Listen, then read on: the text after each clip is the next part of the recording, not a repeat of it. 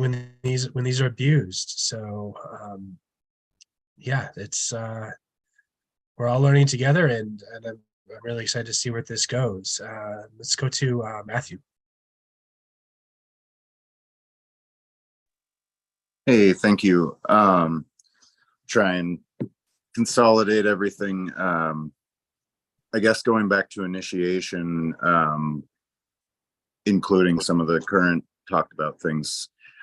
For me, I started doing drugs pretty early, and I think without some sort of proper guidance, I did experience a lot of like trauma that was brought up from the probably definitely irresponsible, like large doses, very early. And so I really liked the experience because I liked all drugs. And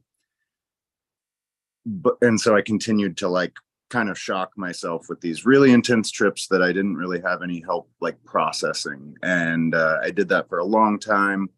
I acquired half a vial of acid like 6 years ago and proceeded to microdose that, irresponsibly for better part of a year. Came away with definitely some changes I mentioned earlier, coming to terms with my sexuality, but also kind of walked away like never wanting to touch a psychedelic ever again, because my addictive behaviors once again led me down the same path of abuse, even though I think Ray talked about hard drugs. There's an initiation that comes along with that, and I think in the like drug community, psychedelics are held with a reverence, regardless of kind of your experience with them. They have this air of mystical, experience to them. And anyway, so I didn't use psychedelics for 6 years, and now I've found myself in recovery, and really coming to terms with my addictions. And I'm involved with psychedelics in recovery here in Portland, and it changed my life. I've never had an affiliation with any other 12-step program, and psychedelics in recovery alone has really been just such a safe space, an educational space for like reintegrating psychedelics into my healing process in a safe way, with the actual reverence that they deserve. And anyway, I really appreciate everything that everyone's saying here tonight. I've been kind of doing dishes and listening, but yeah, wonderful stuff being said here. Thank you. I'm curious to learn more about the type of ceremonies and the type of processes that your psychedelics in recovery group is, what they're like, how they go about it with preparation and the ceremony itself and integration. So yeah, I will say, like, I'm about 5 months into the psychedelic scene again after kind of taking a step back. I mean, I read some literature in the break period because it's always been a fascination. But I'm pretty early on. I've only really microdosed a few times, and that really showed me again that, like, with positive intention, I think I just would do it on days where I had the entire day to myself and just be productive and show myself that I could do all of these things that I struggle doing, via depression, anxiety, life stress. But so psychedelics in recovery, like, we definitely encourage people to kind of find their own path, and there's no real facilitation in the group itself. It's more of a place for people to come together to share their own experiences of psychedelics in their process of recovery.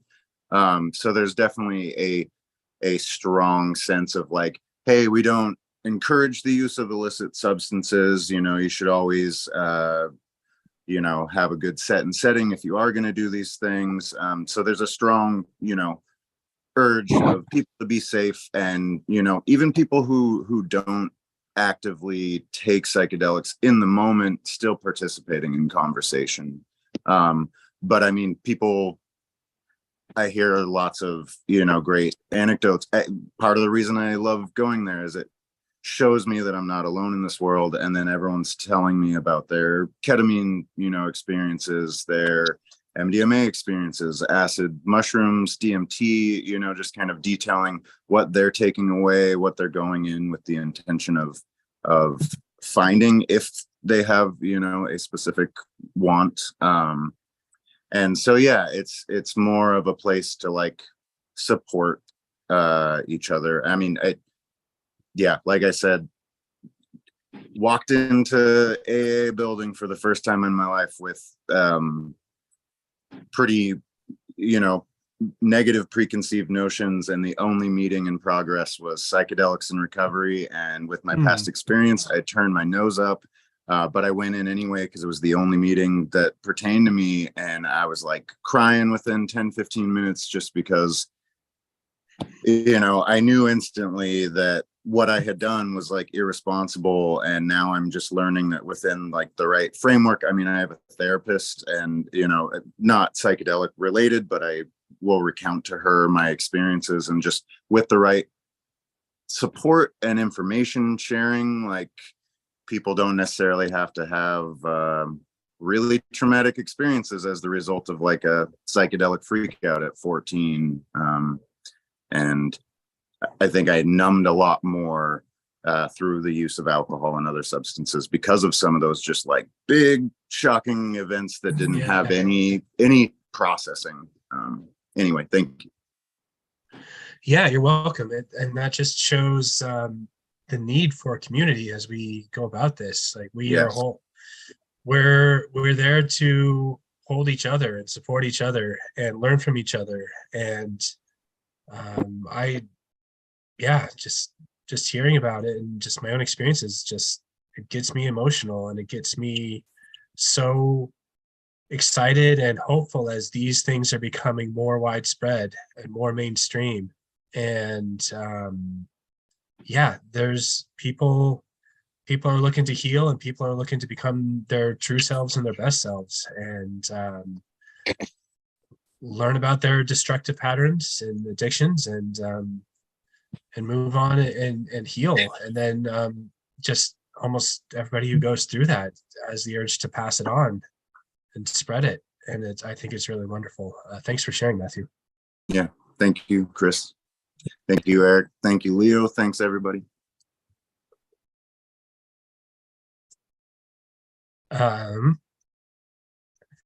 Patty again.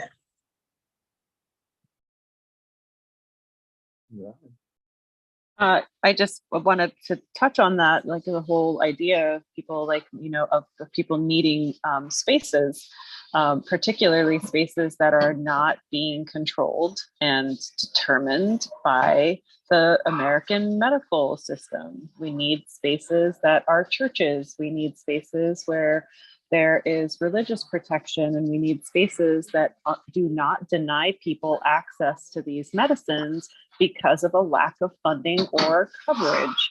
And that is a huge aspect to making, as we start to see psychedelics open up, as we start to see mushrooms become more accepted and peyote become more accepted, it's important to either keep it within the realm of religious protection, and also to try the best that we can to keep it into the realm of medicine, and not let it get classified the way that cannabis did in the state of California as a recreational drug, because that starts to diminish greatly the perceptions of how powerful these medicines truly are and what they have the potential and the capacity to do. And I see it all the time as we continue to progress in the state of California under with cannabis and the regulations.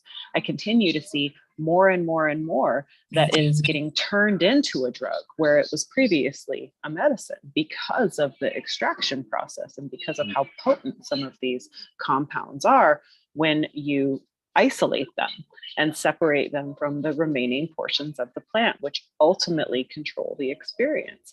So, I think it's really, really important for communities like ours to organize. It's really, really important for us to have outreach. It's really, really important for us to control the conversation surrounding how these plants are handled.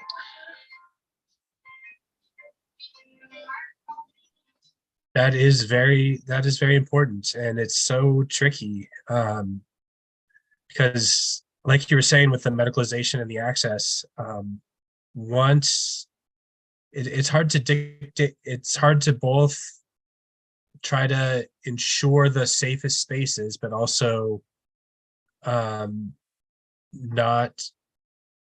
put on the table like penalties for people who are using it outside of the prescribed medical model.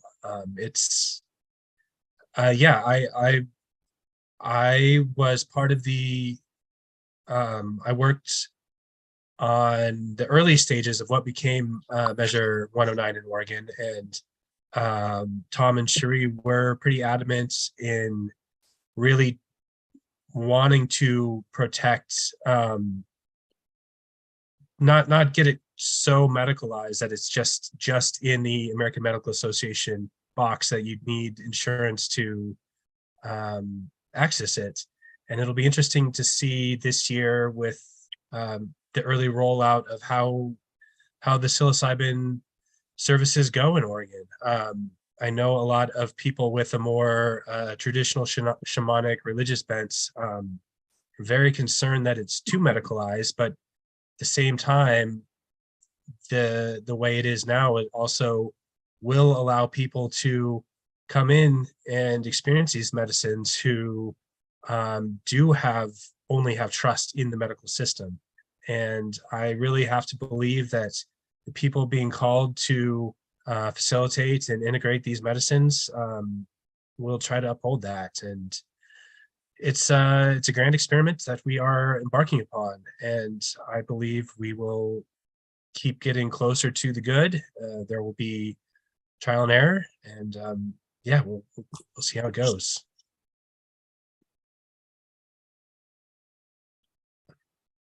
Anyone else have thoughts on any of this?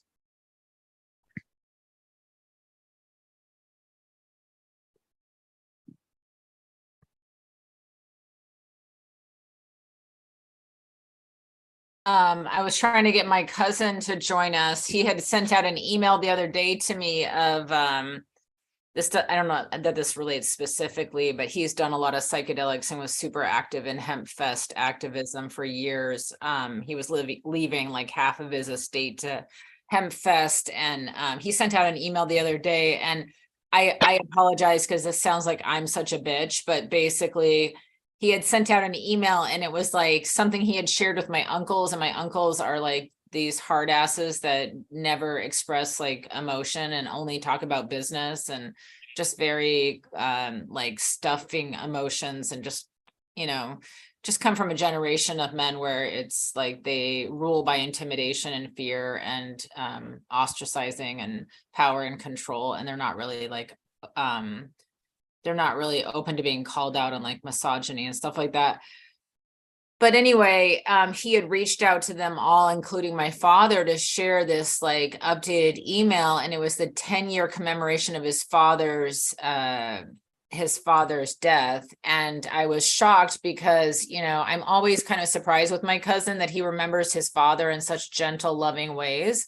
And his father was kind of this bully that was like this Napoleon character, and like maybe he had a small penis. I don't know what was going on, but he was a very small character, like very short in stature. And he made a lot of money in Seattle, but he was like kind of an asshole. Like, I mean, I was fond of him, but he was really kind of an asshole. So the thing is that he treated his kids like shit. And every time you saw him at like family events, he'd be like, my kids, they're worthless. He would just like really talk trash about his children. So I thought it was very shocking that, again, my cousin is like commemorating his father, but in this way that's like, I'm just so grateful to commemorate my father and just loved him so much. And I know that he loved me, and just like, I'm like, does this guy ever know that his dad was just like trashing his kids and never felt like his kids never made money like him? You know, they all just kind of like were poor with money and just wasted whatever money he left them. And so my point was that I thought it was like this kind of like need for fatherhood acceptance, that he was writing this email and sending it out to like what are left for as the elders of our family, right? These kind of distant men that are checked out, kind of waiting to die. Like, I don't know what's going on with them, but they don't seem particularly happy, right? They don't seem like they're like getting laid or enjoying their sexuality. Like, they just seem very like dry and dead, you know, to me. And so he's reaching out to them to talk about his desire for like fatherhood, or remembering his fatherhood, or his need to be remembered as the son who loved his father and his father loved his son. And it's almost like a Hallmark movie, but like for the wrong family. And I'm just like, I don't even know why he's sending this out to these men. I don't know if any of them ever responded to his sweet email. I think it's very sweet that he's like this, but I also think this is why his father would say, like, behind his back, like, my son's a pussy and my daughter's a, you know, a bitch or whatever. And you're like, I don't know. I guess it's kind of sad, but also like sweet to me in a way, that my cousin is like, maybe he's still trying to get his father's approval. Maybe he'll never like live up to his father's expectations, and he'll always be haunted by the ghost of his father, that he could never be a tough guy like his father or make money like his father. You know, he's always called a pussy by his father or whatever. And he can't remember that now. Like, it could seem kind of sad and delusional, and he's clinging to these lost ghosts that he'll never be able to like get like pump love out of. But I also think it's kind of sweet and sentimental, because he's so expressive and so like reaching out to kind of these cold, hard men and asking them to sense his loving heart, or honor his loving heart for his father's memory, and missing his father and all that. And in some ways, I think it's kind of sweet. I mean, I think it's kind of idealistic, but kind of sweet. I don't see a lot of men nowadays talking about how they're fucked up from their fathers. I see a lot of men that are like, I'm going to do this new workout. I'm going to take this new protein powder. I've got this new integration system, and I'm like super pumped, and life is like super great. And I'm, you know, supercharged, and I'm super strong, and I need to like exercise all these like family demons and so forth. But I would like to see more as far as men's movement stuff with psychedelics, to include like father-son retreats, or father-son grandfather retreats. Because I've seen a lot of stuff. My father got his doctorate in men's ministries, and I've seen a lot of this kind of like almost like Christian aspect to things. And my grandfather was Jewish, and I converted to Judaism. And so for me, I was never drawn to like kind of like the Christian whitewash version of the men's movement. That doesn't really appeal to me. So my father used to say things like, oh, I can bring your son to this men's retreat, and your uncle's going, and, you know, your cousin's going. But it's a lot of kumbaya bullshit that for me, there's like white supremacy and all kinds of weird, like, shame on you, and nude bodies are bad, and sexuality is bad, but like Christians might go and do something on the side, or just a lot of shame and just a lot of weird stuff with Christianity that doesn't really do it for me.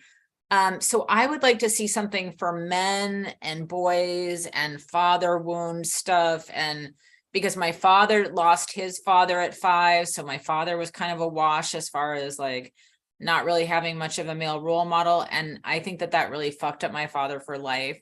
And my son kind of ended up kind of with a similar circumstance. And I just see these kind of like dharmic and karmic repetitive patterns in men's lives related to like this kind of lost father syndrome, and like recreating that, because my father ended up giving up his son for adoption and only had girls with my mother. And I just feel like there's like, just kind of sometimes in family lines, you just see repetitive like karmic and dharmic threads. But that's it for my share. Thank you.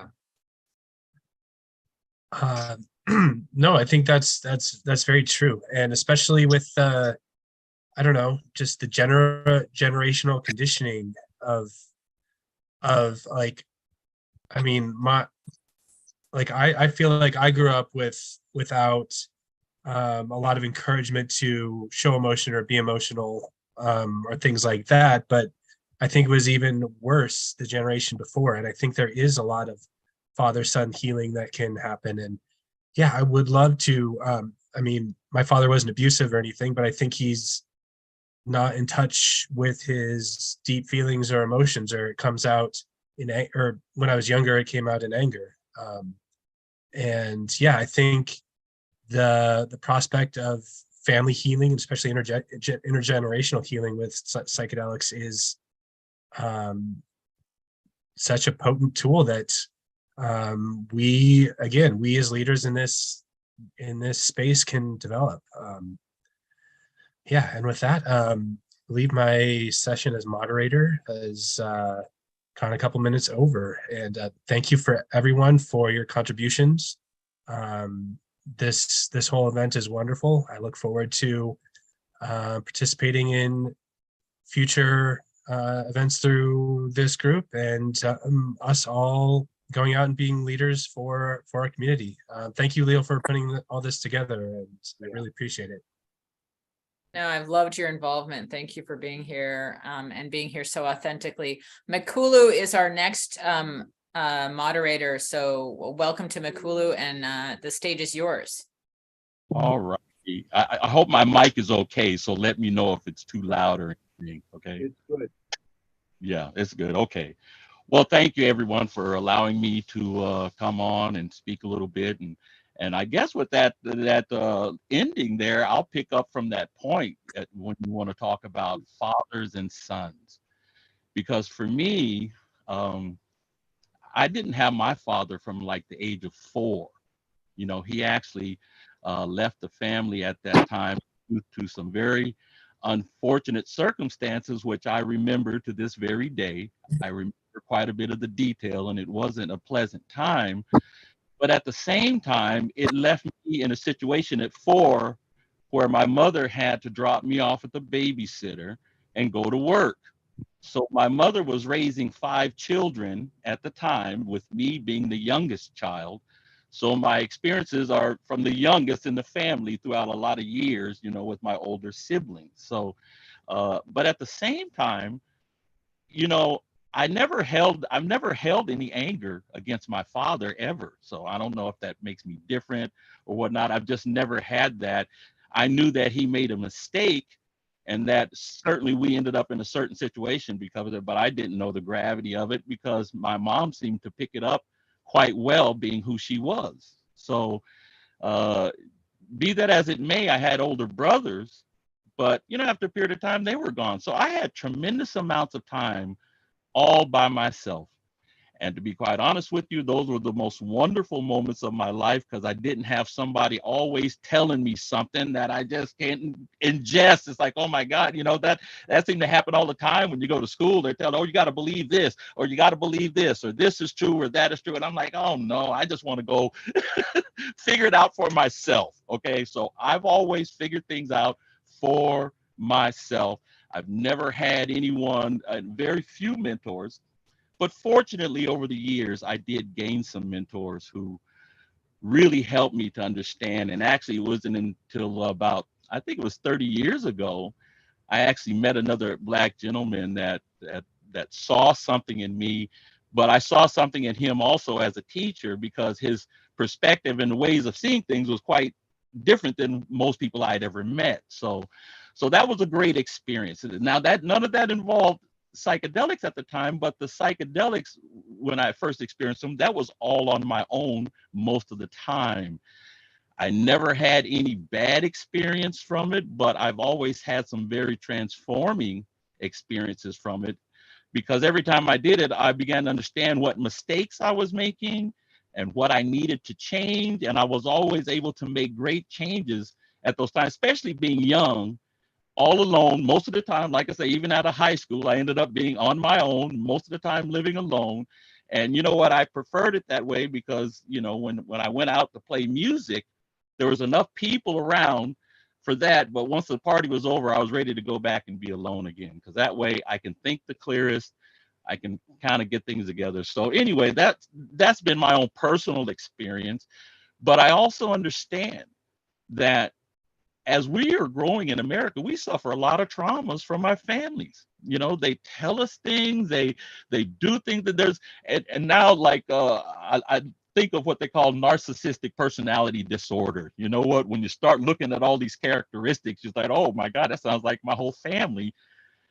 Because we all have these trauma-based behaviors, and we want to stop it. Sometimes you can't, because your brain chemistry is messed up behind the experience, you know, behind the trauma. It's like you can't get around it. Your body won't let you, your mind won't let you. You end up in a state of fear, you know, and you end up being stagnant because you can't move forward. You're too afraid to step out and make a choice. You know why? Because you've always been told this, you've always been told that. You got to do it this way, you got to do it that way. But you know, I think we learn as time goes on, at least I have, that we certainly have to take responsibility for everything that we do and our contributions to it. And I think that's the time when we really want to start saying, okay, you know what? If I got to change me, how do I change me? You know, do I need to turn to someone, or is there something that can help? We love that magical pill, you know, fantasy. It's like, if I could just take a pill and get rid of it, it would be great, you know? so that way tomorrow it's gone. But there is no magic pill. There's a lot of work to be done. You know, there's a lot of research that has to be done. There's a lot of understanding that has to take place. But also, even in my early experiences, I knew that if you were going to take large doses of a psychedelic, it had best be a good friend by you while you were doing it, with the understanding that they would be trusted enough to look after you so that you wouldn't have a bad experience. It is an emotional experience. It's a very spiritual experience when it starts to take place. I'm a very spiritual person, you know, but my African ancestry plays a very large role in that. And that has been my beacon of light and understanding about anything that I go through. But guess what? It's not just my history, it's the history of everyone. Everyone is going through something within their families. So this is a time for us to finally take a moment and take a breath, you know, and step back and say, okay, if there's a moment I can stop and reflect on this in a safe place, you know, where I'm not going to be judged. I'm not going to be, you know, I won't get another label. It's like, my God, I got enough labels through my life to last me forever. What do we need the labels for? You know, I'm tired of labels. I don't even want to see a label. I just want to see people, you know, loving, caring, understanding, accepting people. That's it. I don't, you know, if your trauma makes you do things a certain way, or if you want to act a certain way, that's not, I can't judge that. And I've learned that. I've been to college, I've studied psychology. I could never graduate because being in a classroom never worked, but I can continue to research and understand these issues in human behavior. Because in my travels, I realized that, wow, there's a lot of behaviors that people do, and they're hurting each other. They don't care. You know, it's like they want to destroy you just to look at you, you know, and it's like, that's insanity. So you have to navigate. You know, I had to navigate a lot of things, but I always did what I wanted to do. And I always was able to accomplish what it is I set out to accomplish. But I can honestly say at about the year 1990, I had reached my limit with what I was experiencing in America. And it didn't take LSD for me to see this, but I think maybe prior to it helped me to keep aware and open enough to understand, okay, if I got to change it, then let me define whatever it is I'm going through. And I was able to do that and then continue on. But now, as we're approaching this year, I'm seeing all of these problems. You know, I have friends in academia. They say the students are having a hard time right now because this lockdown and all of these things that they got forced with is really making them, you know, they're losing their hope once again. But we were losing hope back in the 60s, you know, because of the Vietnam War. We were losing hope then. It's like, why are our brothers and fathers going off to get killed? You know, you can't be happy about that. Oh, they're fighting for our freedom. Why is our freedom being taken now? You know, we have to question those things. I question every single thing so I can make sense of what it is we're dealing with. But I think right now we do need that safe space. And I'm starting to see that with a lot of people wanting to at least be able to speak and express themselves without somebody shutting them down, telling them that they're wrong, their information is incorrect, or on and on and on. I always think we should keep an open mind and always try to put ourselves in another person's shoes, because that's called empathy. And I think that's what's severely lacking is empathy from a lot of people. And that's what I think we're suffering from. We don't get a lot of empathy from our families. We would like to think they knew who we were and understood us and accepted us, but it's not always the case. And that becomes disheartening when you need them as a support system for whatever it is you may be experiencing in life. Because American society, believe it or not, is still pretty brutal in spite of what we see going on in other countries, And so that brutality is mostly mental. It's all mental. We're trying to deal with a mental state where we can at least get some equilibrium. Once again, it's like, okay, you know what? I think I'll be okay. I know how to avoid the people that are going to harm me, and I know how to find and hang with the people that love me and that care about me and that support me. That's what I think we're all seeking on some level, to be supported, to be understood. And my God, why can't we be loved in this world? Really? A hug every now and then from somebody that loves you is a wonderful thing. It does wonderful things to your brain, and know that, oh my God, somebody hugged me. And when they touched me, I could feel that they cared about me. That's still missing, and that's what I know that everybody's losing. They can't figure out why. Look, I love it when somebody rubs my shoulder. Say, hey man, how you doing today? That's a beautiful thing. It's such a small act, but it's such a powerful influence on your brain. When you think, oh man, I really needed that, when I thought the world was about ready to just self-destruct, because that's what it seems like. It's about ready to self-destruct. Is it going now? Is somebody got their finger on the button? What's going on, But I think from my own background and my own understanding, and I've done a lot of years of research just because I research. That's what I do. I read a lot. I want to understand. I want to get the truth. I want to get it. I want to get all the perspective, not just one. So most of what I talk about comes from an African-centered perspective. I had just written a book right before the pandemic, and I really wrote it with all sincerity and honesty to try to pass on some knowledge and information from my own perspective, but my own struggles for my health. And that's really what it came down to. I became complacent. You just go to work. You don't care about your diet. Oh my God, I'll just, smoke a joint, or I'll just drink a beer, whatever, try to kill the pain, but you try to keep going. But then when I got sick, I had to get real serious once again.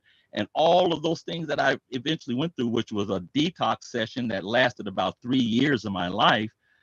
And through that whole detox, I learned so much about the human body, specifically mine, and how to heal itself.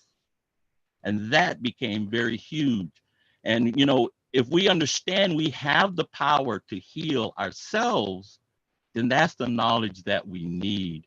And once you gain that knowledge, it's real important. So I wanted to share something specific with everyone, because in my research, as I'm digging back through, and mind you, I've covered just about every religion, but, Christianity has been one of those central ones, because my whole family, are Christians, and they go to church, and I never go because I avoid it like a plague. I just don't go there. It's not my thing, but I still read about it. I have a Bible. I have more than one Bible here. I don't avoid it, but I certainly read a lot about it. But I started digging back through some history books, and I found something very fascinating about the Christian religion. And it was in a book called The Antichrist by Dr. George W. Carey. And I found this fascinating enough to say this. It says, primitive Christians, the Essenes, fully realized and taught the great truth that Christ was a substance, an oil or ointment contained especially in the spinal cord, consequently in all parts of the body, as every nerve in the body is directly or indirectly connected with the wonderful river that flows out of Eden to water the garden. The early Christians knew that the scriptures, whether written in an ancient Hebrew or the Greek, were allegories, parables, or fables based on the human body, fearfully and wonderfully made. So that's just something that I came across. I thought it was fascinating.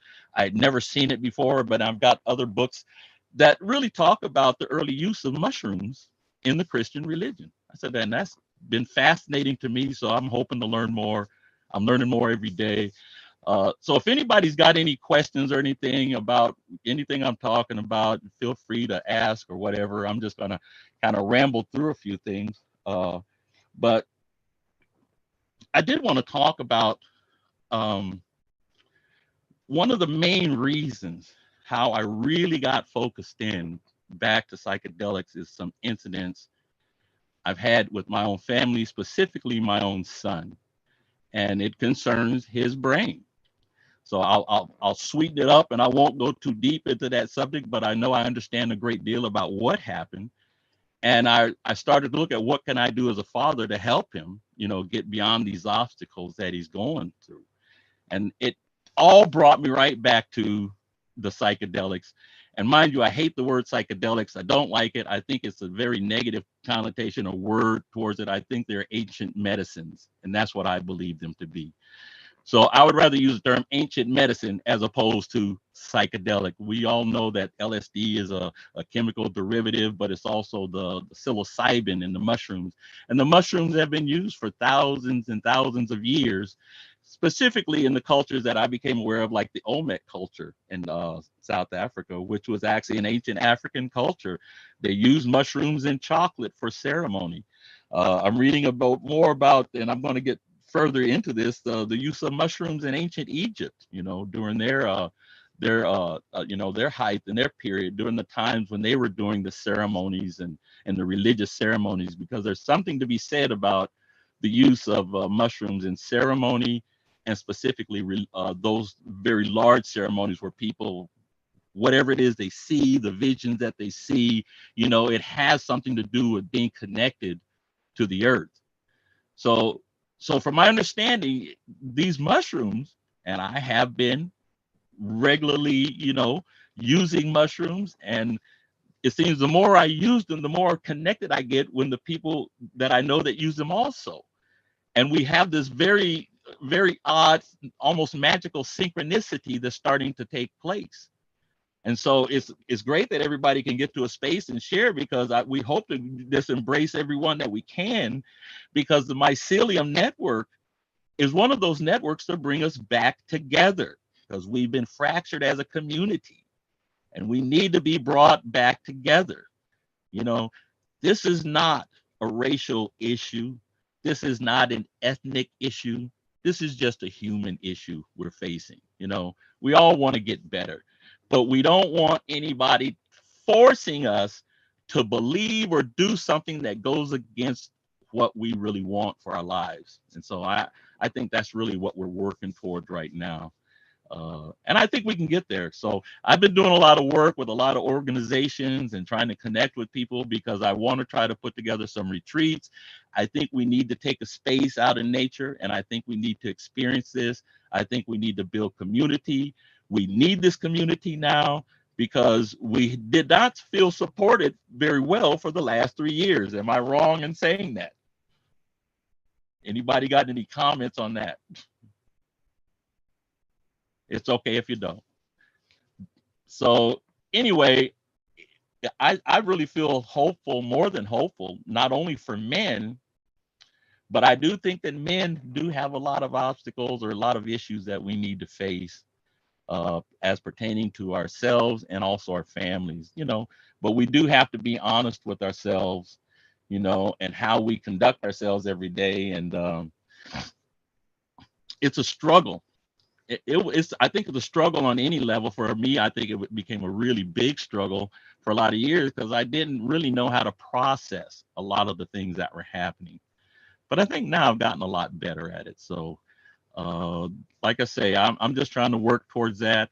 I did, in the midst of my dissatisfaction with the present system, I did decide that we need another healthcare system.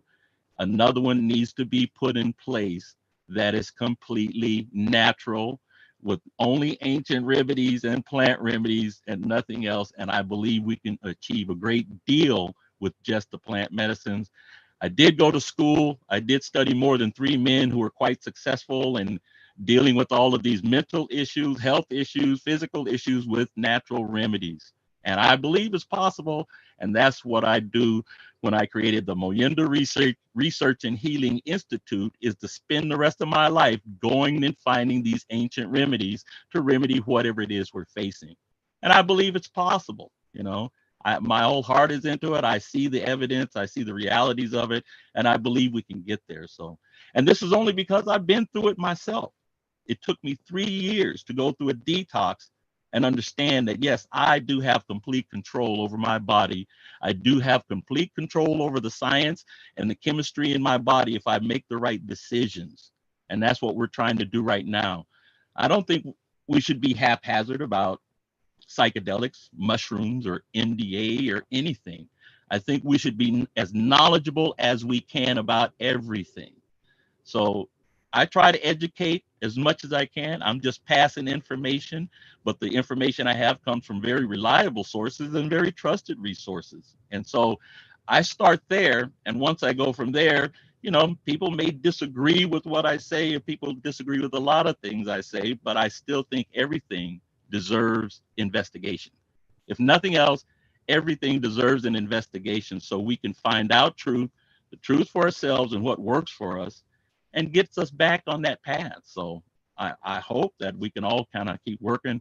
I'm doing this work day in and day out. I do a lot of things just geared towards this, helping people understand microdosing, and to also create spaces for the opportunity for us to also get through our issues, our mental issues, and to also change our paradigm so we can live differently, you know, without fear.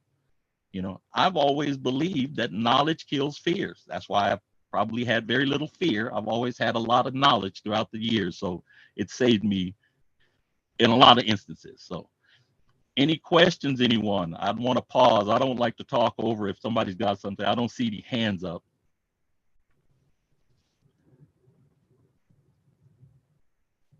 But I will keep going. So The Kulu, they may have not realized that you were open to questions. So sometimes it takes people a minute to generate questions. They might have thought you were like giving more of a talk.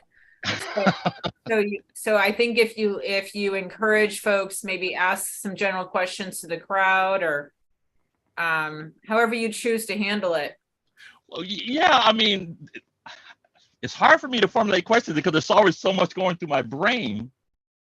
But let me men's stories. Yeah, that's right, men's stories. This is just my story, but I'm a man, right? You know, and it's just my story. Well, I would like you to talk about your experiences of racism, because I think it's very powerful to hear about your experience as a black man. All right. Well, I'll tell you what. I'll tell you like this. In the year 1990, I was very, very angry. I was probably one of the angriest black men in America at the time. I had had enough. 1990. I ended up changing my name in 1990. I said, I ain't playing no part of this madness. I will define who I am. Look, it wasn't just white people, but it was white Christians and black Christians and a lot of other people that got on my nerves constantly getting on my nerves. It's like, my God, I can't talk to anybody with them without throwing this story at me that I gotta believe this story. If I don't believe the story, they become condescending and arrogant immediately. I'm like, oh my God, I gotta face that with everybody, with my own family wants to act that way. You go into life, it's like, oh, you see a black man, oh, you must believe in Jesus, right? Oh, you gotta believe in Jesus. It's like, why is everybody telling me to believe the story? I mean, how come we can't just investigate the story? I can't understand going to church every week. I don't like it. I don't want to go there. But I understand that the church was a very important congregating point for black people in this country. It was extremely important for them to congregate, to be with each other in the midst of what they were facing, politically. It was a madhouse.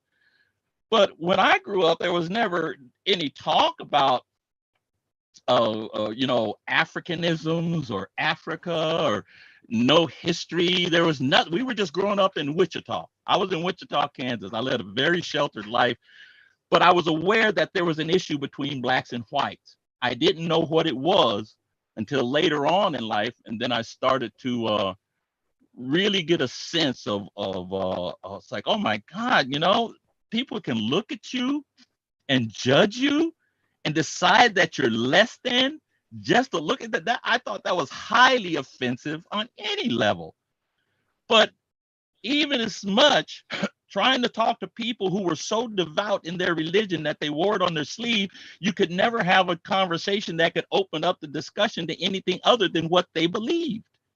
It would never go to, oh, you believe something different? Well, what do you believe? No one would ever ask that question, But look, after I did what I did, I made a choice. So I'm going to tell this story like this. This is what I did with the racism. Changed my name, and you know what? I got the opportunity to leave America and travel to East Africa. And I thought, you know what? I can't sit around and complain too much if I don't do something for myself. So at least let me do this much. I will go back to work because I hadn't been working for a year. I was just sick of working. I didn't want to put it in application. I was sick of all the crazy looks about, oh, how can you possibly know this? You're black. It's like, oh, come on, So anyway, I got on the plane. And with the idea, at that time, I was 35, I think. And I was single, and I was tired of all of the things that I was going, multiple relationships. It's like, I don't know how to have a relationship. Nobody ever taught me this.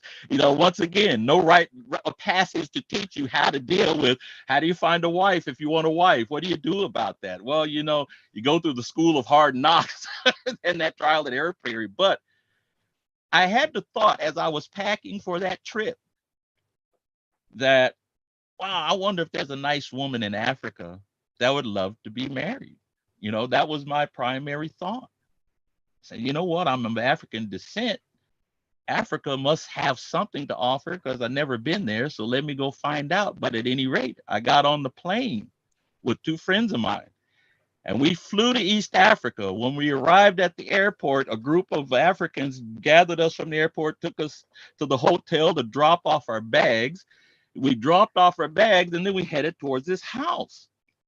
And in this house were these women and children that one of my traveling partners knew. And so we were getting introduced. And I ended up in this living room, just sitting there and just kind of grooving on the idea. It's like, my God, I'm a brother man back in the motherland. I'm like, I'm digging this. It's like, man, I'm back to my home. This is where I'm supposed to be, And can't nobody argue with me about this. There's no argument about who I am. We know what's going on. But at any rate, I'm looking around this room and I see these curtains, and I started to look at the curtains. But when I was looking at the curtains parted and a face appeared from beyond the curtains. But lo and behold, to make a very long story short, that face is of the woman I ended up marrying, and we've been together for the last 30 years.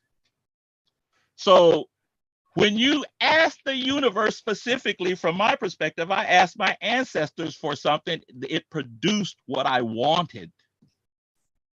And so it doesn't happen for everyone. Okay. I'm not saying everyone would have the same experience, but I think when you do ask the universe in a very honest and sincere and open way, you can have what you want. It's got to change. You got to change your paradigm, of course, sometimes. And that's the toughest part. How do you change that paradigm when you've been told this thing is true your whole life? You know it's got to be true because my grandma did it and my mama did it and my daddy did it. But then they were still dying of strokes and heart disease and cancer and all of these other diseases. So, what's up with all of that? But in essence, when I came back from Africa, everything was okay with me.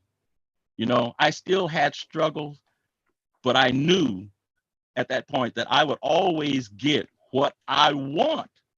And no one has a right to tell me I cannot or cannot do anything, because that I don't take into consideration. It's really the challenge otherwise. Because I did tell a lot of people I was going to do it. Before I did it, I said, hey, look, I'm going to Africa to find a wife. I'm going there, you know, and people were getting mad at me. It's like, I don't care. Look, I'm going to do this. And of course, there was a little voice in my head that says, oh boy, when you come back without this, it's going to be, you know, playing the dozens after this, you know, they're going to be on you. But I'm like, oh no. I did it, and my friends were speechless. And the reactions to what I did, I found to be quite odd.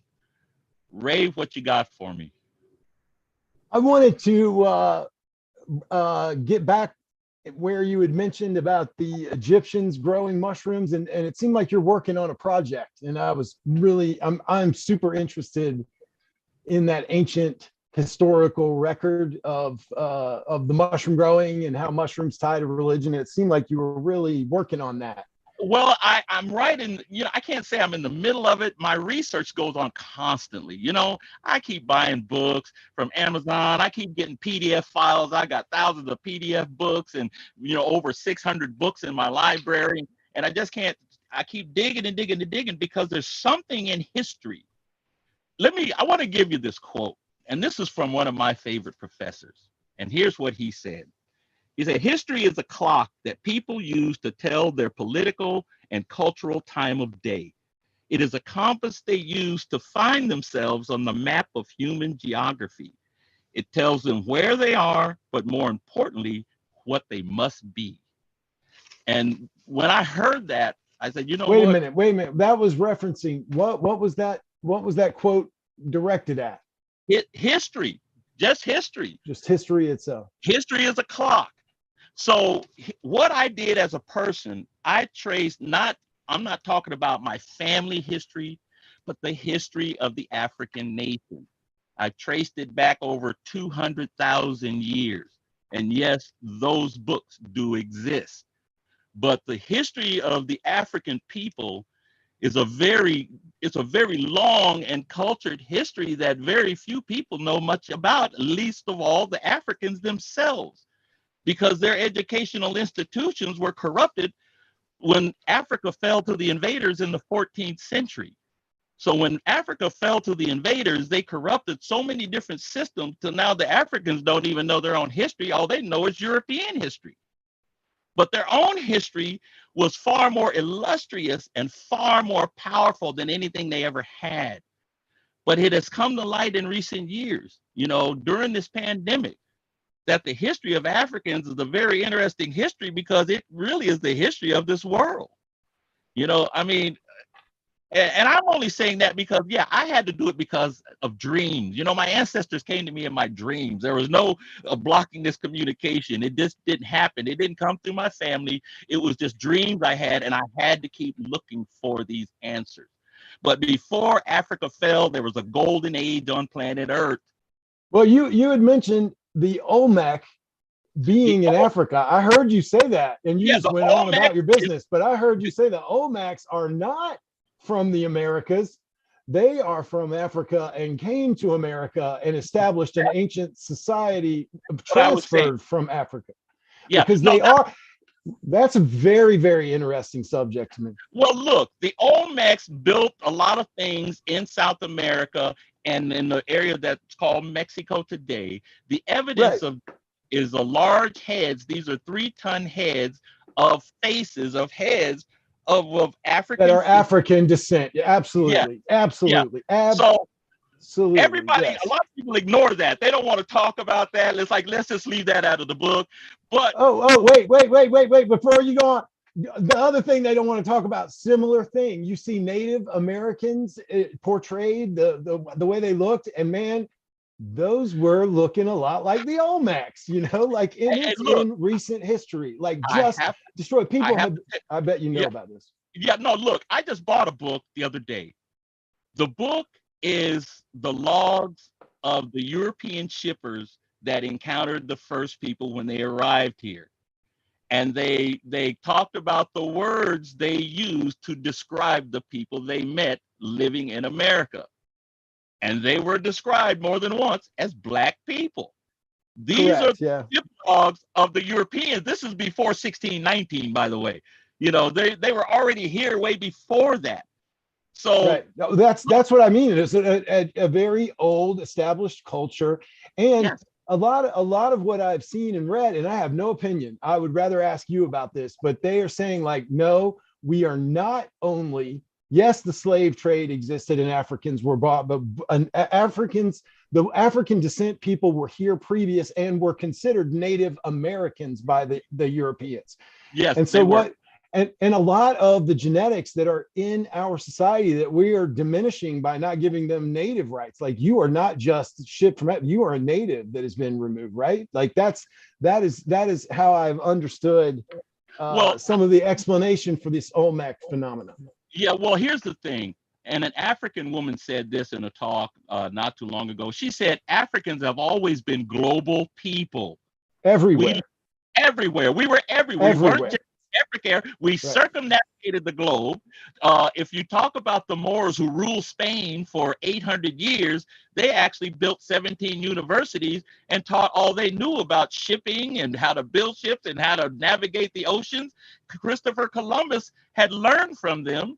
And this history is part of that usually is kind of glossed over real quickly. But we were already doing a lot of things on the planet, but there was some people that had an interest in hiding and destroying our history. And you know what? You can't kill it completely because we're still here, and the ancients are also still here. And these are the ones that continue to come back through African cosmology and understandings. We cannot be killed because we're energy beings. You know, you can kill the body, but we can come back anytime we're ready to do that. So that's our understanding of who we are as people. So there's never any reason to fear death, especially, you know.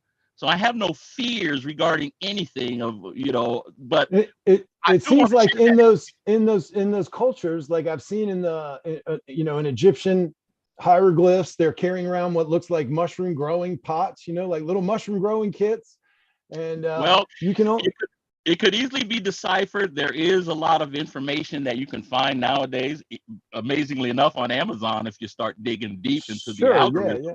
You know, it'll pop up the books that'll tell you what the Egyptians were doing. One thing you have to understand is all of these major religions all come from Africa because they all come from Egypt. You know, Egypt and Africa is the cradle of civilization. So pretty much everything comes from there ultimately. But we need to recover that lost history at the same time. For me, it's a personal choice, but also I think it's important for everyone to know the history of people. So a little bit more respect can be directed towards the people who should be getting more respect for creating the things that they have while they've been here, and also their genius, but their compassion and their empathy, you know, because a lot of those traits are lost, especially when you consider in the ancient religion of Ma'at, there's 42 negative sayings which were swapped out and into just 10 what they call commandments that made it to the Holy Bible. But if you look at the 42 negative sayings of Ma'at, which is an ancient religion, you'll find that the person says, I have not killed, I have not poisoned any water systems, I have not done this. And if you look at those have nots, those 42, my God, you would be a whole different person if you could follow 42 rather than 10 lame ones that Just people 10. have a hard Yeah, enough following as it is, you know? Because yeah. there's always something that wants to make you justify your madness or your aggression towards other people. But we can look at history from the perspective of psychology if you want to go that deep. But I'm not trying to vilify anyone. I'm not looking at history from negatives, but I do face a lot of cold, hard truths that still exist today.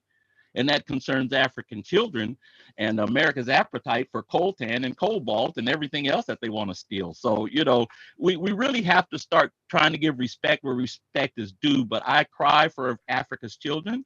I cry for America's children that are being damaged. I cry for mothers that cry for their children. That never goes away. I carry that every minute, and I'm conscious of it every minute that when it happens. Because when I saw those things, because I was born with my third eye open, okay, I could see so much, and I always wondered, how come everybody's not seeing what I'm seeing? Because I know what I'm seeing is true, but how come nobody else sees it, you know? But I have such empathy for children. I'm still a child too, you know? I love the wonder of the world and learning and exploring. When I was on my own for those countless hours, for countless days in Wichita, you know, I used to go walking across Wichita at the age of 11. I never had any fear. There was not any predators. I didn't get kidnapped. And I used to do such wonderful things all on my own. And it taught me, you know what? You got to be your own best friend. You know, if you can spend time alone, that helps a lot, you know. But in essence, yeah, this African history that I dig into has really been my passion, but it has made me understand where I'm at in history. And it makes me understand my role and what I'm supposed to be. Because the vision for me to do what I'm doing came back when I was 9 years old. I mean, it's been with me my whole life. You know, I can't deny it. It's there. Not everybody knows it. You know, not if my wife knows it, nobody understands it. And it's not up to me to explain it to them. It's only up to me to obey what it is I'm here to do. And it's to Well, educate. when did you start using the mushrooms in that trail? You were born with a cosmic awareness already. Yeah. When did you start to realize, like, hey, this psychedelic, maybe it was the mushroom for you, I'm not sure. Like, when did you Well, you know realize, and what? how did you do it? That was in the How 70s. are you doing it now? Well, look, I think Lovely wanted to ask us one question. Yeah. No, my psychedelic use started in 72. Um, but I want to ask Lovely to speak on her experiences also right now. So Lovely, if you want to speak, you can do that right now. Because I'm getting some messages here, but yeah, are you there? Hi. Yeah, I'm here. Sorry. I'm actually sitting in my car right now because I'm at my daughter's house with my grandson. She's with him right now, but I this topic is very sensitive for me because I've raised biracial children, and I've seen a lot of discrimination, and we actually, for our holiday season, one of the things that we do, my children are all adults, is we dose with psilocybin, and we do art, and we have like a small meal. We don't celebrate like the Christian church, and all the society does. But one of the hardest things for me, and I even get it with my own children,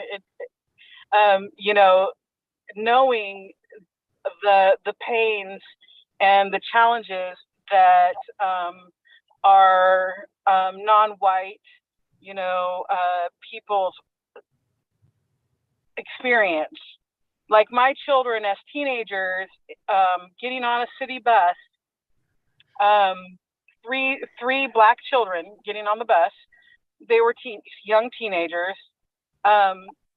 Literally, the bus pulled over, and two police officers came on the bus, and specifically asked them for their bus pass. Nobody else. They like stopped the whole thing. My middle offspring is a little bit taller, a little bit bigger of a person. She walks for exercise, and she walks fast, and she's gotten pulled over, but that's one of the things that we talk about.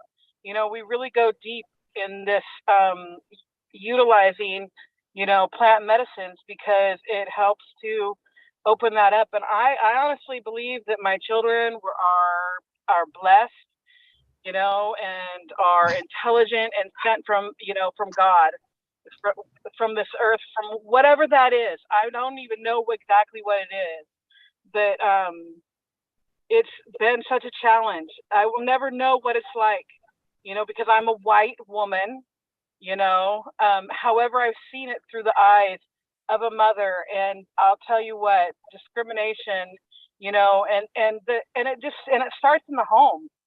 It really does. And it's this long history of, like one of the things that I used to tell them, when they would be, disciplined or something like that.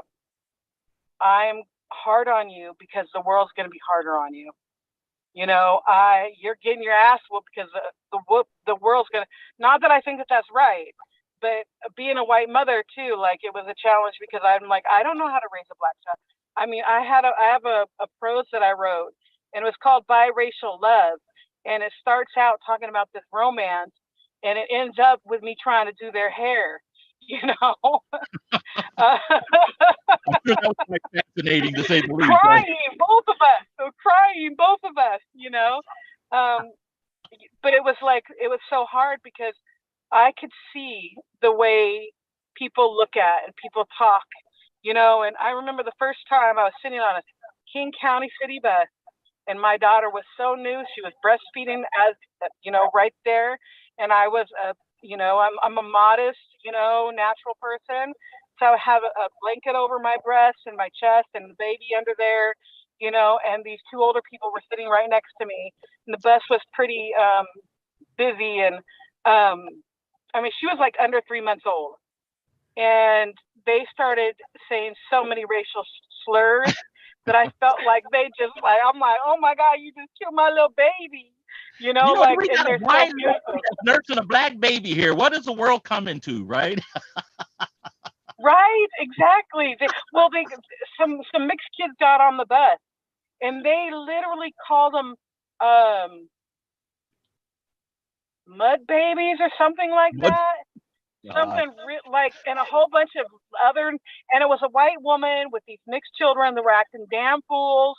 They were just, and there was like 4 or 5 of them, and they were getting, but it's still, I've seen it, and I honestly believe that psilocybin and mushies has helped my relationship grow with them, spiritually, and get connected to them individuals, because they're not just my offspring.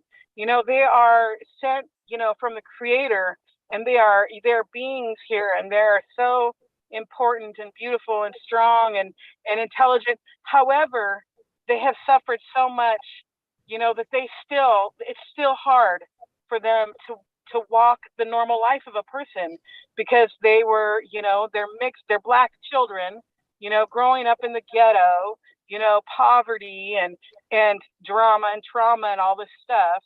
And I believe psilocybin has really helped. And art, we do art together. We take psilocybin, and we talk about, important things rather than just, having cocktails and fighting. That's how I seen things happen on the holidays, when I was growing up. Yeah. Well, you certainly had a very different experience with your family and your kids. I wish I could take psychedelics with my kids. It could probably change a great deal, but I don't know if that will ever happen at this point in time. But I'm 68. Yeah, they really support me. Yeah. I'm gonna be 52, and my children are all grown. They make fun of me sometimes, about it. They'll tease me. They'll poke at me a little bit about it because I'm a hippie, and stuff. And but I'm a real person. Yeah, well, you know what? It was the hippies that I started thinking about when I started realizing I wanted to find more LSD. It's like, my God, the hippies were some of the coolest people I ever met, because at least right. They didn't have that real strong air of the exclusion, all the time. I'm like, oh, yeah. I had a great time with people who were just very earthy and down to earth. And I appreciate it. It's never been about color to me. I can't discount the racial issues. They are there in America, but they're not the big issues we're facing. What we're facing is lack of empathy, right? It's for sure. But it also plays a big part, I believe, in like making that movement, for the change of like the other thing. It's because until we get on the same page and able to communicate and like work together, then it's a challenge, I think. Even, my daughter literally told me one day, she was like, "Ma, I didn't ever think I was going to go dancing and like a bunch of hippie white folks," But she likes the people. Yeah. she likes the people that she's met with me, you know, and they've all been super, super. I'm so thankful. They've been super appropriate and kind and not, you know, like fake or, you know, because a lot of people can see the underlying racism. That's the way Washington is, you know, racist. I don't know about everywhere else, but it's kind of like an underlying thing. Like, It's what they I don't know. the closet racist is what they call those, you know. Yeah, But exactly. look, when I turned 19, well, I graduated at 17. So then I turned 18. By the time I was 19, I entered the construction trades. And when I entered the construction trades, here I'm a young black man working with older white men who had never been around younger black men. So now this is a challenge. Yeah. This is a challenge to go to work and try to figure out, okay, who are these guys? Well, you know what? I go to work and just do what I do. But I certainly never forgot the experiences and the comments that were said to me during that period of time. And some of the most interesting comments were a white man telling me, you know, I don't like black people, but I like you. So I'd be like, okay, great. I don't know what that means, but okay, I guess I should take it. If at least I'm liked, you know, he's not hating my guts because I'm here, because a lot of them did just that. They hated seeing me there. Yeah. And I could sit that Right. tension, like, oh no, we don't want this one on this job. So it became one of those things that really did, after a while, that made me angry. It's like, well, how do I keep a job and do what it is that I know I can do without somebody judging my color first? That was a Right. challenge up until 1990, like I said, till I got finally fed up with, why do I have to prove myself just because I'm black? Does not my credentials say enough? But then I'm constantly challenged for everything, you know? And it's amazing that I'll give you one incident that happened to me in Southern California. I was working for a halon company in low voltage systems. These halon systems are designed to stop fire. I walked up to a group of my coworkers who were all white, and they were struggling with the dilemma they had with a pipe that was in the ceiling of a big computer room. And as they were looking at it, they were discussing whether or not to cut this T-bar in this ocean ceiling. And they were agonizing over doing this, and they were about ready to do it till I walked up behind them. I said, listen, you don't have to do that. But what you can do is you can just turn that 90-degree elbow around, and your pipe will fit just fine. Then this white man that was standing on the ladder looked at what I had just told him, realized that it was his only option to save that bit of what he was going to do, but he could not just say thank you. He turned to me and said, "The nigger wins." And I was like, oh, I just turned around and I walked away. I'm like, I don't know what to make of that. Why all of a sudden I got to be a nigger because I gave you a good suggestion? That was crazy. But it was one of those incidents, yeah, that it really had me going. I'm like, what? I'm going to get called this name at work at this place and time? Ultimately, I had to leave California. California, I just labeled California. I said, you know what, these people, I don't know what it is. Most of them seem to be brain dead. They don't care about what's going on with you. So I had to pack up, and now I'm in Washington State. And so at least up here, it's a little milder form. So, but I think all in all, I think people are getting beyond these racial issues. I'm not going to say we're making any progress. If you involve the government in any of their programs, we're not making any progress, but we're making progress on a personal level. When we meet people day to day and we spend time with people, I knew that those white men that spent time with me began to understand that I was just a person. You know, I'm just there. I need to do something with my life, but at least I'm working a job. I'm not robbing and stealing and drugged out in any regard. I've always been very active working. But you're right. You face this over and over and over until such time I had to come to grips with it. I did come to grips with it, especially after my Africa trip. But now back to the psychedelic part. I always knew that I wanted to experiment more with psychedelics. And I didn't know what I was going to do about it. And this was only like 3 years ago.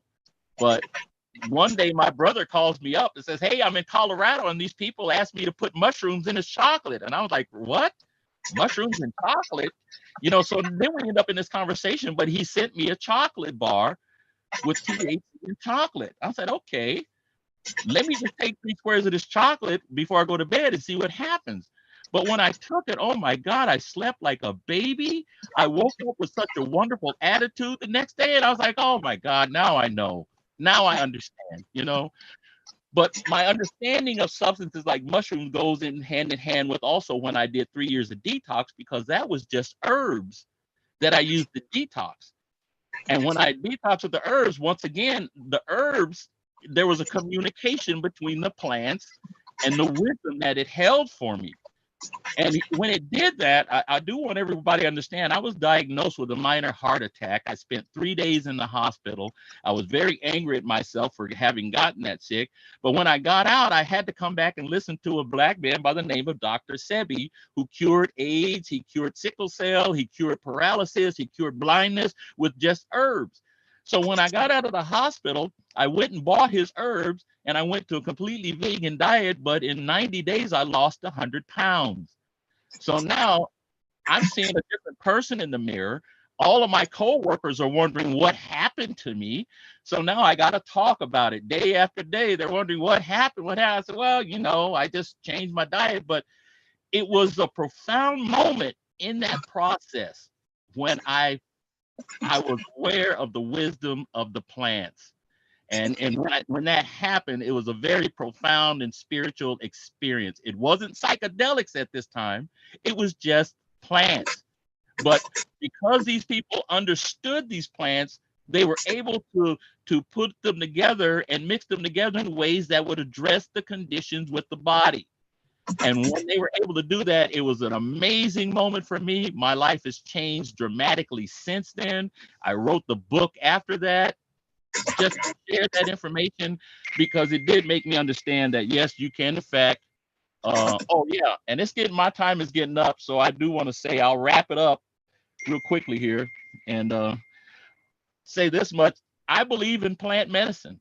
I believe in ancient medicines, and I hope that we can all embrace the plant medicines once again. So on that note, uh, finish my heart. Okay. On to Lily. Is it Eli? Is it? Yes, it's me. I'm here. It's Wait. on you, Eli. I'm passing it on. I'm passing the torch. Thank you so much, Makulu. And Well, Eli, welcome Yes, to the thank stage. you, Bakulu. Thank you. You're welcome. Sorry, I'm in my car. I was out with friends tonight, and I still wanted to make sure I was here, but I'm not home yet. And I pulled over, so I'm not driving, so I can focus solely on this. And I've also been like where the music's been really loud, so I'm like still trying to gather my thoughts, trying to come back into my head, if you know what I mean. So I'm really glad for this opportunity to talk. My friend Leo, hello Leo, asked me to come on and share my story. They are the ones who introduced me to plant medicine, and I was really reluctant to try it for so many years, even though I've had friends who've tried it and loved it. And but I was just so reluctant. And then Leo made a tea for me. She microdosed me, and because I was willing to try it, and it was so relaxing, so lovely. And I thought, well, and like how you might suffer from low-level anxiety or low-level depression, nothing to get like you want to talk to your doctor and get on a medication, because how harsh the medications are for that, and how like even though they might help with depression, they're really toxic to your system. So I noticed immediately that my anxiety was at base level. I had no depression, and thankfully Leo gave me some mushrooms to take home, and I just I kept steeping a tea with these mushrooms, and I have felt amazing. And for me, it had a cumulative effect. It just kept building on itself. Now, I want to talk about my situation personally. Back when I was 21, I seroconverted and I became HIV positive, and that was just threw me for a loop. This was back in 2000 as well, and or maybe it was 2001. Oh, it doesn't matter. I wanted to escape. I wanted to run away from my life at that time. And I went straight into a casino. I was 21 and I could gamble. And then I come from a family of addicts, mostly alcohol, but my family is super addictive. And I known that. But here's the thing with me, I thought, well, I refused to ever smoke cigarettes because that's disgusting. I never tried pot because I didn't like the way it smelled at first. I now love the way it smells. So, because now it's like it feels like it's more natural. And then I didn't do drugs, and alcohol had no effect on me. I could take it or leave it, but gambling, man, that took a hold, and it became my addiction of choice. It became just my addiction. It became all consuming. I was just, it was my life. And I immediately realized that I was addicted, or a friend of mine did. So she took me to Gamblers Anonymous. And for the last 20 years, I have tried to quit gambling. 20 years of, actually 22 years, 22 years of me trying to stop gambling unsuccessfully. And I tried hypnotherapy. I tried banning myself from casinos. I've tried the Gamblers Anonymous.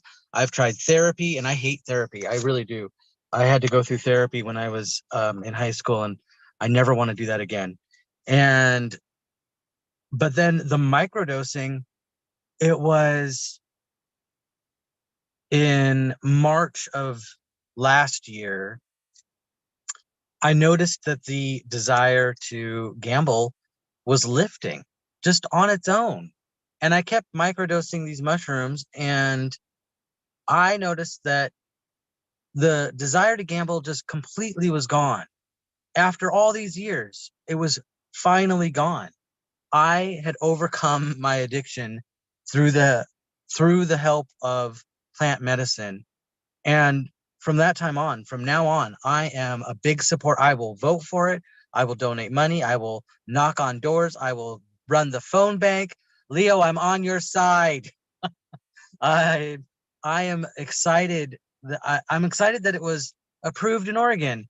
And a whole new world was exposed to me that I I didn't even know was out there. And I feel like more people should be exposed to this, especially people with anxiety, depression, addiction issues.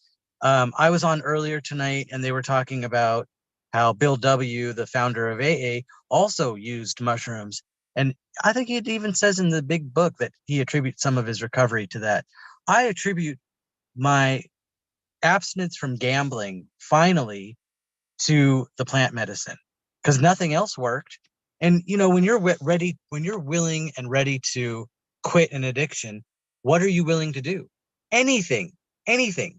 So I was willing to try this. I actually have not had just a full mushroom. I order any, like a whole bunch, to have like a full trip, as some of my friends have done, because I just keep making it into this tea, steeping it into a tea, and it feels great. I mean, it feels amazing to just have like it's this fun sense of euphoria, just no anxiety, no depression.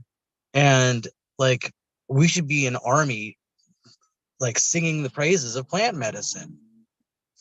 So I'm glad that I was able to come on and share my story with you. Leo, did you have any questions for me? I felt like you were going to ask me something. No. I think you're a natural. So I think you should just take it away and then just moderate. So just ask people questions or share. Maybe I was overjoyed to hear about the euphoria. Like, I'm very struck by your story. It's very, very powerful. But I think you're in the Western medical system, so I feel like you're kind of in both worlds. And I also feel like the HIV stuff is kind of heavy, and I think it just seems like we sometimes formulate an addiction to deal with a specific trauma.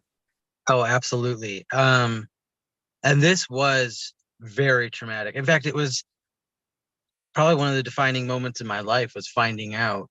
And then I have been going through the whole process, because when you seroconvert and become HIV positive, you have to go see a nutritionist. You have to go through a shit ton of lab testing. They're constantly monitoring your labs, and you have to see the pharmacist. You have to get on a medication. And for me, it was one medication that I tolerated really well, but the medications like change over the years. So I'm still on just one pill, but it's now a brown pill. And I used to take these gold colored pills, and then I was taking this white pill, and now it's just brown. It just changes. But it's like it was a traumatic experience. It took me years to figure out like what I was going to do when I became an adult, and going through the process. And I actually finally got to meet this guy again. There was this one nurse at Harborview in Seattle who was so kind, so understanding, such a good ear to have. He's the one who, of all the influences in my life, prompted me to go into medical. I've now been in the lab. I'm the one who, when you go to the doctor's office, I'm the one who draws your blood. And he's the one who started me on the journey to get into medical. And I got to meet him again. Like, I haven't seen him in years. I mean, I just saw him like the first few years, and I got to see him again. And I almost broke down crying, because I said, you're the one, you're the influence that made me want to be a better person and go into medical and help others. And I have been in medical now 15 years. Plus I've been doing all the nonstop medical learning for when you're HIV positive since 2000. However, I became afloat about, like, I've been doing this 15 years, so I became afloat 13 years ago. And a few times, or many times, I've been sent to naturopath's office, and the difference in care is pretty astounding. I mean, it's amazing when you go to a naturopath versus seeing a Western medicine doctor. Just the advice alone, the knowledge, it's all so different. And in fact, there's one naturopath that is very thorough and is in Seattle. And I recommend, like, when my friends can't seem to find the answer to whatever's going on, I recommend them to this naturopath, or I just say, just go to a naturopath so that you can get better answers or more answers or the final answer as to what's going on. And I feel like that's where our like naturopaths are going to recommend plant medicine over any Western doctor. However, it's interesting. Some Western doctors are finally catching on to the benefits of edibles. And because I have a lot of friends who have horrible nausea from the medication that they take, or I work with a lot of cancer patients and they have horrible side effects. And the doctors now say, well, have an edible. Well, I mean, that took years. It took too many years for them to catch on. And I feel like Western medicine needs to catch up to what naturopaths are doing, and just the plant medicine revolution in general. So Does anybody have Do you any? have any thoughts in terms of being raised by a Jewish father and non-Jewish mother that you could Oh, speak to in terms of male identity, but also like losing a father in your younger years, like speaking to the loss of father figures like that? I think that would be pivotal because the subject is men's issues, like men's stories, like mhm. trauma that men have and how they express that, and hyper masculinity and gender warfare, and All men, of them. yeah, all of it. Oh, Leo, the issues I have had over the years. Yes. Um, so I did lose my father. He died. He didn't die the day Mount St. Helens erupted, but that was the last time I saw him alive, was the day Mount St. Helens erupted. And I wasn't quite yet two, but I just remember that day very well, um, because the sky became, it was light and became dark. I mean, that never happened. And I just thought that was really fascinating. And that's like the earliest memory I have is of that. But every anniversary of Mount St. Helens erupting, I would feel such sadness. And I didn't know why until I realized it's the day that in my mind I associate with my father leaving me. And that's always been really hard. Except one year I went up to Mount St. Helens, and on the I just shouted at the mountain, "You have no power over me, and you will have no power over me going forward." And every year since then, I have not felt sad on the anniversary. But because I lost my father so early, um, I reached out in ways that I shouldn't have to um, adult males that I thought would be my friend or help out. My mom tried her best to raise my brother and I Jewish, and I did stay Jewish for a long time. Um, but I also became a scientist. Like, science really interests me, and it's hard to balance science and belief in a mysterious, unprovable force that's just in the sky, like a sky god. It's hard. And so I'm now more atheist, and my brother, it's weird, my brother's actually become more Jewish and on his own. And but like for me, it's hard to accept that just some mysterious forces out there. And I think that all these issues in my life have I've had to overcome all these weird random issues that have happened, and um deal with the anxiety. And it's mainly anxiety that I've had over depression. But when you're gambling as much as I did, and like, you are in despair, and that is like, I had so much situational depression because of the gambling. And in the last year I have just been so free and so joyous. It's like the me from before I turned 20. Just I'm just happy to be alive again. I'm happy to be out there. Leo, you talked about masculinity and all that, and I'm gay, and it's like, masculine issues are huge issues for me.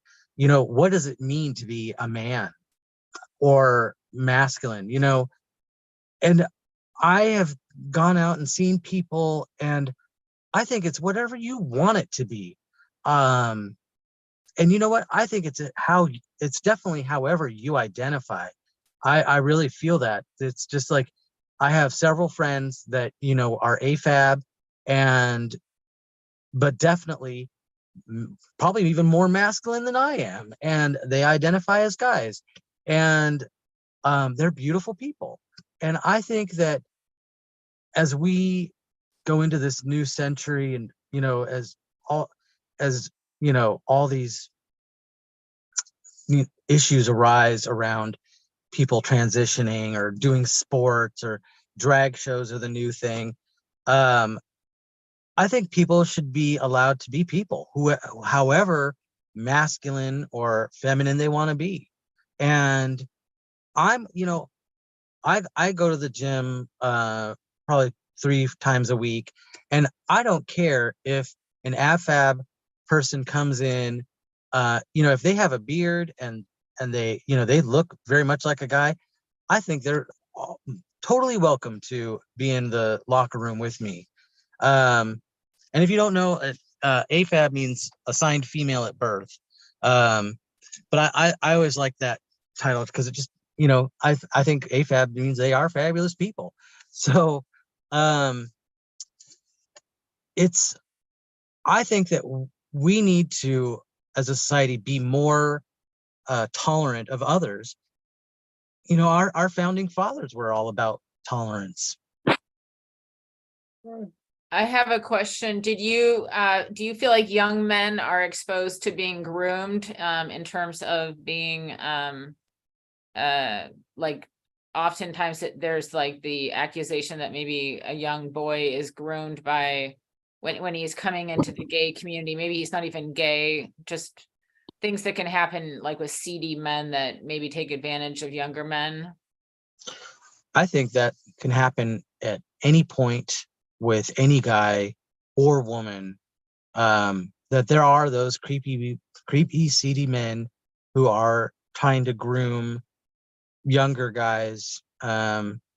However, I don't see it as much in the gay community as I see it in the straight community with, just seedy guys being perverts. Like there's now, they're trying to pass laws now about how drag shows are trying to sexualize children. What about the thousands of priests who tormented and tortured and abused little kids, little girls and boys? And it's funny, like a friend of mine pointed out on their Facebook, they said, when To Catch a Predator was a popular show, and they would catch one pervert after another trying to hook up with underage people, not one of them was a drag queen. They caught priests and clerics and coaches and teachers and just horrible, people who are in positions of power over young people, which is horrible that they would even be trying to hook up with these young people. So fortunately, in the gay community, I don't see it as often. However, the thing about young gay men is that often our fathers just either ignore us or kick us out or abuse us just because we're gay. And so a lot of young gay men have dad issues, and there's just this huge attraction for a lot of younger guys to be attracted to older guys. And I think that's also true with younger women. I've seen that, just weird age gaps, but that does happen a lot in the gay communities, that there's these just big age gaps. And it's interesting to see how, because there's also, I'm part of like several Facebook groups of older men trying to help out younger men, just navigate life and issues that might arise. One of my popular ones that I comment on all the time is a guy might say, well, I just came out, I'm 18, or I just started my new job. What's some advice you might have for me? And my advice is always the same. Invest in your 401k at 10%. Start now, start early. That's often what my advice is. Because that's your own financial freedom is going to be really important. Well, and do you feel like our society has become more divided, and so that people have to kind of defend themselves as far as like their finances, like there's more individualism? More individualism, yes. I am hoping and praying and always wanting to see the best in people. And so I'd like to believe that we are less divided, but just in the news and with Trump and, people just believing alternative facts, which is just lies. It's hard to see the good, but I constantly look for it. I constantly want to see the good that's out there. Um, and I'm really hoping that with Biden and who's ever after Biden, that we become more cohesive and together as a society, because we can only succeed when we work together. Everyone needs a tribe. I like that it was from I think the Mandalorian or Boba Fett or one of them. It was like, everyone needs a tribe because everyone needs to have a group around them to help them out. When you are just an individual, it's hard to succeed in this life. So as far as men and brotherhood and new identities in a new culture where the patriarchy doesn't look the same as it used to and the world doesn't look the same as it used to, how do you see these men struggling for identity as they're running to Proud Boys or what have you? Like, what are your ideas for men to work together to give support for fighting the patriarchy and not buying into misogyny and things like that? Like, how do you see men supporting one another to love themselves and be kinder to their bodies and their spirits? Oh, that's a wonderful question, Leo. And I've given that a lot of thought over the years, because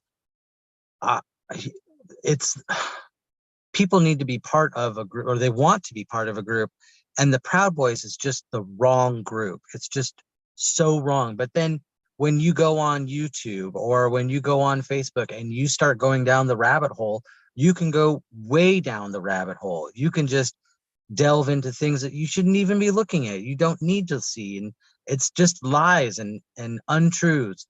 So as I'm with my friends, I always tell them, please reach out. Please, if you are struggling, reach out. Talk to your friends. Your friends are here for you. And I'd like to see more people, form male bonding groups. I remember those were popular in like the late 90s. Like there would be these men's retreats where they're doing yoga together, or getting together for, just to support one another. Or even fatherhood, new dads, being a dad is tough. It's like really hard. So I get that. And I'm friends with several new dads, and I tell them all the time, you're doing a great job. There's no way that you can mess it up, because you know what? This is the age where fathers are around the most of all, because up until now, guys were constantly taken away to go to war. So, or, or just not at home or not available. And now men are being more present in their kids' lives. So I tell them all the time, as long as you're present, as long as you're helping and you're doing your share, you're being a great dad. And I see all my friends that are dads that are doing a good job. So I don't see any of these kids getting fucked up. How about that?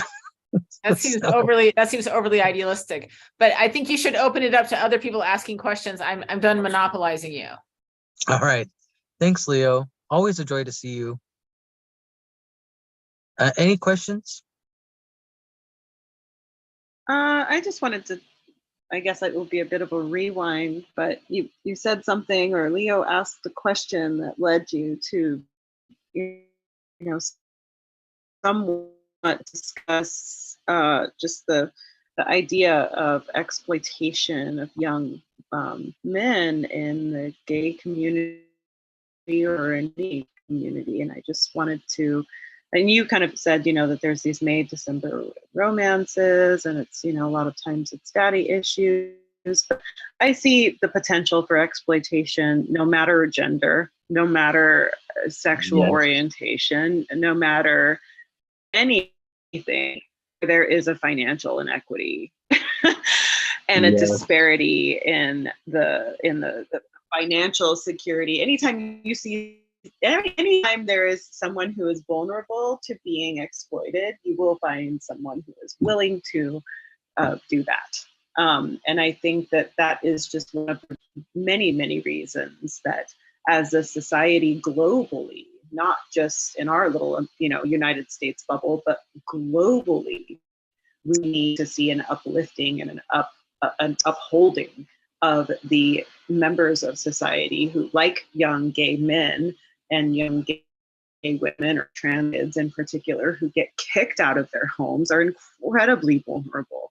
And that's why you see so much abuse in that particular sector, is because they're isolated from their families, they're dejected, they're kicked out, they're unable to get a job, they're too young, they don't have the skill set, right? So you've got this horrible kind of problem happening. And I think that it's happening everywhere. I don't think it's just a US problem. And then you've got people who come in, they're like, oh, I'll rescue you. It's not a rescue mission. It's just it's predatory. It's predatory. But there has to be, there are some really great organizations that help kids that find themselves isolated. I know the Trevor Project is a really good one that's being circulated around schools with school counselors and things like that. But do you know of any organizations that are at a national scale that help kids who've been kicked out of their homes, by their parents, or who find themselves in a situation where they are homeless because of their orientation or gender status, that you could name so that we could promote that? And I know that there are like the Laramie Project, that's one of them. Like there, and then there's also it's not the suicide hotline, but it's something similar to the suicide hotline that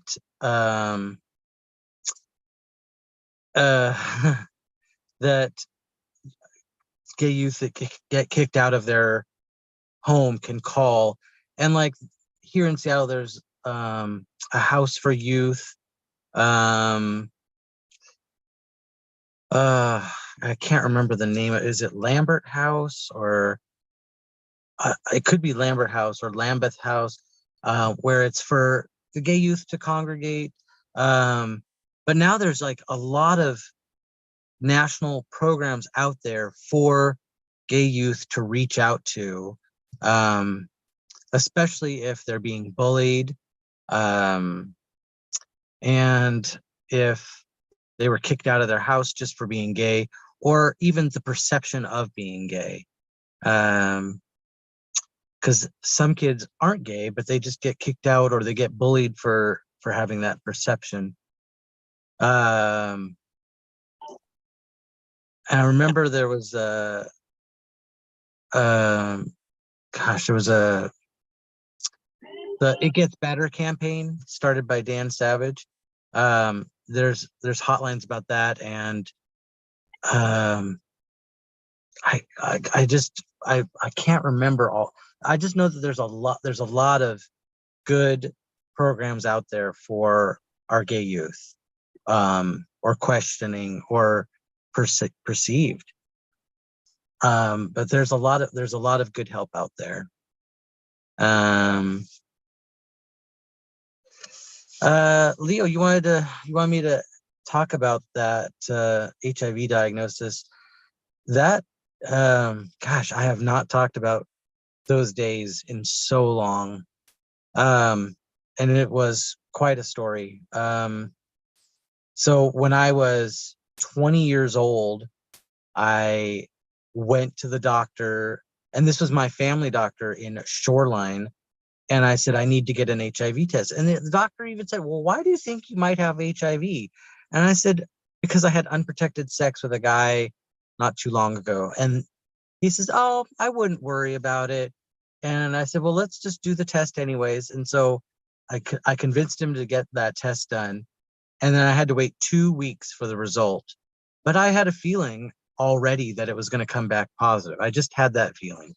And then sure enough, a week after my birthday, or no, it was 2 weeks after my birthday, after my 21st birthday. No, I was 21 going into 22. That's right. It was just after my 22nd birthday. He gave me the news that I was positive. And for whatever reason, my doctor thought it was my responsibility to report that to the King County Health Department. But I wouldn't even know where to have started. So I did not. And I dropped that doctor, and I never went back to that doctor. And the day I found out, I called one friend, and I said, I just got the news. And she lived in Mill Creek, and I lived in North Seattle at the time, and it takes like a good 30 minutes to get there. 15 minutes later, she was at my door, and I spent the rest of that day with friends because I was crying and I was super emotional. And because I did not think that was going to happen to me I didn't think it was going to happen at such a young age. And, you know, I just, I just didn't think that was going to happen. And I didn't have my father to talk to, because that's someone, and I didn't want to tell my brother because my brother's a dick. But also because my brother just thought that he was going to take over for being dad. And he tried fathering me for a while, but he's my brother, and he's not a very kind person, I could say. And I couldn't tell my mom because I thought it would just devastate her. So I kept it as a secret from everybody except for the few friends that day who found out with me.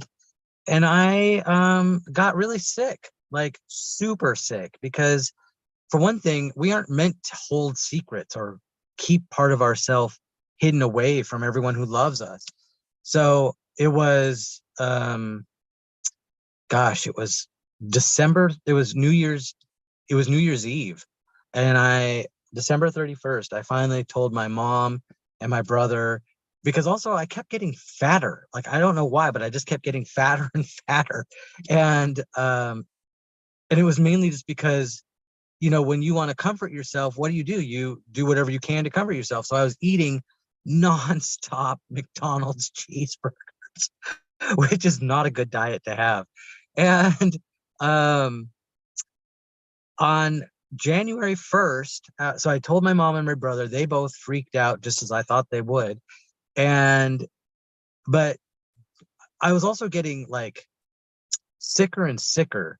And I finally told them. I felt relief, but I spent the night at my mom's that night for some reason.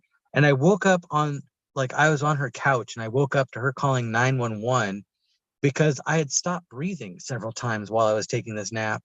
And my mom took me to the hospital, and I spent 7 days in the hospital, or 9 days.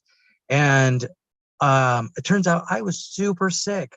My CD4 count had gotten down to 225. And if it drops below 200, you get an AIDS diagnosis. And I was so sick that I was delirious at some points. I couldn't even remember days passing by. I was subjected to all kinds of tests because they didn't know what was wrong with me. And then the day I got out of the hospital, my brother said, why don't we change everything? Your living situation, your diet, your exercise habits. And I'm like, okay. So we did. And from that point on, I got healthy and I got better. And I kept asking my doctor, I said, what are like some natural ways that I can improve my health? How can I boost my immune system? And she's like, oh, nothing, just eat healthy and exercise. But I knew there was things I could do. And I started doing my own research and started looking up what it could be. As it turns out, I started taking an all natural zinc supplement and vitamin E. And after I started taking natural supplements and really focus, also avoid processed sugars at all costs. That's something you should always avoid. But in this research I was doing, it said the processed refined sugars actually lowers your immune system. So I immediately cut out anything with high fructose corn syrup, and then also started cutting out the other refined sugars where I could find it. I just tried to just eat more vegetables and plant-based diet, and my immune system immediately shot up. And also flossing your teeth. Flossing your teeth is a great way to boost your immune system. So, the dentist tells you to do it every day anyway, so you might as well do it. So I did all those things, and it took a couple of years, but I did get a lot healthier. And oh, Leo, you're asking all the tough questions. I feel like this is a therapy session for me. Okay. So the anger for the person who gave it to me, oddly, I never found out who that person was, because it was like this 3-month period where I wouldn't say I was a slut, but I mean, I was kind of a slut, and I had sex with like 6 or 7 different people in that 3-month period. So I never figured out who it was that gave me the HIV. And also, I can only place so much blame before I need to own it and do the stuff that I need to do to be a healthy person and not transmit it. Way back in the day, they didn't know this, but if you take the medication, and which I did, I started taking the medication right away. And when you become undetectable, you become untransmittable. But they didn't know that until just a few years ago, after years of research, of course. So right away, I became undetectable. That means that the viral load of HIV in your blood, they can't find it. And actually, then after you start taking the medication, the HIV only lives in your spine, like in the connective tissue, or it hides really well. And only when you stop taking the medication for a year will the HIV come back. So I always thought that was interesting. Now, there's one part I left out. When before I told my mom and my brother, I wanted to go to my dad's funeral plot and tell him that I was HIV positive. And he's buried in the Jewish cemetery. And I had been there before, but I went there at night and I wandered all over that cemetery, and I could not find his plot, no matter how hard I tried. And I just started screaming at God. And then I just started crying. And it was the first time I'd cried really hard since that first day I found out. And the 2 friends that were with me just started comforting me. And then they just said, just shout at God. Just let him know how bad you feel. So I did. And I just was screaming at God. And now I'm like, I said I'm a scientist. I believe in a higher power. That is for sure. I definitely believe there is some amazing force out there, but I'm not believing in the God of the Christians or the Muslims or Jews anymore. Just because it's a very interesting reason why I do not like that God or will believe in that God ever, is because in the Bible, he says, oh, the Jews, they're my favorite people. I love them above all others. You're my chosen people. Okay. And then along comes the Holocaust. And throughout the Bible, God's just, interceding all over the place. But somehow the Holocaust is allowed to proceed. 6 million people die in that place alone. 20 million people die in World War II. No interjection from a higher power over that. And that it's too hard for me to reconcile that. I just can't. And there in Auschwitz, there's a sentence carved into the wall: if God exists, he will have to beg for my forgiveness. And that has stuck with me. That has just been, if God does exist, how would any merciful God allow that to happen? So that's why I'm never believing in that God, but I do believe in a higher power. And, from all my years of going to the Gamblers Anonymous and the planet we live on and all, it's just amazing. The planet we live on is so diverse and highly, specialized, and there's so many amazing cures in nature for what ails us, and it's amazing. Just going out into nature on a hike, how could you not believe in a higher power after seeing the amazing beauty of just a sunset over a waterfall? I mean, that always smacks me. Or just dipping your toes in the ocean and smelling that air, all of those things I think are amazing. So I definitely have a complicated relationship with God, Leo. It is hard for Yeah. me to, I have a question about whether or not you feel like the early experience of coming to terms with your mortality made you different than other people in terms of like aging you sooner with like a perspective on death, so you were wiser and able to maybe appreciate things more because you got acquainted with the idea of your life ending sooner than most people did your age. So they were off like frolicking and being stupid, but yes. you had to like wake up and be like present for like this, mortality question just looming the way an old person might. Yes. Thank you, Leo.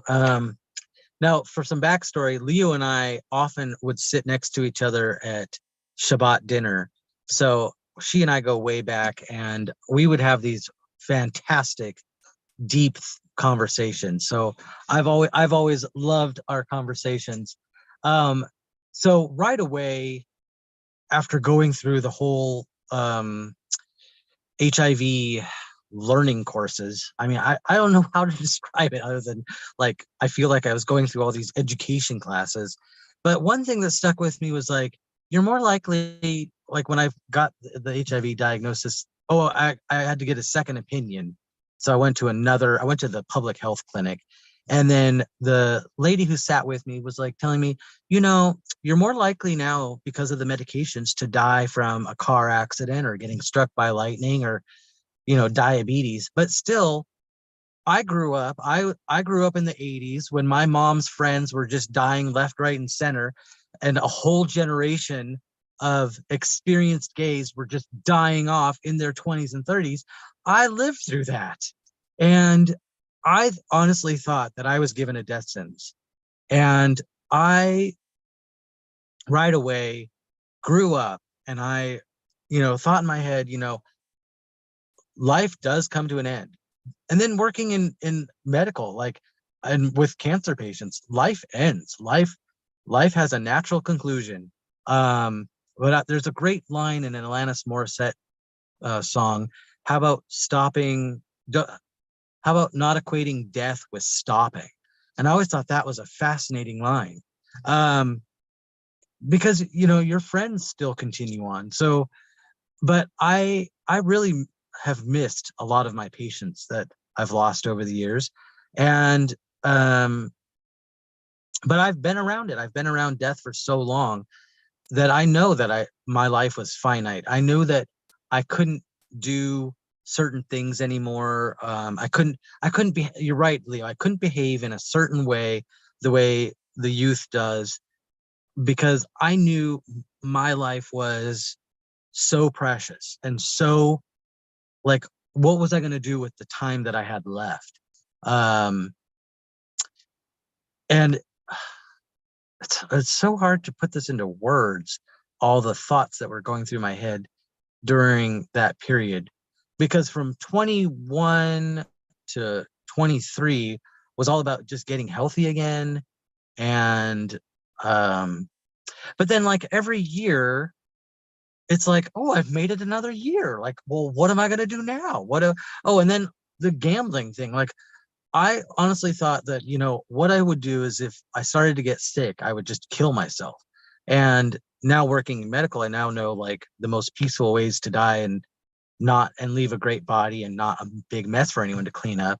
Because I did have some friends commit suicide with a gun, and that was always challenging too. And it's always these guys that choose to end their lives with guns. It's so much pressure is put on men to behave a certain way and act a certain way.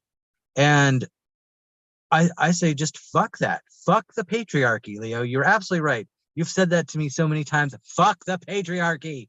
We should just abolish it.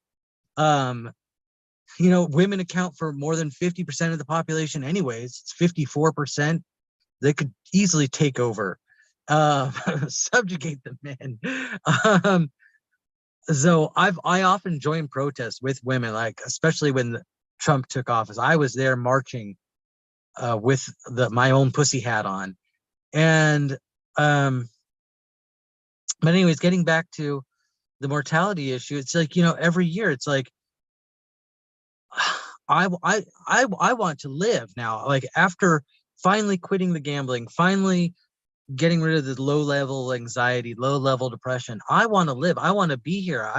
I I want to experience more things. There's more stuff to do now than ever before.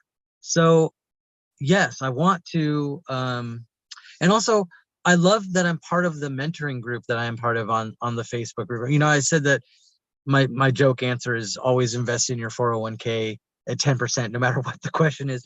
But also like, helping these guys with relationship issues. Like, oh, I have another one for that. One guy said, well, how do you truly know when the relationship is over? And I said, when the body hits the floor. So, you know, but I said, how do you truly know? It's because the other person's moved on, and really you should move on too. Just basic advice, because it turns out the advice you would give to a gay youth breaking up in their first relationship or getting into their first relationship is the same relationship advice you'd give to the straight couple. The mechanics of sex, I mean, that might be a question, but really it's, love is universal. Love is love. So when you fall in love, and like I love the dating advice that I get, or dating questions I get from the gay youth. They're like, well, who pays? And I said, well, it's really easy. It's whoever asked whoever out first. So if you asked him out, then you pay.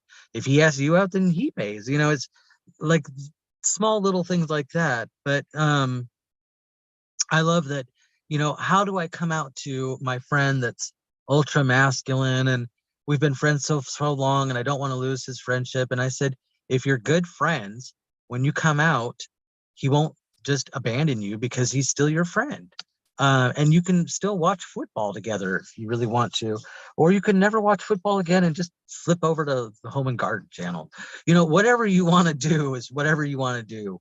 But your friends will still be there. And the great thing about the gay community now is that they're more welcoming than ever before. Like, I've seen articles on this, and I've sort of seen it in Seattle. They talk about how, and this is like back in the early 2000s, is that the gay community was very unwelcoming, and that, if you weren't in your clique, then you weren't going to be accepted.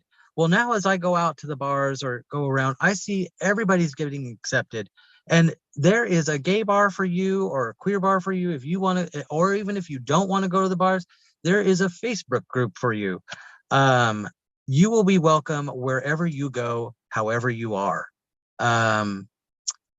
Just find your people. And one great thing about the gay community is, like, or when you're young, the friends that you form when you're gay, they become your family of choice, because your family of origin might kick you out, might hate you, or whatever, and you really need that family support. So that when you're young, that becomes your family of choice, and they stick with you. You're absolutely right, Leo. So does anybody else have any questions? Oh, there's a whole bunch of chats I haven't even seen. But does anybody have any other questions?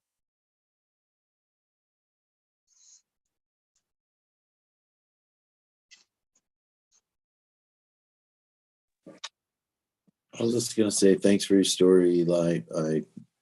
I've been tuned in and off and on all day, and a lot of my customers died. All the fellas who walked I guess it was the stone wall of my town, and most of them all died. And they all did drugs. They all bought drugs from me. So it was yeah. Anyways, yeah, it was amazing to hear. Thank you so much, man. I'm sure you're Thanks, a huge service to a lot of people. Lovely. You have raised your hand.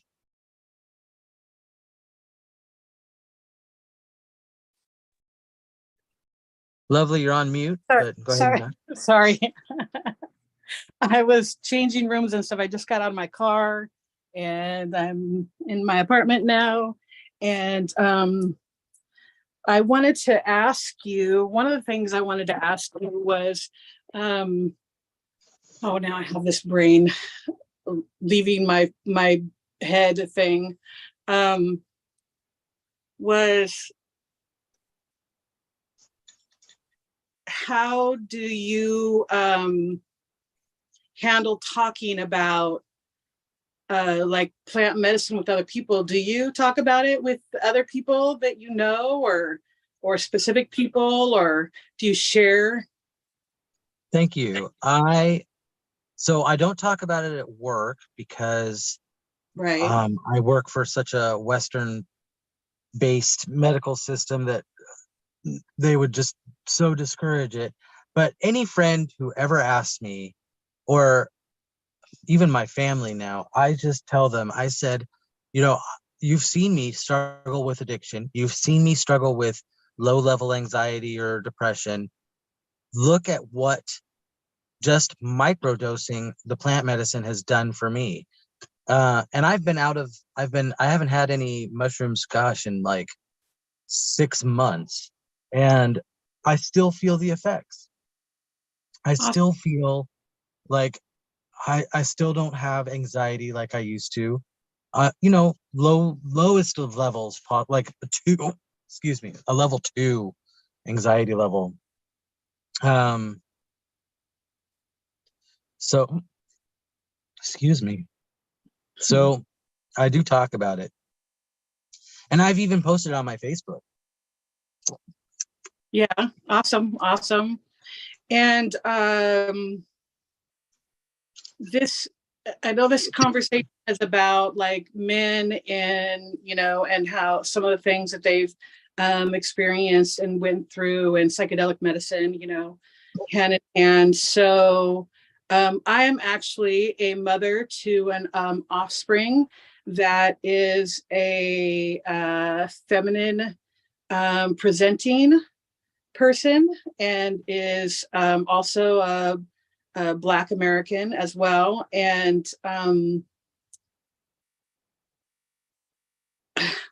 I don't even know I don't even know what I'm trying to say, basically, like understanding their experience, and what, I know that their experience is totally different than mine, because they're 23, and they've only had one boyfriend their entire life, basically, and they're very shy. And I was partying like a wild person, back in the 90s and I've always been queer, so I always ran with the queer people even before I need to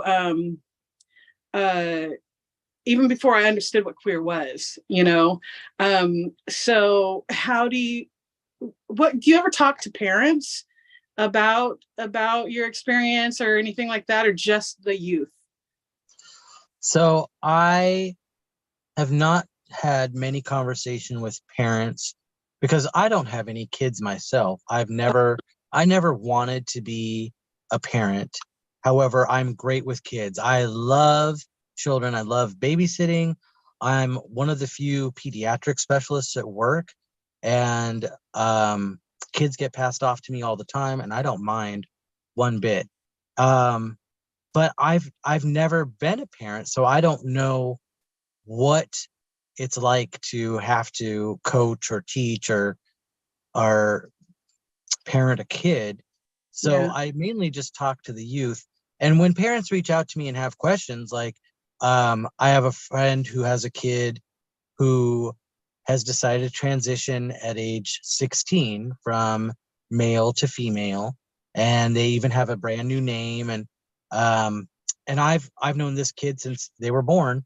And a couple times my friend has said, and I'm the one who will spoil all of my friends' kids, because if I don't have any kids, I want to make sure all the kids like Uncle Eli. Right.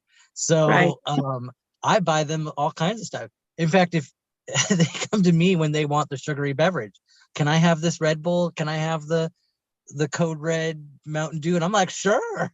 You're not my kid. I don't have to deal with you later. So sure, have it. And I buy them that stuff. So the kid reached out to me and wanted to first tell me that they were an ace. And I thought that was fascinating. And then I was like, and then they became bi. And I thought that was the most interesting of all. You went from you were not romantically interested in any human to you're romantically interested in every human. It's like, how does that happen? So, kids will come to me and tell me, what's going on.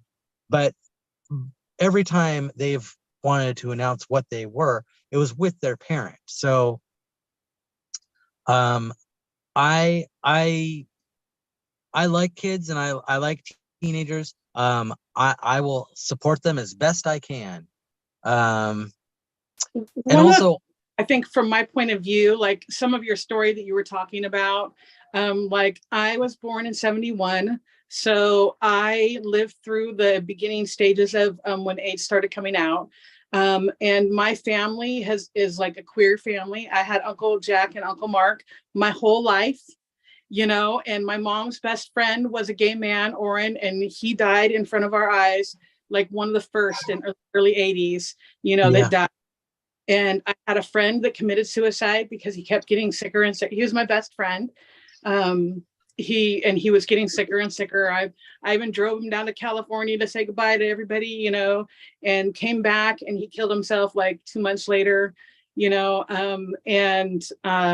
know lots of people that were living with AIDS that have now passed on or or still living with AIDS. I know somebody that's been living with AIDS for like 20, 30 years, I think, or something like that.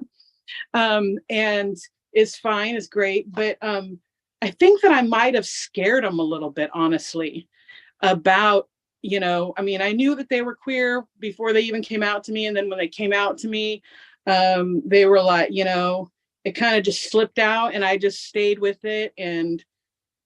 But I think I'm asking basically how, as a parent, to like support and like give information, but I think that I might have scared them, honestly, because and they're very like closed off to other people, and I really think that they need to get immersed into the gay community more, honestly, and or the queer community in one way, shape, or form. And I'm not sure on how to like do that. They've already had a lot of trauma in their life, so wow. like moving them into a place where they're supported and appreciated and loved for who they are, is really important to me. One of the things, they're afraid to go out because they appear feminine, but then there's some people that are like looking them up and down, looking at the junk, and up at the face and, back and forth. And I don't know how to handle it. And they get mad at me sometimes because I'm like, well, let's just go, just fuck it. I've been dealing with I'm not a female. I'm not just a woman, but I didn't know that until, I knew that, but I didn't know that they had words like that, and I wasn't gay, but I wasn't straight, but they didn't have a word for that. I'm like, I'm not bisexual, there were so many negative. So dealing with them and talking to them about and giving them support, like I don't know how to do it. It seems like no matter what I do, it's too much. Like I'm like pushing them and I'm like protecting them, one way. And I was wondering if you had any like, from your personal experience, how is it best to support you, when you're going through as a parent, like I'm supportive. I love, I'm queer all the way. I love queer people, but my own child, it was really challenging. I have to be honest with you about it, because I've experienced it. My own debate partner, Brian Beebe, died in Seattle from a gay bashing, back in the 90s. So, you know what I mean? So I know the kind of some of the rough lifestyle that comes with it, and the sexual promiscuity. Honestly, I'm like, when I hang out with my gay friends, sometimes I'm like, where's my dick sucking? I'm like, everybody else has got their dick sucked by you. I get one too. Well, lovely. The best advice I can give you is, your child best, of course, but there is a whole quilt bag out there of the whole community, and Black, femme, masculine, there is a whole group of whatever they are, and they're all very welcoming. You know, it's like another one to join the family. So Right.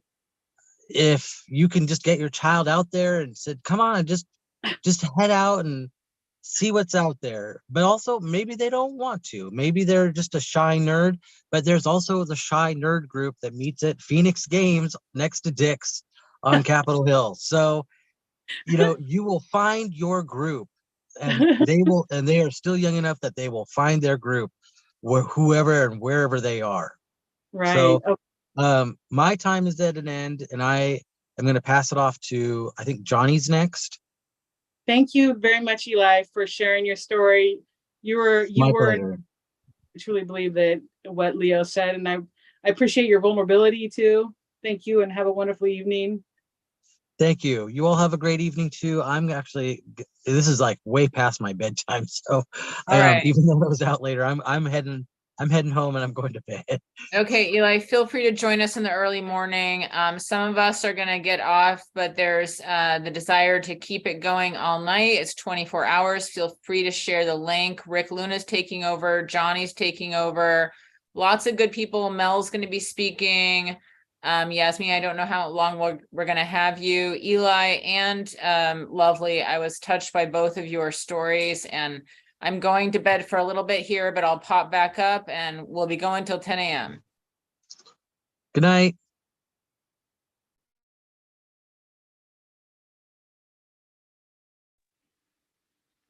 Good night. So I guess I'm next, huh? How's everybody doing? Let's take a few moments here to catch my breath.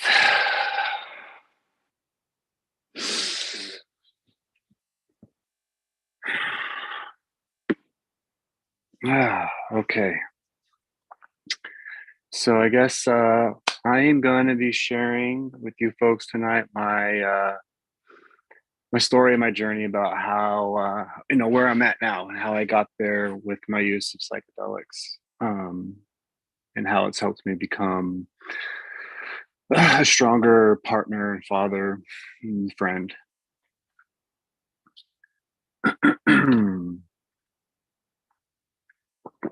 Well, I, like most people, I was hopping in and out of this and listening a lot, and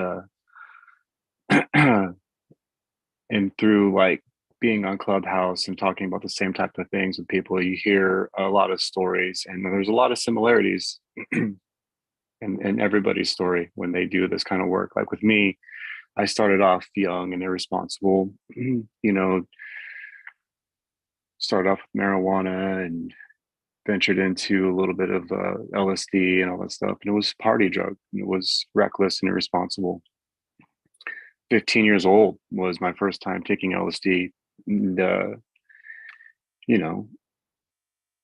never really had anything crazy happen, but it was just stupid things, vandalism, and, just being a punk, bad kid.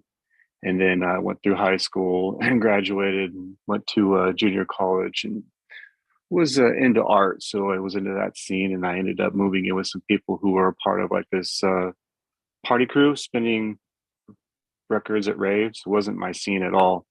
But then I fell into that, and it became even more reckless with a mixture of drugs. We were mixing everything together and not even testing anything, just being super reckless. And life was in a downward spiral. I wasn't becoming the person I envisioned myself being. And then being in that environment, it was just like a party every night. And MDMA, LSD, you name it, it was there. And I took a bunch of acid one night. This guy came over with this sheet. It was called the Pharaoh's Pyramids. And it was really cool because the whole sheet itself was a big pyramid with the Pharaoh holding his tools, whatever those things are. But each individual sheet was a bunch of triangles, different colors, all mixed up. It's beautiful. And that was, usually my use of mushrooms and LSD was very minor. I would take like one blotter hit or split mushrooms to make a mushroom tea, split it eighth with like 4 people, and just have a good time. And that was my first time actually taking a lot. Like I took 4 of those plotters and really had no expectation what was going to be happening next. So it was a typical night. A bunch of people were over, took these 4 hits, and there were some people that came over that I never met, and they were on meth. And just the way that their energy was, it made me very uncomfortable. And I left and I went to the roof of the house. But for whatever reason, even when I took like 1 hit, I always ended up on the roof of the house staring at the stars. So that was my comfortable space. So I went up there, and first time experiencing like the tunneling, and it was crazy. And after that experience, I'm not going to go into too much detail about this one, but it it made me realize I needed to move. After the come down, after I went through the tunneling and saw the crazy visuals, I saw the sunrise. This was back when I was living in California, still in the Antelope Valley in the desert, and looked like this dragon was in the clouds and it was flowing through, and I got this message just to get out and go north. So that's when I uprooted and moved to Washington. And fast forward several years, and I met the love of my life. I have 3 beautiful kids, and I never really messed with psychedelics again. It was more of the same, like mushrooms and splitting a nape and making tea, and not really having anything crazy. But then I fascination with audiobooks and podcasts while I work. So I was just listening and absorbing whatever information was out there, and ran into Michael Pollan's book, How to Change Your Mind. And it kind of opened my eyes to psychedelics in a whole new light. I had no idea. I never really knew the mystical or the medicine or the ancients, and none of that. I was oblivious to all of that. It was just drugs to get high. And once that book really opened up my eyes and said, well, I need to take this stuff in a whole nother direction and try it with the right intentions. And at that moment in my life, my wife and I were going through some real difficult times, almost to the point to where we were going to split up. It was really close, And then I said, it's funny how the universe works, because everything happens for these weird reasons. And then like this coworker of mine had some MDMA, and I was like, you know what? I had this huge bias about it because I did it all the time when I was a kid. And of course I fell into the dogma of, oh, you take this, it's going to put holes in your head, all the crazy shit they would say. And I actually had a bad feel about MDMA. I was like, I'll never touch that shit again. But then after listening to that book, and then all of this stuff coming out, that this stuff's medicine and PTSD and relationship. So I was like, you know what? I got some. And I asked my wife, I was like, would you mind taking this with me? And we sat down and talked. And she was like, sure. And we did. And we talked for hours, and I sat there and listened to everything she had to say about me, and she did the same. And on that, my heart was open, and I was receiving, and I was hearing what she had to say without taking any offense to what she was saying, and really, really hearing her. And it changed our relationship. It made it even better. It brought us together so much closer. Like taking MDMA when I was a kid and going to raves, taking it in the atmosphere I was taking it in, with the music and the spinning and everything. And it was putting up this shield around of what I could have been doing. I could have been like talking with my roommates and working out issues, but we were all covered in noise and all the other energies of people around. And then when me and my wife just sitting together in our bedroom and talking about our issues, it was a beautiful thing. And it became an annual thing. We do it like once a year together if we could find it. And it's a good reset for our relationship, you know. It actually helped me to be a better listener, you know, and a father, even just by having that empathy. It was like, and really taking that in. And then so after having that, it was huge for my relationship. And I was like, well, I'm going in deeper with the psychedelics. And I chose psilocybin. And I found 5 grams of penis envy mushrooms. And I took a whole month of putting myself for the ceremony. I made my own little diet, right? I didn't eat any meat. I focused on my meditation, and I wasn't a meditator. I, downloaded the Calm app. I took the month lesson that they had in there. The guy guided me through, teaching me about, equanimity and all of the stuff, trying to be in my mind. Did that. And I fasted for a whole day prior, and then I ate them dry, whole, chewed them up, and I put myself in my room in the dark with the blinders on. I had my earbuds in, and I had some great East Forest music and some other stuff I had picked out, and just sat there and went in. And it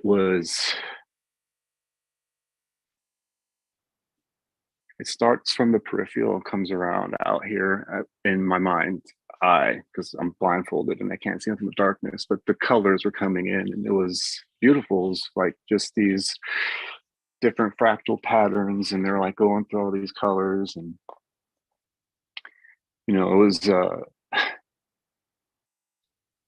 it was beautiful. And I never had that feeling before. And then I took the blinders off, and I got to my phone, and I went to text my my good friend who helped me get the mushrooms. And I went to text him, I did it. And when I got to the word did, something happened to where my mind just flipped, because I've suffered from dyslexia my whole life and struggled in school, and was, held back from that and teased. And it was just something I had deep inside of me that was like, you suck at that. You're terrible. You can't spell nothing. You're an idiot. Stuff like that. And I had that feeling come into my body, like, oh, what is this? Why do I have this? What's wrong with my head? Why do I struggle? And it was when that thought came in, all of a sudden these digital B's and D's are just like flipping around the edge of my phone. It was like a digital alarm clock, but there are B's and D's going around the peripheral of my phone, going up my arm, just like just flipping off. And they're just telling me like, ha ha ha, B D B D, which one am I? Lowercase, right? Just going around. And then I was like, oh, I could get better at this if I just practice. I can't let this beat me down. I can't let this stop me from doing the things I want to do. And then when I had that feeling, then all of a sudden the red B's and D's were gone. And then I could see on my phone that I had already completed the sentence. And then I put my phone down, and I was like, I am not done. I didn't do nothing yet. And then I was sitting at the edge of my bed, and I was just focusing on my breath, breathing in the meditation. And then as I was doing that, I could feel the chakras, right? And it sounds so weird because I'm not a woo person. I was never like into that at all. But then physically seeing something, I'm a seeing is believing guy. And that's what I was seeing, like on mushrooms. But as I was sitting there meditating, I could feel myself traveling through. And as I traveled up, the colors changed. And then crazy thing is my dog, I have a pit bull, little bully Shepard Terrier. He was in the room with me.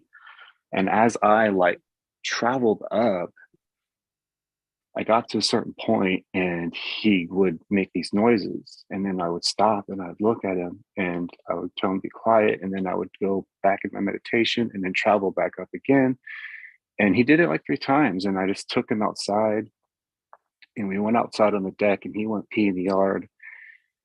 And then we have this giant pine tree in my backyard. It's huge, 40 50 feet tall.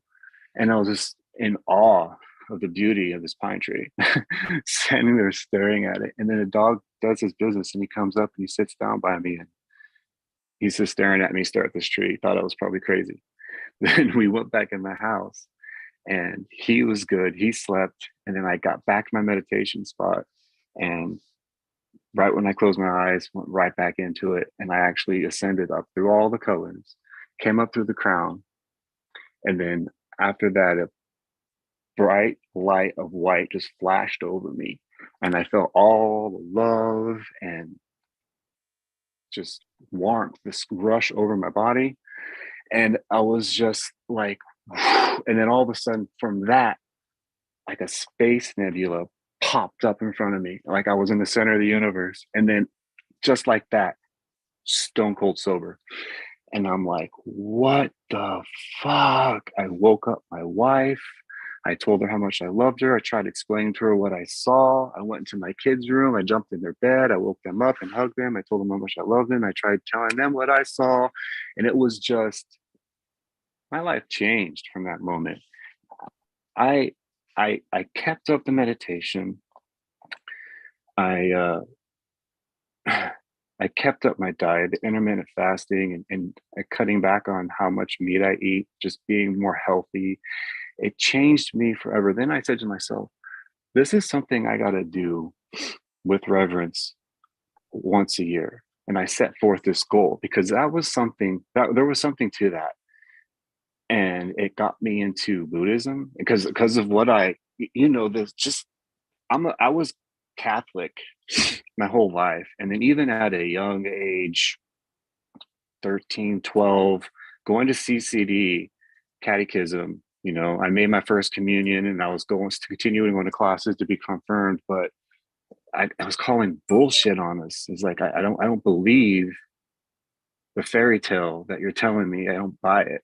And I quit just going to church, but then gave up. And I was always believed in a higher power, but gave up on the religion. But then once I had that experience, I was like, I saw the colors of the energy in my body. Call it what you want, but there's an ancient religion out there that describes the exact thing I saw, and that just blew my mind. And then having that feeling of, I want to jump ahead of myself. That's another trip. So then after that trip, I said, I'm going to do this once a year. And then I did it the following year. Same thing, prepared everything the same, meditated even deeper, I thought, because my meditation practice got solid. Now I'm doing a steady 15 minutes a day. I'm exercising, get kettlebells. I'm into judo and jujitsu, just doing my thing and feeling great. And I took 7 grams of golden teachers this time and went in complete opposite of the first journey. The second journey was a mind fuck because it was dark, black, complete blackness. There was one shimmer of rainbow like you would see shining through a crystal when the sun hits it in the blackness up in my right upper peripheral when I close my eyes. And I'm sitting meditating and I'm focusing on what I'm seeing. Because that's one thing I do. Like one of my home bases as I meditate is that Gainesfield effect. When you close your eyes and you see like the blurbs and blobs that float around behind your eye. That's something that I have always as a kid had a lot of. And then once I found out that's something people meditate on, I leaned into that. So when that blob of rainbows, like a shimmer was there, I was focusing on that, but it was still like this darkness. And I was feeling like ill, like not well. So I laid down on the ground and I was moaning and groaning, and my dog came and was licking on me, trying to see if I'm okay. And my wife grabs him and pulls him away. And I'm laying there, and all of a sudden I hear this rattling, like, and I get this like shiver come across my body of fear. And then from my peripheral on my left side rose this grass, like long jungle grass growing. And inside of that grass was a leopard. or a jaguar. It was more like a jaguar. And when I saw that and it grew up over me, I felt like the world's pain and suffering. And and I was just like moaning and groaning. My wife's like, "Are you okay? Are you okay?" She's grabbing. She's my ride or die. She doesn't do this stuff, but she's always like aware that I'm preparing for this, and she's my, she'll help me to the bathroom. My sitter. She put her hand down on the floor. I was sitting at the foot of the bed and ended up laying down on the foot of the floor. And then she's holding my hand, and I'm just telling her there's so much pain and suffering. And she's just like, surrender, just surrender and dive in. So I'm laying there, and I had this feeling, because I'm like, I've always been like a protector, brother. I'm the oldest brother. This has been my energy. I've always been that person. I wanted to fix it. I wanted to stop the suffering. Every time I tried to stop the suffering, it got stronger. And it got to the point where there was even another vision. It was all dark. Everything was dark in this, but these few visions. And this one was like the American flag and the Confederate flag coming from each peripheral and then going to my front view and just merging together. And then I got a rush of the world's pain and suffering there. And it was like that for 6 hours. I would not surrender. I would not give into it. Johnny, I have to ask you a question before you shoot move on to the next topic, because you mentioned the big cat. Was it a leopard, a cougar? It was a jaguar. A jaguar. It was more like a jaguar. Okay. Yeah, a jaguar. Was it black? So it was like a subtle. It was like a subtle rainbow. So like the same thing, like that shimmer that was in the corner. Okay. It was all like, even the grass that was growing was subtle, like rainbow. Right. I don't know if you ever seen like those old school folders that have like those rainbow jaguars appear in many illustrations. Really?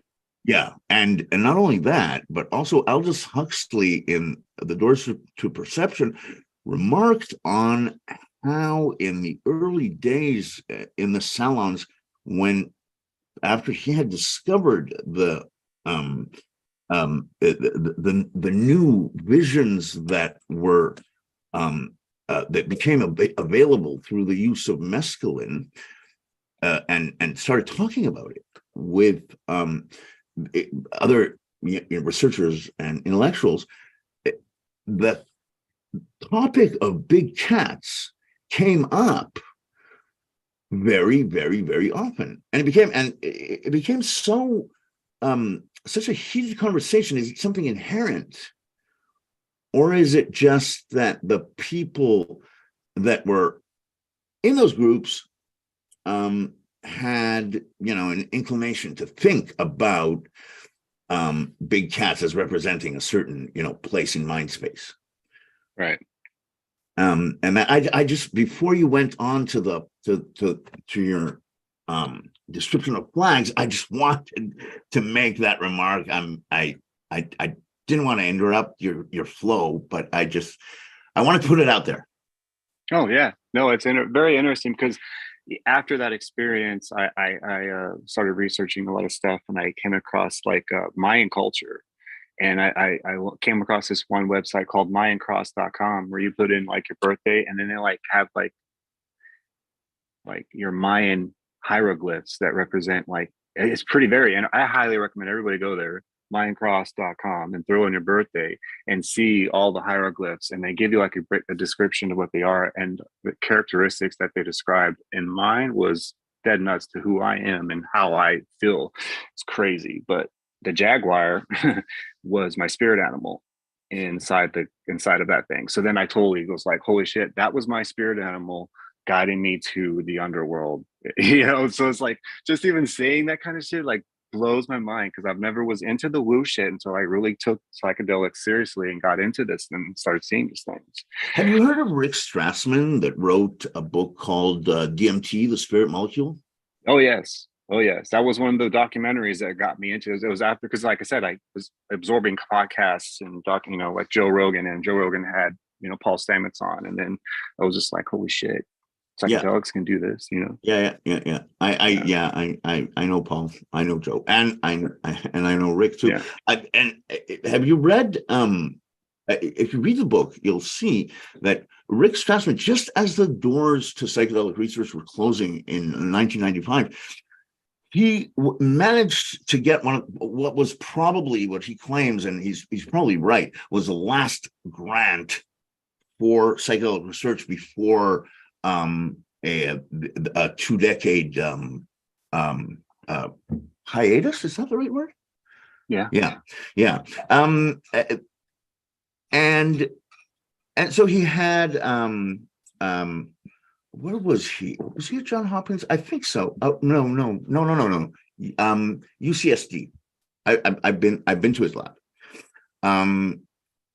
And he had 3 nurses, and they would give up to 30 milligrams intravenously. So this is, I'm just giving you a digest of what I remember of that book, right? I read it many years ago.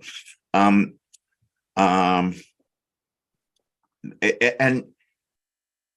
then people had an experience, and then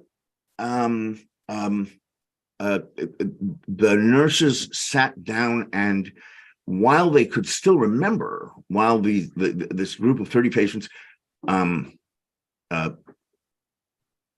perhaps it was 30 and 30 control patients, I'm not sure. And the control patients just got what we call an active placebo, which was not an NDMT intravenous. It was just something that felt like, but it was not the drug itself. So they wrote down what these people were describing. And then Rick sat and analyzed it, and it falls into 3 different categories. Out-of-body experience, alien abduction, near-death experience. All the stories, all of them, could be pigeonholed into one of those 3 types. And you read the text, right? This was not. Say that again. Say that again. The 3 types. Say that again. The 3 types. Alien abduction, out-of-body experience, and near-death experience. Okay, look, all of them can really be lumped into you feel that there's something bigger than you. Okay, now if it's intelligent, you call it an entity. If it's unpleasant in a way, it becomes a near-death experience, and if it is pleasant, then you are released of your mortal coil, and your mind's eye goes floating around the world, and you can see things that are happening in other rooms or maybe other continents. And today we know by people like Morgan Hoff, for example, also from UCSD, that built a kind of mask that stimulates the left prefrontal what is it? Cortex. The part of the brain that is usually attributed to keeping an inventory of the self. So when blood doesn't go there, things that are happening, we are incapable of characterizing what is happening to me and what is happening to us. What is even the difference between me and us, me and everything else, what is that brain part? It's a very specific part. So is limbics? No. That's the limbic system is not in the central nervous system at all. Amygdala. It's not the amygdala. The amygdala is emotions. It's not the self. No. It says it's a fear center. Yeah, that's right. No. That's not responsible for it. You can fear even without. you can not fear and feel a very strong sense of self, and you can not have any sense of self whatsoever and be very, very fearful. The two parts are not right. And the amygdala is smack in the middle in between your ears. And if you put like a finger into your mouth and then imagine a line in between your ears, that's where the amygdala is, right in the middle.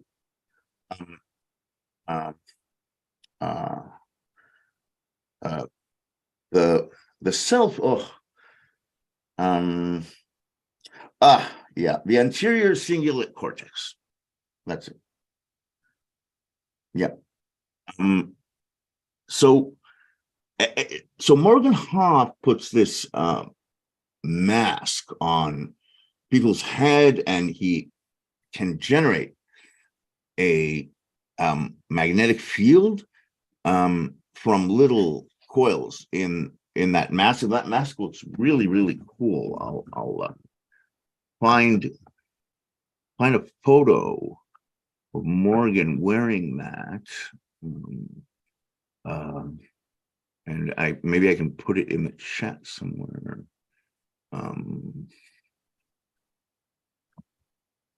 Let's see. Is this interesting? I can stop. No, that was. Okay.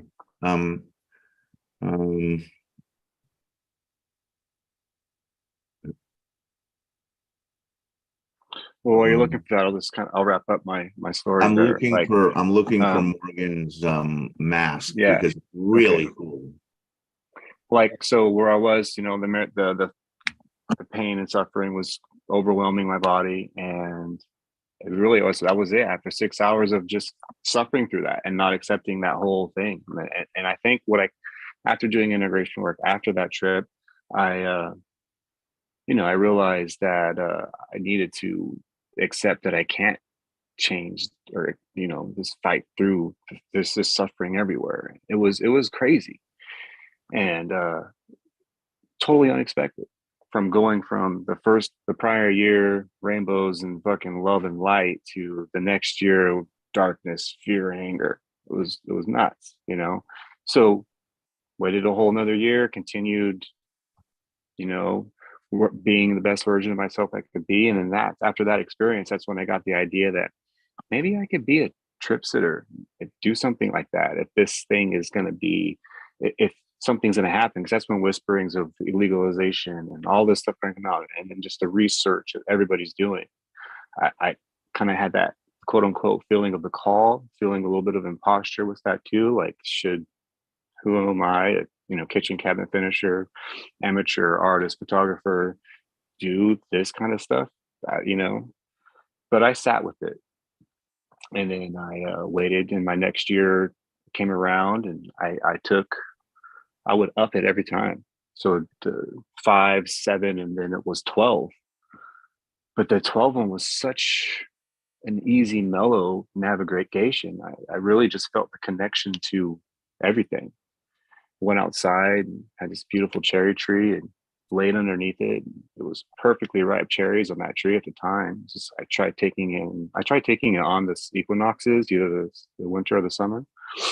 And so it was a beautiful night, and I was just feeling this connection. I lift my arms up to the sky, and I could see like the connections inside of me. I was just connected to everything. It was just a super connected trip. Nothing really significant came out of that one, and I was ready for it to go crazy deep. So I took 12 grams, and then didn't really continued on, kept on doing. Got into yoga more at that phase of my life.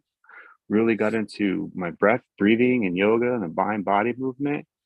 And then came around to, trip number 4. And I took 13 grams of penis energy this time. Golden Teacher was the last time. At least I think it could have been B+. It's hard when I'm getting it from people I don't know, but this was from, my last time was from a source I knew, and I knew they were penis energy for sure. And that one, I set this whole thing up, had candle lit and all of that. I asked, like, am I the type of person to do this type of thing? Because as I looked into my mind cross and I saw the details of what was in there, it had a teacher, a person taking people through journeys, stuff like that in there. And I was blown away. And then seeing all of the connections with the Buddhist, the chakras, and then, you know, finding out that consciousness is love. And that's what they say. And just those similarities, I was like, well, I'm going to go in one more time and see what happens. And I'm going to ask, should I be somebody who leans into this work? And it's crazy because every time the geometric patterns are always different. This one, it was more of like, if you would look at a Pendleton blanket from a Native American and had those triangles and squares, it was like a lot of that going on. And I ended up laying down. It was the year we put all these lights up in my house for Christmas decoration, and we liked it so much we left it in the living room. It's beautiful. So the house was all decorated, and I took, you know, all those mushrooms, and my wife and I were laying in the living room floor here, and after seeing all those patterns, I just cuddled up with her, and as I did that, like, her and I just became the universe. And then there was just inside of me, the universe inside of me. And then all of a sudden I hear a voice. And the first time I ever heard anything on the mushrooms, and the voice asked me, like, you know, what do you want to ask me? You know, and my intentions going into this was like, should I be a person who works with psychedelics? I didn't even ask that. I asked, what is consciousness? And where that question came from, it just came out. Like, here comes this being inside of me, as my body and my wife's body, as I hold her, are the part of the universe. And then asks me that, and I say, what is consciousness? And then it tells me, like, consciousness is love. And then once it said that, I seen these, like, it's like a fucking equation of symbols that I don't even know what the fuck they were. But I saw that, and then, like, just like that, I was sober, and I had that glow of being connected and being inside the universe again. And I was just like, where did that question come from? Like, you know, how, you know, it wasn't what I focused on leading into it, but that question just came, and then I got that download. You know, consciousness is love. And then that's what they say in the Buddhist religion. You know, they say that, you know, in the book that I was reading in the Ayurveda and the Mind, you know, from a great class that I took. I'll put a link in the chat, but, you know, consciousness is love. You know, it was just like, what? That's what I seen in my trip. That's what the question, you know, it blew my mind. And so I was just like, that's it. I'm doing this. I'm going to lean into yoga, not just, you know, yoga as you see in the West, but the art of being yoga, and learning into that stuff, and learning more about vatas, pittas, and all of that stuff, and how that works. And, you know, looking into the Bhagavad Gita, and I got mala beads, and I meditate with them. And, you know, it's just, it's that's where I'm at. And then what I want to do is possibly, you know, get to the point to where I'm microdosing and I'm doing my thing with kettlebell exercise and yoga, actual yoga, but, you know, that mind-body connection and movement, and meditation, and just becoming the best version of myself I could be, and helping other men that or anybody, actually, for that matter, that want to do that and become the best version of themselves through, you know, exercise. I found to be so, you bust your ass and break a sweat, you could get yourself into a crazy psychedelic state. Breath work. Johnny, I'm stuck on the word best. Best? Yeah, because it means different things to different people. Mm-hmm. Best as well, when I say the best version of yourself, is just, you know, what is your ikigai? What is the thing that drives you?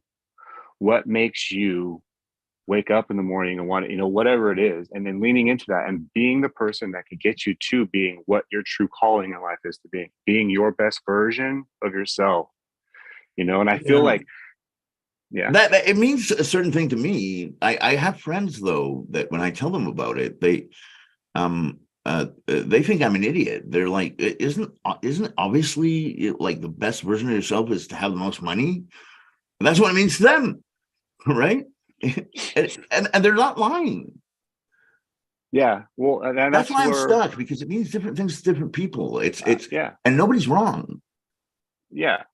That's one good thing I got from the Ayurveda and the Mind. A great book, and it's about the Buddhist teachings, and you know, like you can be a type of person who wants to make a lot of money, and if that's what it is, and then that's what it is. But what are you making a lot of money for? Are you doing it for a good thing? Are you doing it for greed? Are you Oh, doing it hey, just I'm not saying that they're right. I'm just right, saying it means right? different things to different people, you know. And I was reading a commentary about that book with look, I'm a scientist, okay, Hmm. and I'm a Jew, okay. Um, I I I come from a long lineage of high priests. They're called Kohanim in Hebrew. And one of my employees is is a very right wing. He's a neo-Nazi from Austria. His name's Hans, and I went to visit him, and we were talking about a commentary about that book, and you know, he said, you know, that consciousness is love. Um, or, I think actually I said that, and then he said, yeah, but you know, do you think that the Nazis were not conscious? I mean, they um and in fact, all the killing that happens when you go to war, that's not a conscious act. There has to be, see, love. And then I offered a solution, which is that consciousness, maybe consciousness is what we perceive as reflection. Now, when you love, you reflect a lot. So you might, but you also do when you hate. So maybe consciousness is just the reflection without the positivity or negativity attached to it. It's just that feedback, that correspondence between the representation of the world that we have in our mind and the way the world responds to what we do. That's the reflection, the feedback. Right. What do you think? Yeah. You know, it's difficult because it's all one thing. Love and hate it's all in there. You know, even the people, even like you could take the not all even the Nazis, right? They had love, you know, they just had a distorted view of what they're doing and were fed a bunch of propaganda and lies. There was people in there that had love, you know, but then there's like, it's like what they're perceiving, what's in front of them and how they're seeing the world and what they're feeding back and what they're being told and lie. I'm sure there's plenty of people who didn't want to do that. But you got one psychopath, you know, leading the pack of and doing crazy, horrible things. You know, that was like one in my dream about our vision of the suffering, the pain, you know, like feeling all that. It all comes from that light. The light is love, but then it's just a part. It's like a yin and the yang, right? It's been there in all of these ancient religions. All of the old religions have a better perspective and idea of like what really is going on than after Judaism and Christianity and all that. You know, we lost something. Humans with amnesia, Graham Hancock, and ancient histories. Like there's something that we don't know, that we forgot, that we're all connected to, and then we came out to make all these other religions that we came crawling from the rubble of something that was older and greater, and we made religion to be a check on people, to keep them in check. Be good citizens. Where are you right now? Me? Geographically. Washington State. Mm-hmm. Okay. Yeah. Okay. I'm in British Columbia, right? And it's kind of like we're in the same room, right? Yeah. But you know, there's a fiber optic cable that goes along the coastline, right? And then I'm saying something, my larynx is, the muscles in my larynx are vibrating, that makes the vibrations in the air go to my microphone here, and then it gets turned into digital signals. And I don't know what version of Zoom Leo got. Maybe it's encrypted, maybe it isn't. Then it's decrypted and turned into little vibrations in the microphone. Otherwise, you couldn't hear me, right? And that becomes vibrations of air, which vibrate your eardrum, which causes different frequencies of glutamate to go to your language centers.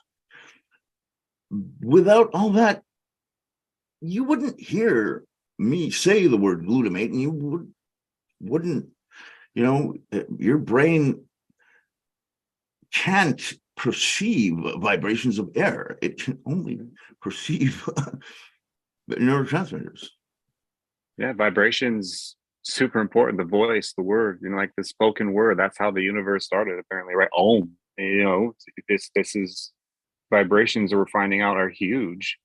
There's things we don't even know about it. Maybe even energy sources, wavelengths, and vibrations. We're just figuring. I don't There's have a lot we don't know. Just clue of how the universe started. All we have is what the ancients have said, and then what people can, and it's having conversations like this is where ideas and stuff come from. The Big Bang has been proven. Like, we've been able to turn the clock to like a billionth of a billionth of a billionth of a second is that last little bit we don't know. But everything from that little tiny spot, we like have the like cosmic microwave background, and what I mean, that stuff. So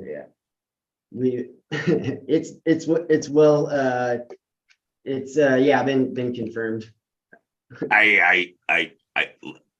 Rick, I remember, we talked about this a few Zoom conferences back, you and I, about Robert Dickey saying to his team, when Penzias and Wilson discovered the cosmic background radiation, Robert Dickey, which came up with the Big Bang theory, said to his team, "We've been scooped," right?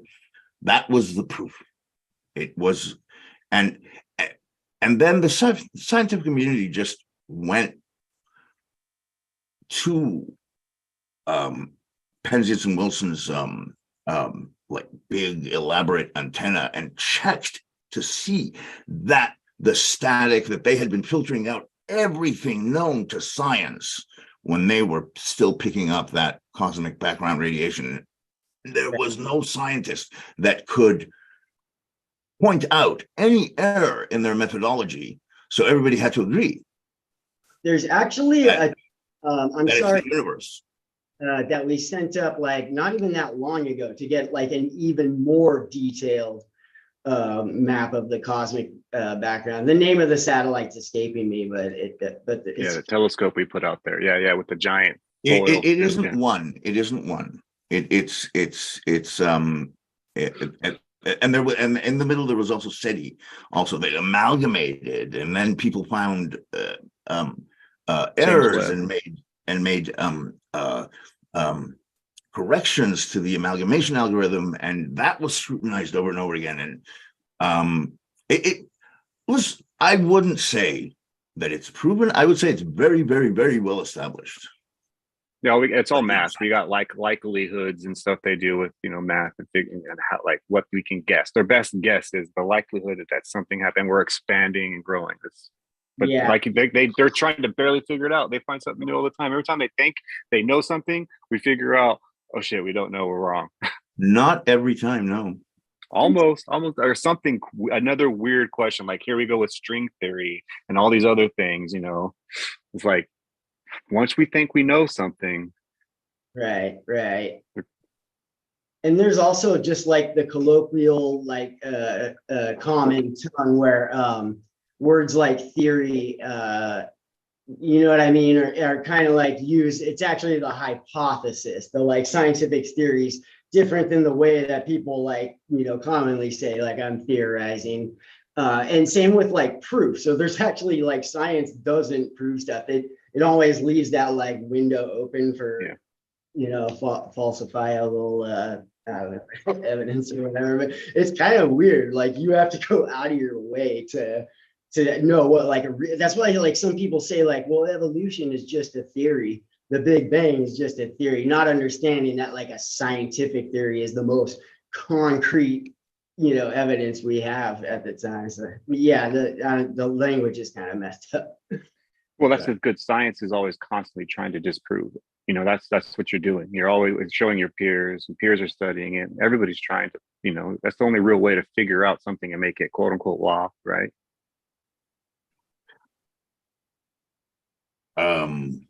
Well, that quote unquote is very, very important, actually, because it leaves room for something might come along someday and blow this up.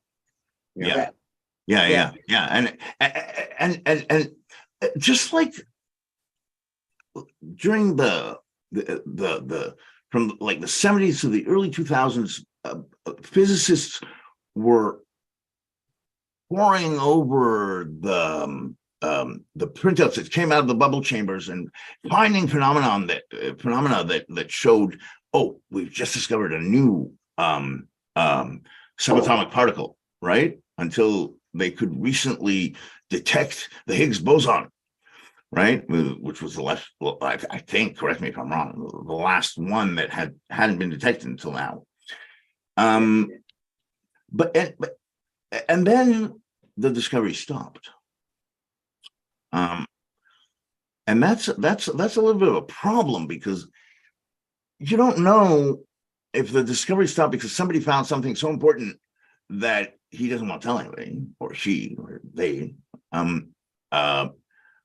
or that there are just no discoveries anymore, right? And this kind of silly, but it reminds me of how when my father was alive, he used to take me bird watching, and we would see all kinds of phenomena that were like stranger and stranger and stranger. So one day he took me to I was growing up in Israel. He took me to the West Bank, to a cavity in the side of the mountain where just a piece of calcite had caved in and created this big gaping hole where a type of blackbird comes to nest every night, and like the whole swarm, the whole flock is flying over, and then parts of it get sucked in. They just make a decision to just sit in like some kind of roost or purchase that they find in that hole, and they feel safe for the night until the whole flock gets sucked in, and there's no birds, and then the sun sets, and it's similar to the discovery of the Higgs boson. You think you've seen it all in terms of birds until you come upon this phenomenon, right? And you go, after the Higgs was the LIGO with the gravitational waves in 2015, was a pretty big deal. Nice. You got me. And also that picture of the black hole where they took like telescopes from all on parts of the earth and turned it into one massive like telescope. That shit was crazy. I mean, it was a fuzzy fucking a little fuzzy blip. But yeah, first time we actually took a photo of it, which they're there. And that's another crazy thing. Like, what the hell are these black holes? Yeah, man. Right? The edge of human understanding, you know. Just like Big Bang, you know, and they're both singularities too. That one always fucking done me up. That the Big Bang started with a singularity, and there's a singularity in like the center of black holes. Yeah. So it's like with those birds, right? Is it really that is the ultimate phenomenon, Or is it that we just haven't climbed over the right peak at the right time to It's see the tip something of the even more iceberg of the miraculous? phenomenon. Yeah, it's just Huh? just the tip of the iceberg. It's just the tip of the iceberg of the phenomenon right there. No. Like I'm asking something more inherent. Is it a problem with there is nothing more? Have we reached the limits of our understanding, or is something else coming up that Right. somebody that we haven't reached the limits? There's just something that nobody's gone there yet. Yeah. Listen, Leo loves it when I do this, but she's sleeping, but I'm just getting so sciencey. I take it. Johnny, I know we kind of like steered off course from what you were discussing. No, I got it. I got everything I needed to get out. I think, I just kind of shared my story, but this is exactly where, it gets, like, I love having these conversations. You know what I mean? I feel like people who really, experiment are quote unquote psychonauts. We can have these conversations because, Well, like I said earlier, seeing is fucking believing, man. I never was a religious person. And then here I am now looking into the Ayurvedas and yoga and feeling so connected to it because I actually seen it. Oh, Johnny, I wanted to ask you before. I didn't want to interrupt, but I wanted to ask you before when you were talking about rainbows. Mm-hmm. I wanted to ask you, a giant squid, which was born down in the deep and has never seen the sun. Okay, born and died down in the deep. There must have been hundreds of thousands, if not millions, of these animals that have. Have they ever? They've never seen a rainbow, have they? No. They've never seen. What Not if? true. Not true. Not true. You can Yeah. see What if rainbows it's in the in water. them? Oh, so Sorry? Go for it. oh yeah, someone saying something? I'm sorry. Who Go ahead. was Water. saying? Speak Lovely? again. Lovely. Yes, I did. I've been chatting in the chat because you guys are having this deep conversation, and I just said they have because you can see rainbows in water. But it's Yeah. where it's black. There's no. You think that there's no light down there at all? There's no light. there's bioluminescence. There but, you go. But there's no. That's There's where I'm no. leaning into. Well, I'm leaning into it's always been in them. You know what I mean? It's something from the beginning, the flash of light, the beginning of life is inside of the DNA. There's a problem with irradiance by bioluminescence because bioluminescence is monochromatic. Okay, now in order to see rainbow, huh? It's one. What do you mean by monochromatic? It's one. Monochromatic means that the source of the light. It's one thing. A very narrow one wavelength of the light. Right when the sun produces light in for the full spectrum of visible light, and then it hits these little droplets which behave like a prism, and they send all of the red light there, all the purple light there, all the green light there, and that's when we see a rainbow. But in the deep, that can't happen because the light sources are monochromatic. In order to see a rainbow down in the deep, I have to get one what do you call that strange looking octopus that looks really funny, the Dumbo, I think. It emits red light, and there's a certain really scary looking fish that has this green bulb, and there are other marine animals that can emit blue light, and I have to get a whole bunch of them together, to emit at the same time to get a source of varied light that is enough to. But let's say that I do it and the squid sees a rainbow. What is it thinking? What? How can I copy that? I don't expect an answer. I just think it's a great question. It's a good question. Yeah. Yeah. So we're 1 minute past the hour. Who's the next speaker? It's It's Rick. It's Rick. Okay. Is it? I don't know. I I think have no I idea. think Leo kind of didn't know, and that's why she asked me if I was. I just came back from Ah. India, and I'm like wide awake. Well, I'm ready to have another hour conversation, so we could keep on going down this rabbit hole.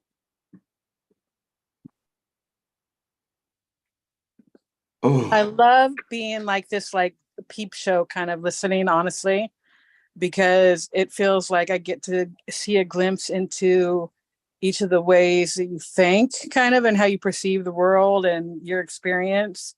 So thank you all, even though it seems like it was like a rabbit hole. That's cool though, because that's what life is, right? Absolutely. Yeah. Life is like, an Alice in Wonderland. yeah, I just have no idea what life is. One I think thing, that's what I was asking. Like what Right. is Squid thinking? right?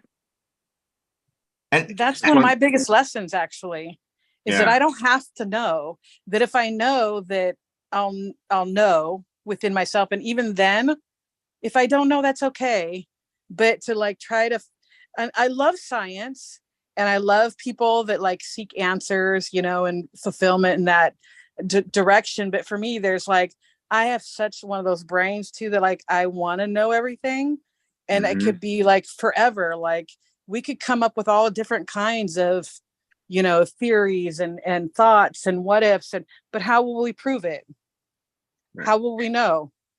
So and I really appreciate like this forum, because I feel like it's an opportunity for us all to gather kind of and share what we know, and especially in regards to psychedelics and how it's affected our lives, and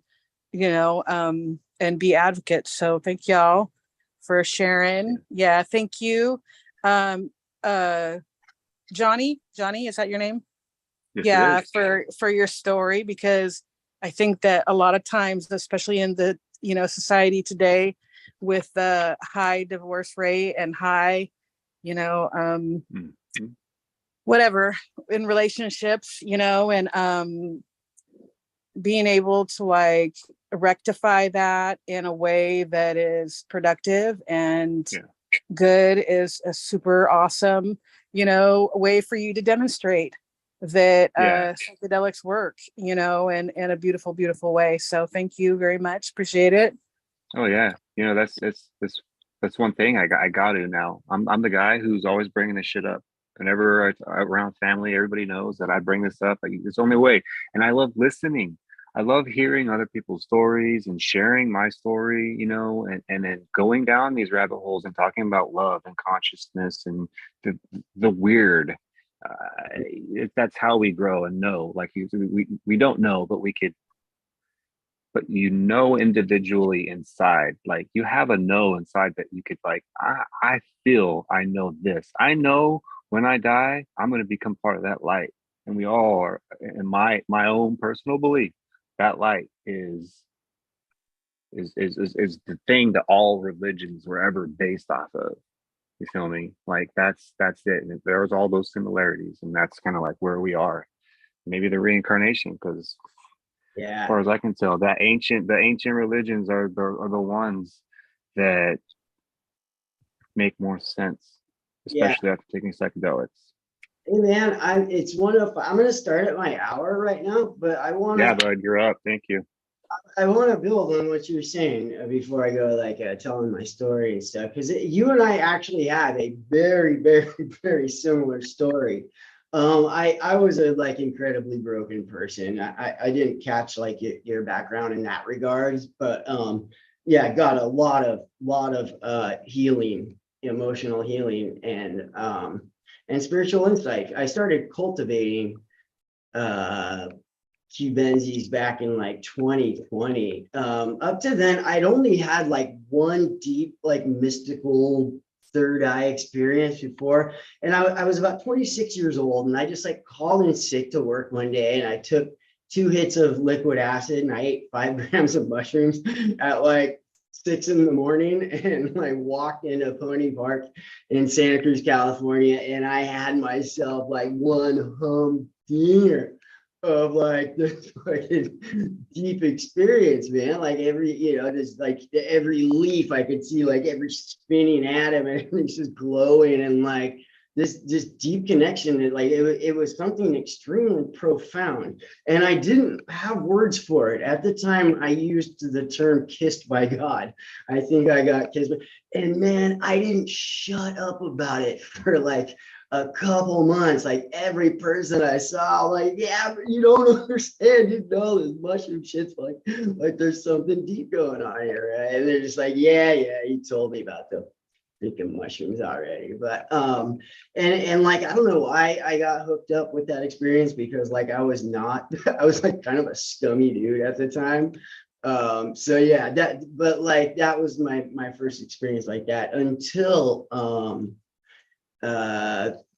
during the pandemic. I was just looking for an activity to do where I didn't have to be around people. And I started going into the parks and photographing mushrooms. Like I went in, I had my little, someone had given me this, Washington State or whatever, the mushroom thing. And I went out looking for psilocybe cyanescens, the wavy caps, and covered a shitload of ground looking for them, but eventually did like find some. And yeah, man, I brought it home, and it was like the first time I'd experienced like true peace, probably forever, man. That was like the tail end of all the Trump years and the pandemic and stuff. And like, but beyond that, like I've been trying to treat mental health issues since 2016, and was just like getting nowhere with it. But like it really felt like I had some of these mushroom experiences where I got more therapy done in like 5 or 6 hours. Wait a second, Rick. Is there any way that you do you have your collection of photographs? Yeah, I do actually. Let me just Wait. Let's take this somewhere. Do you think? I gotta get a story out, man. It's already went away. Just give me like 15 minutes to just crank out what I had to say. Okay, I'll put my question on the chat. Yeah, we're gonna open it back up for all kinds of shit. I'm just gonna take me a couple minutes here. So I had a really shitty childhood. I read, it was Carl Sagan or something. I read somewhere about like how between the age of like 3 and 5 are some of the most like crucial years for a child to have like a nurturing, stable, safe environment, right? So they, a lot of brain development happens, and like I did not have that. My parents, I don't know what happened between them, but my dad ended up kidnapping us, and so we were on the run for like a year and a half or something. And I was just a little dude. I think it was probably like 4 or 5 or something, but I mean, like I still remember it. And it was like getting carried into a houses like in a sleeping bag. Like I remember my dad putting us in a sleeping bag, huddling us over his shoulder and bringing us to the state house because he didn't want to be spotted with kids through. I don't know. It was fucking, we'd be driving and have to duck down in the cars, and he'd throw a blanket over us as a car passed us and shit. So, it got like even gnarlier from there. So I remember, it was a kidnapping thing. So the feds were on it. And I remember the day they caught up with us in Klamath Falls, Oregon. I was like 5 years old, I think. And I remember like hiding in this like dumpster trailer thing. And it was like a big deal, we flew back. My mom flew us back down to California. It was like in the newspaper, that these kids were returned after blah, blah, blah, blah, blah. And then it gets even more fucked up from there, because she, now had us and was like living with this coke dealer who ended up getting raided and busted, and she got hemmed up in this coke. So now she was on the run from her charges, and it was just like more sneaking and hiding, like, a knock at the door. My mom would bolt it for like the attic or closet or size, or when she was like making my lunch, she'd just be like, like, if anyone asks who made your sandwich, tell them that, grandma or dad, like, you can't tell them mom. So yeah, that I really didn't have like that any stability like throughout those years. And we were fucking poor, man. It was like powdered milk and those big blocks of government cheese and cornmeal. Like we'd have to heat pots of water on the wood stove to take baths because we didn't have hot water and shit. So yeah, that was kind of like where that went. And then like my dad just kind of like turned in it just religious nut. As I was growing up. And I got a lot of beatings for wetting the bed. When I was about like 12 years old, my dad had this conversation. He's like, when you were 5, you wet the bed once and I spanked you and you stopped wetting the bed. And he's just like, something like, I talked with Jesus. Me and Jesus went over this.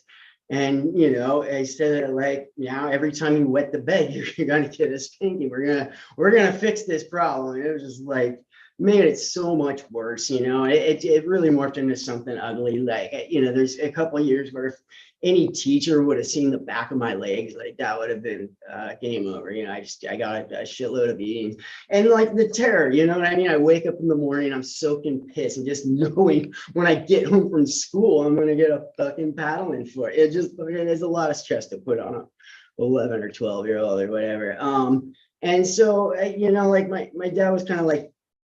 This I wanted to bring this up as far as because it's the men's thing and like how I developed into the man I am, and I watched my dad for years like date women and then it wouldn't work out. He was like trying to pass us off as someone that would like raise us for him while he went and did fucking who knows what, you know what I mean? And then he finally found like this lady he could dominate psychologically and yeah, put her in charge of the house. And that was like, I think by that time I was about 16 and it was just too much. And I ran away. I started sleeping in, boarded on roofs under, buildings and boarded up buildings and shit. I fell in with like, a bunch of heroin addict, tweaker, crusty punks. And there was other teenagers there that were running away from their problems and shit. And like, yeah, I was just like one of those kids doing that for a while. I ended up getting like busted for something, possession or paraphernalia or whatever the fuck. So I had to kind of like straighten it out when I was it was what would have been my senior year of high school. I had to like the county made me go get my GED and all of that stuff. I was on house arrest and shit. But I ended up like turning it around. I spent I found skateboarding and I started playing guitar and playing in punk bands and shit and just like actually had some really fucking cool years between the age of like 18 till about 22 or 23. I just whatever fell back into heroin. That was a rough one, but like all of that unaddressed trauma really started to rip my life to shreds in my late 30s. Like that's when it all just found this like the worst ways to bubble up to the surface. And yeah, man, it was like the worst depression I ever had. It was like my spine was broken depression. Like it was really bad. And then like I didn't recognize the signs of anxiety at first. And the post-traumatic stress and whatnot, like I started having panic attacks at work. I'm a tile setter. And it's like there were these days where I didn't understand why I was just running in circles and getting nothing done. My boss would show up, just like, what the fuck you been doing? Just like spazzing out. But eventually, like I did realize, that was an issue for me, and insomnia too.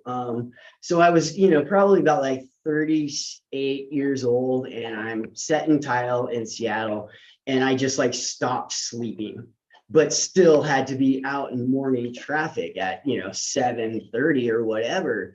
And just all those nights, like I had a lot of close calls where I accidentally went through fucking lights I wasn't supposed to, and I rear-ended like 4 people in a short amount of time, dude. It really was not that long at all. The third one was the worst day of my fucking life, dude, because I had just rear-ended someone and sorted it all out with the insurance and shit, and then bam, like did it again, falling asleep at the wheel.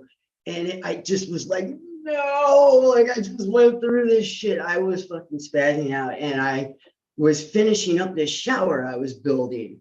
And I had this one like 12 by 24 slab of tile with like just fully loaded with mud, and went to go set it, and it slipped and damn, like came down and damaged like a $6,000 porcelain tub. It was like that. I was just like really, really fucked up at that point. But that's really like when I started like okay, understanding that I need to start getting a grip on this.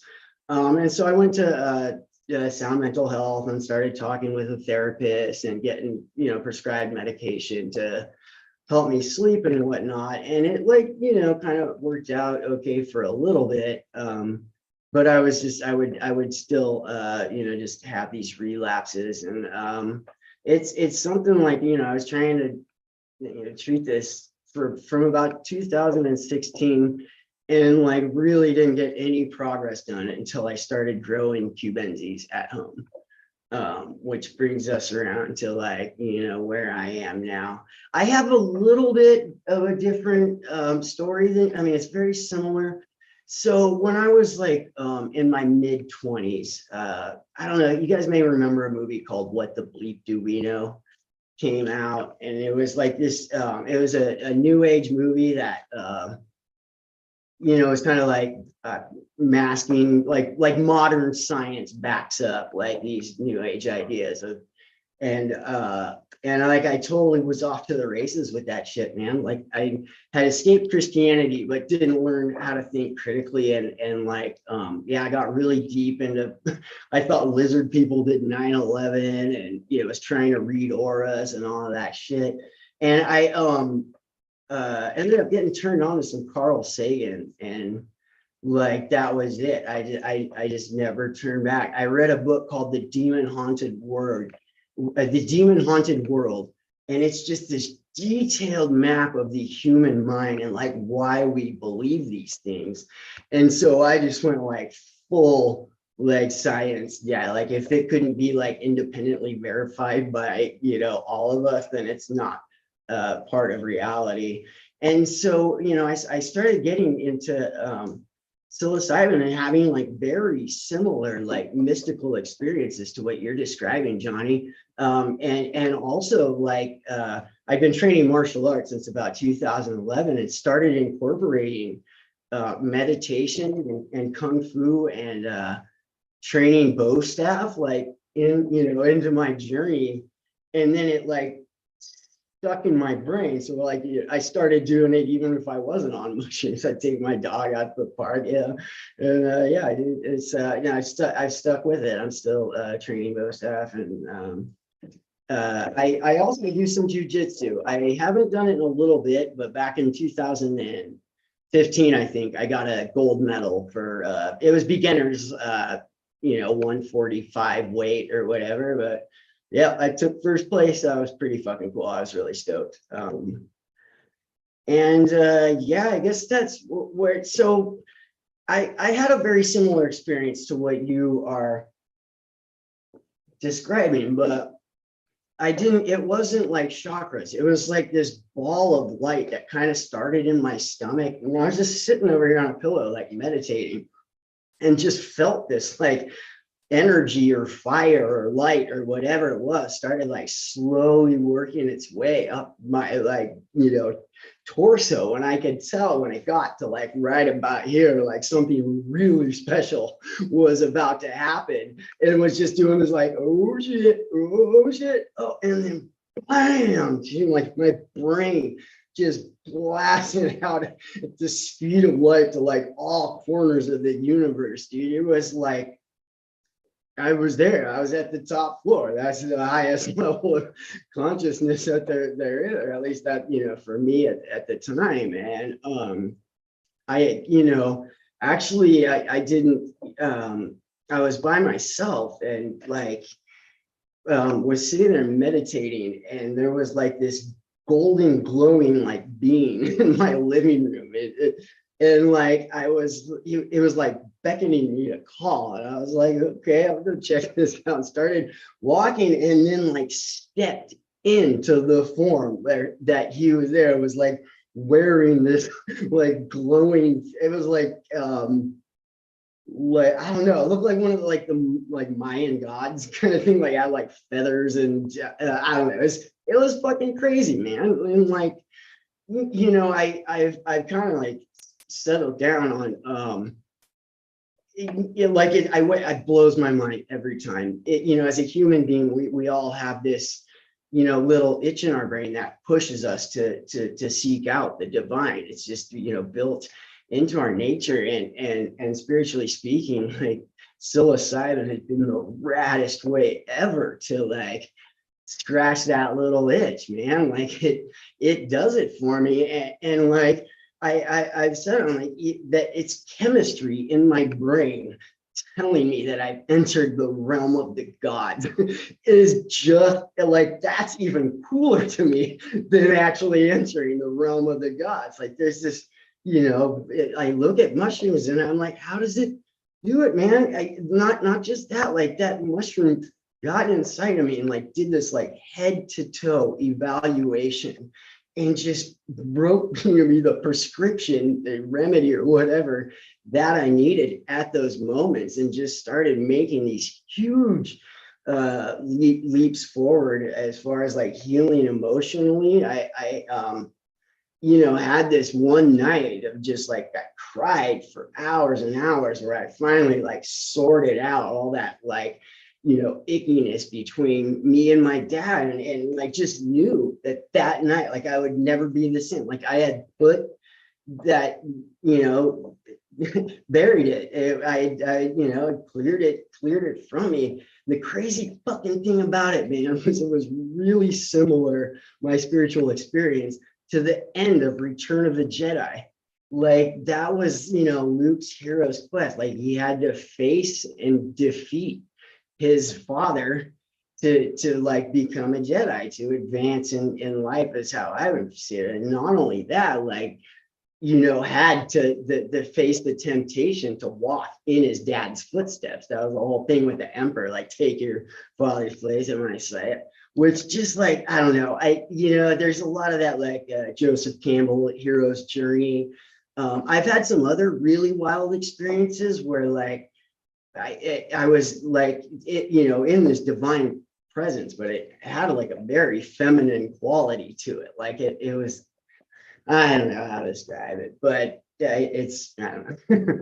So yeah, it's okay. So anyway, yeah, a lot of healing done, and I know what you mean. My story is that, like, you know, as I was researching this, like it felt like mushrooms just picked me up and like drove me towards like alchemy. Like I love all those old alchemical drawings where they're using these wood, you know, carved art to try and describe spiritual transformation.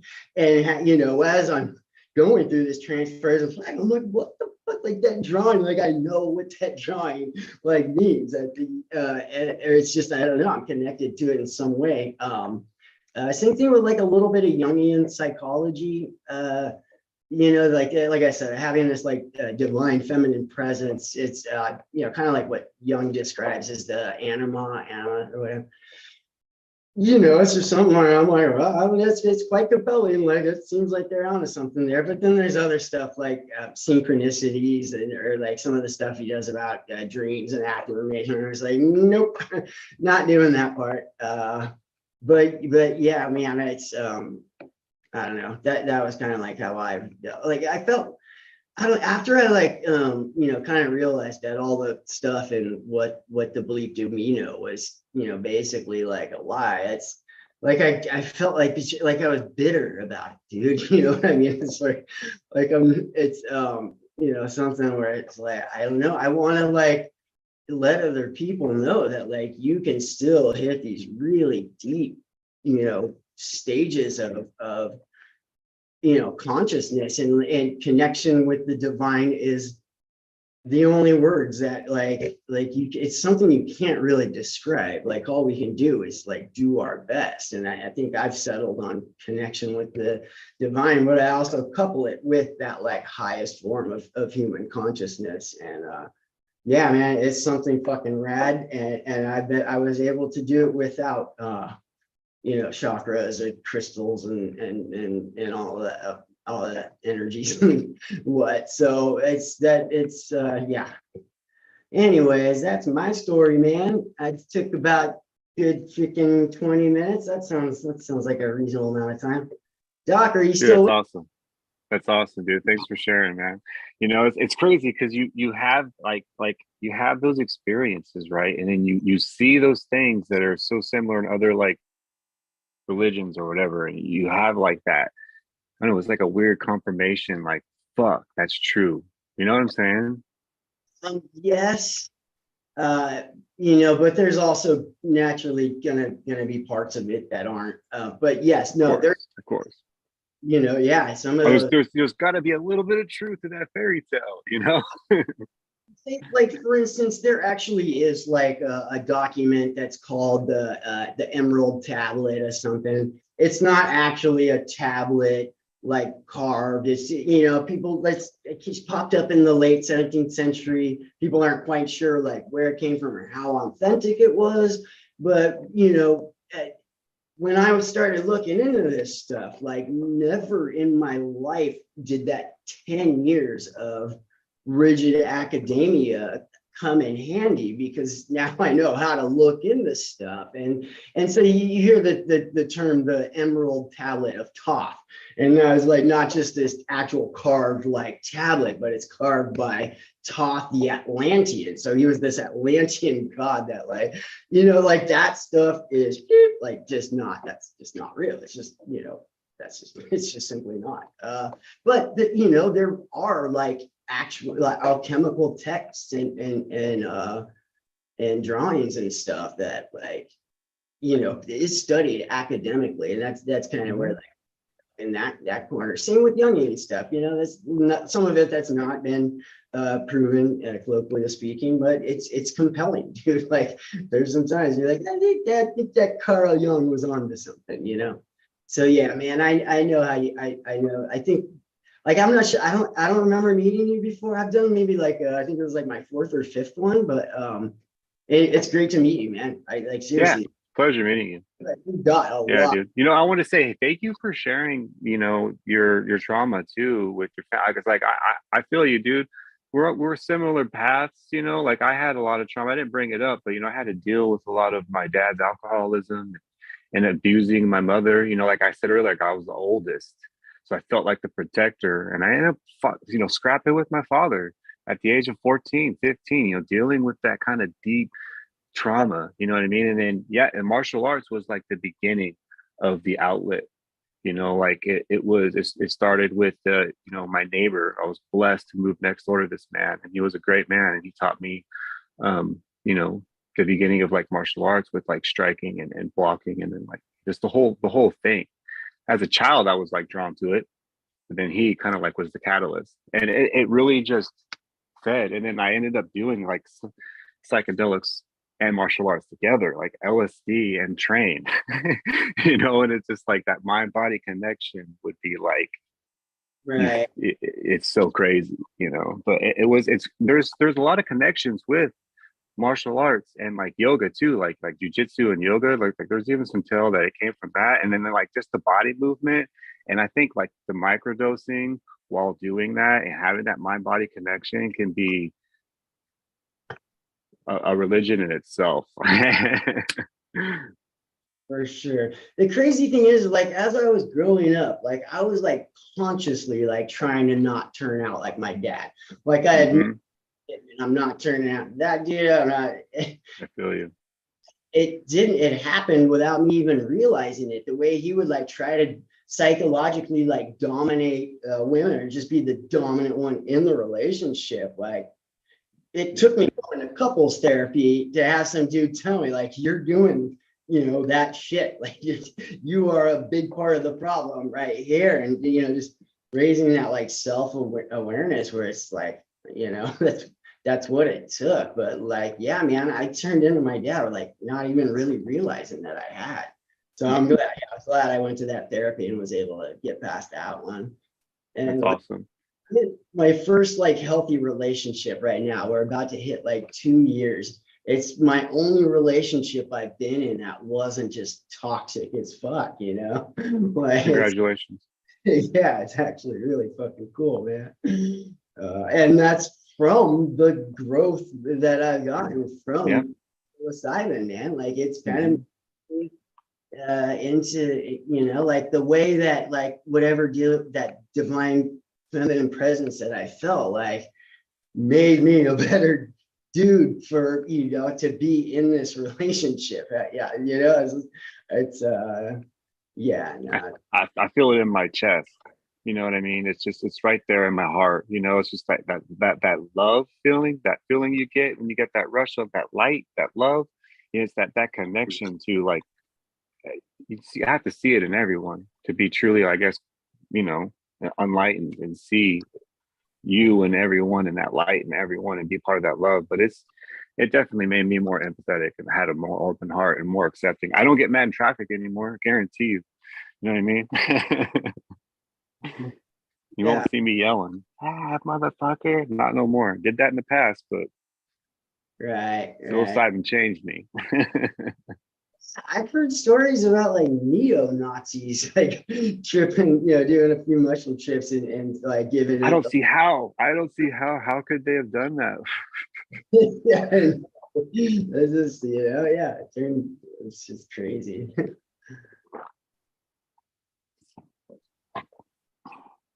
Well, it's good. It's good to meet you, dude. Like I said, Yeah, it was a pleasure meeting you too, man.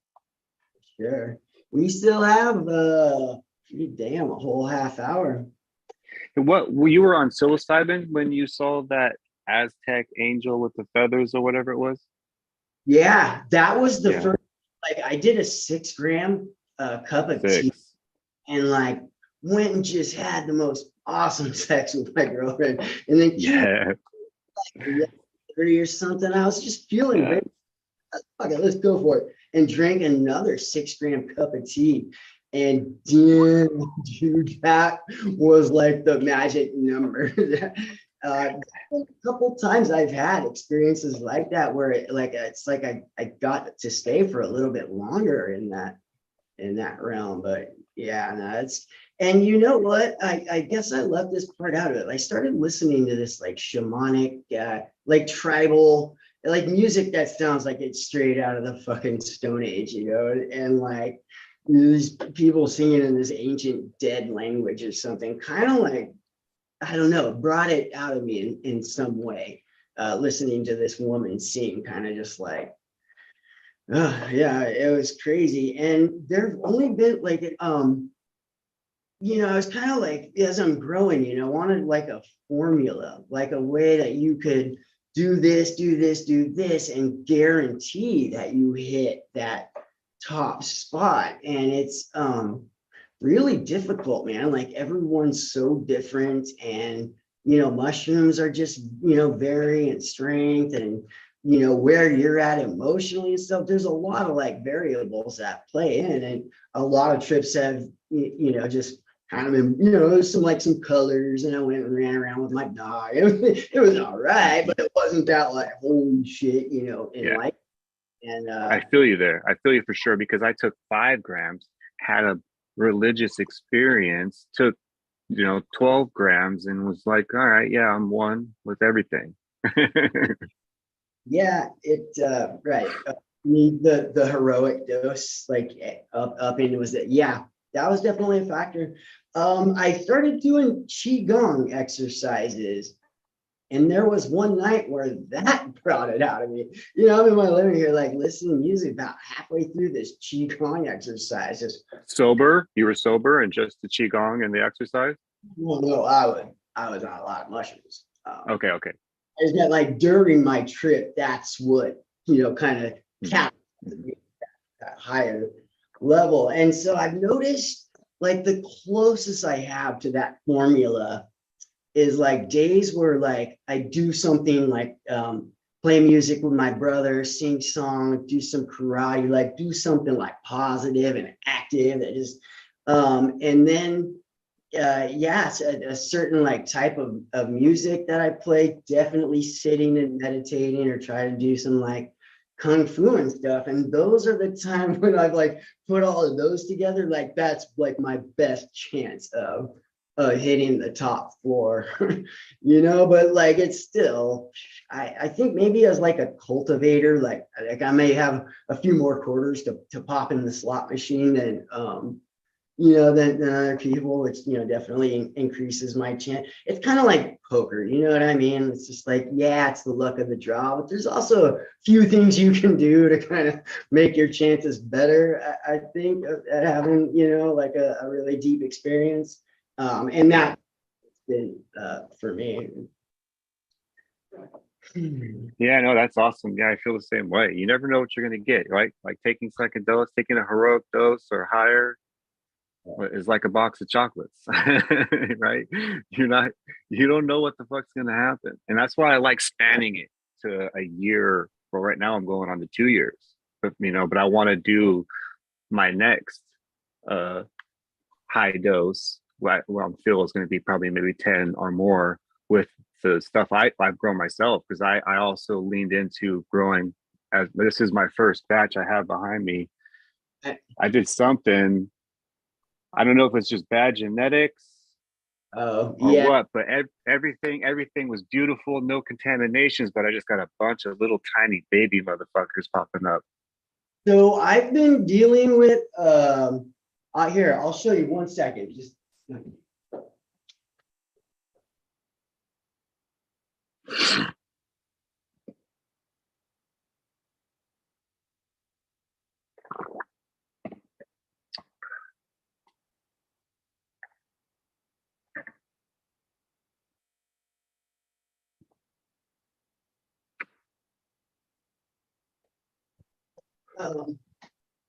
and this is kind of what it looks like when you happen.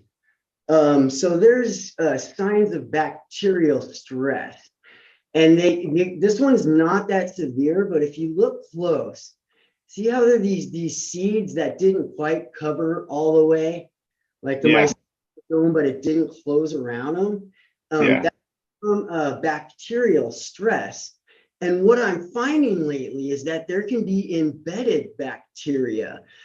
So when you have spawn, it's when you have spawn that has bacterial stress like that, it'll still grow mushrooms, but like sometimes it's like blobs or just funky, like, you know, and you're not all weird. So yeah, it was probably, and it also like weakens the mycelium so that it's more prone to get things like trich, or sometimes if it's embedded in the mycelium. My problem lately isn't even like fruiting stage. While it's colonizing, I spawn it to cocoa core, and just when it's like fully covered and looks like it's about to start pushing up some pins, bam, big old patch of fucking, you know, green mold. And it's just been like, that's the only thing, you know, I've been like trying everything to correct that problem. And it's yeah, so this was manure based substrate with cocoa core and vermiculite. Okay. Are you pasteurizing it? Yes, I did it. So you know, Willie Micro, you know, of YouTube. Yeah, dude. So what's behind me is his fully automated system, you know, with the fan and the misting system. So that's what I followed, and I made that. And I followed his recipe with the vermiculite, manure, cocoa core. At first, I thought maybe I put too much vermiculite, or I had bad genetics. They're just tiny little fuckers, and that's all they would do is pop up like that. Some of them would turn black and abort, but then I got one and a whole group that was probably 3/4 of an inch wet. Yeah. You should, and like I said, tomorrow I'm gonna research embedded bacteria. As it turns out, like you can't, no matter how many agar plate transfers you do, it like appears like it's healthy growing mycelium. When you open it up, clean, healthy jar, that mushroom smell will like hit you. When it's bacterial stress, it kind of doesn't really smell like much at all, or maybe. How would you describe the smell? Like a sweet kind of misty? No. So when you first open it up, Yeah. slightly, but not, it's not a heavy smell. You actually have to scrape the top layer down a bit, and then you get to the kind of smell. So yeah, dude, they're fully white jars, fully colonized. And if you don't know the signs of bacterial stress, like this is all shit I've been learning this last year too. And my success rate has not been great right now. It's just, I think I mean, I don't know. It almost seems like, well, I don't know. I don't know what it is, but I'm going to start over from like spore prints and, see if I can, correct it from there. But yeah, every time I think I've solved the problem, like I learn about another thing. I hadn't heard about bacteria, like shit that's really in the mycelium, and it's going to contaminate anything you put on. Like I just learned about that, a couple of days ago. So Crazy. Yeah, so this was my first time trying at all, and it's still on its fourth flush right now, giving me these little tiny baby mushrooms. But I just went straight from liquid to grain, birdseed, wild birdseed, finch birdseed. yeah. But this time around, I have another syringe with some penis envy spores in it. I'm gonna take those to agar, and I'm gonna look for some good hyphae.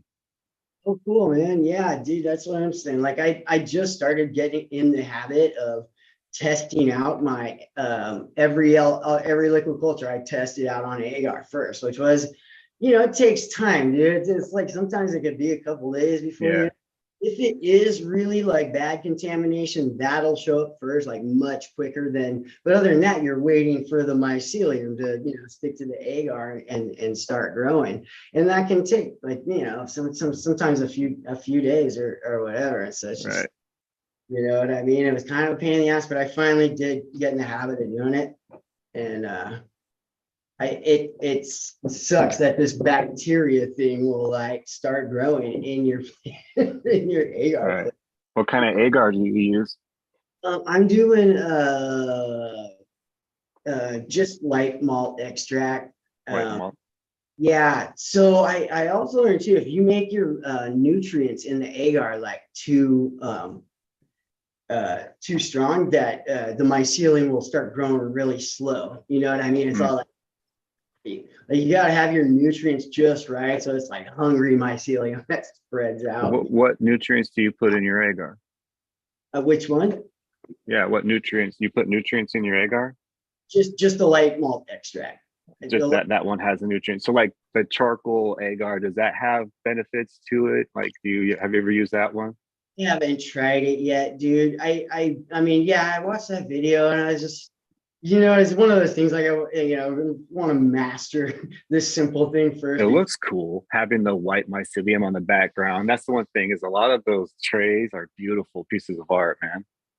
Right. It's just really hard. Like, I just wonder, right? I'd get a contamination thing, and then I painted my closet with some of that Kills instant paint, and that seemed to fix it, dude. I was trained. Like, that's what sucks. Like 3 months ago, my dehydrator was like running 247. I was drying mushrooms for like probably about a good 90 days straight, dude. It was a long rush, and then all of a sudden, bam. It could be I ordered a bunch of new syringes from Sporeworks, and it almost seems like I got a bunch of contaminated syringes. Because that's really when it like started happening, and it's you would actually have to throw it under a microscope and learn some shit about microscopy to know that, you know what I mean? Yeah, you can't, that's fascinating. Yeah. Well, that's cool, man. That's rad. You're getting. Did you ever do the BRF cakes? No, not yet. This is my first run. I just went with a full model code. So it's my first try right here. Cool. Yeah. I got probably 13 grams of a bunch of little tiny baby mushrooms. Yeah. You said you got 4 flushes out of it though. That's like not bad. Yeah.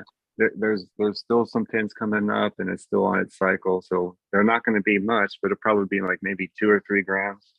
They're still tiny. Can you extract psilocybin from the mycelium? I've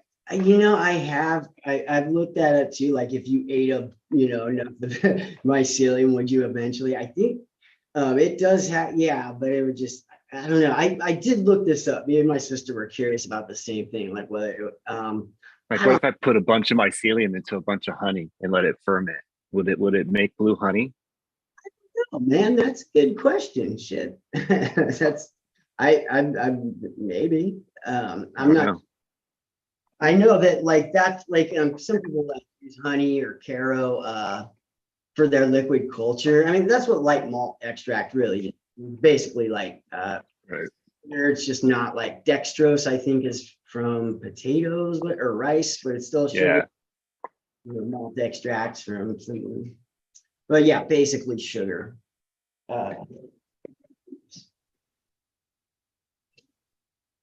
Yeah, it's rough, man.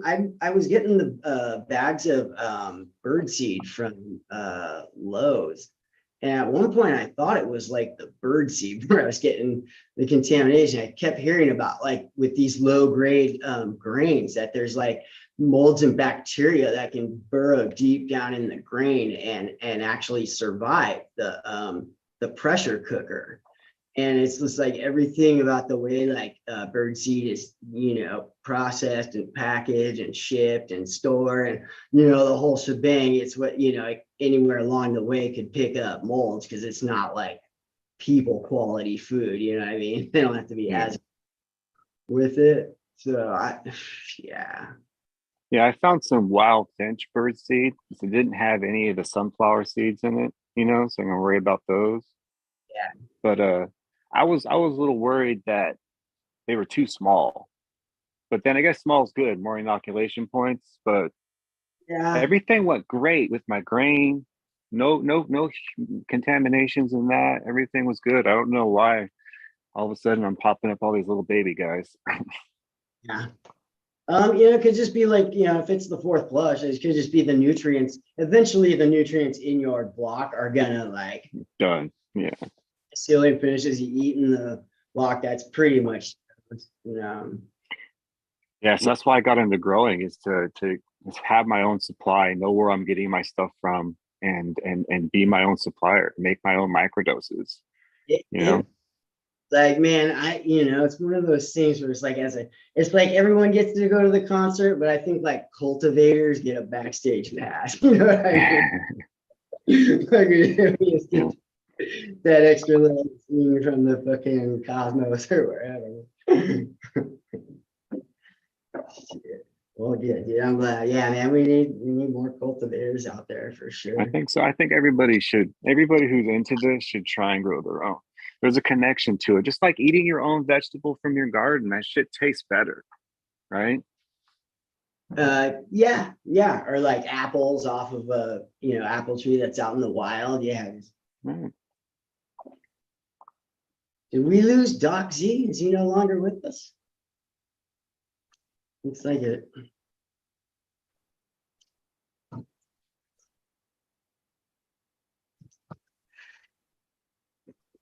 Yeah, man, it's Maybe our micrology talk put everybody to sleep. yeah, I know. I think it's just you and me right now, man.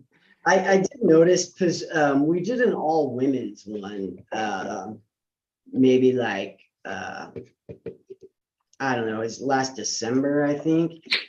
And that one had like a lower turnout too. Oh shit, my dog's telling me he needs to go out. I'll be right back. Is anybody else out there?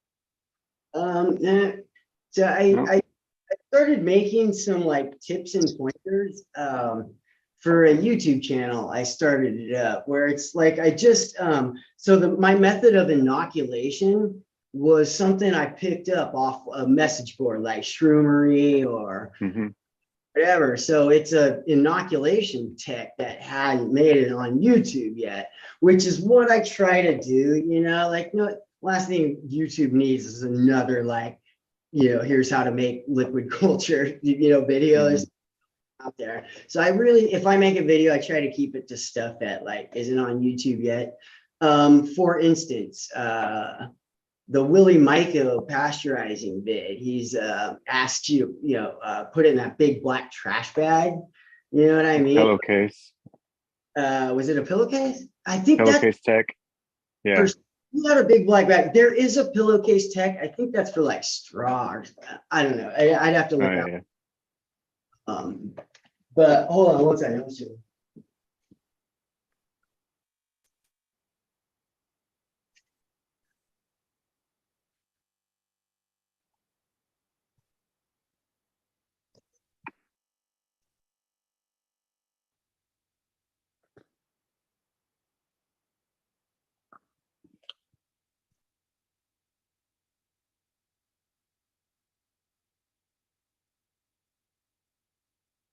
I took one of these shoebox tubs, basically just in it, like on the top. So instead of putting it, when I mix it in the bucket and then dump it in one of these guys, and it's sitting on the same trail from the tray or thing, Yeah. and I just like pop the needle down through the hole in the top here, and it's a lot easier to like handle than a freaking black trash bag filled with cocoa core. So Yeah. I do kind of, I don't know, something new, right? That's cool. Yeah, it's fun. I'm up to let's see here. Hold on one second. A whole 248 subscribers. Good job. For real. Share your YouTube link in the chat. I mean, I guess if yeah, dude. It's hold on one second. Let me pull that one up. It's 2 seconds. Okay.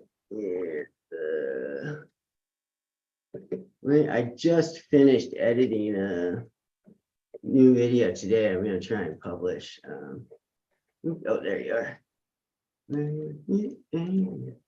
All right, everybody. It's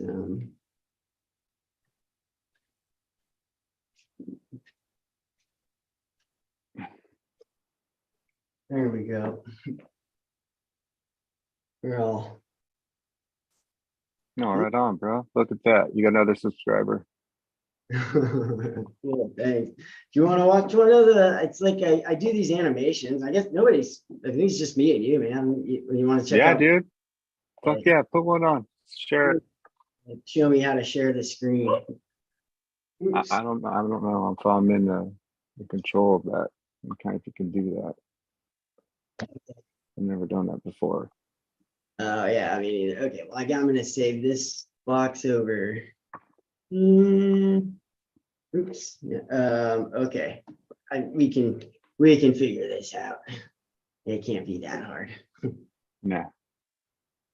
Okay. Because so I'm a co-host. Let's see. Where's the down here? Ah, here we are. Share screen. Okay. Boom. Is that it? Perfect. Yep.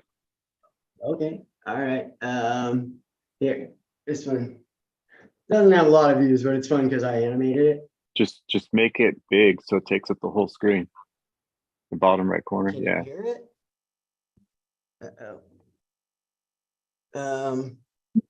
No volume. I don't know if because the volume would have to be coming through my webcam, right? Or is there a way to get it to play in Zoom? Yeah, no, you figured it would just play right through like that. Yeah, for some reason I can't. Did you make the animations? Yeah. That's dope. Okay, let me see. Let me figure out how we're gonna get some audio here. I might have to go into God damn it.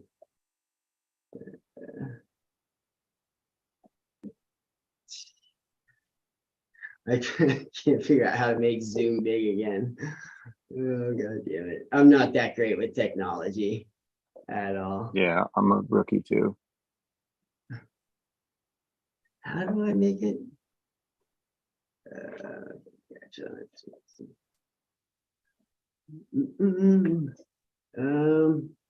Okay, I am. Oh, God damn it.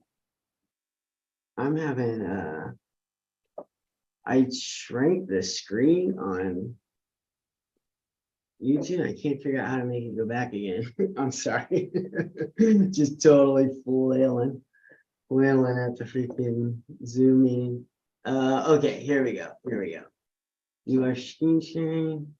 It's gotta be okay. Hold on. I'm gonna stop the share for just for a second. I'm gonna go through my audio and see how I need to see if there's to get the speaker going. Headset, name is headset. Fuck yeah. I see. We need a tech expert. Yeah, that's cool, dude. I'll just watch them here on mine. I could hear it. Yeah, if there's a maybe, what if we clicked on the link? What would, oh, that brings just to the page. Yeah, it doesn't. What am I doing? I'm not. Oh shit! Yeah. Well, motherfucker. I just watched the 100% woo-woo free psychedelic experience. That was funny. That's awesome, dude. You did a good job. I'll check out the rest of your videos. That's cool. Sorry. Yeah. I wish I knew how to do it better. No, it was a valid effort. I watched it on my end. Yeah. Yeah. Right on, man. Well, thanks. That's cool. Yeah.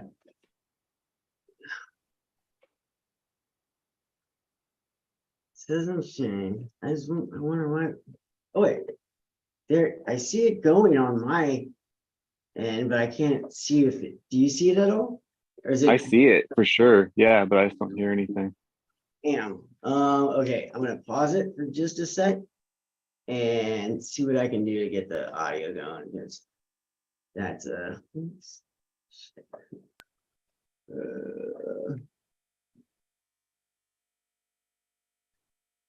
Um, Oh, it's sharing through your device now. you know, that sucks. You still can't hear it? Uh-uh. All right, I give up.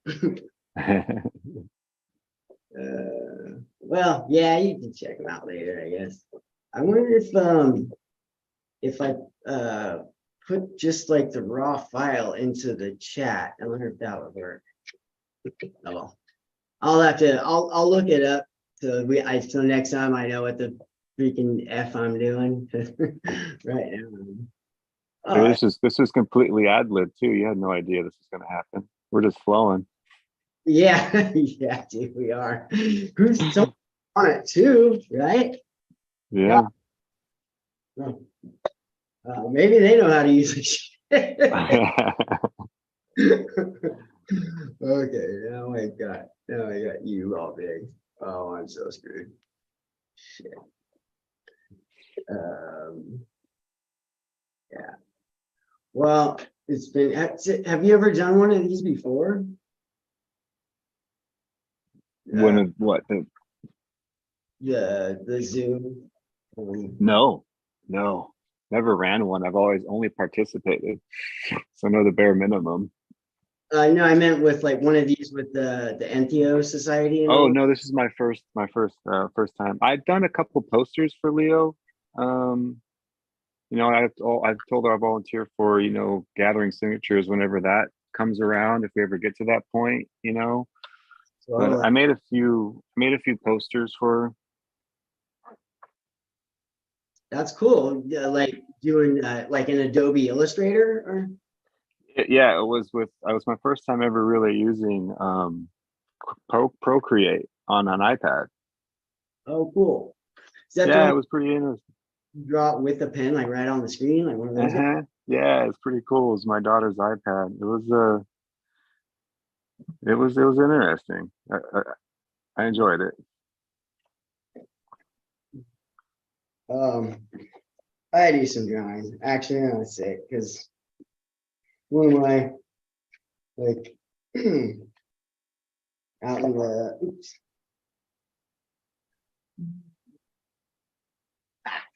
Here we go. I did I can't see myself anymore. Dude, God damn it.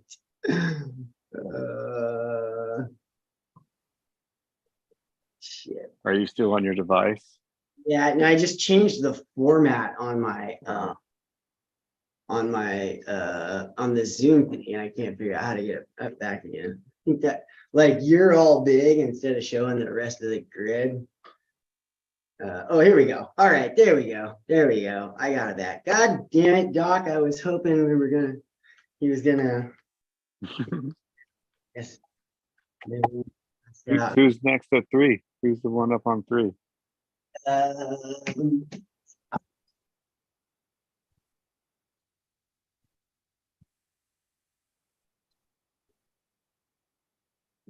um,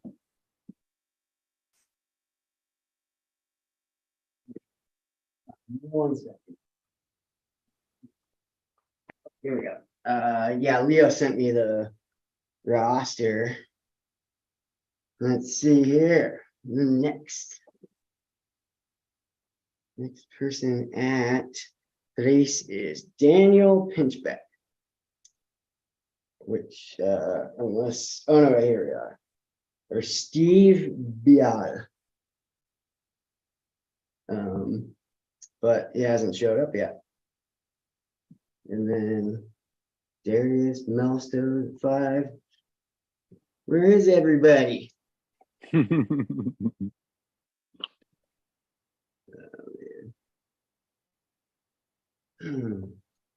So what part of Washington you living in? I'm in Marysville. All right, dude. I went up there and did some tile work when I first moved to Washington. They build these like prefabricated sections of buildings for like the Fort Lewis Army base. And like I was like doing some of the tile work on the little sections, and they take them to the base and like click them all together and something like that. But yeah, and then there's a skate park up there that's just fucking dope. Oh my god, I think it's actually Arlington.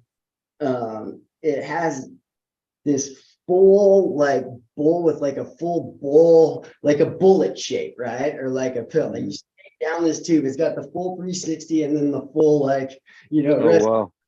It's I haven't seen that. That's dope. Yeah, it's only like 40 minutes away. But yeah, when I was doing more skateboarding, I used to go up there every now and then, shred it up in Marysville. It was like a bunch of tweakers too, man. All the other guys on the site were definitely doing something. Right. Did you have a substance abuse problem at any time? No, fortunately, I was blessed with the ability to with high tolerance of like giving in to not, like just being able to hold it and not like one time chewing tobacco got its teeth into me and I couldn't quit. I tried and it was hard because the people at work were doing it and everybody be packing their can and taking a dip, and I was like, I knew I needed to stop because it was ruining my lip and it was dumb and it was nasty and gross. I was like, done with this, stop this. But it was just difficult just because of the atmosphere and then like that nicotine, I was addicted to it. Yeah. And that was the hardest one ever. Like alcohol, I could stop on whenever. Weed, I was always the one who was known for taking a break because at a young age I figured out tolerance. I'm like, dude, we smoked this whole 8 to 9, I ain't as high as I was the first time I smoked this. We got to slow down. And so I would take breaks and everybody else would keep smoking, So I was just like that guy who always like moderated that shit, So it was just something that I was born with.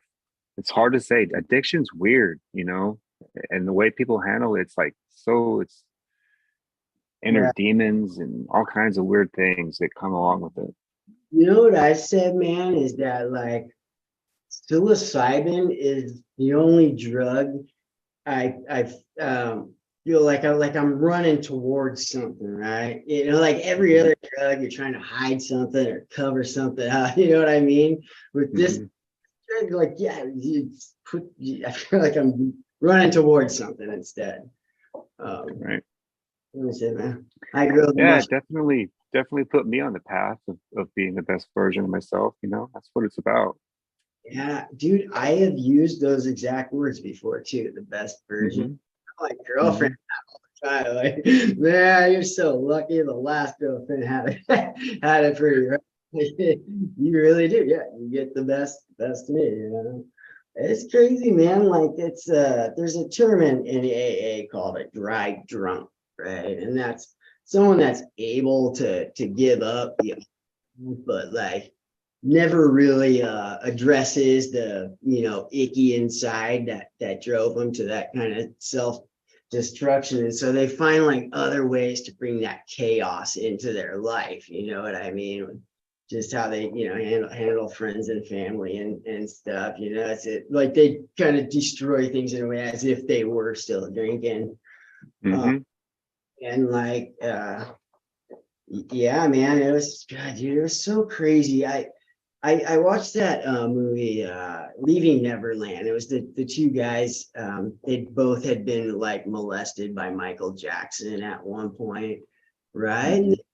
Little dudes, 7, 8 and stuff, but like buried it. And the way that they describe, like, burying it where it's never seen yet, how during their late 30s it just started like finding ways to rip their lives apart. And that's the same thing that happened with me, like it was like I really related to how they were describing that, because it was kind of happening to me. Right. Yeah, dude. I was one of those like build it up just to like tear it all down, like as soon as I made all these achievements and goals and would get to these high plateaus, I'm like, I'm winning in life, where I'm just like making money, doing these fancy showers and stuff for, millionaires, and got an awesome girlfriend and a band, and like, yeah, just find ways to like tear it all, just, burn it all down. That's exactly what I did. Like I'm just now learning how to break, those types of cycles and stuff. I was kind of like winging it by myself. Sometimes I wonder about like how my psilocybin experience would have been had I like worked with a facilitator or a, professional psychedelic guide, what kind of, or even like the John Hopkins trials where, they kind of put that liner thing on you and having music. I often wonder that too, because every time I've done this so far, it's just been me, my wife sober here, making sure I can walk to the bathroom or crawl to the bathroom, whatever has to happen.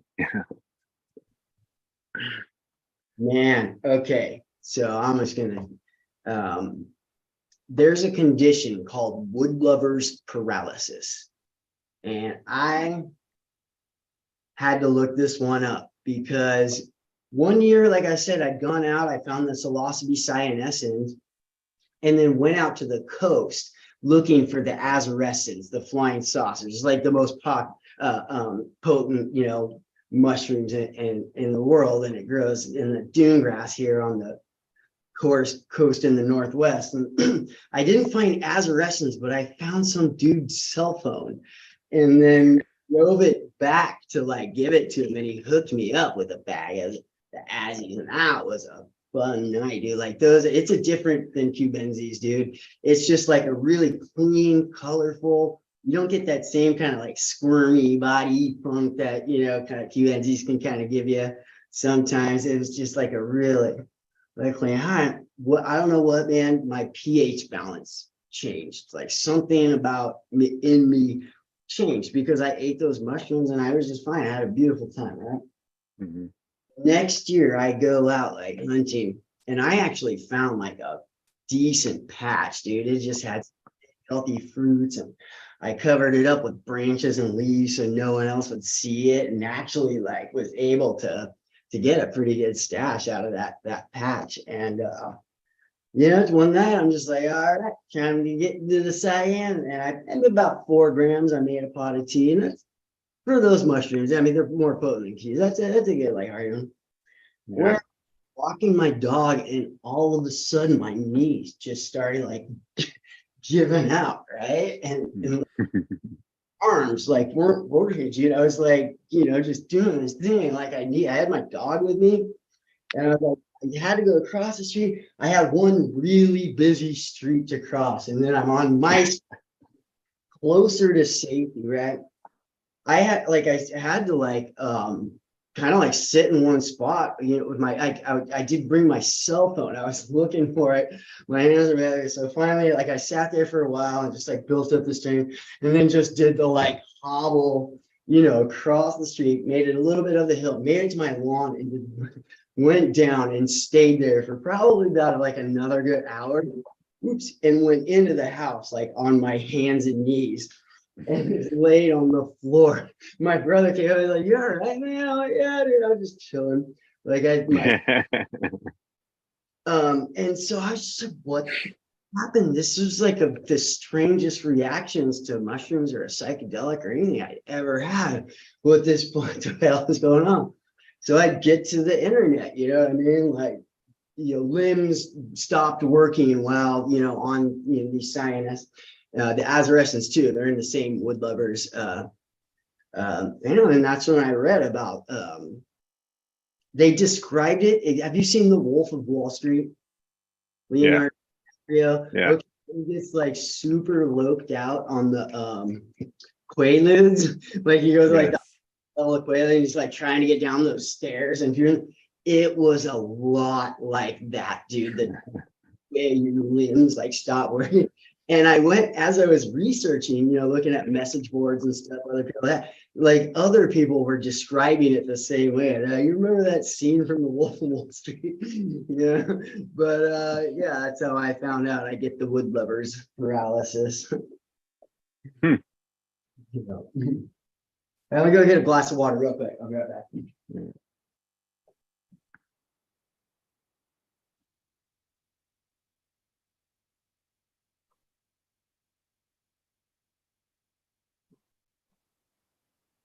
Is anybody else awake? Who's supposed to come on at 3? I don't know. I'm still here. I'm listening to y'all. Oh, okay. I'm eavesdropping. We have another voice. I'm a female too at birth, so I figure I'll give you all some privacy and I'll just eavesdrop like most women. We need more. Come on. It's fun. Very educational. So do some people, what were you saying about the wood lovers? Is it it's a condition that some people get from eating Yeah, only like 22 to 25% of like the people that do it have that experience. It's or like kind of like how some people don't get poison oak either. Yeah. With your pH balance and shit. So I don't know, actually, really. That's my guess. Something. Makes sense. Why not? Yeah. Were you are you scheduled up to speak, Will? Am I scheduled to speak? Oh, I'm sorry, lovely. I thought I'm sorry. I looked at okay. Oh, I thought it was Mel that had come in no, I'm not scheduled to speak. Oh. Well. I could speak from the perspective of a man trapped in a woman's body. Let's hear it. Yeah.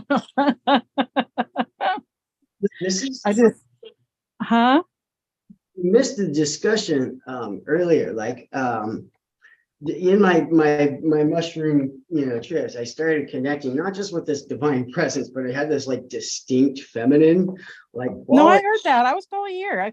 I've been here the whole time, Rick. You just didn't hear me or see me. I'd love to go into a conversation about masculine and feminine energy. Absolutely. I actually have a tattoo on my back. If you look at it, it's a flower at first look, right? Mm-hmm. But if you look at it, it looks like a woman with her legs spread, the bottom of her buttocks with like her vagina and like a small penis there too. My auntie designed and gave it to me. She was a high priestess in the 5th degree, and she was also a tattoo artist, and she designed it for me. And she told me that I was, divine masculine and feminine, and that's okay. Like she actually spoke to me about this kind of stuff before I realized, what it was. I just knew I was kind of different. Yeah. So yeah. Yeah. Cool. I've never really, identified with women very much. I like their boobs and their booties, but like I totally turn into a guy if I see boobs. Like the other night at work, this chick walks in, she has like a see-through shirt, all I could see is cleavage, and I'm like, boobies, like, sorry. I can't remember their name. What are your hobbies? What are you into? Like, oh, I like dance. I like bow staff too. Definitely believe in flow and martial arts. And did I say dance? Yeah, art. Also, if God gave me one talent though, is communication, reading, writing, speaking, kind of thing. So I do a lot of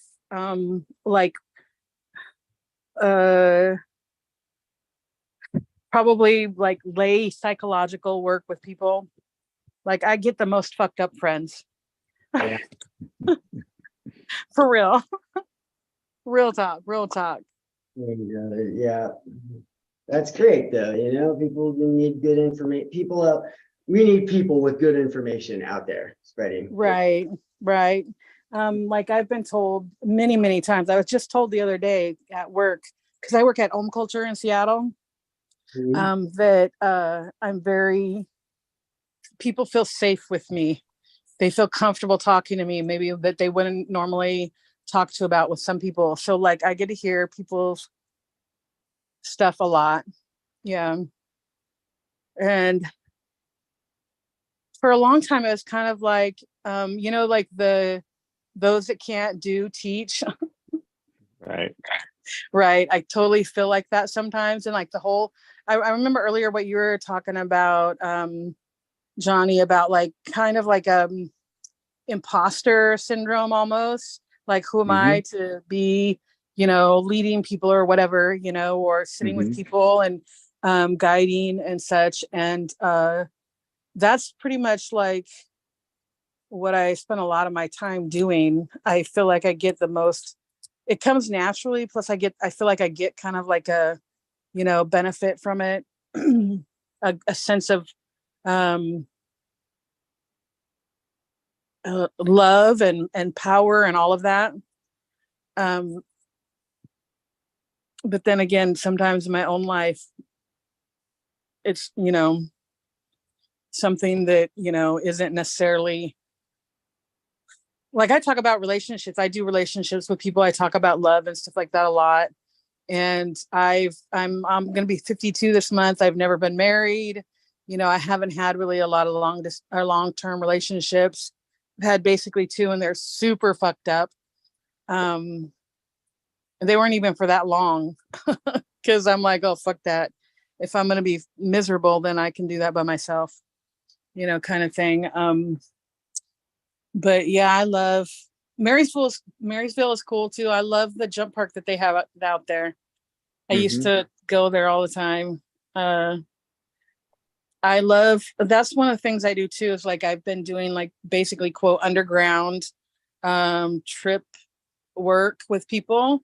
I like doing artwork and talking about different, topics that's important for them. Like I think it was Christmas. It was Thanksgiving or Christmas, right before one of our fundraisers. My offspring, their 2 best friends, and myself did mushrooms, and they're over, they're of age, and talked about love, sex, and intimacy. And we raffled them off at the fundraiser, and they got picked up. I was really excited. I was happy about that. They were super cool too. They were really, really cool. There's many, many layers. It literally had like candle wax dripped on it and chia seeds like in it, like on it, you know, kind of thing, like under the paint and stuff like that. And like, it was wild, so much fun. But yeah, it's kind of what I like to do. So Lovely, can I ask you a question? Sure. So you are a facilitator, or at least you said you have Well, I clients mean, I'm not underground, but yeah. so like, well, I have this question myself, so that's why I want to ask this question. I'm curious what you think. You know, you got all these teachers out there, right? That give classes, you know, pay Yeah, it's $8,000, bullshit. pay $3,000 for Yeah. this, and then you know, then I'm like hesitant, like, do I cough up? I'm not rich. I live within my means. Do I cough that up for this? And is my state even going to recognize this certification, or do I hold out until what my state is going to tell me what I should pay for to get certified to do? You know, so I'm like, where do I invest that? Do I hold out, or do I just, because I paid like $300 to go to this TAM integration and learn like sitting for psychonauts and picked up a bunch of cool habits for meditation, and it was totally worth the $300. Yeah. You know, so I'm not saying that those people don't have some type of knowledge that they're giving us for the money, but then like, what is that besides that? Is it going to benefit me into doing something like this where I live with the law? Right. You know what? I think that you should do whatever is right for you. You'll know, you know, your own truth, because, and the truth of the matter is, I actually know, you know, have you ever heard of the ketamine clinic, Haven, in Seattle? Yeah. Yeah, I know the owners of that and the doctors that work with that. Yeah, I was down there in Seattle when they had that little protest thing, whatever, we're gathered right there in Seattle, downtown In Seattle. Westlake? In Westlake, that's right. In Westlake. Oh yeah, I was there too. Yeah, and I seen him speak. Yeah. Oh yeah, Jonathan Drew. Yeah, he's my friend. Yeah. Yeah, he's my friend. So he has literally told me that it's not about, especially when it comes to like quote trip sitting, it's not about any kind of degree. It's how well you're able to interact and work with people, and people choose you because they feel, you know, like they feel comfortable, like they feel like you have something, you know, that they appreciate or like or want, you know, because there only has to be so far, the Washington state regulation, well, it's not considering psilocybin, but the ketamine at least, and it's probably going to be very similar. They followed kind of the same they followed the same kind of language, I think, that Oregon used too. And you don't have to be, there has to be like a licensed practitioner, you know, like an MD, like over the person, but the person, because it's more like, I actually got my Washington State certified peer counselor training and certification, to like kind of like put my mind at ease about it, that I was like, quote, not, you know, you know, the right person, quote, because I'm, you know, I'm not educated enough. And the reality of it is, feeling. Pardon me? I have that same feeling. Like, I'm not educated enough. I didn't go to college. I don't have you know, none of that. But Johnny, yeah, how many lessons have you learned in life that you didn't get at school? Exactly. Yeah, for sure. You know, I mean, it's not all about school. It's about what you've learned and what you've, you know, like, just like I have a lot of deep traumas when it comes practice. to school because of the learning disabilities. You know what I mean? So that demon is still inside of me. Like, I'm still trying to identify the demon and feed this demon, but it's still something that I'm working on. You know, it's like you have that when you had teachers tell you you're a bum and you're not going to amount to nothing when you're just like in the third grade. You know, it's like, so there's like, and I always like, who am I to do that? Could I even get an education in that? Would I be able to succeed in that? All that self-doubt comes in. Well, I mean, I don't think you should. I think that it's easy to doubt ourselves, Right. but it's, it's counterproductive, one, to doubt ourselves, and two, the proof is in the pudding. Do people feel comfortable with you? Right. Right. Yeah. Are I've people already able? just by me sharing my passion and sharing my experience, Right. I already Right. had people come up to me and ask me, and I tell them that I'm not ready for that yet, but when I am, I'll hit them up, Yeah, people have talked to me about it too, but I've so far I've always done it with people that I already was like new and or introduced to, Mhm. and they were, it was a really simple kind of thing. Shit, I should show you some of the artwork. I'm I'd love to gonna see go it. ahead and you want to see, I'm gonna go ahead and I'm gonna turn on my camera. Hold on. This is gonna be just a very small amount, because um not all of it is up right now. Let me put my camera on. Share my video. Okay. And I'm gonna turn it around. Wait, turn the camera around. There we go. Okay. Oh, wait. This isn't it. Okay, I'm gonna turn on some lights in here. Okay, this is, oh, you can't even hardly see this one. This is one. That's one. Okay, wait. Shit. Oh, I forgot I took, oh my gosh, I have so much. It's all over the place because I had it out. Okay. Here's one. Oh, that's cool. Yeah. Here's one. I forgot I took them down.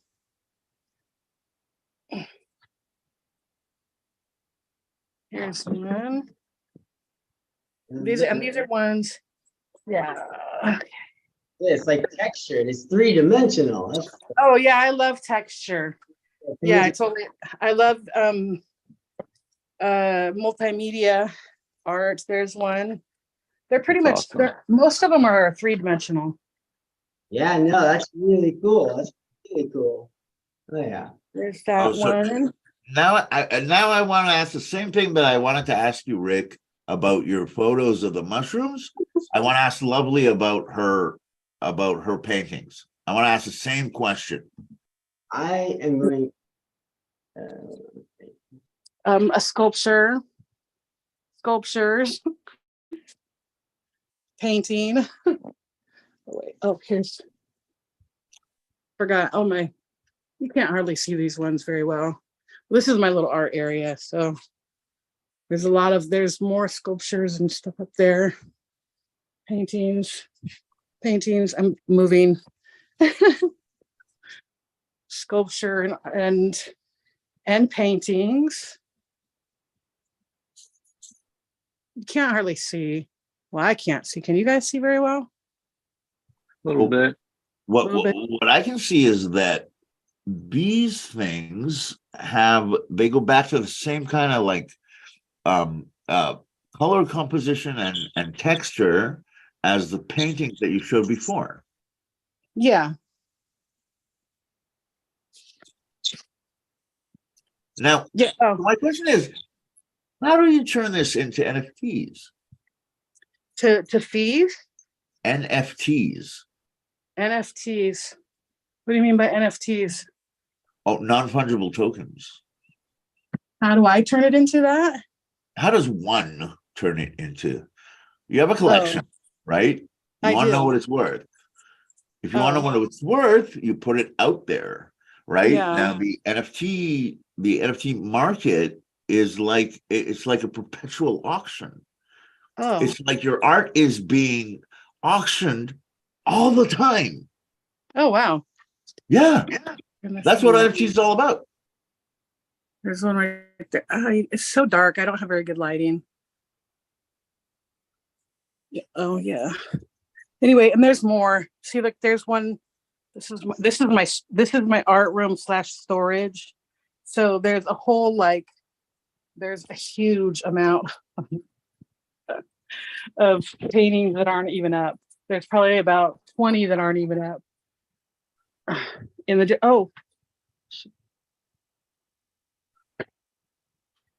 Yeah, but some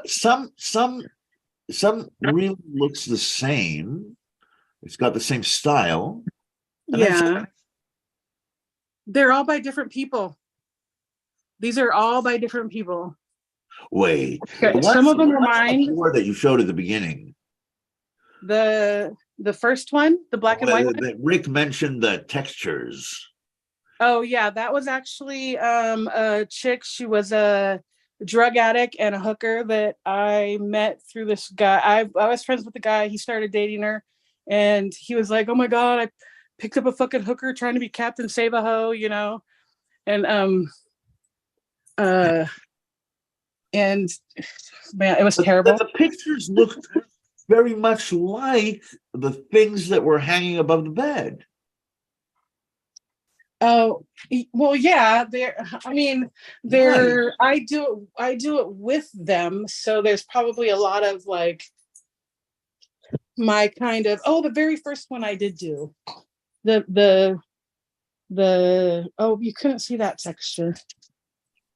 This is the one that my offspring and a friend, one of them that we did together. I should put it in light. I'm gonna have to tap out tonight, guys. I'm falling asleep here. It's been a pleasure chatting with everybody. All right. Good night, Johnny. It was Pleasure nice meeting you guys. as well. Yeah. Nice Have a good meeting night. you. Hey, Johnny, be well. Yes, Yeah, love yourself namaste. well. Be well. Say hi to the rainbow cougar. Rainbow crew. That really Okay. was. Yeah. We did. You got to go to Rick. No. I'm here till 6 a.m. Oh, Yeah. so I mean, but like but this one, I mean, like this one, well, this one is super different. Yeah. This is, and it's huge, and there's so many people that have offered me money for this one too, that have come in. Like actually a lot of people have offered me money, different pieces of art. Okay. Lovely. Let me tell you about NFTs, okay? Okay. No. With NFTs, you take one of those drawings, right? Mm-hmm. You put it somewhere. You put the original, right? That the room becomes a museum, okay? Right. And then people put bids over the internet for a piece of ownership of the of the Oh wow. of the item. Basically, Huh? Beanie Babies of the 21st century is what it is. If you ever remember Beanie Babies, it's pretty much that. Oh my gosh. Yeah. And then the more history you can attach, like that story about the hooker, that's gold. That Yeah, I have actually I have 3 hookers that I have paintings with that have been like raped, beat, sexually abused, pimped out, the more information drug addicts that you can add to every one of those, I can. Then something that makes a jigger in the offering, right? And then people, and they get, oh wow, this is actually the story. This is and then you have the girls themselves showing people on the internet. Oh look, my thing is on auction, and look, somebody paid $2 for a 0.0001 of it, and somebody paid $6 for well, that's how it works with NFTs. You take the object, you divide it up, into Oh, like I don't know, like stock, what? like stocks. Yes, yes. Well, yeah, because look, it's just a unit of division. People want to pay money for something, Right. right? Yeah. But the thing is, the thing is about the blockchain is it's so reliable that if you can convince the blockchain company that's running to accept that's running the blockchain to accept your collection, right? Then everybody wins because then people trust the token being Oh, created. yeah. They're willing to pay for it, right? Right. The Yeah. the blockchain the blockchain company, they trust you to stick around Yep. and keep and keep these paintings well kept, right? Mhm. And tack on any additional information if one of these girls comes by, and you can add on things. Then the art piece is becomes a work in progress, Oh, wow. and it raises the value and it creates interest Yeah, in. like this one that's on the wall right here. If you notice, it's a seahorse and it has a bunch of stuff. It's like it's a piece in progress. Basically about, you know, technology and environmental, you know, garbage, you know, the plastic, you The know, sea, the continent of plastic in the floating in the ocean. Yes. yeah, yeah. It's actually there's like a telephone, a charger cord, and some like one of those plastic fake loofahs that you could get like at the dollar store and stuff, and key and some like paper that was colored on and Yeah. ripped up, like it was garbage, but it looked really pretty, and I made it into like this, like it looks like a rose or something like that stuck in the middle of it. And So listen. I think I want to say to both Rick and you, right, that if you guys just Oh yeah, hey, package this in the right way, you could put it on a collection. Have you seen the collections that people are paying money for NFTs on the internet? Have you go on to Kraken? There, people pay money for a bunch of icons so that they can have a special emoji on their phone. Okay. yeah. And the only reason Wow. that this is even a thing is because there's just so many people, and the technology is so reliable that people don't mind putting their money on a little bit of, well, maybe, so you take this story, Rick, your story with the mushrooms, that's a no-brainer, right? Because these are real mushrooms, right? And your story is like, it's dude, you were like down and out, and and when you were photographing these things, you just have to attach the story with the photo. Just say, this is who I am, this is what it is, this is and then later on you can go back there another year. Maybe the mushroom will be there, maybe it won't. It develops. have some. Pay for that. They love that. So Doc, just put pictures in the chat. Hold on. Let me send them off.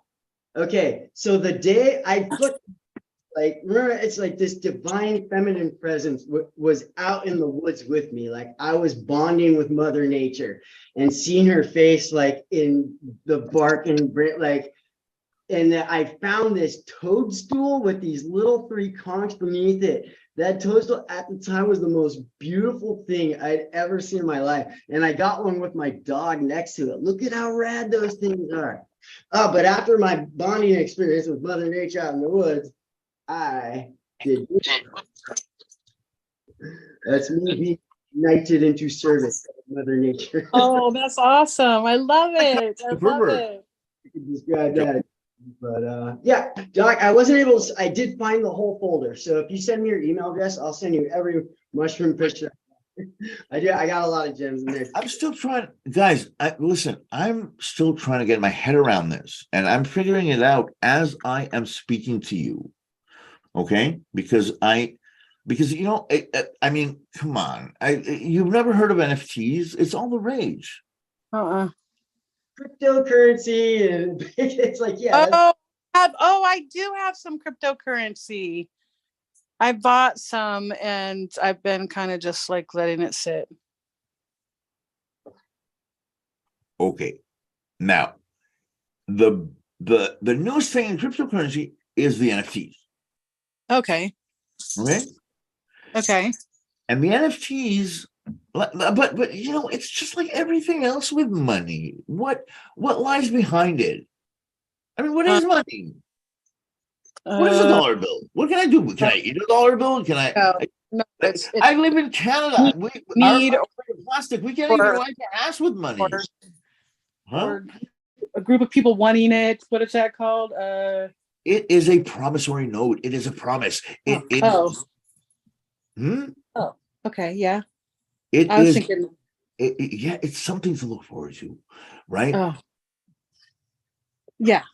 With a combination of something to remember.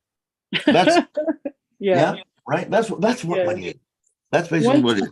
Now, I've had somebody say to me that I should have an art show and call it My Strange Art and sell it or something like that. But I could probably get a really good amount of money. This is the beauty of NFTs. You don't have to go anywhere. Yeah.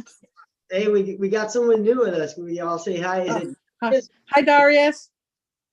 I met Darius. Man, it's nice to meet you. I pronounce it Darius, but nice to meet y'all. Oh, Darius. Oh, sorry. Nice It's to all meet good. you. It's all good. Hey, Darius. That's dope. Glad you're here. Yes, I'm glad Darius, to be here. where are you? I'm currently in Atlanta, Georgia. Well, technically Fayetteville, Georgia, but I like to say Atlanta because that's what everybody's familiar with. What do you usually say? I'm currently in Atlanta, Georgia, but technically it's Fayetteville, Georgia, but everybody's familiar with Atlanta, so I usually just say Atlanta. What field? Wait, what's your question? What field, Georgia? Fayetteville. Can you spell that? Fayetteville. Okay, Fayetteville. Okay. Yeah. All right. Okay. I thought that was North Carolina. There is a Fayetteville, North Carolina as well. Okay. Mm-hmm. Okay. So, when was the last time I was in Atlanta? Ooh, must have been, I don't know, 10 years ago. First time doing one of these events, Darius? Yeah, I was asked to host at 7 a.m. I'm currently in the process of moving, so I've only been able to tap in on YouTube Live yesterday, listen to the presenters. But yeah, so I've been asked to host at 7 a.m. So looking forward to it. Oh man, right on. Well, yeah, about 15 minutes, we'll get you going. All right. Oh, we got someone new. Steve, what's up? How's it going? Hi, Steve. Hey there, guys. How you doing? Hi. I'm in London. I'm moderating at 11. I'm very pleased to see that you guys haven't all crashed out because I was in the lobby for a while. I thought I'd be confronted by puddles of duvet and like shapes underneath them going up and down sort of gradually. Yeah. I've done the night shift for these events. I think this is like my 5th or 6th one. Me too. It's awesome. I love it, man. Yeah. Hell yeah. Well, it's 11 a.m. here, and I've done my best to round up some of my Albion-based brothers and sisters, and anything in between. And yeah, we'll see. I think Zoom first thing on a Sunday, even a psychedelic tinged one, might be too much for a few people. Let's see what happens. So we got. What part of London are you in? I'm in Shoreditch. central London. So There's a place called Shoreditch. yeah, when I grow rich, say the bells of Shoreditch as the nursery rhyme. Oh, Shoreditch. Those. Oh, Shoreditch. Okay. Okay. Shoreditch. Like a ditch on the shore. Yeah, it's it is a bit like that. It was just down the road. We've got the church where Jack the Ripper killed 2 in one night because they think he was disturbed killing the first one. Well, we were just talking about Edward, me and some people here in the room. They left, but just before we were talking about the character, the protagonist portrayed in Henry, Portrait of a Serial Killer. You know, I have not seen that. You're talking about what would be a movie in sort of 90s era sort of movie? Yeah. It's probably inspired by a character like it was a very kind of well-mannered guy, but very kind of shy and throughout the movie, you know, it's quite shocking. But the movie's called Henry, Portrait of a Serial Killer, and I was telling my friend, right? He's a well-mannered guy. He's kind of shy, kind of funny, kind of smart, you know. And then we meet some girls. They get it on, and when he gets excited, he just twists their head and snaps their neck. He's a serial killer. And now, unlike Jack the Ripper, he never existed. Yeah. He's a fictional character. But, well. Michael Rooker played. When did that come out, Henry? Was that like 86 or 89 or? I can't remember. Somewhere in that ballpark. It's actually kind of cool, dope. Like, I can't remember, but it's like, why do people watch that? I mean, think about it. You get to the scene where the first girl dies, right? And maybe I don't know. Maybe you weren't paying attention, and then you get to see where the second one dies, and you're like, he's killing all these girls. Yeah, second one killing all these girls. What?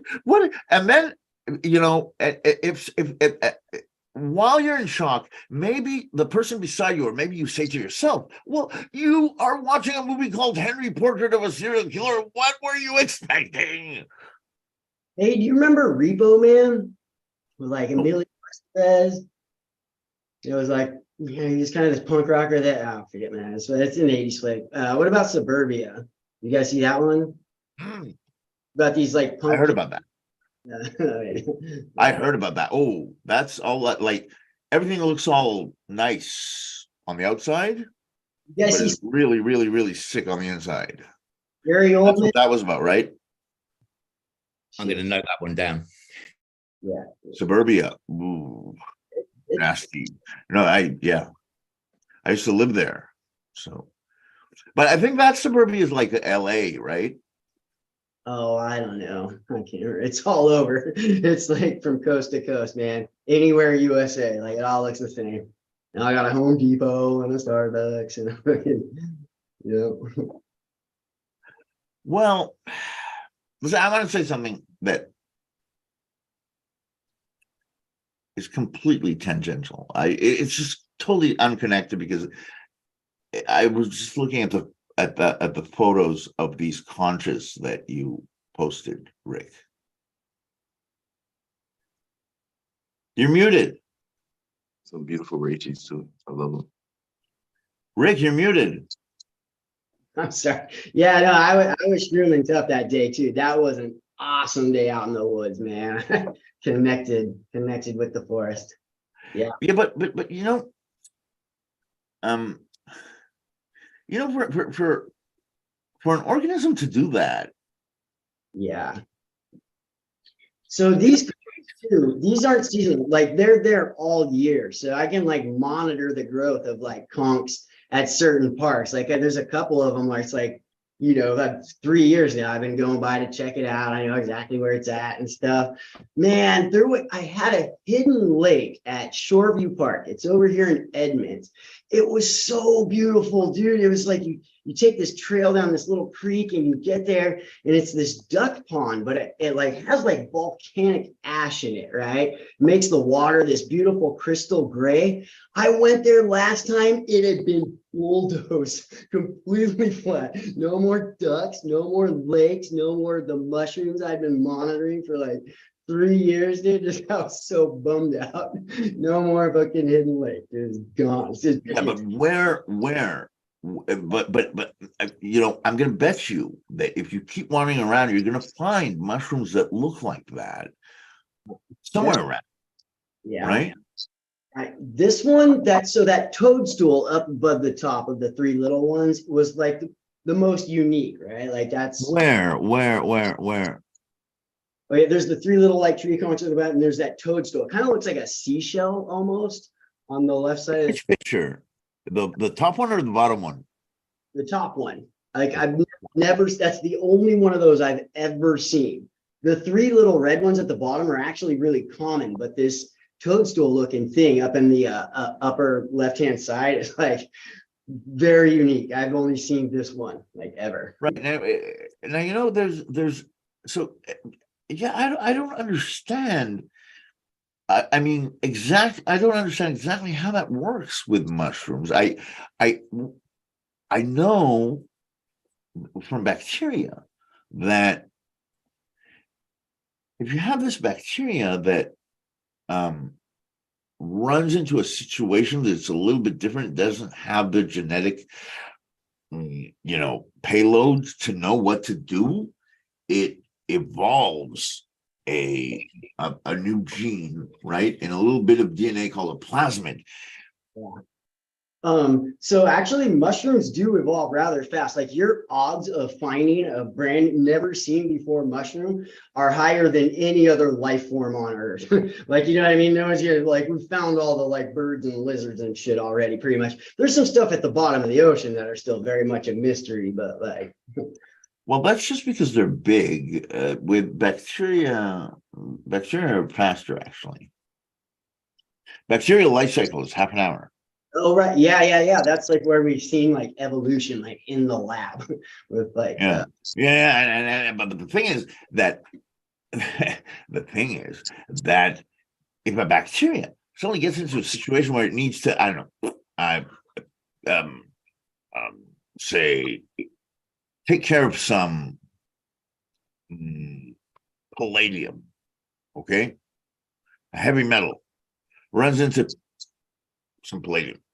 And it evolves a genetic way to do that. Okay. It will put it in a plasmid. Okay. And then you know what happens? When it leaves the plasmid there. And another bacterium, could be a completely different species. Yeah. Comes there, picks it up. What is this palladium? Oh, here. You know what? Genetic material for me.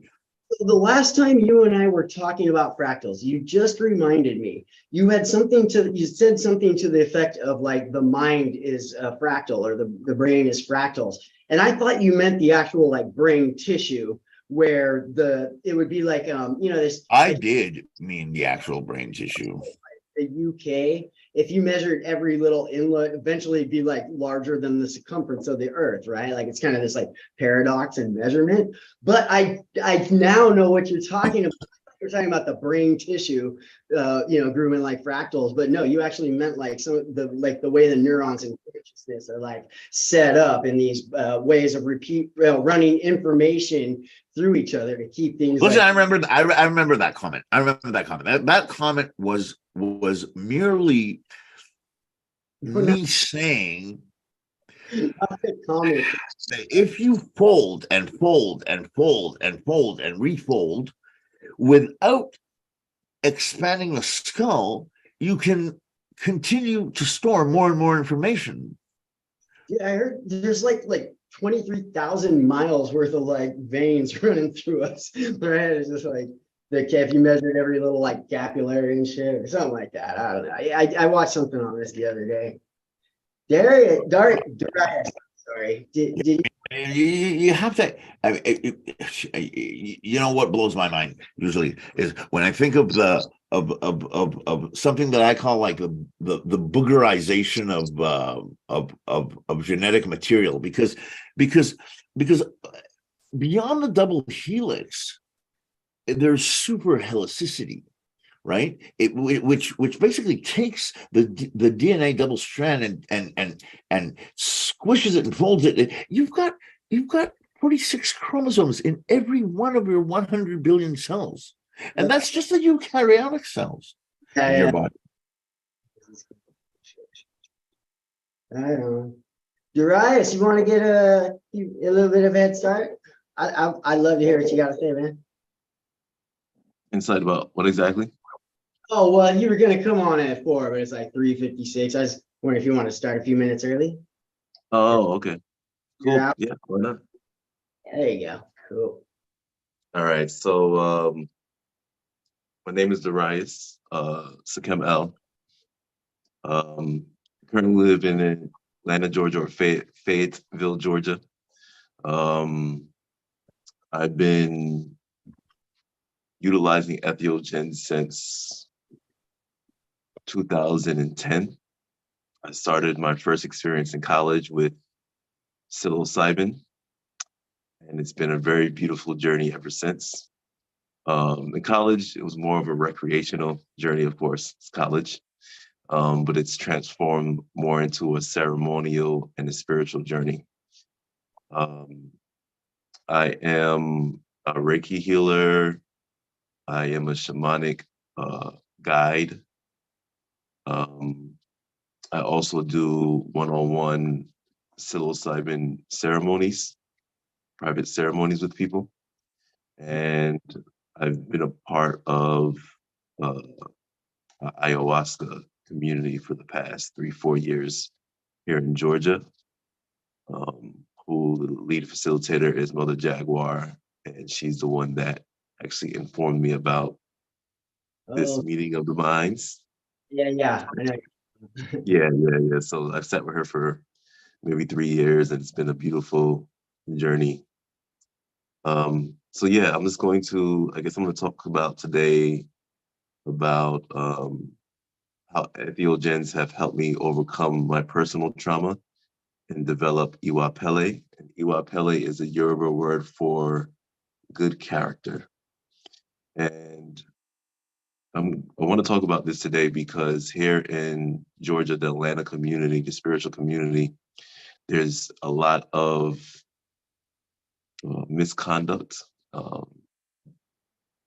lot of harm being done in the plant medicine community with entheogens. There are quite a few men that are utilizing this medicine in what they're calling ceremony, and they're using it to as a way to abuse women. That's yeah. I just experienced a little domestic tragedy, so I'm gonna have to excuse myself. I'll be back later, guys. Okay. I'm sorry, Darius. No problem. So I thought it was important to just discuss having good character in general, but definitely in relation to entheogens, because in ceremony they open up participants a lot, and they've made the women in ceremony very vulnerable and susceptible to whatever input that the facilitator has for them, and it's caused facilitators to utilize these medicines as a way to, manipulate, manipulate the participants, and also some of the participants look at the facilitators as leaders, and they also look to have sexual relationships with these facilitators. Because when it comes to plant medicine and facilitating, there is not much regulation as there is in, the medical community or the psychiatric community. There's not a There's not a universal set of rules that these facilitators can tap into, or these participants that can tap into, that says, you know, this is you know, the right way to do it, and this is what you do, and this is what you don't do. So we did create an ethical board here in Atlanta to address some of these things. And we've been calling out these facilitators to answer to the many accusations that have been being brought up against them as a way, you know, it's kind of challenging because you're dealing with something that, you know, at least here in Georgia is not necessarily legal. So, but as a way to kind of try to tackle and reduce the amount of harm that's being caused, because we want these medicines to be respected and understood. So I just have a little bit of writing here, and I'm gonna do my best to make this short, about 30 minutes long, so we can go into the open dialogue. Iwa Pele is a Yoruba term that translates into good character or gentle behavior.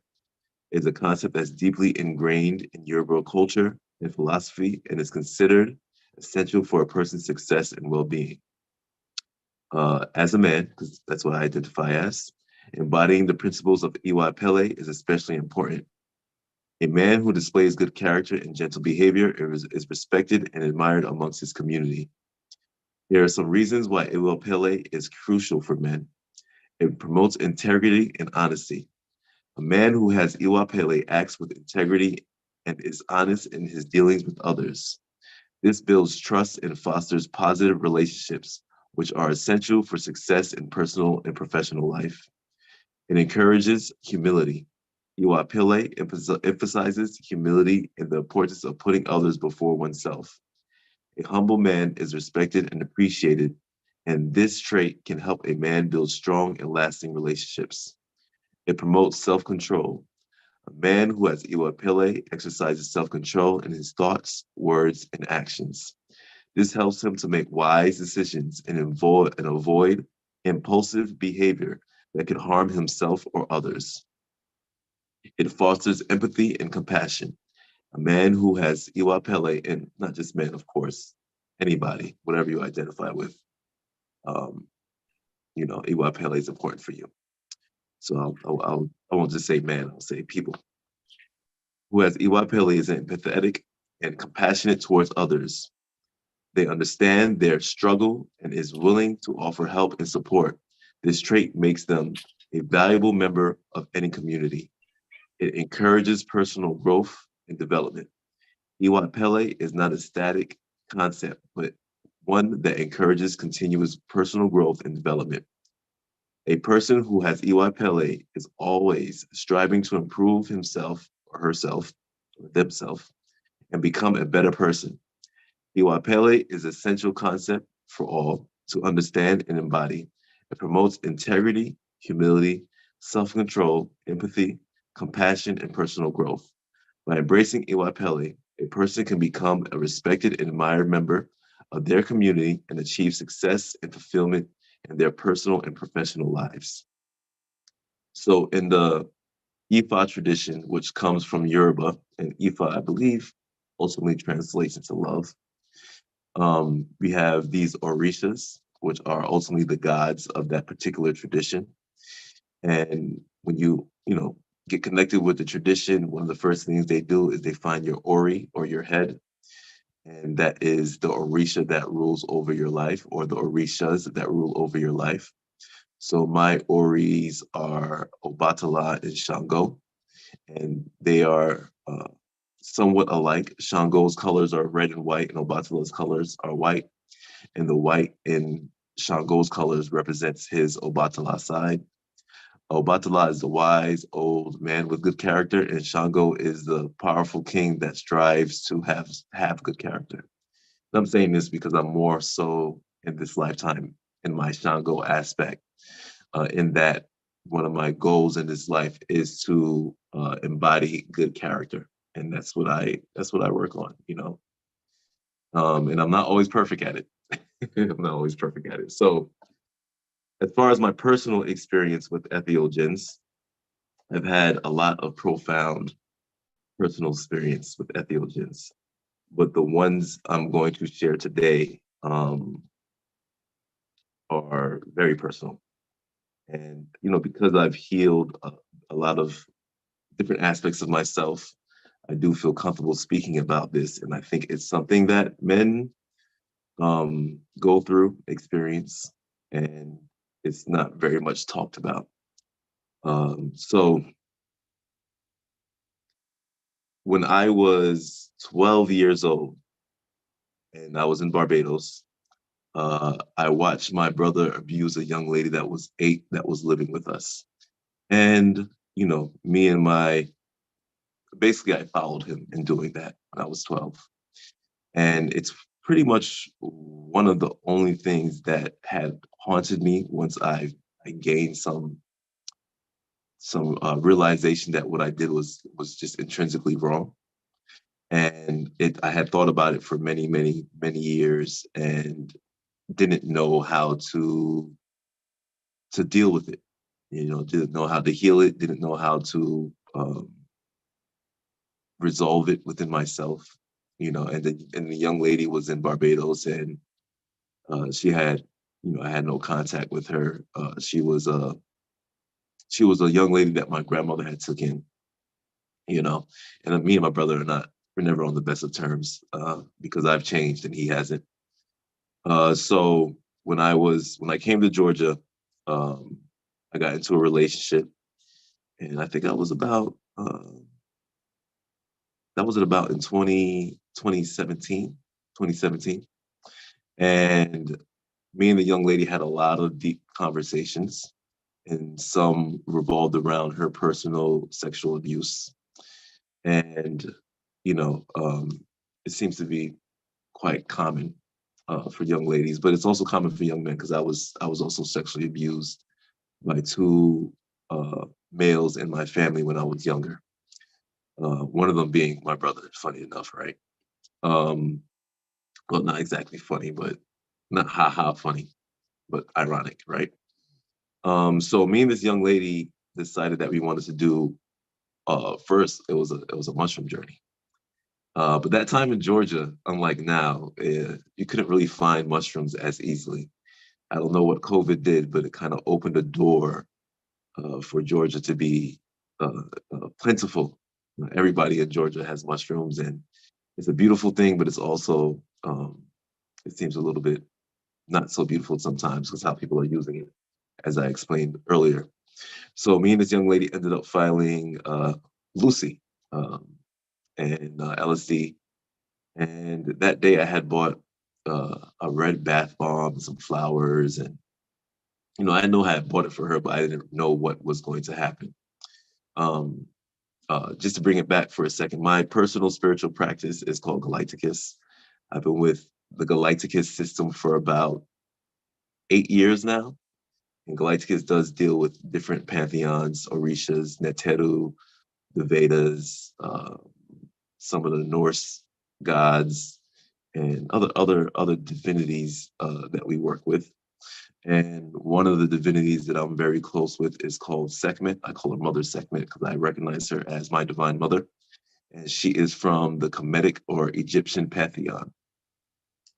And a night or 2 nights before we engaged in LSD, I did an honoring or a ritual towards Sekhmet, and I just asked her for more wisdom, peace, and forgiveness. I just gave her gratitude. I lit what we call a super candle, and I did a short prayer, and it lasted for about 21 minutes. So me and this young lady, we embark on this amazing journey that I will never forget. And we took the LSD, and immediately we can feel the presence of the divine. We can feel the presence of different divinities around us, and ultimately our ancestors. As time went on, me and her, because we had had a previous conversation of her sexual abuse, for whatever reason, I went into this this state of asking her for forgiveness, right? So in my mind, I took on the personality, maybe not the personality per se, but like just I became a placeholder for her abusers.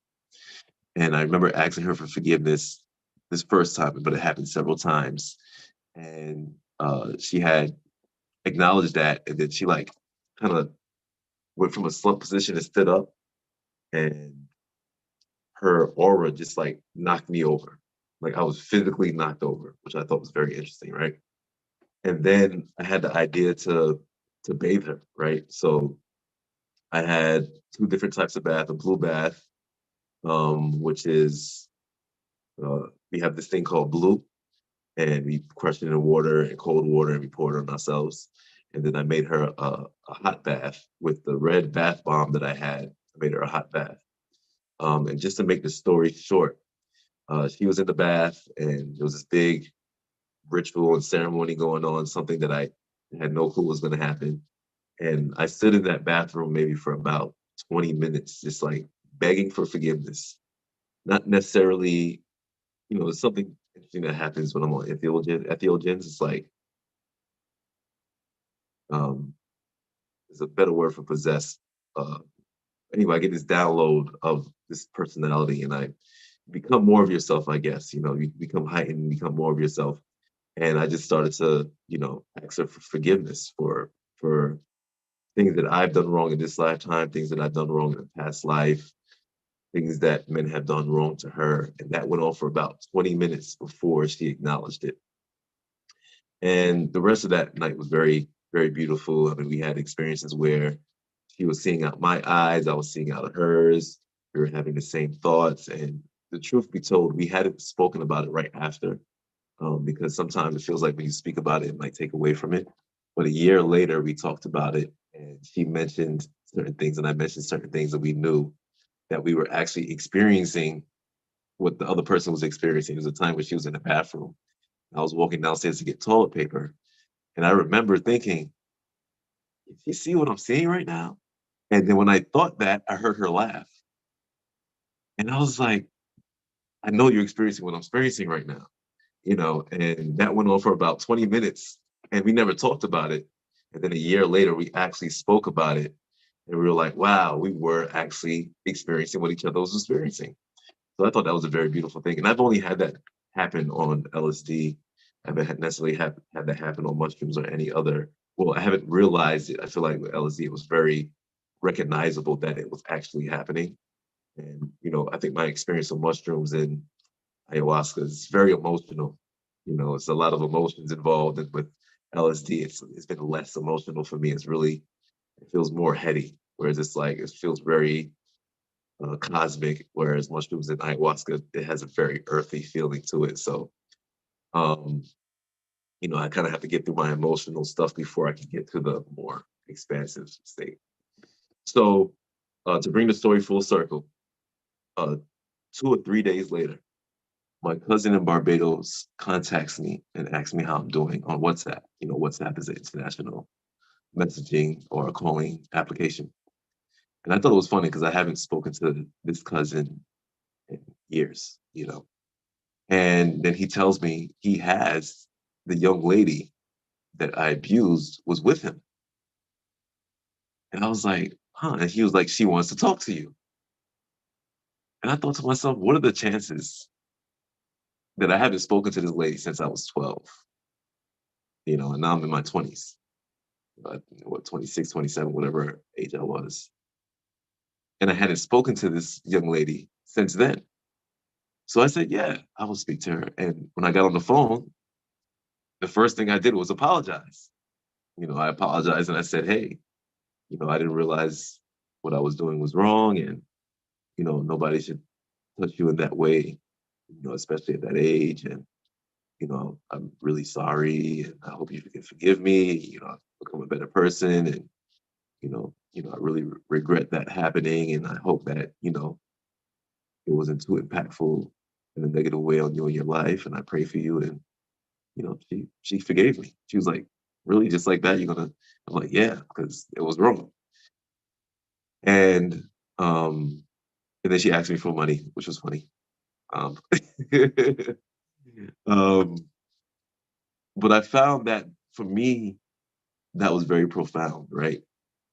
Because when you're dealing with psychedelics, it's like your personal experience is your experience, and you know, sometimes people get scientific with it. It's like I said, it's hallucination. You're just hallucinating. You know? But nobody can deny your personal experience that you had and how it made you feel during that personal experience. So my personal experience was very real to me.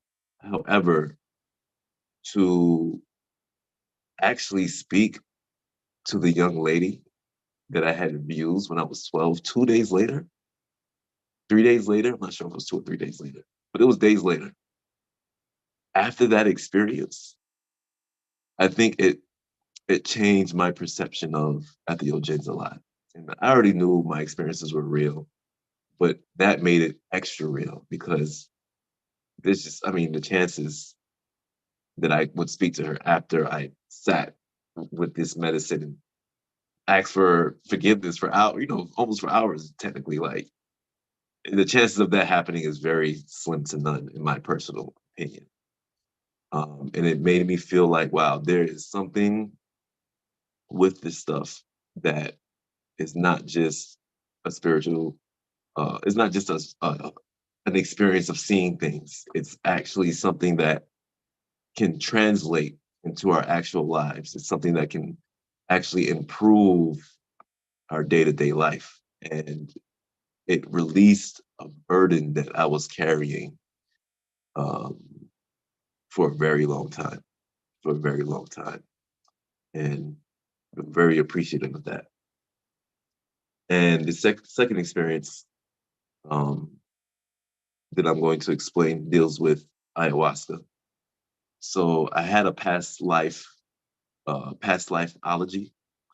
reading, and it was a great past life reading.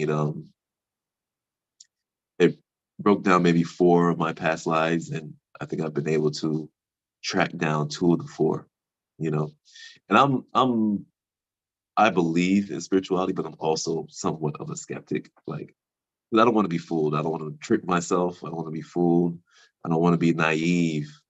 You know, so even though I have these experiences that are real, I still question, like, is this in my head, or you know, I get this past lifeology, or I get a tarot reading. I'm like, is this person just making this up? Is this? I've always questioned myself in that way, and that's why speaking to that young lady 2 days later was something that I personally needed, not only to heal that experience for myself and heal that experience for her, but also to let myself be less critical of my experiences and know that no, there's something actually happening beyond just a psychedelic experience. It's a spiritual experience and it's a real life experience. You know, it's a third dimensional experience. It can translate into something that is actually real.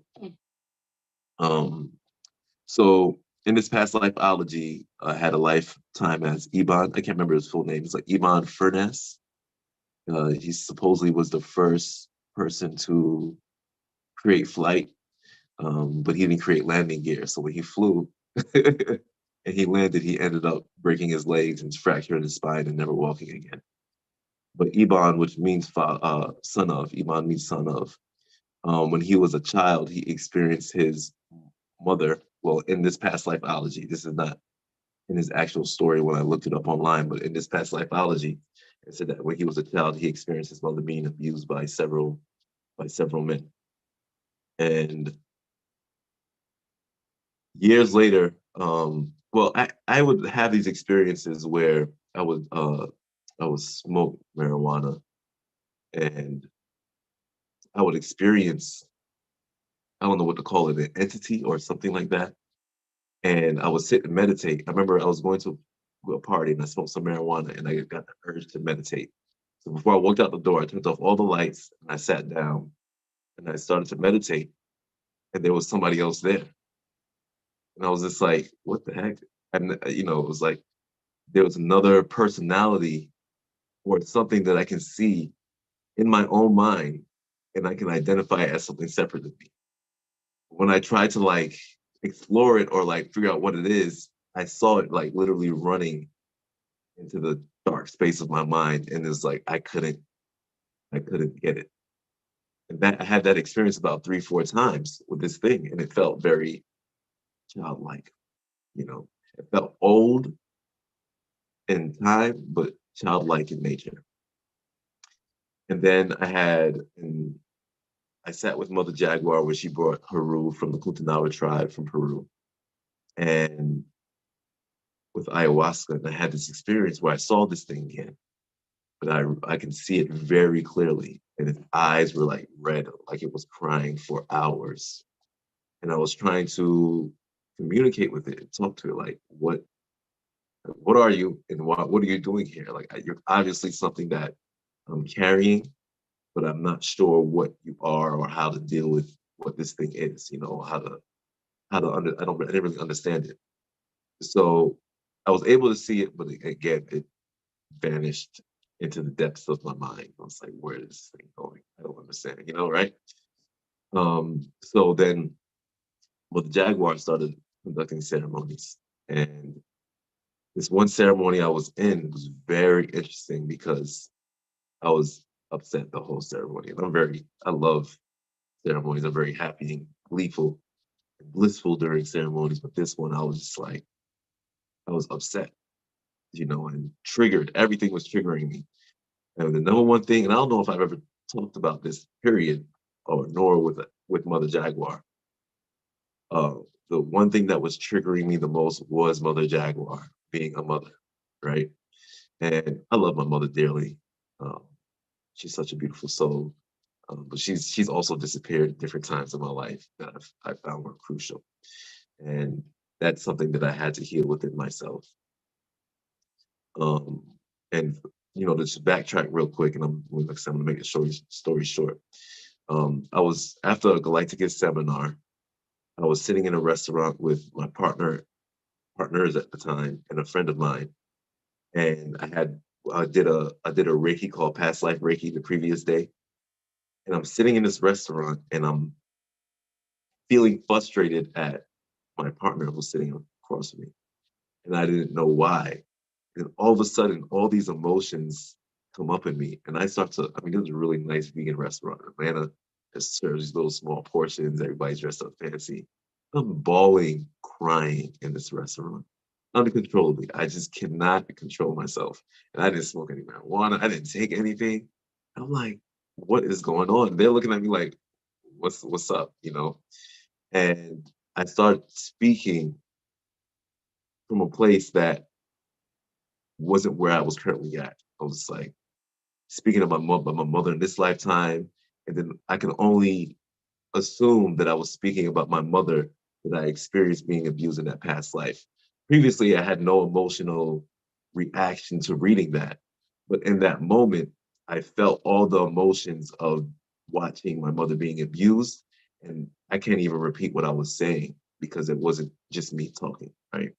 And I was just talking about how hurt I was and, how it's affected my relationship with my mother in this lifetime and, you know, how painful it was to see. And then after I was like, what was I talking about? And then I had to go back to that past life. I said, maybe that's what that was. Maybe that was emotions that I had sitting, from past life. And I mean, this lifetime was like Anno Domino, it's like AD, it's just like, how is it possible that I would feel anything, beyond my birth? So that was interesting. And ultimately, my partner at the time, who I now have a child with, I identified her as my mother in a past life. Like we had a past life together. She was my mother. That was my identification, my relation to that. So speeding back up to my ayahuasca ceremony, I was sitting there and I was so triggered by everything good that Mother Jaguar was doing. The love and kindness she was pouring into the room, and that her son was there. And in this particular ceremony, like no other ceremony I've experienced from her, she was pouring so much love and appreciation into her child. And it was getting me so upset. I mean, I'm observing myself being upset, like, why am I so upset at this? Like, obviously, like, this is not something that usually triggers me. And I'm thinking, like, man, this thing is really triggering me right now. I don't know why I'm so upset, and I can't get out of the feeling of it. So I said, well, I guess I just have to experience it. It's just gonna be my experience right now.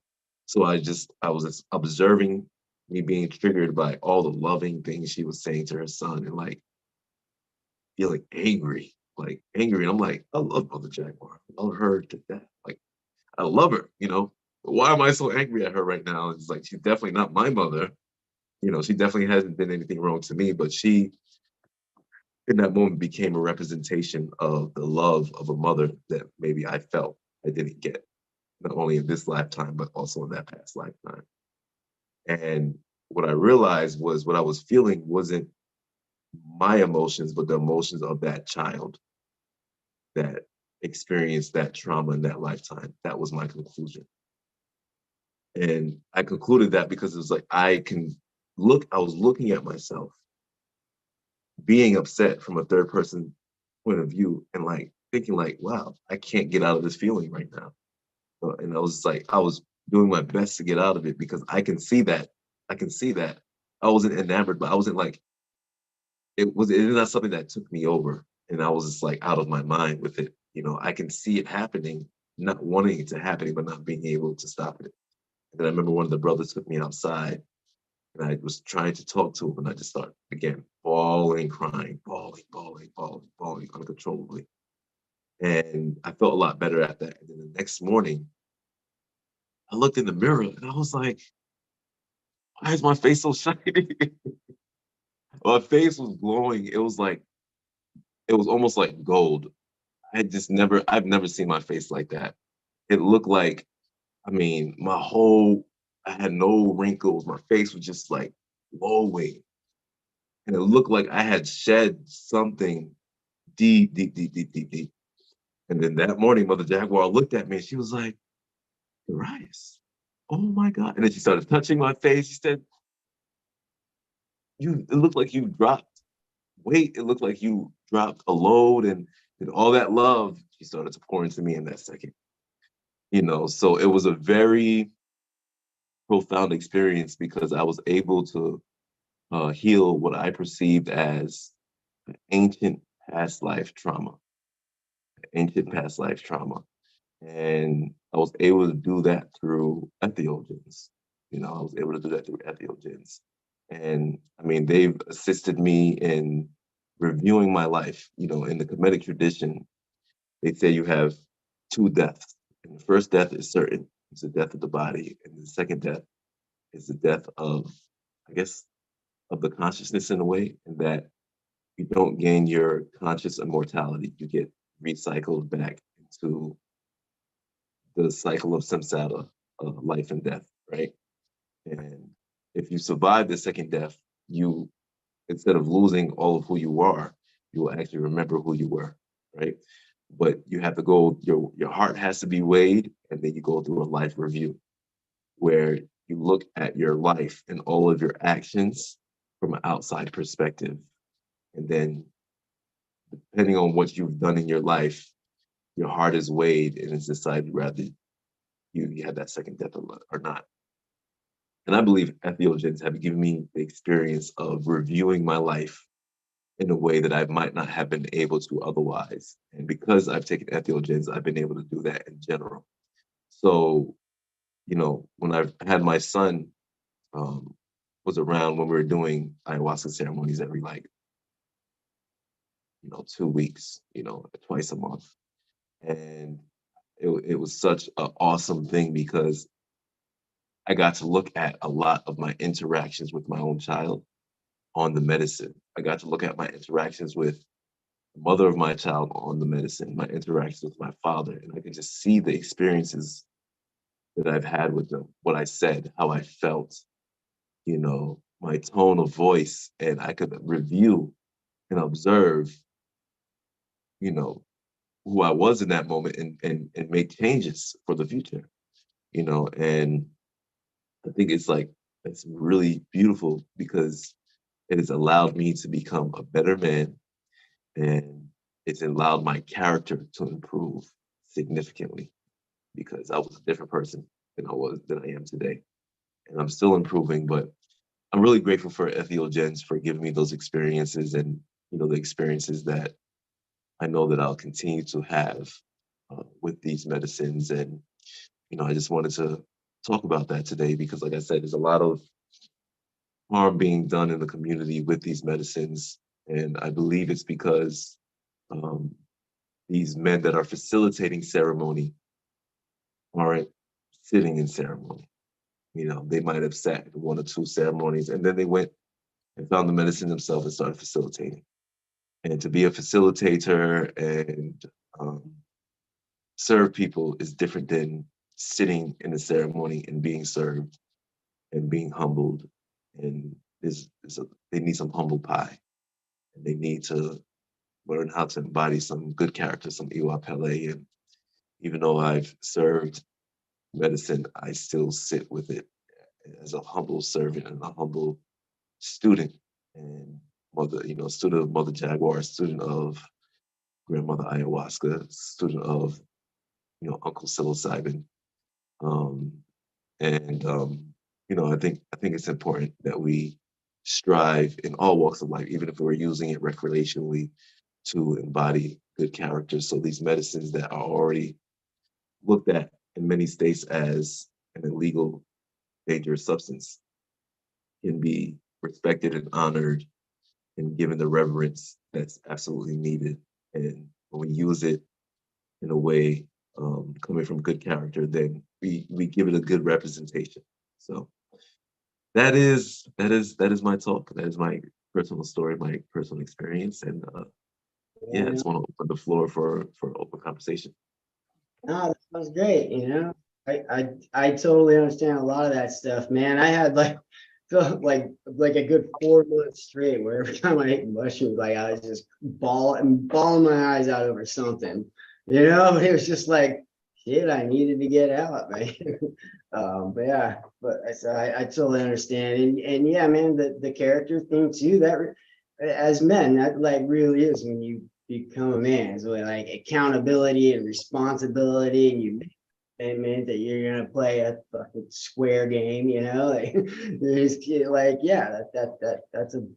like, I don't know. At least when I felt like I became a man was when I, started thinking that way, as opposed to the, way I was in my 20s and stuff. Right on. Yeah, that's great.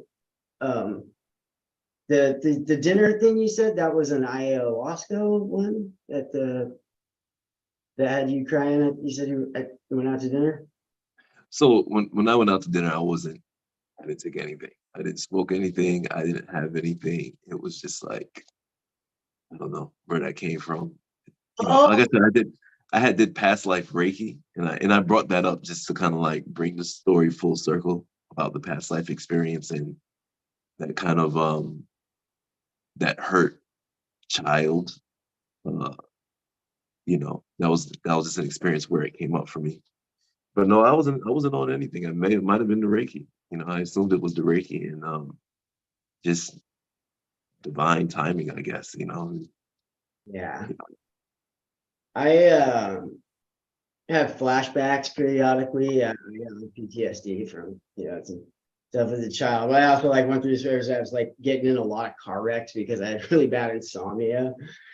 And there was this one night, man, where I was off on a bender. I think I'd been high on like meth and heroin for probably like 4 or 5 days straight, and finally working my scummy ass back home. And it was just like torrential downpour, and I'm driving out to, it's just a little country town called Carnation.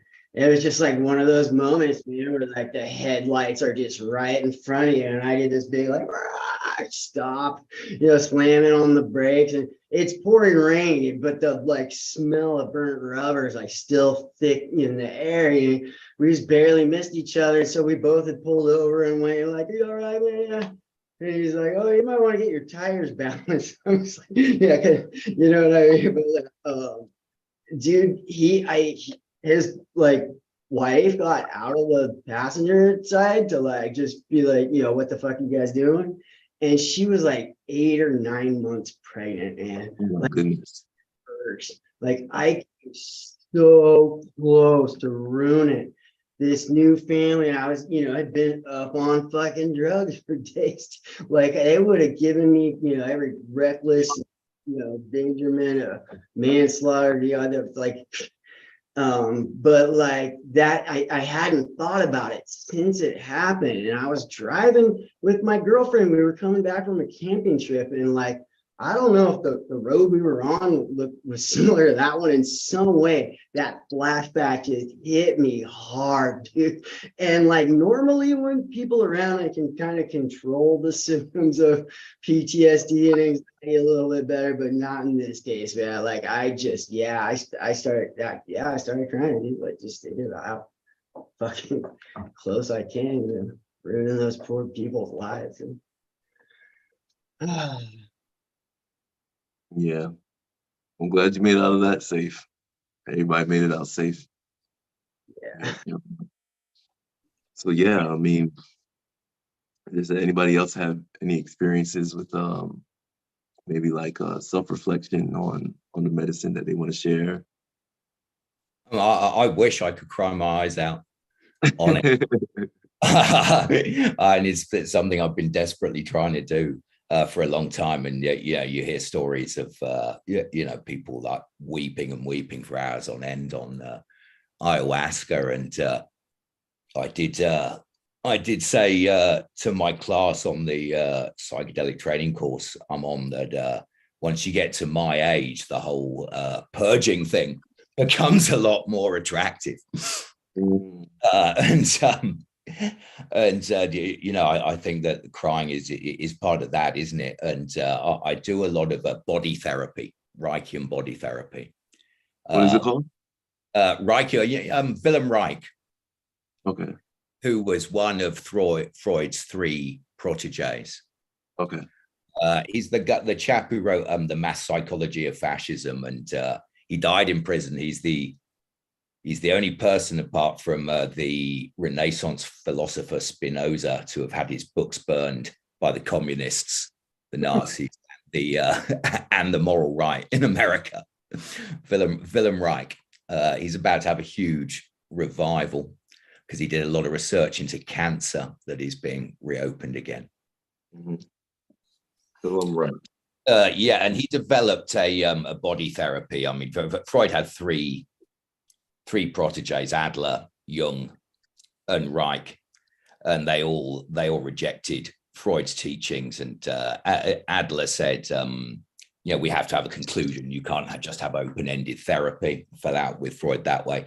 Jung, he actually fell out with Freud over sex, but Jung said Jung relied more on the dream state, active imagination, archetypes, etc. Whereas Freud was, of course, more biographical. And Reich said, let's stop looking so much at the mind and look at the body. And Freud said to him, whatever you do, make sure you get it scientifically tested or scientifically proven. Because that's what Freud did, you see. That's how Freud managed to have his place that he still has in psychotherapy, psychoanalysis. And Reich did that. So all of his body therapy is, peer reviewed. And I think he based a lot of it on Eastern systems.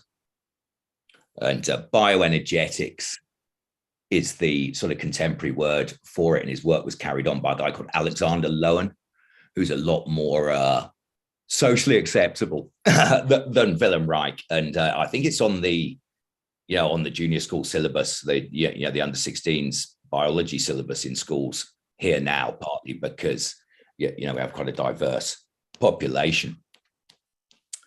And it's like a cross between stress positions, if you've ever done like military torture scenario practice. Between kind of stress positions and yoga. And you don't want to do it. It's one of those things you still have to persuade yourself to do every time, like the cold shower. But afterwards, it leaves you feeling, that great feeling when you've been to the gym or, you played sports. And you have that sort of biological feeling of relief. It's very powerful at doing that. You can just do your 15 minutes of stretches. You feel like you've been to the gym for an hour in that particular regard. And often what you're supposed to do while you're doing the body therapy is feel the body, feel the emotions come up. And it's very easy to sort of intellectualize and add imagery, add memories to those feelings, but you're supposed to resist that. And my tutor won't let me read more books about it. He won't let me go down a rabbit hole. He's like, no, you're not allowed to intellectualize. You just do it. Just do it. Yeah. And when I can connect with the feelings, which obviously I'm usually terrible at, it feels like crying. The body mechanics that go with it are like the motions of crying. Mm-hmm. Even though there's no weeping, there's no salt water leaking from my ducts. It's very much crying. But my tutor, Devraj, he says, we can chase that catharsis of crying the same way like a sex addict might chase the release of orgasm. Mm. And in a way, it's like a salvation fantasy. Yeah, the sense that, I'll just have a good cry and I'll be all right afterwards. Whereas even when I have managed to have a good week, it still feels like there's something left at the bottom. Yeah. Is the practice done through breath work or? Breath work is kind of a part of it. With the bioenergetics, the basic exercise that you start with is belly breathing and learning how to belly breathe. And Reich's actual, what the breath work he's most known for is a practice where you essentially let your body take control of the breathing and you lose conscious control of the breathing, which can be terrifying. Yeah. And it feels like you need someone there with you to make sure you don't just kind of just stop breathing, which you won't do. And you'll be there lying down doing it and or trying to do it. And it's almost like a voice inside your head is saying, let me do it. Stop, you stop trying to do it and let me do it. Or even kind of let us do it is what the voice sounds like in your head. And it's evocative of being, operated on by the praying mantises, but without the visions. And eventually you'll get to a state where you are not in conscious control of your breathing. And it is the most relaxing state I've ever been in. It beats temazepam and diazepam and other things like that, hands down. And it's quite difficult. I thought, well, once I've got it, I'll be able to do it again, right? But Alexander Lowen explains in the introduction to his book, Bioenergetics, that he only managed to do it once. And that was when Reich, who he studied under, put him on a device that Reich used to use, which was like one of those, a vaulting horse in the gym. Your old kind of classic post-war gymnasium, and it had the vaulting horse that you'd kind of, propel yourself across. You put your hands between your legs either side of the vaulting horse and kind of go over. Looks easy, quite hard. And you had what looked like one of those, but kind of sawn off. So you'd lie down on it, like a chest opening exercise. And Willem Reich would just pull their head back like that, and a huge scream would come out. Wow. Like or something? Like is it like going to the chiropractor? Is that what you mean? Like you lay over? Yeah, a bit. Yeah. Kind of similar. Your neck and back a little bit, get you in alignment or something. Yeah, but I mean, Alexander Lowen in his book, he says it was completely involuntary, or almost like a sort of a primal scream method. And I know I had a friend who husband, unfortunately took his own life, and she had Reiki a few months later, and she said she's not the kind of person to say this. She had a huge orgasm. Wow. Under the Reiki, so I presume that's kind of release as well. Wow. Yeah, it's crazy, man. This is the first time I'm hearing about it. Yeah, I've never heard of that. I mean, and there's a ton else there, dude. Thank you so much, by the way, for your story there. During the week, I prepared some sort of intellectualized stuff to talk about, and I've been very pleased that everyone's just got on today and told their own story. So I'm going to try and do that with no notes in Corbin Harrell. So, And I mean, there's so much there that I want to ask you about or riff on. And I mean, going back to the original point and abusive neo shamans. Yeah. And that's very much the kind of reputation of the underground here. You know, there's old Nacho Vidal, Rocco Siffredi's protege, is now a 5-MEO facilitator, and he managed to unfortunately get himself in trouble there. And that is kind of the reputation, is a sort of sleazy shaman. And actually you know, I did go along to an underground thing. I mean, obviously we have a kind of a smaller scene here, and there's sort of only a handful of people who, like, you know, everyone goes to. And you know, it's a very, very sort of matriarchal container. And it's very female led. So I'm still to kind of encounter that sort of sleazy shaman archetype. And not that I'm saying they don't exist, not for 1 minute am I saying that. So I put in the chat, it sort of reminds me of DJs almost, doesn't it? Like, like, yeah, you know, are the vulnerable girls going to maybe gravitate that way? And I think the other thing I'm sort of reminded of, and I have one thing I've got to do is learn to separate underground ceremonies from raves. But I think there's elements of the kind of etiquette that you sort of remember. I mean, back in the rave scene, codes of behavior grew organically and quickly. You know, very early on, it was like, just because that girl's not wearing much, you're not allowed to touch her.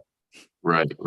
This is in the 80s, the late 80s, in what was originally quite a very diverse scene. And, you know, class-wise, upbringing-wise, values-wise. And I can see a bit of that on the underground circuit, and also in terms of harm reduction. Someone in my class pointed out that, but I mean, back in the day, we had to be extra careful because we weren't supposed to be doing it. Right. And if anyone got hurt, then, you know, the police would probably get involved, and there'd be parents and goodness knows what else. And there's almost like a sort of a two-tier thing, I think, developing, where there are slightly more sort of psychedelic educated folks off on their underground ceremonies, where it's pretty much invite only. And everyone already knows that there's always been a bit of sort of elitism to psychedelics. And I think maybe that's where it's kind of sneaking in right now. And when I interact more with the emerging, you know, legal scene, above board scene, it kind of feels like work I've done in the past, where you're taking a subculture and taking it mainstream. Yeah. And that's a very different case. You know, to use the kind of nightclub scenario, all of a sudden you've got security, you got body searches, all this kind of thing. And the only time I ever go out raving now is to like an invite only thing for middle-aged people. And that is a very, very matriarchal container. And the whole idea is you can bring someone else, but if they break the rules, you ain't coming back ever again. And you know, they do like a 4-day festival. You'll turn up, you'd be, oh, where's Greg? And it's like, yeah, you know, that girl who bought last year, she had to be dragged out the lake tripping at like 4 a.m. And that was it. Like, and the girls are terrified of the organizer. I've never seen women more terrified.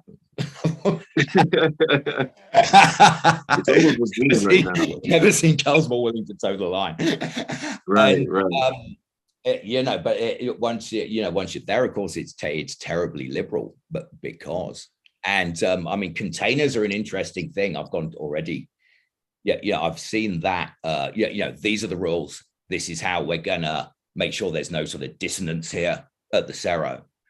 yeah, that isn't being used as much as I would like to think it would be, even in the the above board things, the semi-legal things. Yeah.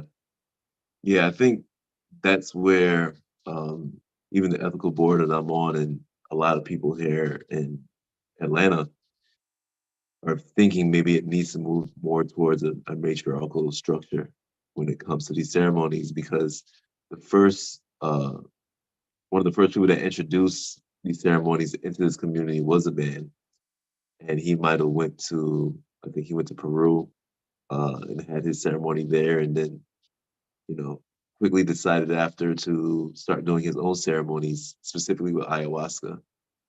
But ayahuasca specifically, unlike mushrooms necessarily, it has a long tradition connected to it for ceremony. And to technically become ayahuasquero or squera, you have to go through rigorous dietas and real training.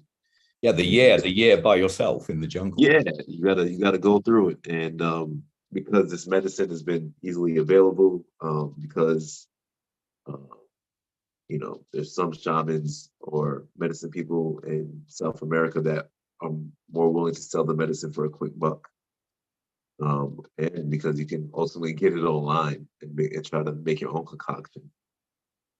It's it's being abused. People that have had no real training.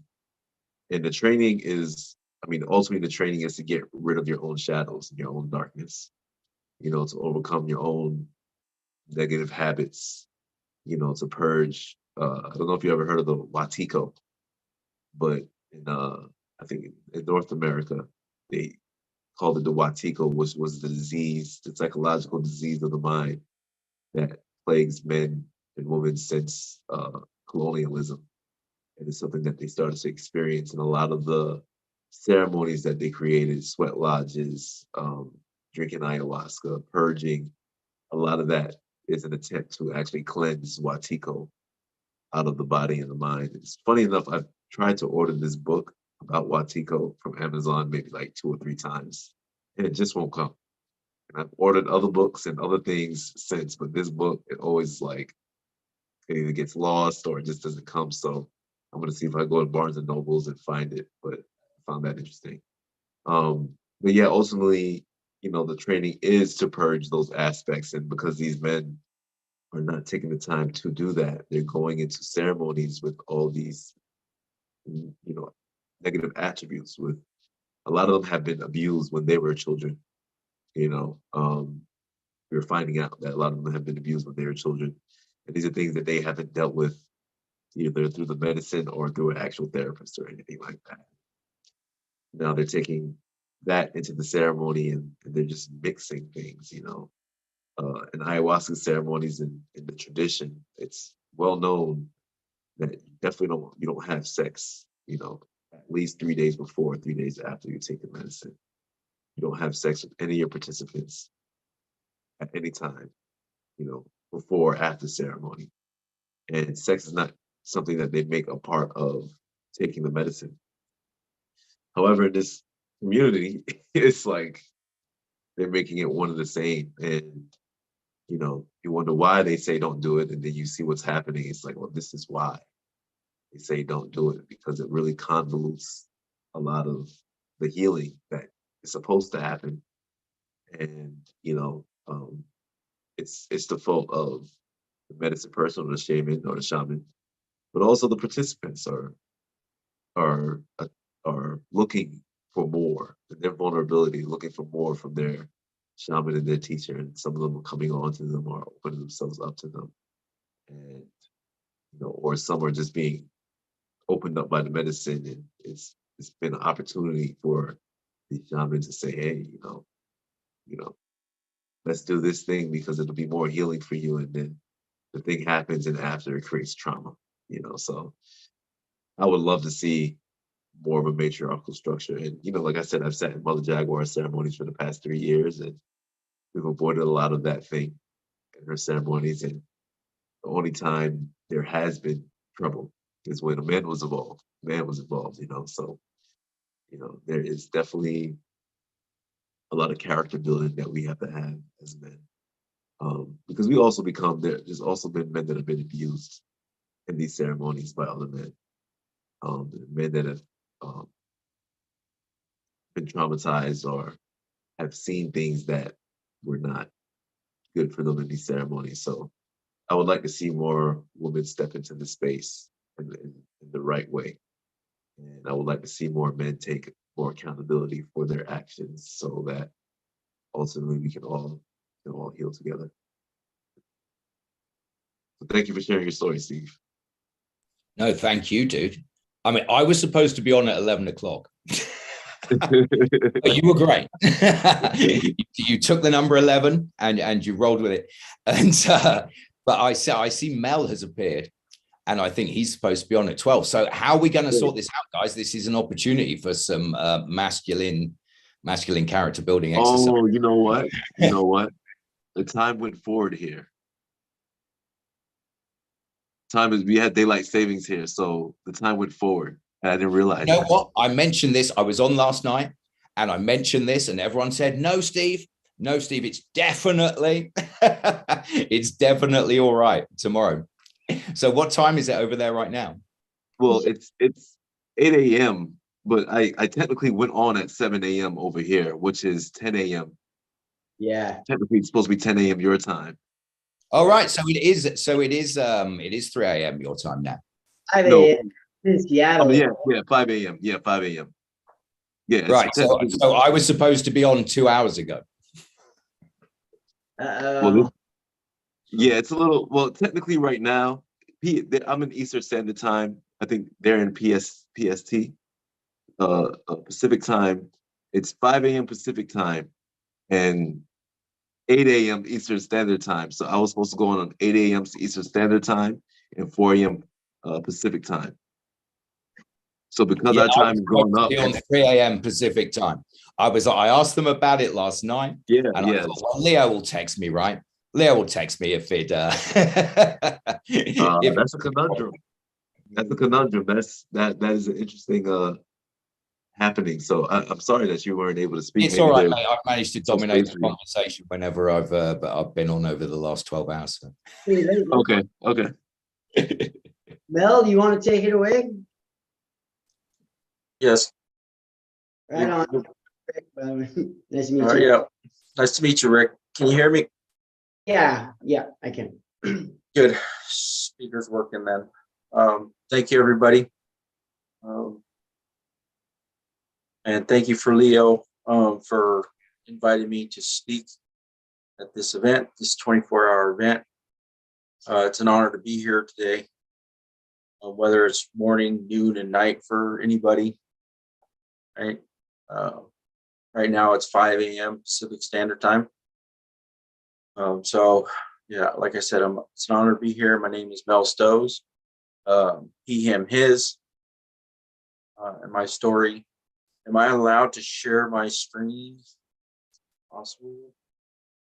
So I'm not the most tech savvy. So believe me, I'm right up the same alley. No. You see, just hit the share screen button down by you. I think it should go to security. I need to make you the host. Yeah, host disabled participant screen sharing. So you have to make me a co-host. You've got to. You don't have to be a co-host. All you've got to do is go to the security. Whoever is hosting, go to the security icon, and then look up there, and you'll see there's an entry saying allow people to share screen. Okay. Allow. Okay. And it is. Hold on. Yeah. Allow participants. So. It's checked right there. Share screen. Did that?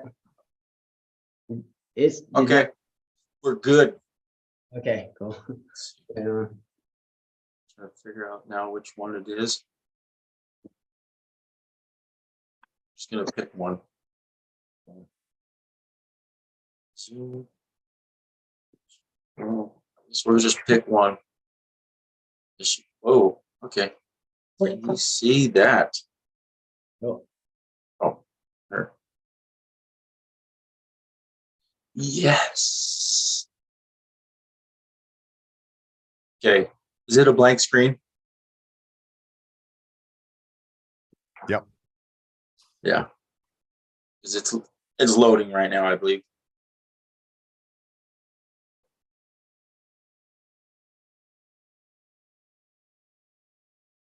Okay.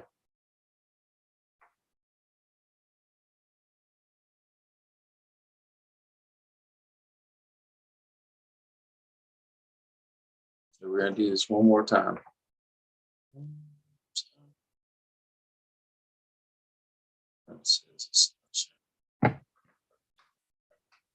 Okay. Can you see that? Yep. Yes. Okay. So I was asked to speak here today about my journey and through my life. And so I've listened to some of the stories, and a lot of people have similar stories. And I don't know why. Oops. Back. Yeah, so a lot of people have similar stories as far as growing up. I was incarcerated at the age of 18, and I spent 31 years, 9 months, and 24 days in the Washington State prison system. I was given a sentence of life without the possibility of parole at 18. And if not for the change in law, then I would have never gotten out.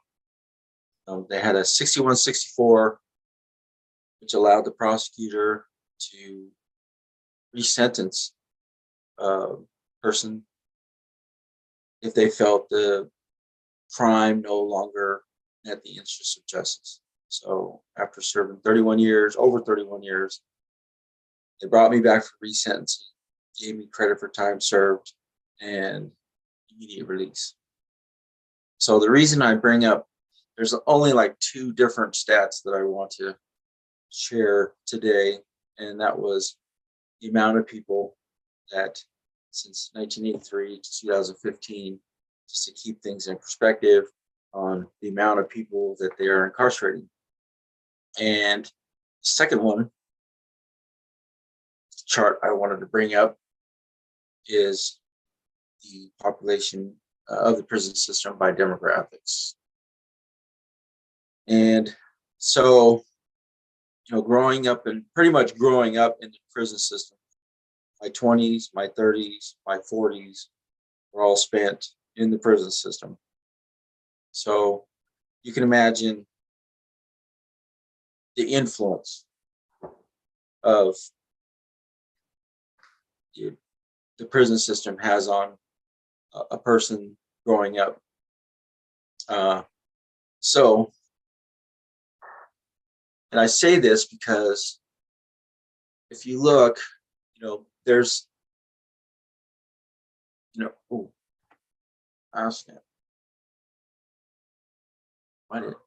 okay. So if you look, although like there's only 5% of the population is Black in the state, 18% of the prison population is Black, which is a high percentage. Then you look at the predominantly white culture, white society, white race, right? They kind of dominate the prison system as far as population size. So if you can imagine that even though there's been disparity in the certain demographics of being incarcerated, you can see that the white culture still dominates as far as population size. And when I talk about that too, it's more like, if you understand the politics that are inside the prison, and it's generated from like white supremacy and racism and separation, and I think that's really where it stemmed from, because when you have a dominant culture, it bleeds their beliefs into the rest of the system. So, and I think that's where a lot of the, like I said, where the separation, you had like the white showers, the Mexican showers, the black showers, the white phones, the black phones, the Mexican phones. So I am actually German and Samoan. So I am a multi-race individual. And so there's a little bit identity, mixed identity issues growing up. Was I white? Because my dad was German and my mom was Samoan. So when I went in the prison system, there was no, I would say, if you look, the Asian API, it's like 10% of the population, right? But only 4% of the prison population. So there was a small percentage of Pacific Islanders and it was probably even smaller at the time because there wasn't anybody that I could really identify with, because there was a couple of Samoans there, but I didn't speak the Samoan language. So it's hard to relate to people when you don't know the language. So I really didn't associate them. So what I did is I didn't join the Native American. When I went to the yard, they call it the big yard, where they have a field, baseball fields, basketball court, handball courts. They had a weight pile out there. So when I went out there, there was a couple of teams getting prepared for a softball game. And so I went over to watch because I like sports. So I went over to watch, and there was this Native American gentleman who was burning sage in the big yard. And I was curious. I was like, what's going on here? And he said, oh, we're praying, right, for good medicine, good thoughts, good prayers for our game. And I was like, oh, that's interesting. So that was within the first probably 2 weeks I had been there. And he asked me if I wanted to learn about it. And I was like, yes. So majority of my time was spent within the Native American culture, Native American circles. So that's funny is that I am Samoan and German, but identified throughout my time as Native American. Went to the sweat lodge, went to drumming ceremonies, pipe ceremonies, and went to the powwows, yearly powwows, inside powwows, of course. They would have like celebrations that they organize. But that is kind of like what I wanted to share with you with that. Because this is a telling sign, really, when I look at this, when I found that interesting, that when we talk about how different cultures kind of dictate the rules and the policies, and so that was really funny because I recognized those things, how that kind of led into the politics of the prison system. So let's see. So my journey, back in the way back. So we'll start when I was growing up. Was a single parent. Parents split up when I was about 4 years old. So it was rough. Went to live with my mom till I was my parents split up when I was about 4. And then my mom couldn't take care of us anymore. It was 4 boys, and she didn't have enough money, so she slowly sent us back to my dad. Well, my dad was stationed. I was born in Hawaii, where my dad was. He was in the Navy, and so we went to live with my mom, and she went to the furthest place away from my dad as possible, and that was in Virginia.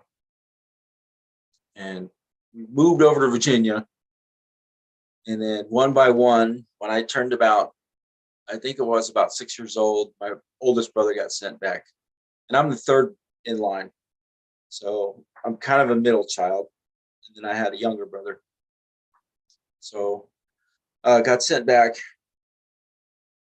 My brother got sent back about 6. My second oldest brother got sent back at about 7, and then I got sent back to my dad about 8. And then the funny thing is I thought I was going back to Hawaii. So when I got to the airport, I looked around and it's like, this is Hawaii? And my dad had remarried at that time, and my stepmom and my brother, my 2 older brothers, and my dad laughed at me. They were like, no, it's Nebraska. I'm like, oh, okay. So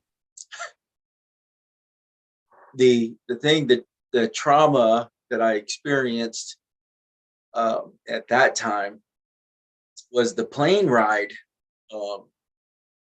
going back to see my dad, right? And because we're like sharing stories and dealing with trauma in life, right? And so the experience I had on it kind of ended up a funny story, because they were like told me it was Nebraska to kind of ease my right.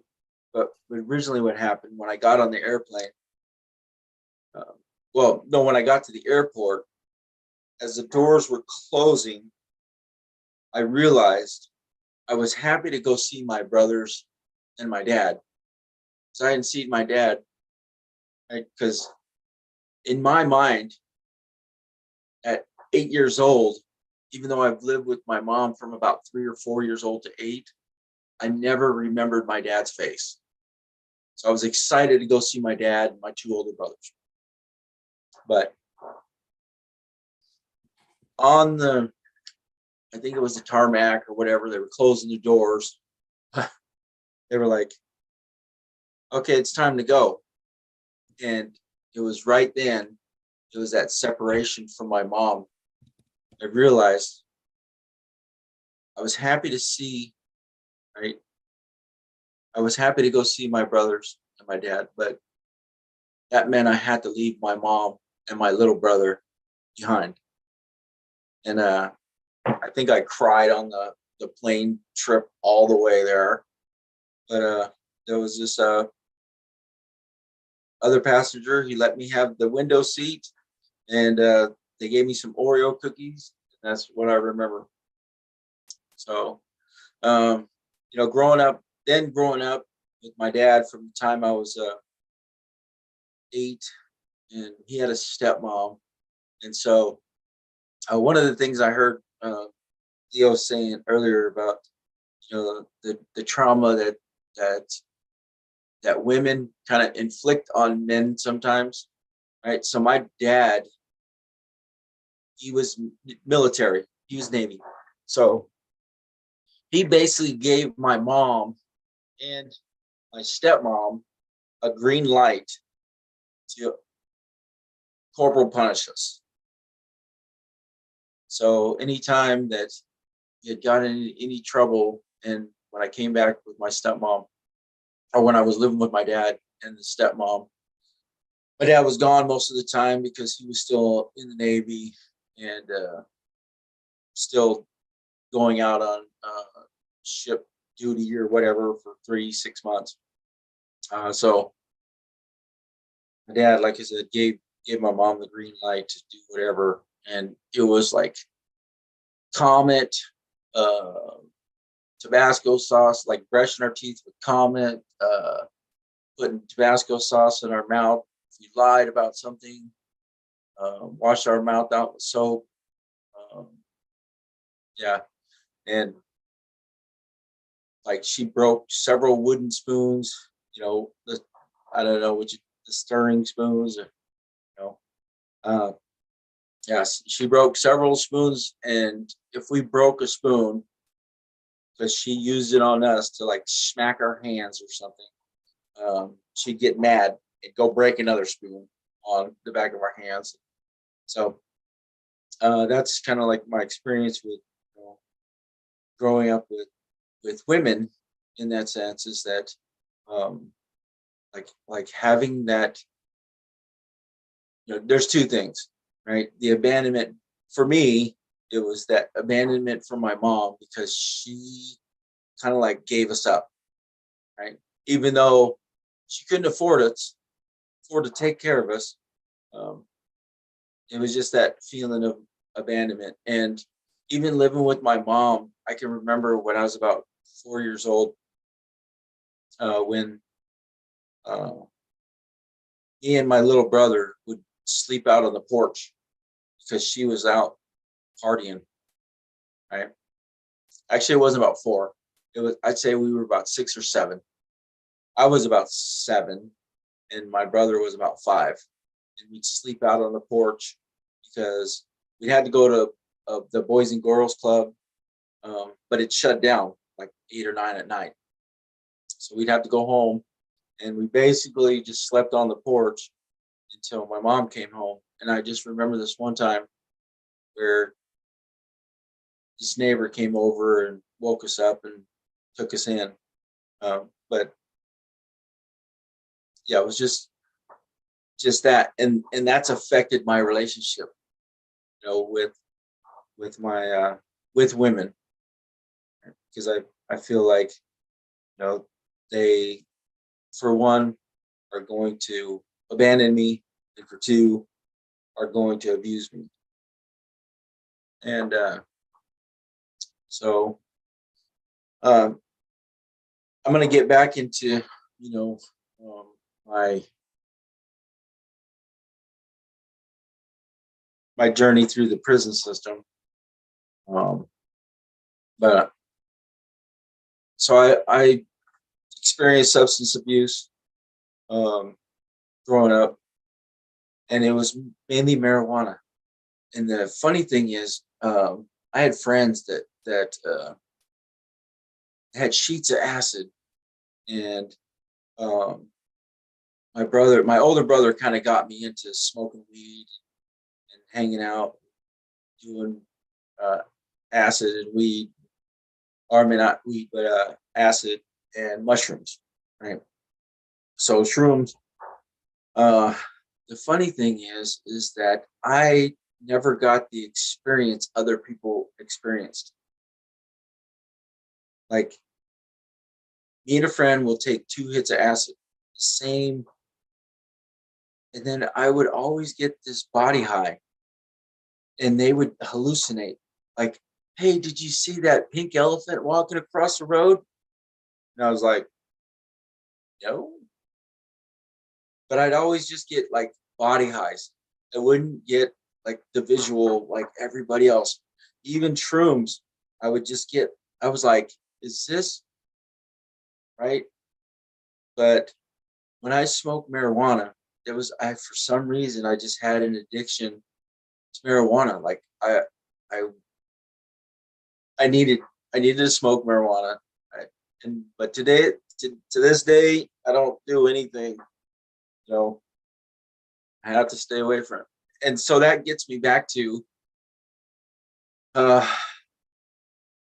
my crime, is that I took a man's life for $1,300 and an ounce of weed. And that's what they gave me life without, is that we found out that he was dealing drugs on the side, like had a little small grow operation. And it was our friends. They considered us a gang. There was 4 of us, but we weren't a gang. We were just 4 dumb kids. I was the 18 years old. I had a friend that was 17, my brother that was 16, and another friend that was 15. So we were just a bunch of dumb young kids that just wanted to smoke weed, and we were going to think about robbing them. But one of the kids, it was his ex stepdad that used to abuse him. So when he found a gun in the house, they thought, oh, we'll just go ahead and just shoot him. And we're like, that is ridiculous, right? We're just going to rob the guy. But it turns out that the kid wasn't thinking straight because, you know, the abuse that he faced from his dad. And years later, I found out the same father figure was having my two friends, having them take marijuana to high school and sell it to or junior high and selling it to the junior high kids, right? And so one thing led to another. One of the guys was like, here, you take the gun. Or he took the gun and gave it to me. He's like, you ain't gonna shoot him. Here, give the gun to Mel. And it, as horrible as it sounds, it was, when I got the gun, I was like, I didn't know what to do. And it was like a, you know how that pure pressure would, when your friends, you know, tell you to jump over something, you're like, yeah, I can do it, right? And it was, and it's, yeah, as bad as it sounds, it was like a responsibility that I just taken upon, right? But I didn't want to be there. I said, okay, I'm leaving. Okay, we're gonna rob him, do whatever. But I'm leaving in 15 minutes. That's it. I'm leaving. I'm not gonna stick around. So, you know, about 14 minutes later, I felt trapped because he came home. So, you know, once he came home, I felt like I was stuck in this room, and I did not want to be there. So when we were in his room and waiting for him,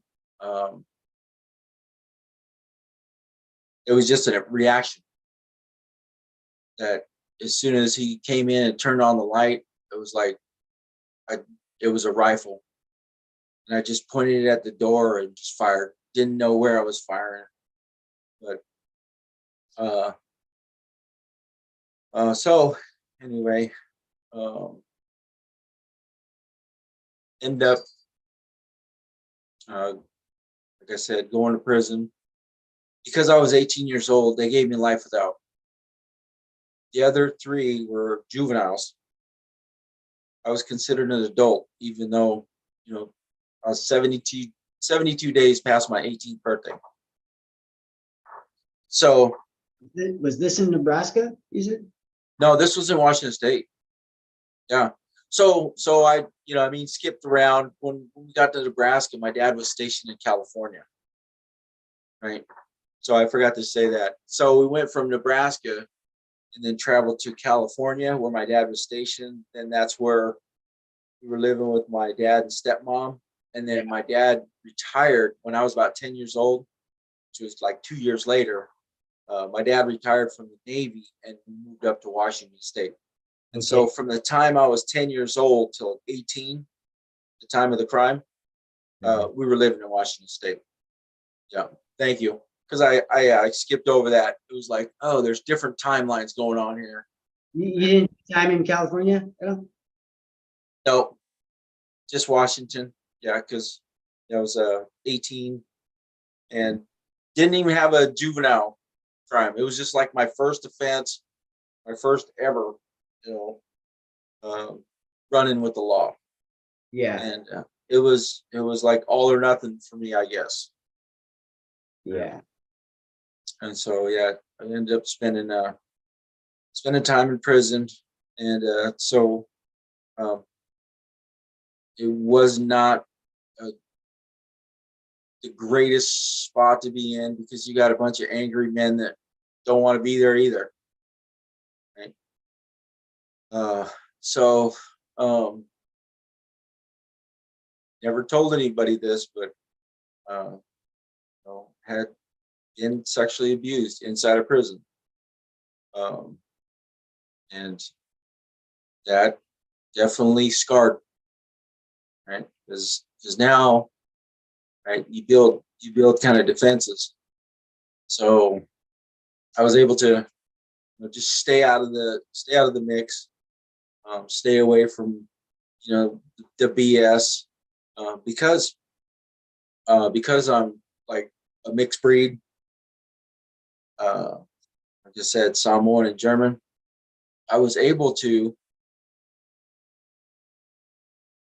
communicate with the different ethnic groups.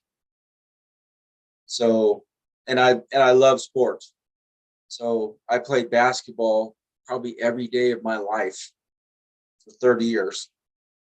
Matter of fact, I still play basketball, right? And so I gained a rapport with the Black community in the prison system because I played basketball. They all played basketball. I would say all. Majority of them played basketball. Majority of them played sports. So I played softball, and majority of the white guys and the Native Americans played softball. I played soccer, and the majority of the Hispanic community played soccer.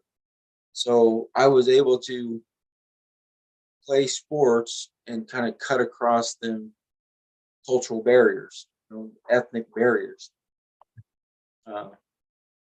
So yeah, dealing with inside the prison system, I was able to manage to basically, you know, escape like some of the trauma. And I don't have any tattoos, which is amazing because, you know, spending like 30 something years, being able to kind of like, I would say, avoid, right? But the experience that I had when I first showed up, like I said, there was no Pacific Islanders that I could relate to because there was a language barrier. So, so I hung out with the natives, and the natives associated with a lot of the white people. Right? Yeah. And so they would, which is funny, right? The Native Americans would click up with the white people, and then the Asians would click up with the Black people. So it's like, you know, that's just prison politics. Anyway, I was able to associate with all groups without being considered like a traitor or something, right? Because of my mixed race. Because anytime I grew a goatee, people think what I was Mexican. And most, I think most, like, I wouldn't say most, some like Hispanics thought I was white, and a lot of people thought I was Native American just because I hung around. They're like, "Oh, you're a Pacific Islander?" I'm like, "Yep." So that's the trauma, you know, of watching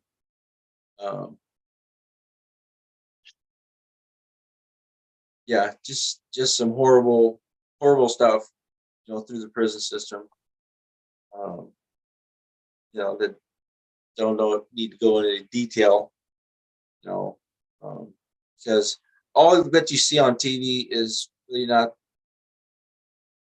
you know, it's just an embellishment, you know. But I'm gonna say that in certain situations, you might get caught up in a situation where that somebody felt like they would have to get or if somebody felt disrespected, and they would have to, like, so-called protect their pride. Yeah. Right? Yeah. If you don't fight, then they're really, you at least go there and get your ass whooped. But if you don't fight at all, way worse off. Yeah. And you know, I mean, I'm 6 foot tall, and I weighed about 200 pounds. So I wasn't small, but even that 18-year-old kid, these men looked huge to me. Yeah. Because they were all working out. They were like probably 240, 250. You know, I wouldn't say all of them, but majority of them were. So I have different experience with that because I face a different kind of pressure, right? Whereas if somebody went in there, like a white guy who weighed like 120 pounds at 5'6", he faces different pressures than I do. Yeah. Right. Yeah. Where he's subjected to like, hey, you better shave your head off or shave your hair off, grow a goatee, and get tattoos all over your body, or you'll be subject to our ridicule, our pressure, or whatever they're going to do. So, yeah, it's a definitely a different system for different people in different circumstances. Right. Yeah.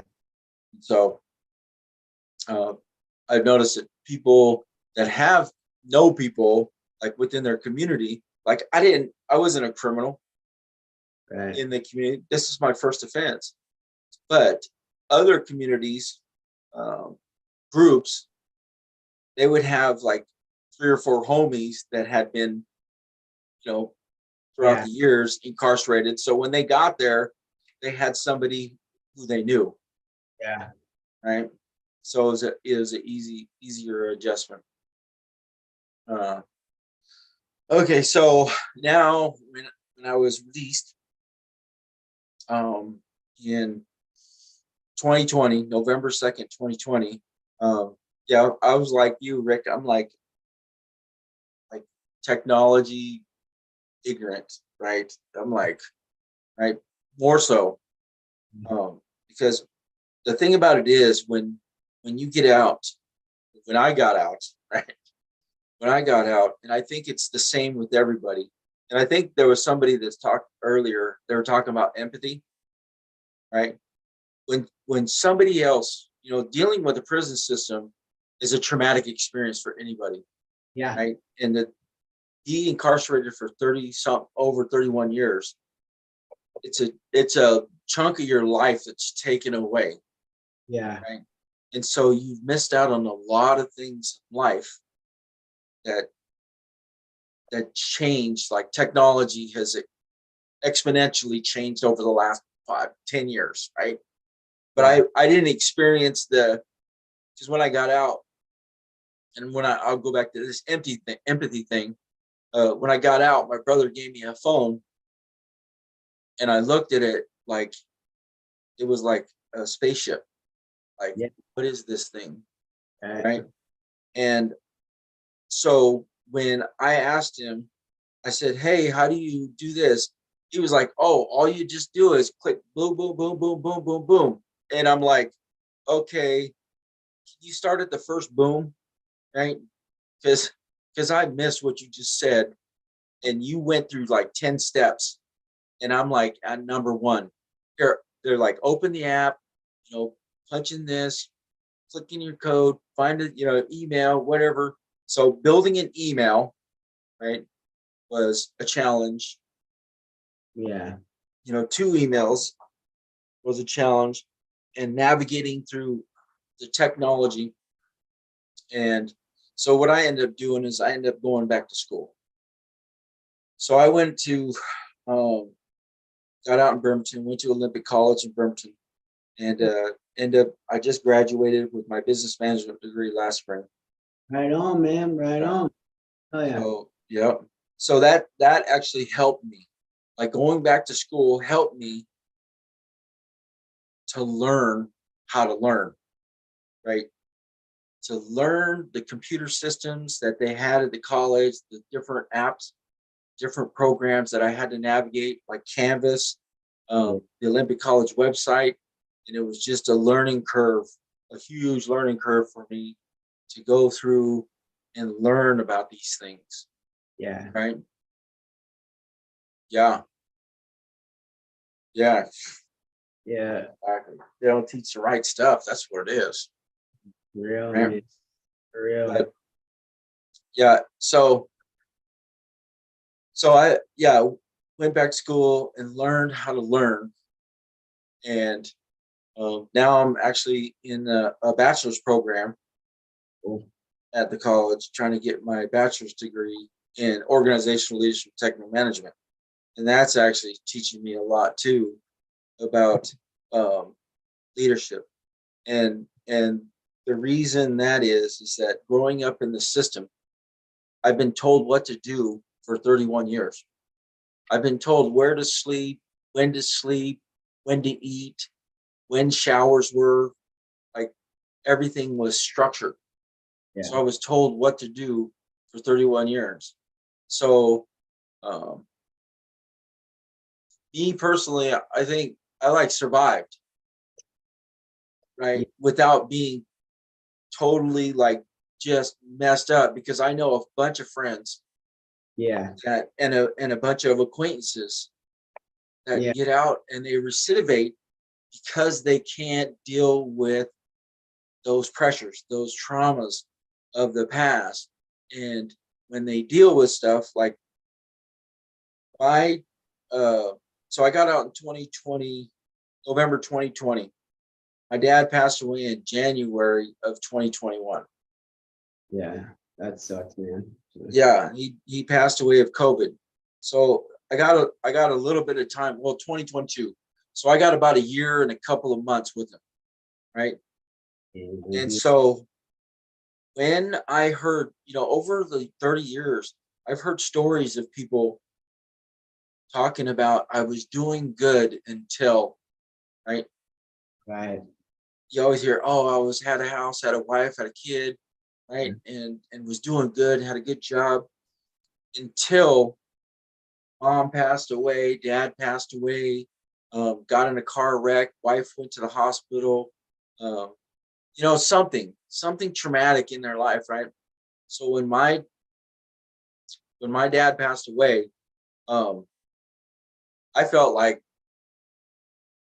deep in the dumps. I'm like, my dad been fighting. He's been the constant thing in my life for 31 years. He would come and visit me when I was down at Walla Walla, which is a 6-hour drive away from where he lived, right? A 6-hour drive away from where he lives. He came and visited me at least twice a year, like clockwork, right? Always stayed in contact, called, write letters.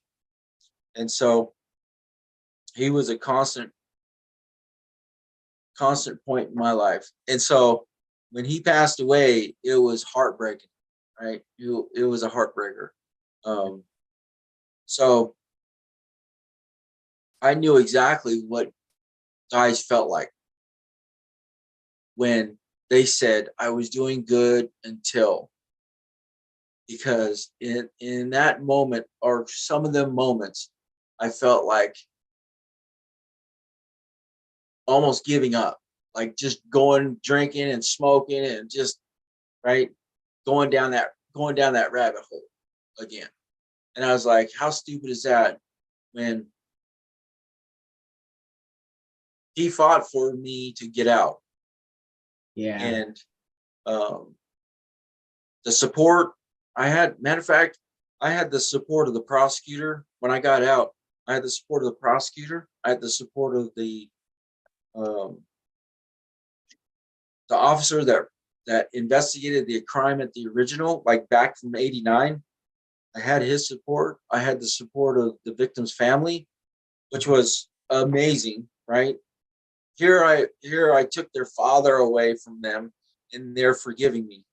Just like Darius was talking about earlier with this lady, just like, I forgive you, right? And it's like, that's a powerful thing, Yeah. right? Where somebody just, because you know what? When I think about if somebody took my dad, right, or my mom, it's like, how can I forgive them for that, right? Because that's a traumatic experience in life. So, growing up inside the system, that was pretty traumatic. So I had to regroup. It was like, man, it's prison. There is, at this point, there should be nothing that should stop me from staying free. Right? It's my decision what I want to do with my life. You know? And like I said, I see a lot of guys that don't make that turning point. And so the recidivism rate in Washington State it used to be about 60%. And when they talk about recidivism rate, they talk about people that have within the first 3 years of being released, either come in contact with the county police or reoffend with another felony. Right.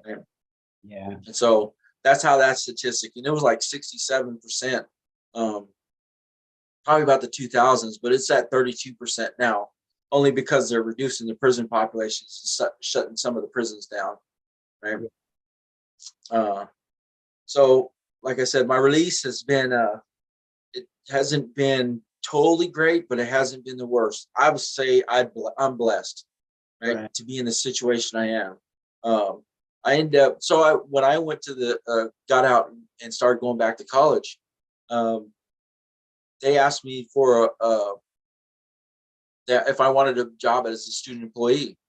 So they gave me a job as a student employee, and that was for about 6 months. And then then a full-time classified job came open. And so I ended up didn't apply for it the first time, and then it came open again. And the supervisor's asking me, it's like, hey, you should, or they said, we were disappointed that you didn't file or didn't apply for the job position last time when it was open. They said, are you going to apply for it this time? And I was like, well, I was weighing, do I want to take on that extra responsibility? Because here I was transitioning back out in the community, learning about learning about myself, right? Learning about technology, learning who I was. Because, you know what I mean? I got like a really almost like an identity crisis going on, right? Because like, who am I in this world, right? I'm already 30 years behind. I don't have savings like everybody else, right? Yeah. I don't have a car. I don't have a house. I don't have savings, and I'm 50 years old. Haven't been building credit and all of that stuff. Yeah, exactly. Building credit. Didn't have credit. Never had a driver's license. Never didn't have a job at the time I was incarcerated. Didn't have a girlfriend at the time I was incarcerated. So there's some guys that like grow up in the system and they have like girls that come up and they grow up with girlfriends and they get out and they have some, somebody in the community, right? So I really didn't have that foundation, right? Getting out. So here I am trying to build a life again. And so back to like my relationships with women,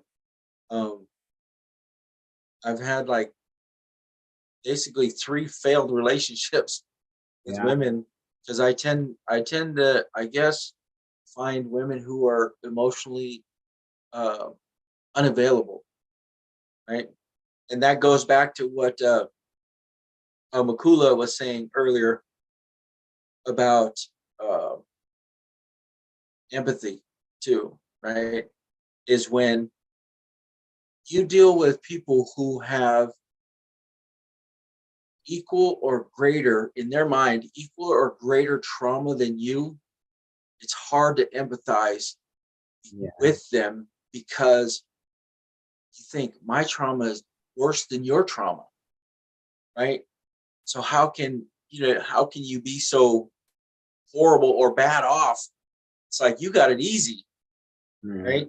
Because you didn't deal with the traumas that I dealt with. So that's what you're talking about when you're thinking about empathy, right? To like, hey, I'm going to set my trauma aside and understand your trauma, right?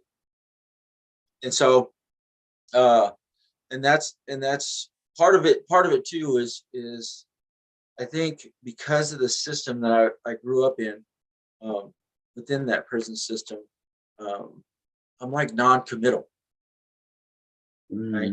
In relationships. Like you can't form a solid foundation to get like a long-term thing going. Yeah, yeah. Wow. Yeah, it's because I have a 30 years, right? When you sit in the prison system and you have 30 years to think about what are you going to do if you get released, Right. right? And so if your plan is to get a house like within the first year, get a car within the first month, try to, maybe get a dog or whatever, whatever your plan is, right? You list them out. And so you've been thinking about this list for like, whatever, 30 years, right? Formulating this list. So when I got out, I'm going through this list. It's like, and I can't help it that, like, so my list, my top priority was school, right? School and basically work to try to collect savings, try to amass some, financial security for myself, right? So those two focus. So when I get in a relationship and I can't make the other person number one, it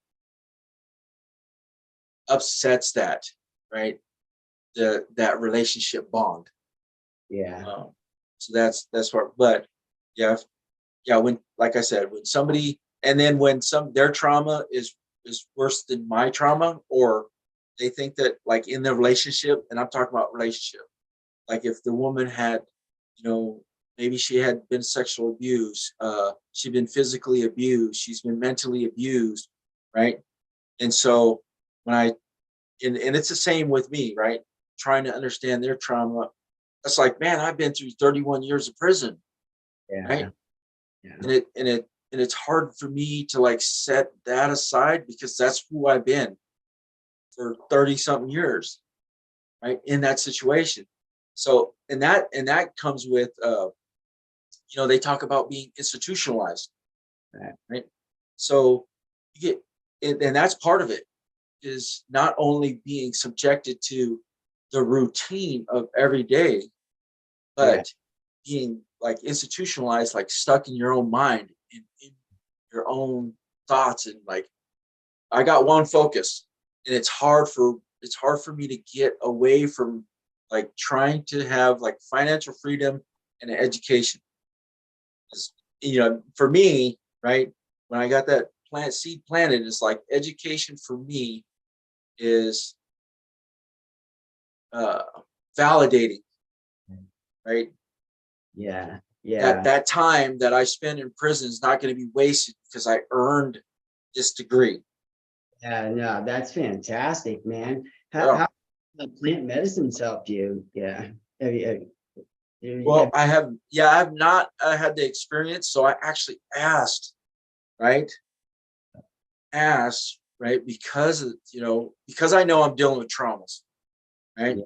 And I asked to go through the ceremony because I kind of inquired on, like, and I heard somebody talk earlier. It's like, you have an low stress. What's up? Did you have an email account? Have you made an email address yet? Yeah. Yep. Yeah, you should leave me your email, man. I definitely want to talk to you about this some more. I grew up in Santa Cruz, California, and I started doing some stupid shit around the age of 17, where I'm really lucky I didn't get caught. Because anyways. Oh yeah, absolutely. And a bunch of people like that, right? Yeah. That could have easily, for every one person that got caught, there was probably 10 that didn't. Right. Yeah. But I got popped with a bag of black tar in Santa Cruz when I was about 23 years old, and so they initiated like Prop 36. So I was, they're trying to get me to go to programs, but I would always leave or fuck it up or piss it, dirty or something. So I was always going back in for like probation violations, missing court dates and shit like that. Yeah. But every time like there you go, they keep you a little bit longer. First it was like 2 weeks, 3 weeks, and then they're at 3 days, and it started to go up. And it took a long time to get through that. It took like years to where the judge finally was like, you can either do 1 more year of probation or 60 days out at the Watsonville jail farm, and that'll be it. Well, then you think. So I took the 60 days, but just within like that few years of like going in and out of county for a while, like I was on my bunk. I seen a guy get his face smashed in with a fucking padlock. I seen this wino came in and started mouthing off to the white boys using the bitch word, and I seen fucking 7 Peckerwoods just fracture his skull, dude. Like I never forget that sound of some fucking skull getting cracked. Like rough, dude. And it's that was just me, screwing up. And it's really a lot of the guys in county are like on their way to San Quentin and shit. So they run the county jails the same way they do the prisons, where it's segregated by race, like strict rule. Man, I fucked up. I was out at the jail farm and like I was just hungry. And I seen homeboy walk by. He still has like his macaroni and cheese and salsa. I was like, hey, you gonna eat that? And the guy was black. Like I just did like it completely had slipped my mind. Yeah. And pulled me aside, and I was really lucky. The dude that was the shot caller for the white boys, since we were in youth service together. He was about 15. I was like 17. We fucked up when we were kids too, and he's like this one slide because I've known you since we were kids, but like anyway. Probably would have beat my ass for that shit, but yeah, man, half my family's Jewish, like having to see all the swastikas and hear all the stuff. Like I didn't speak enough. I'm half Mexican. I didn't speak enough Spanish to like click up with those guys or like Morteños. Like I didn't gang and stuff. So yeah, I had to click up with the white boys and like man. I completely understand. Yeah. And so you understand, I mean, especially, being through that type of system, that environment, it's a survival of the fittest. Right. Yeah. No, I was like 5'9", all strung out, doing meth and heroin, going there, like weighing 130 pounds, soaking wet. Yeah. No, I was like, like if you were good, like dudes that know how to get haircuts or dudes that know how to like do tattoos, you're usually kind of all right. And like, I was like good with letters, like the homies would come out, like, I would help them write cards for their girlfriends and stuff. Like, kind of had a little, people would drink and coffee, help out with shit like that. So I did okay for being, a small little fucker. Yeah,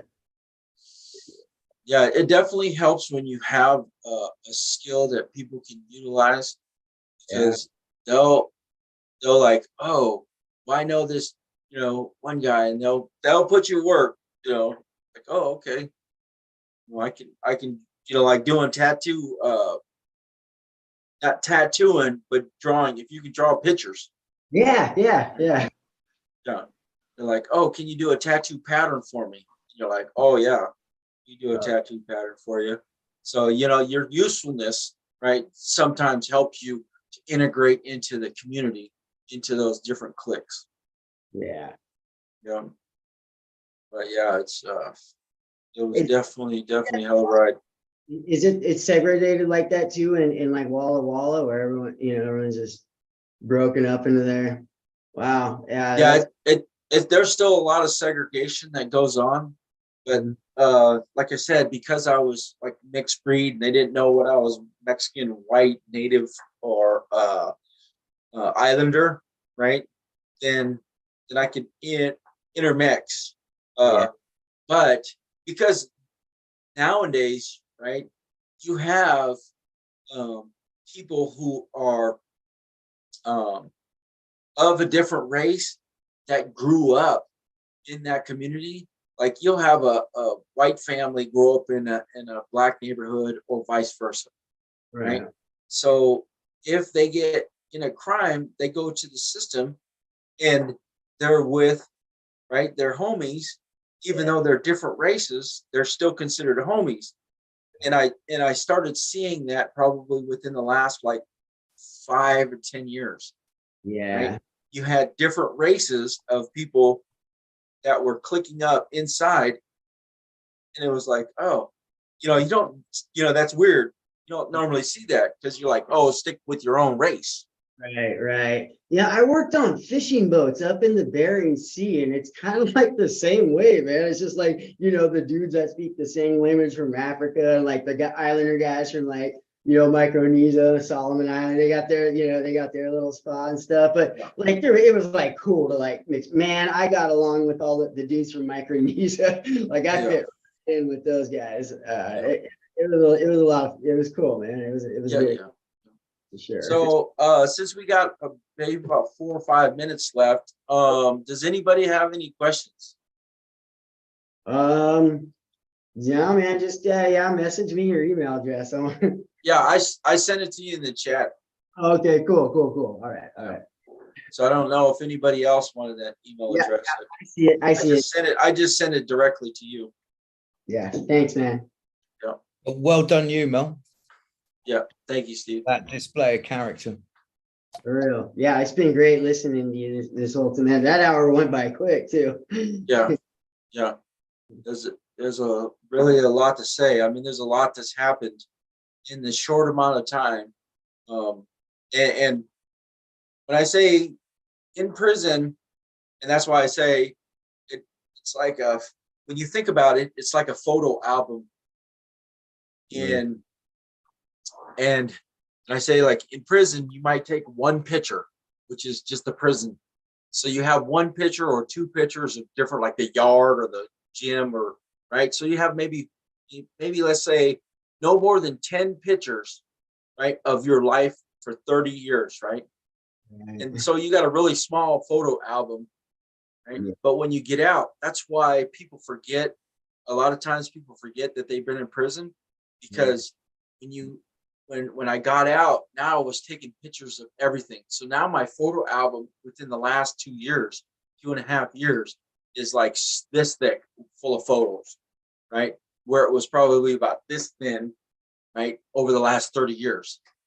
Because, driving my car, my house, going down each road, the supermarkets, the people I've met, the places I've gone, the meals I've eaten, the restaurants I've visited, the skating rinks, you know what I mean? All those things. Now you got a big photo album, right? And they're stacked up.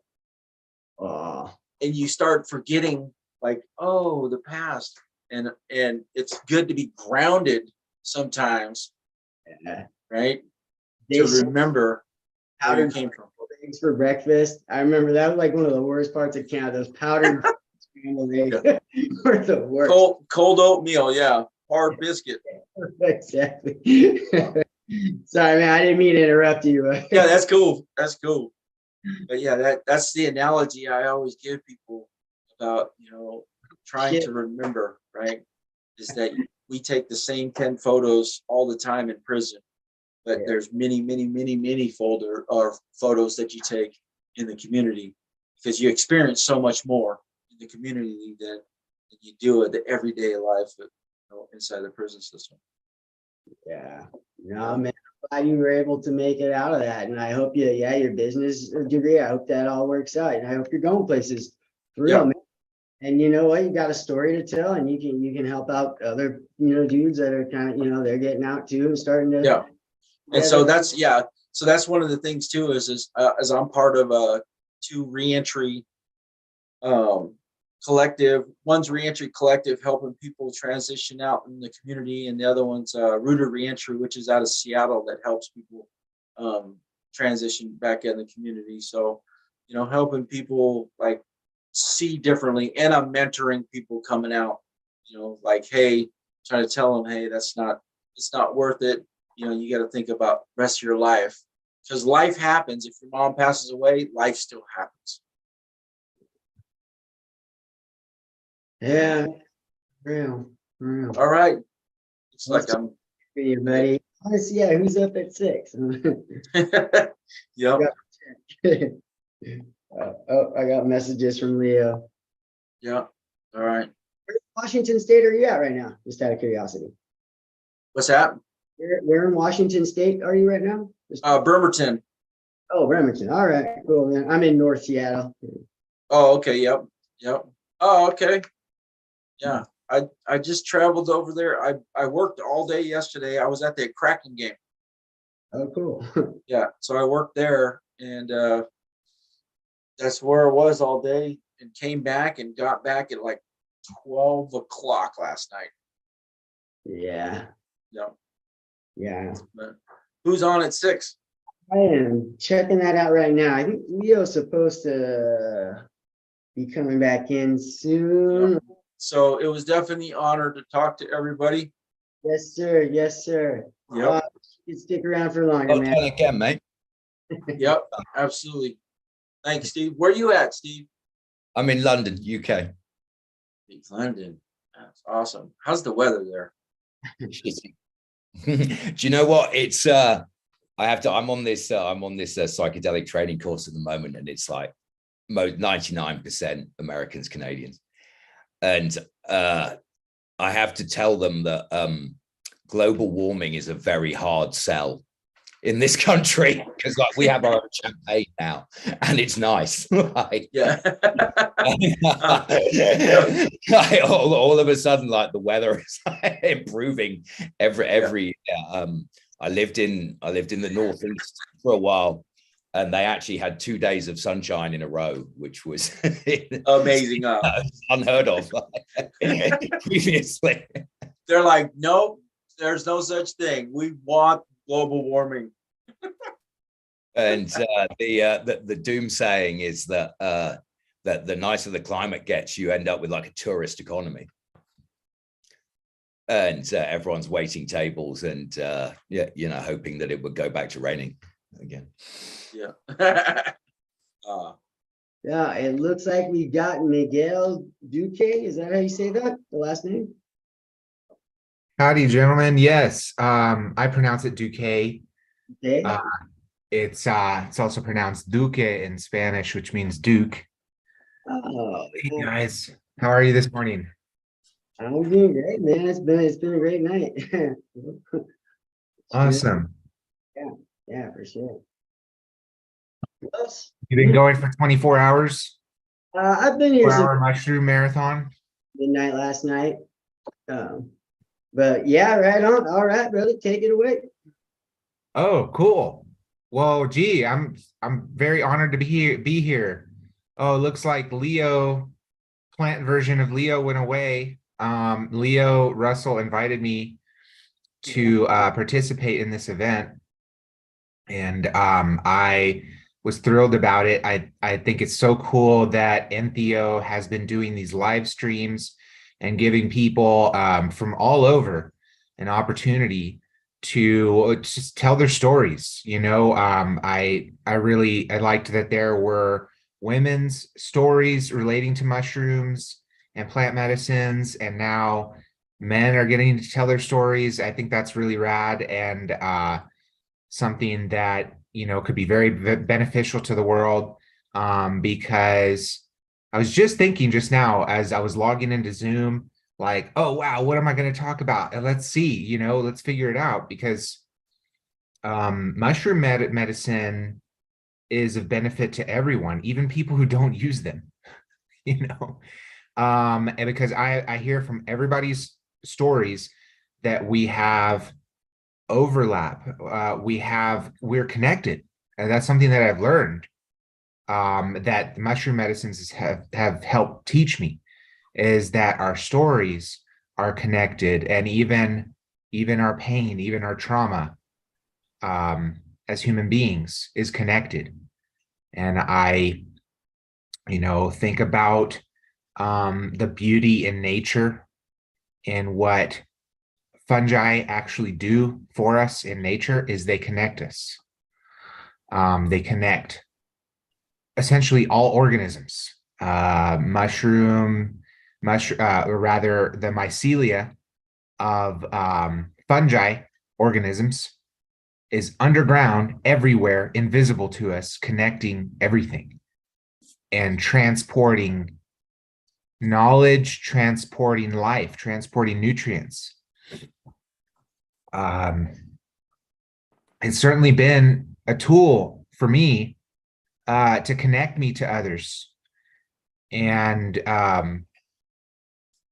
in a way that has helped me grow, helped me heal. I think it's a really great thing for us men to be sharing stories of healing. Certainly all people around the world have healing to do. There's been many traumatic experiences throughout the world for all peoples. And certainly throughout the past century has been like a real doozy, you know. The 20th century, the 1900s saw a lot of death, a lot of chaos, destruction, violence, on many scales. You know, many people think to the big global scale, there was a lot of violence and death.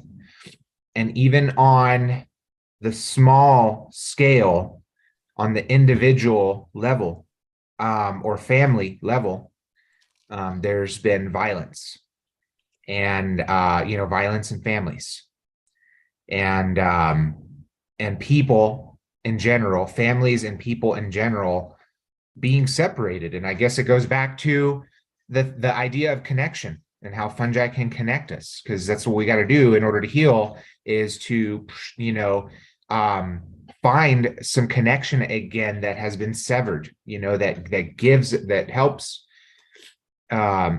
helps us feed each other and, you know, take care of each other. You know, we're not organisms who can survive in isolation, even from birth. You know, it's a basic human need that you need connection to other people. There's so much we could talk about. I'm here to hear, I'm here to listen to other people's stories as much as I am to share bits and pieces of my own story. I guess just to wrap up my little opening monologue, so to speak, which can go indefinitely, you guys. I have this crazy I have this, you know, hopefully some people, maybe other crazy people out there would call it a gift. And sometimes for me, it's a curse that I wind up talking, you know, 5 times as long as I was allowed to. You've got a whole. You know, I'll share a bit about myself, because I shared a little bio that Leo might have included, you know, in the event info. So how I articulate my life mission is as follows. The mission for my life is to lay the foundation for a voluntary, peaceful world through leadership, philosophy, and love.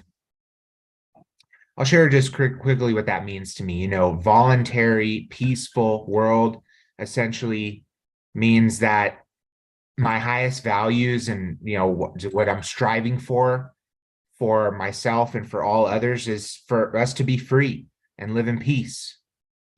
Voluntary meaning that the relationships in our lives and how we're connected to other people is one of choice and one of, you know, of freedom, and where we're all pursuing through our own free will, our own individual missions, and nobody's coercing us, nobody's threatening us or using violence against us to just sheerly use us, you know, use you in your life to achieve their goals. And I strive to do that through leadership, philosophy, and love. Because I've been very blessed in my life to get to be involved in really cool organizations, companies, etc. I've learned, I've been taught a lot about leadership and just helping groups and teams succeed. And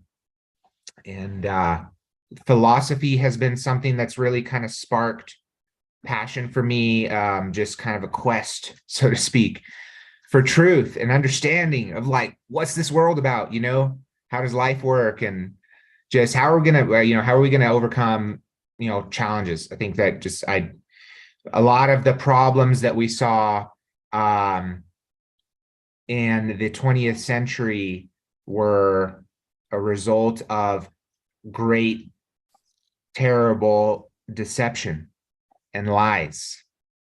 War, for instance. Wars, they're always based on lies. They're always based on half truths or partial truths, maybe less than half the truth. But there are great lies that, that delude people into hurting each other. And then love, I just feel love is the ultimate, just the ultimate cure for everything. I mean, it's universally. And to wrap up a bit more about me, so currently my biggest sort of endeavors right now in my personal life are having become a father. It's a great lifelong goal and dream of mine. I am currently 32. I'll be 33 in a few months. And I just became a dad, basically just shy of 7 weeks ago, and my little baby boy, who's a few feet away. And I'll bring him over here so he can share his men's story in a little bit. But his name's Miguelito, or Miguel as well. Just call him little Miguel, like I grew up being called. And what else? I'm just very grateful for my awesome partner and best friend in life, my wife Anna. We live in Tacoma, Washington, and so I don't know where everyone. Maybe hopefully I'll find out a bit of about you guys. But I'm Washington based, and that's how I got to meet Leo Russell of the Entheo Society. All right, Seahawks are. I'm so bad with sports, bro. Mariners. That's the Mariners logo for sure. Shout out sports ball. So yeah, I live in Tacoma, Washington. I grew up in Houston. I was born and raised in Houston, Texas. Still very much Texas proud. Oh, awesome. Thank you for the question, Leo. Yeah, I'll totally talk about that.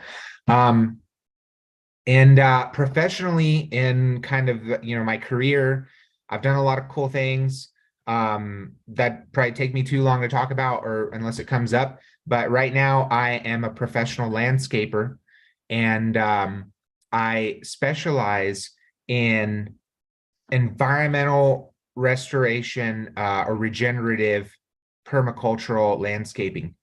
And we do all kinds of landscaping projects. We do multi-million-dollar houses. We do the little tiny parking strip by the street outside of an apartment complex. We'll do like a little person's courtyard, backyard thing in their tiny townhome, community. I love working with plants. I feel like all plants have been plant medicines for me. Just spending time outdoors, hands in the dirt, that's a very healing thing. And I've been a life coach. I've been a business and personal growth coach for I guess about 5 years now. I was able to I found a really awesome company where I learned about business coaching and became a business coach. And now I specialize more in life coaching. And that's you could say it's one of my side hustles. It's not something I do full time, something I really enjoy. And that I mean, I feel, it's mutually beneficial for me and my clients. To just really, I'm grateful to be part of a lot of people's story, and to just, help them with whatever their goals are. And I'm also involved as a volunteer in various political efforts, including the Entheo Society. I've been a supporter of psychedelic decriminalization and mushroom decrim, in particular because my bigger volunteer efforts are with the Libertarian Party. So that's my little, logo here. I'm currently in New Mexico because this is our quarterly in-person meeting of the LNC, the Libertarian National Committee. The Libertarian Party, by the way, has been around for over 50 years, and it's a pretty epic organization. Really came out of it was founded in 1971 by, like, more or less this weird and awesome mishmash of, like, the hippie movement and, like, even just people from that you would either point to and look at characteristics of them and be like, oh, that person's liberal or that person's conservative. There are folks out there that were just, totally in love with peace and freedom. They realize, okay, we're anti-war, and we have that in common, and we also want peace and freedom in our lives in all ways, economically. It used to be, I think one of the early names was the Guns and Weed Party. So these were, like, the people that, like, usually, like, culturally, if you're left wing or right wing, so basically, like, either you like guns or you like weed, but not both. Well, libertarians are the people that like both, more or less. They were early on against the first people to be against the drug war. Not that other organizations weren't against the drug war, but we're the third largest political party in the country. And there's quite a big margin. I'm not going to lie to you. I mean, there's a big margin in terms of size of our organization compared to the other two, bigger political parties.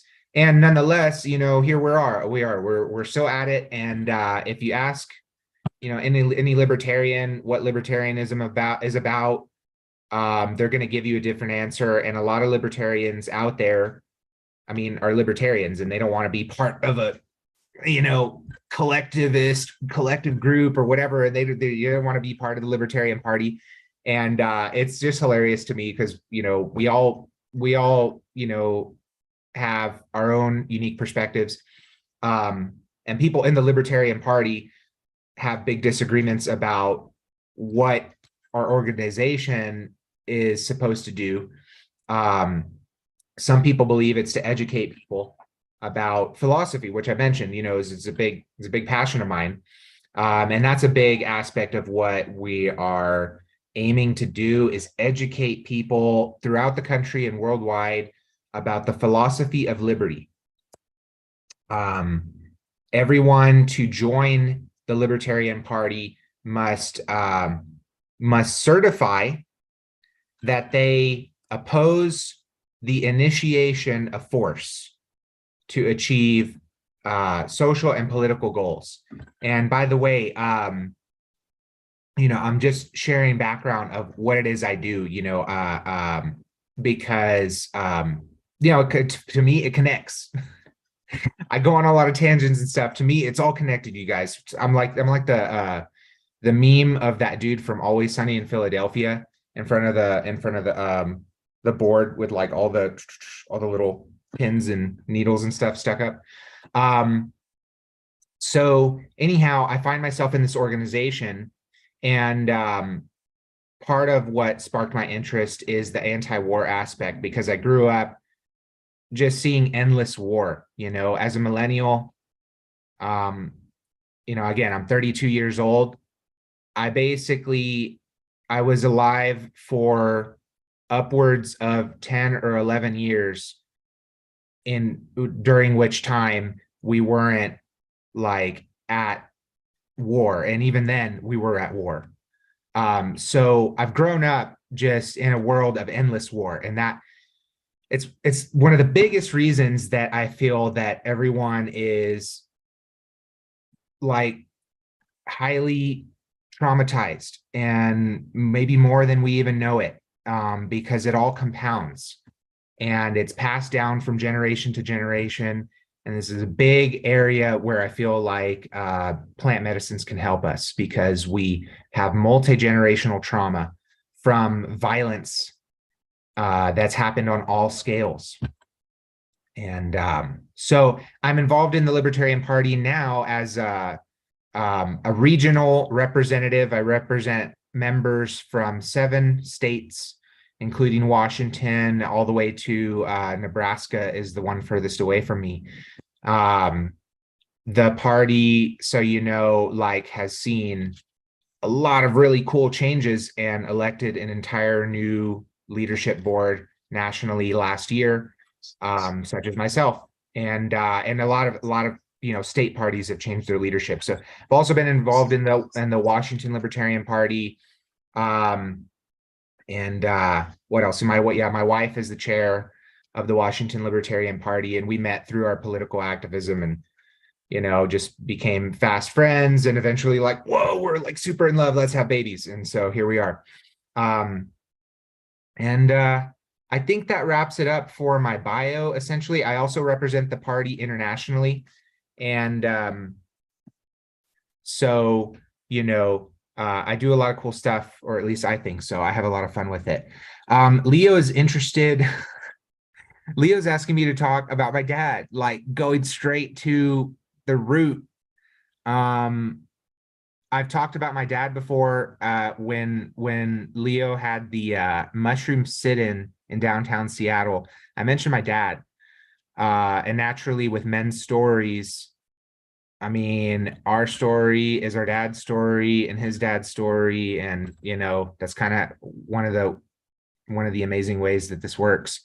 My dad is from Ecuador. And he immigrated to the United States, to Houston, when he was 11 years old, and grew up in Houston, Texas. And I'm the youngest of 3.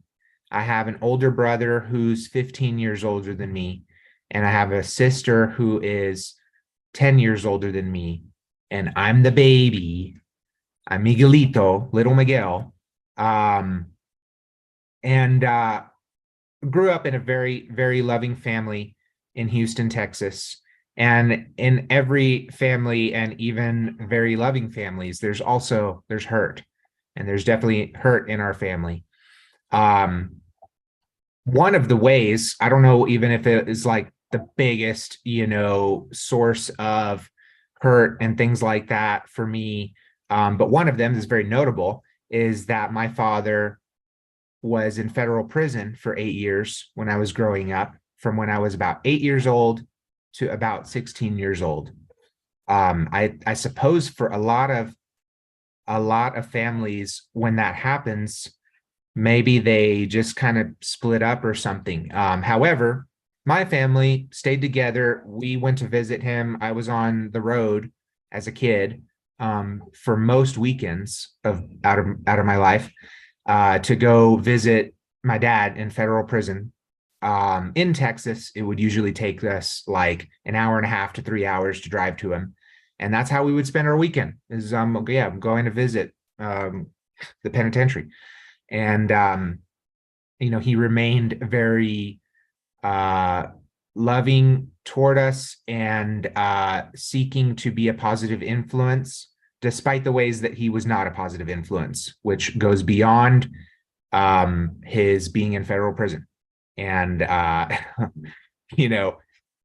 even know. It's funny, you guys, because I mean, I think about him when I'm talking about him, whether or not he's listening or ever gonna listen to this, right?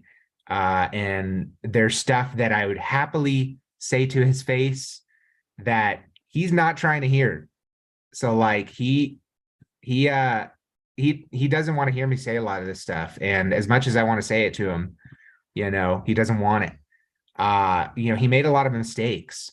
He'll admit some of this stuff, but he doesn't want to hear it from me. He wants to hear from me like, oh no, you were just a great dad. Yeah, he went to prison because he was involved in drug trafficking.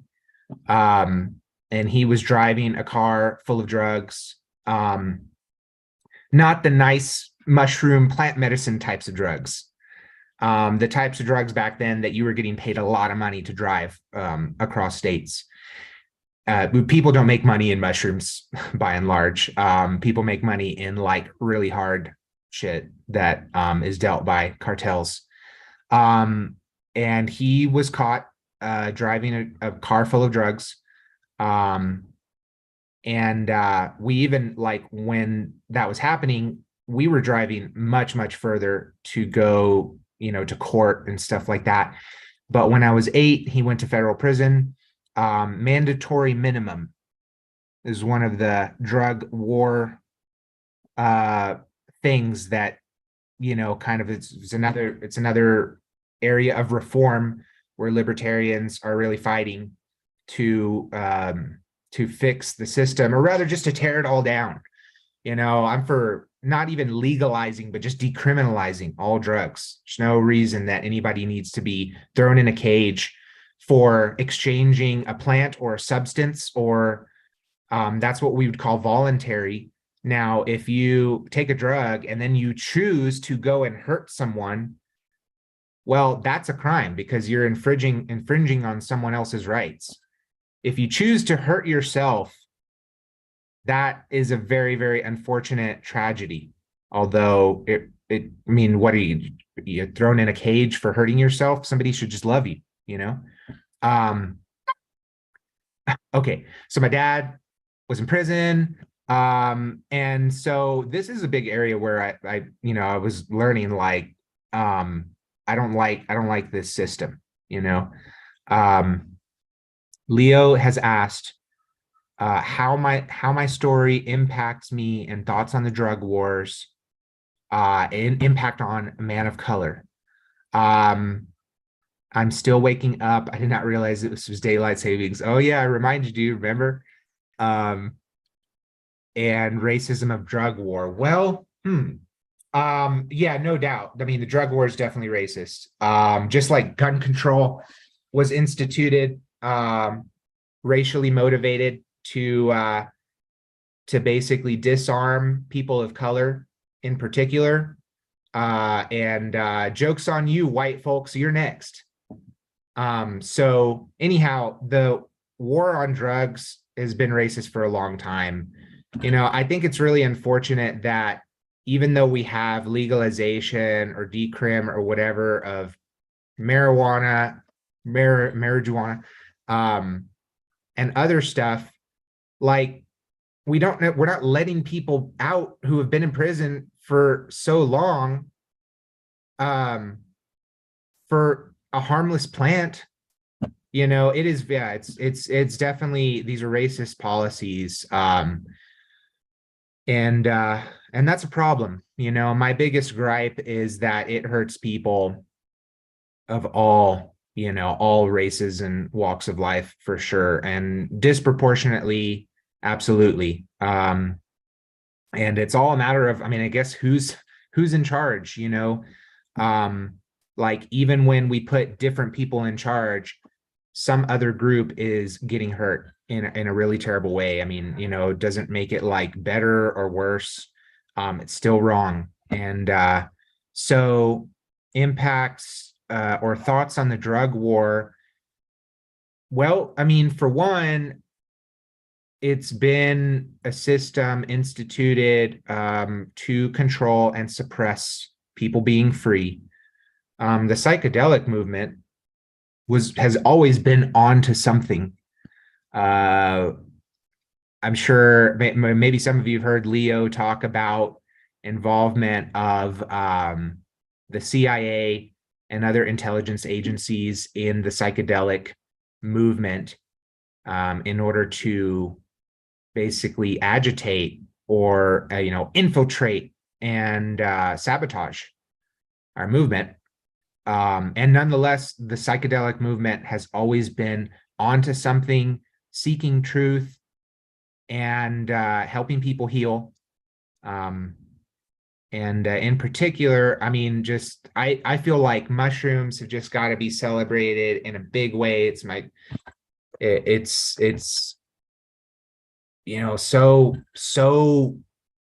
primordial of a you could say a plant, but it, as you guys might know, it's not a plant. You know, fungi are something unto themselves, and so ancient, you know, that pre-humans must have been partaking, you know, of mushrooms in a beneficial way.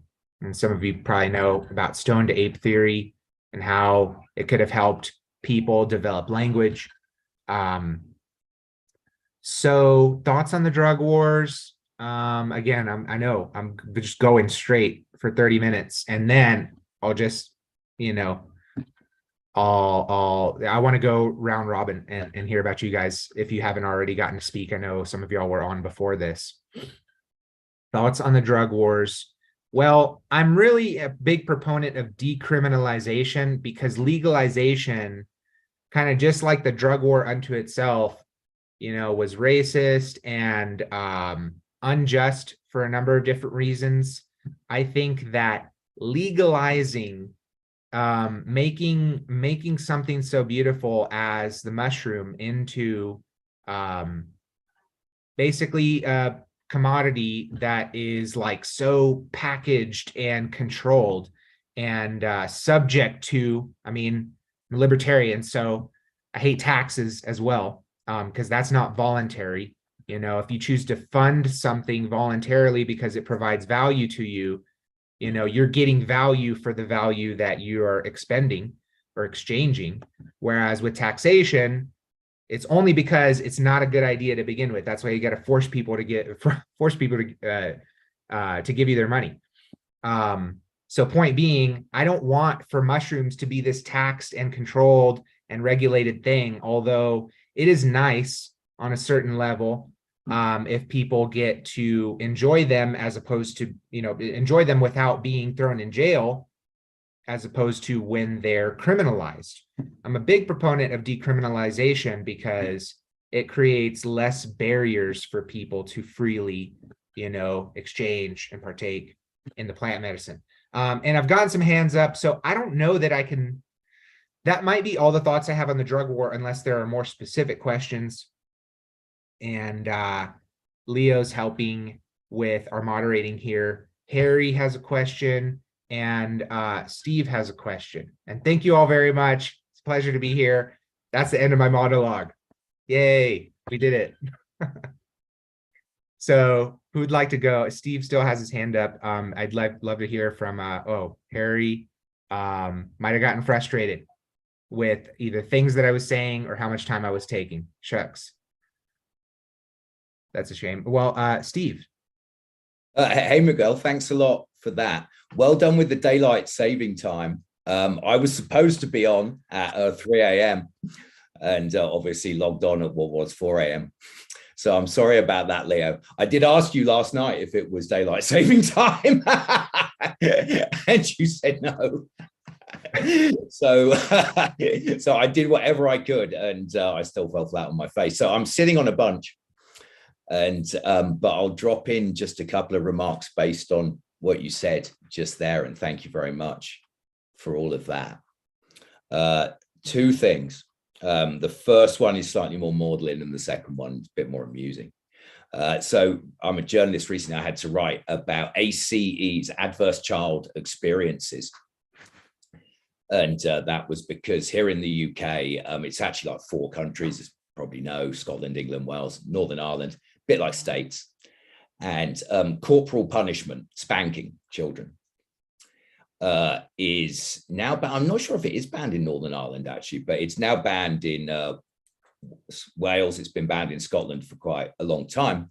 It's not banned in England. And I was writing about it, and I was quite surprised to find out that the USA and England are 2 of the few remaining countries where corporal punishment is not illegal. Corporal punishment of children is not illegal. I was really surprised. One of the earliest countries to ban it was South Korea in, I think, the late 60s, early 70s, and countries like Argentina, Italy followed quite soon after. And yeah, this is the 1970s, early 1970s. And I was thinking and you know, it's plucking out of thin air. Could this be something to do with the fact that at least 2 generations were sent off to war and came back, I imagine, quite traumatized, and maybe that sort of leaked into the families one way or the other. I must say, though, parenting and war, 2 things I don't have a great deal of first-hand experience of. So that's slightly plucked out of the ether. But I was surprised to find out that England and the United States, 2 of the countries globally that still allow corporal punishment when so many don't. I, of course, grew up under the specter of the bomb and the Cold War. And I thought I was a freak for getting scared every time a plane went over. And it's quite common in people my age, I've since found out. So the second one, a bit more funny. You were talking about the Libertarian Party and it being guns and weed. And otherwise, you know, it's Republicans guns, Democrats weed. And I worked for a long time for a magazine called Arena, which Details magazine was based on. I hope there are people who are old enough to remember Details magazine on this call. I wouldn't be surprised if there weren't. But it's very what would now be called sort of metrosexual title. And back in the you know, the dark days of the demise of print magazines, about sort of 10, 15 years ago, we were desperately chasing circulation, and one way we'd do that was scantily dressed women on the cover. Now, obviously, being Arena / Details, we had David LaChapelle and people like that photograph our, you know, half-naked celebrities. At the same time, Arena was seen as like the fashion title. You know, we had the top big Italian houses, Italian and French houses advertising in it. So when the magazine went down, the big debate was all about, you know, naked women versus elaborate prestige fashion pages. And message boards were just about a thing. And it was all going off on the message boards because this great magazine had been put to bed eventually. And everyone was arguing about sort of, you know, naked women versus elaborate fashion. And somebody popped up and said, I'm a bloke and I like fashion and naked women. Where's the magazine for me? And we all, oh yeah, we just haven't thought at all about the majority of guys must like scantily clad naked women. I imagine some of them who didn't like scantily naked clad women still liked it because it was shot by David LaChapelle. And they like fashion as well. And of course, there's lots of people out there like guns and weed. So let's celebrate that kind of diversity. Yep. Awesome. Wow. That's, thank you for sharing and bringing up concepts that I forgot were really interesting to me along the way, such as adverse childhood experiences. That was a concept that I came across. There was essentially a score for those who might not be familiar with it. And if I understand correctly, it's sort of like in the psychology field. And so maybe it's psychologists might take surveys or ask questions to discover how many different types, they fall into certain types of categories of trauma or adverse experiences. They could be related to violence or neglect or sexual abuse as a child. And so, you know, the higher you score, the more of those experiences you've endured. And they've done really interesting studies on the impact in health, just the sheer statistics of the rate of cancer and other illnesses, and rate of incarceration, all kinds of things of people with higher ACE scores as opposed to lower. I don't know what my ACE score is. It would be, I would imagine, above average or something like that, but not quite on the total high end. I definitely, I've been, my family, gave me nice things, as I was growing up. We weren't rich, but we weren't poor. And I had attentive parents, although both of them worked full time for most of my childhood. And I had, my siblings, and I had a loving family. And so I was very blessed in that way. Although there was violence in my family, and well, then, yeah, my dad was taken away from us. That was certainly an adverse experience. There was no like direct sort of like death. One of the adverse childhood experiences is, kind of did somebody die while you were young, somebody like really close in your family? And can't recall that happened to me.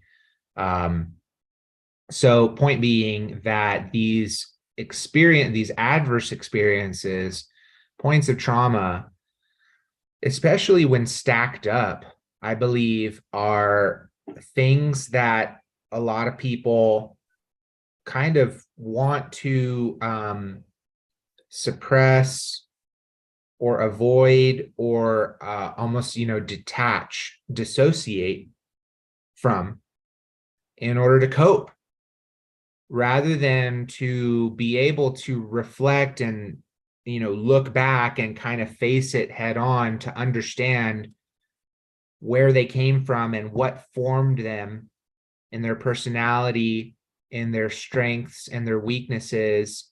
And certainly people have weaknesses and challenges from trauma that they've experienced that makes it hard for them to, I don't know, behave or act in the way that they would want to with others.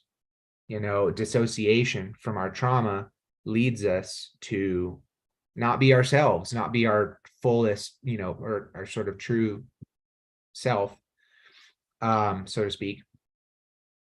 I mean, we're being, hopefully we're being our true self at any given time as best we can. There's always room for improvement and growth.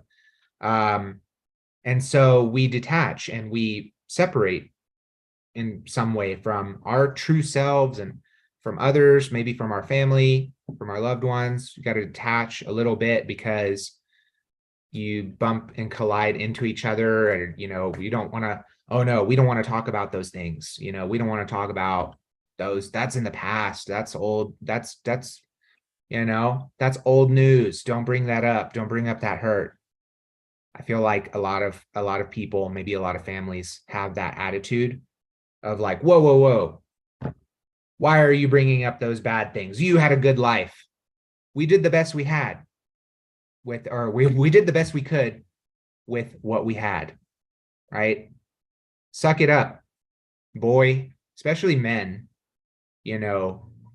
are just not even allowed to have feelings about a lot of things, and you got to suck it up, and you got to pull yourself up by your bootstraps, and stop being a sissy and having childhood trauma. We need you to go die in another war. You can't be crying about the one time your dad yelled at you, or the many, many times that your dad yelled at you or hit you. I was not hit a lot. You mentioned spanking in relation to adverse childhood experiences. Yes, sorry. Sorry to jump in. That I should explain. It was because one of the 4 countries in Britain had banned it. So that was the kind of story angle. So forgive me. No, thank you. Oh, yes, absolutely. And I didn't know about that. And that this wouldn't be the only way that the advanced, developed Western world is actually behind. Not that actually, see, as a libertarian, I wouldn't necessarily say like, oh yeah, the answer is to make it illegal. However, I am against spanking. I don't believe in spanking. I'm against hitting anyone, especially children, unless they hit you first, or not children. Like, I don't think you should hit children back just because they hit you. But I'm not against self-defense in theory. So I'm not a pacifist, Wouldn't necessarily, although I prefer peace, but I think people should be able to defend their peace in their lives. And if somebody's attacking you, then you should be able to keep your loved ones safe. But I guess what I'm getting at is that, I'm against hitting. And I think that spanking is a euphemism for hitting. Some people might want to describe it as a subcategory or not. It's not hitting because XYZ, all the reasons. Let me give you all the reasons why spanking isn't hitting. And because I feel very attacked right now because you're making me feel like a bad parent because I spank. And I believe in spanking. And I believe in it so much that I'm like an advocate for spanking. You're a bad parent if you don't spank. You don't discipline your kids. Discipline is synonymous with spanking. This is the way a lot of people think. And they get like really hurt feelings if you even talk about spanking in a remotely critical way. But yeah, I feel that is an underestimated adverse childhood experience because that's not an experience of love, although some people want to justify it out of love and wanting to give their child the ability to be disciplined and to correct undesirable behavior, even though there are other peaceful ways of correcting undesirable behavior. And to many parents and families that have hurt in their past, they feel that the only way available to them is to hit. And I don't believe that. And I think that, if we were to if a lot of people, and when I personally looked back at my past and how I felt about the violence, or I could say more broadly, the aggression in my family, because my older siblings got hit more than I did. I got hit like, basically this much compared to my older siblings or other people in my family. And nonetheless, I felt the feeling all throughout my life of fear, like fear of being hurt, fear of being physically hurt, or just fear of being hurt in general by my dad, who's supposed to protect me, who's supposed to love me. I was afraid of my dad all my life. There's a part of me, there's the little child inside of me right now that's still afraid of my dad, even though I'm really not. And I think that makes him afraid, that I'm not afraid of him anymore. I would never hit him or hurt him, but I'm not afraid of him. I'll say anything to his face. And he's really intimidated by that. I don't know. Those are just really broad things. Hey, Dad, if you're watching, man, I love you. I've been trying to have these conversations with you for a while. Really want to get that beer with you, sit down and just talk about all these things. So yeah, violence on every scale, down to the individual, family level. That there's this other book that I haven't read, but the title alone is quite enlightening to me. The book is called The Origins of War in Child Abuse. And I don't know if you've read that, Steve, because I've heard about that book in similar circles to when I was hearing about adverse childhood experiences and spanking. I have not read it, no. And I'm trying to remember a few of the golden nuggets from the piece. The one I remember, well, yeah, you're quite right about the relationships with physical health. I think if you've got 5 adverse childhood experiences, then your chances of dying with cancer are something like 37%. Yeah, obviously these figures are specific to the studies in question. Your chance of dying of cancer is something like 37% higher, and your chances of getting obstructive pulmonary disorder, which is actually more of a kind of psychosomatic sensation. But the trouble is, if you get old and you get a bad lung condition, then the two combine into a very, very uncomfortable experience. But the chances of that are something like 60% higher or similar. In my mixed martial arts class, the teacher said, who here was smacked when they were a kid? We call it smacking rather than spanking. Spanking over here is more reserved for kind of fetish sort of S&M, which is a big thing, obviously, in this country. The mixed martial arts teacher said, who here was smacked when they were a kid? And 9 hands all went like that, every single one. And so maybe it is a sort of a self-defense impulse. Certainly, eventually I hit my parents back and they stopped. I'm not sure what kind of a lesson that is to learn when you're younger. But when we were all growing up as kids, it was very, very much, education was very much, you are the problem. And of course, you get out into the world and you find out that you are not the problem. There's all kinds of things you weren't warned about. And then you start thinking, is Western education just sort of breeding compliant, people pleasers who are disciplined by an instilled sense of sort of guilt, a sort of original sin. Now, maybe that isn't the worst way to bring up young boys. I'm sure there are better, but you can kind of see why they do it, maybe, or see why they came to that conclusion. Why they beat well kids? to kind of say to young boys, you're the problem. We're not the problem. Society is the problem. You're the problem. Yeah, but yeah. Awesome stuff. But I'm going to reserve my comments. Rick, did you have a question? I hope I didn't. Yeah, no, it's, well, okay. So, recently, I'm doing a vid for my own YouTube channel, and it's on the ACEs test. So it's actually like incredibly inaccurate for analyzing individual risk.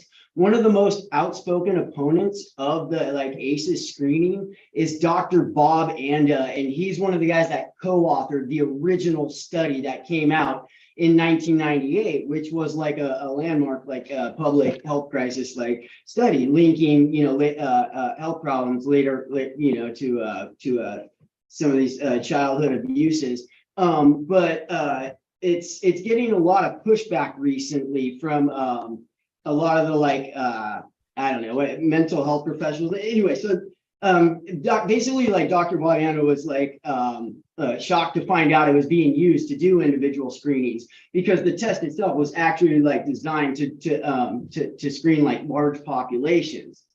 So it's actually an incredibly it's just inaccurate for analyzing individuals. You should look up Dr. Bob Anda. Like I said, he's the guy that co-authored the original study, and he's tours around saying you got to stop using this test to screen individuals. It got picked up by a county somewhere in California, where anyways, there's places like Canada that are trying to get the ACEs test rejected for mental health there. But anyway, sorry, just so you know.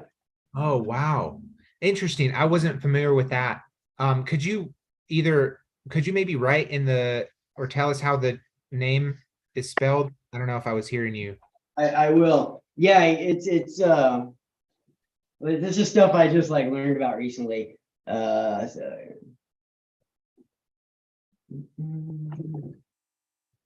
While you're doing that, you know, it makes me think about how the mental health industry, so to speak, and the laws, you know, instead of it being about healing people, ends up getting weaponized, you know, to control.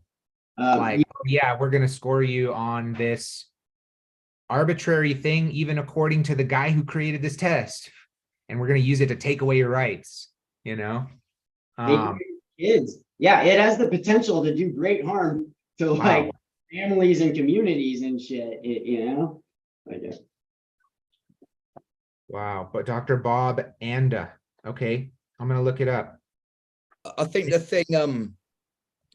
thing with a lot of this, and it gets kind of pinned down as like a Western thing, and I think it is to an extent, and I think it's probably quite a human thing as well. Is and we always talk about it in terms of pathologizing, don't we, in these kind of conversations? So there's always got to be, you know, two polarized points, and you know the human brain can't cope with any more than that. That's why we've got two political parties.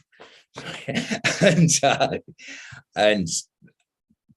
there's no room in those kind of discussions for what you've been saying, Miguel. And you know, I got to say, it's part of my experience as well. Is you can have a childhood with ACEs, and you can have at the same time a childhood with lots of wonderful things going on.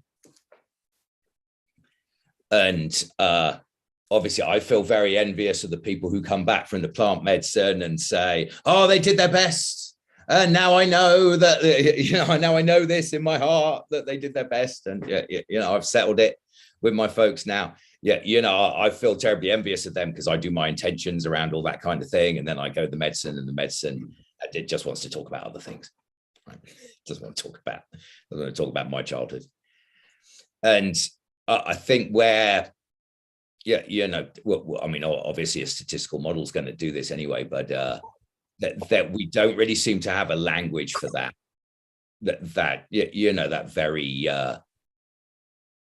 very widespread experience of childhood, and it tends to come down to the parents as individuals, and how much is it like the social structure? Yeah, you know, how much is it our folks, and how much is it just you know, aspirational lower middle class?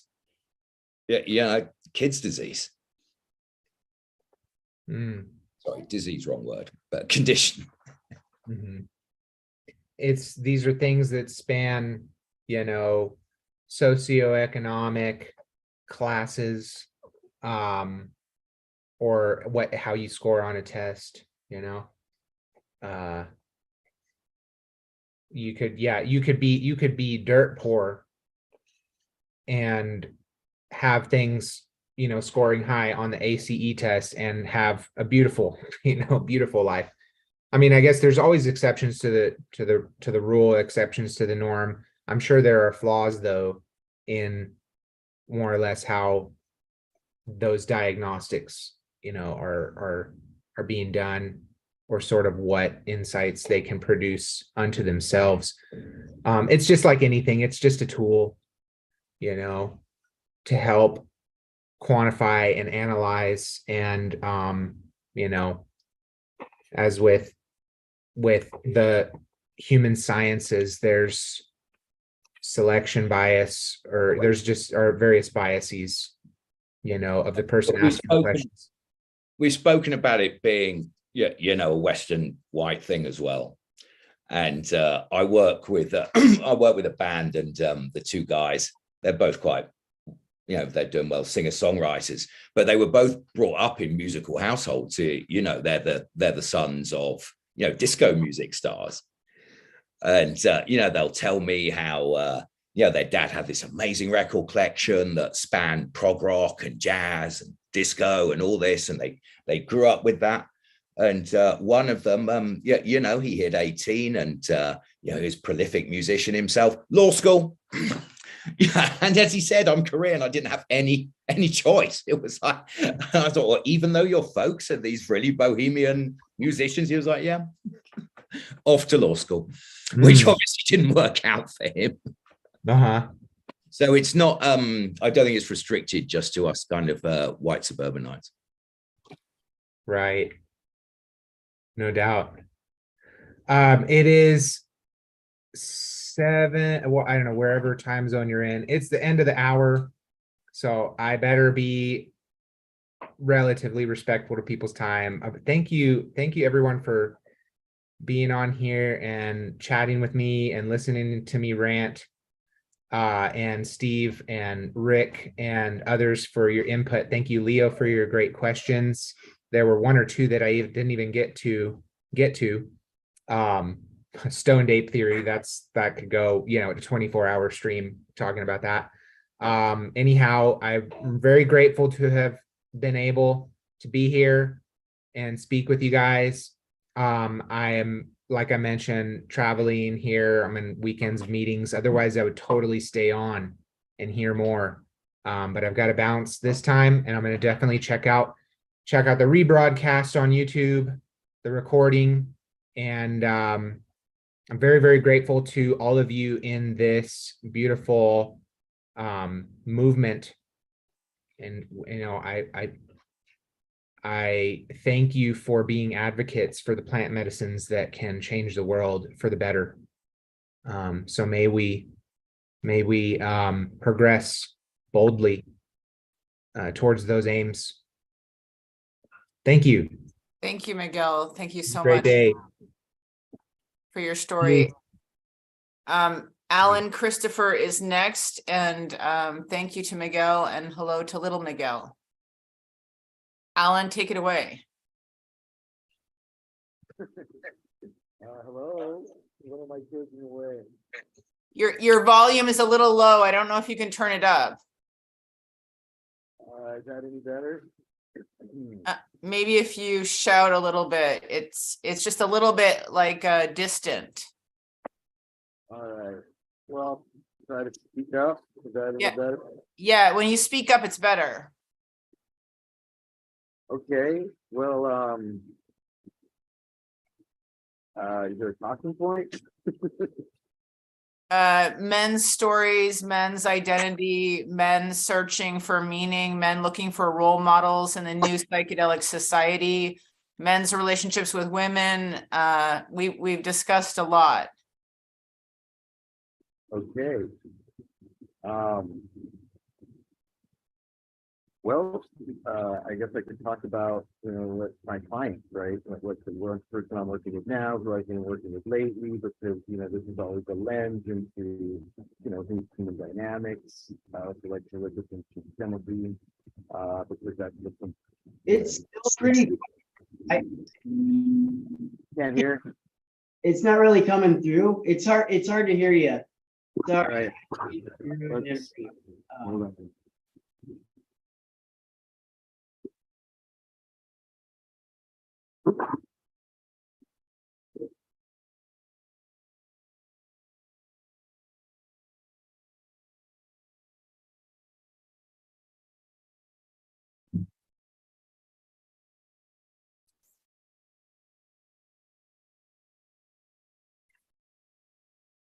Is this any better? You can hear me better? Yeah, you're good, man. 100%. All right, I just had to come indoors. I like being outside, but I guess I need a better mic.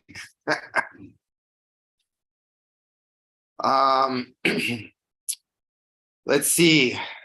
Men, right?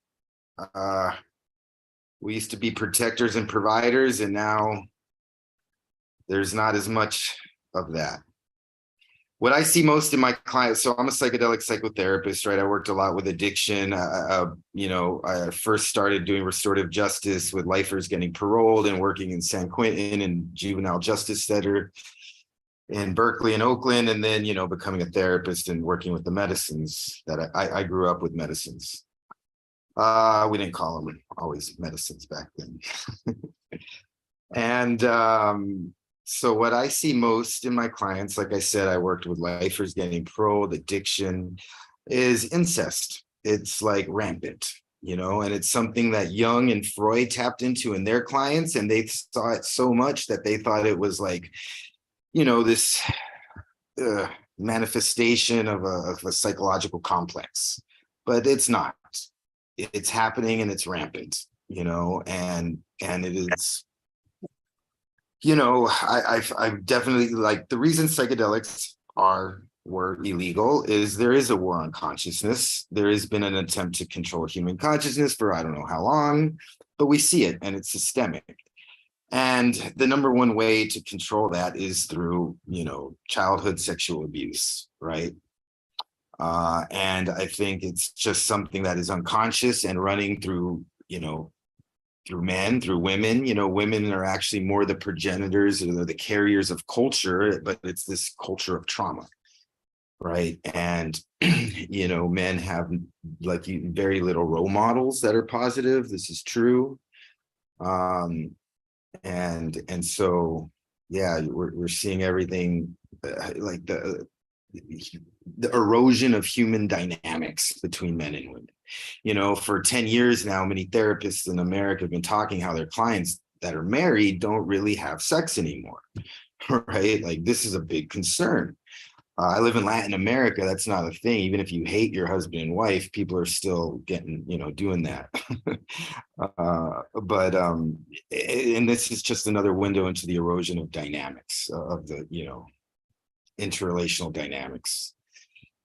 I don't know if there's any questions people have, something you want me to talk more about.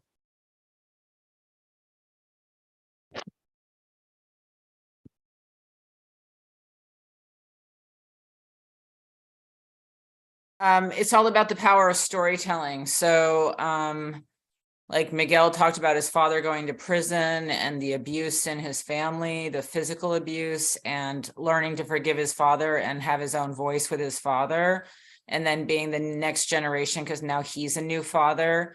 But also he talked about the plant medicines kind of helping to teach men to heal or to support one another in creating new ways of relating, or maybe it's old ways of relating, but for men to have a variety of ways to express themselves, like what's rewarded in our society as far as bravery with men, and what's seen as bravery, whether it's stoicism or being a financial provider to the family.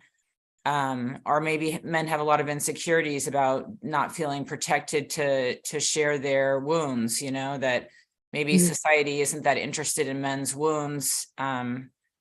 And, you know, I just talking about brotherhood or addiction issues with men, you know, there's so many arenas, but it's all about the power of storytelling. So if you have a story about your life, or you have a story about men you've worked with, or women that talk about their relationships with men and how you see like the modern day relationship kind of unfolding, and how psychedelics might impact that or might make it worse.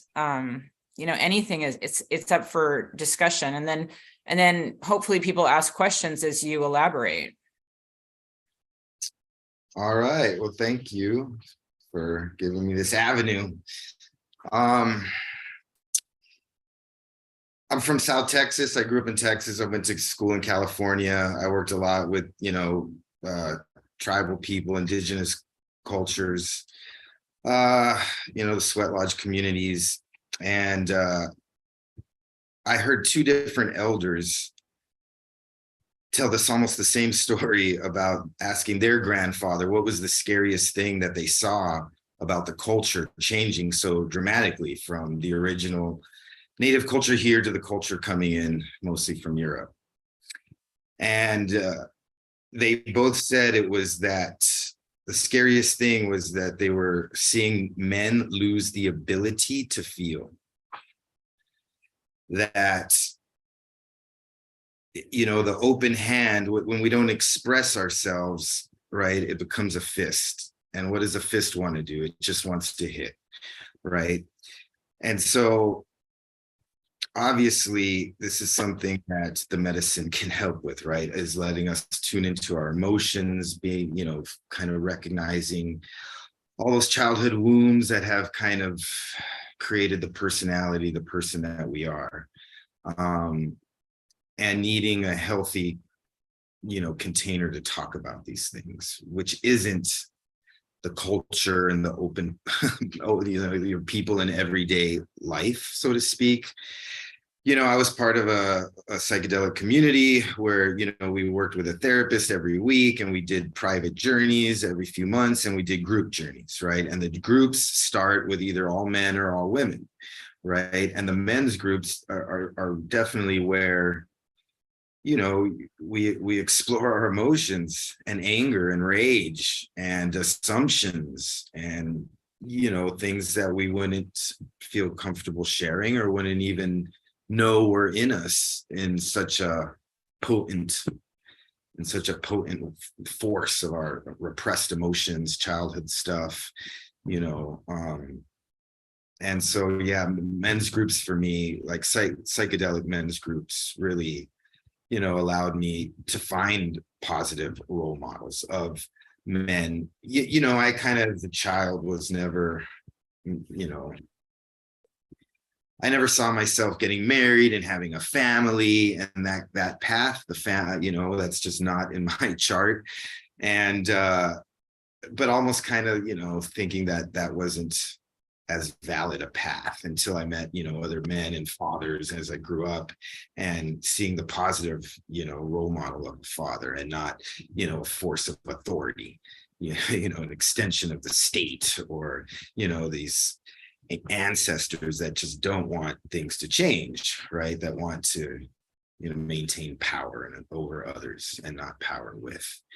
And so, that is definitely where the psychedelics help, right? To melt this idea. It's not even an idea, it lives in us. It's, the way we see the world of power with or power against or power over, whether it's nature, whether it's women, whether it's our own father, then our children.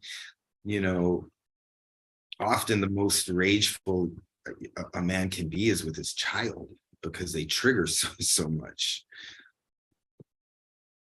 I have, pacifist, friends that aren't, so that, their son will pull out the wrath, pull that out of them.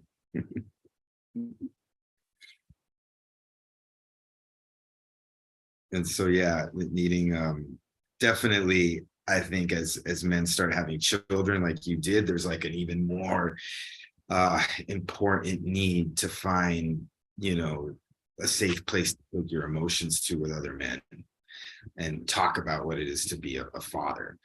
Because, once you get marriage, and then having a child can activate the family system, these unconscious dynamics that have been going on for many generations that don't want to change, right? An object in motion will stay in motion until it's acted on by an outside force. And we have to look at, whether it's patriarchy or however you want to frame this, basically, a culture of trauma, of oppression.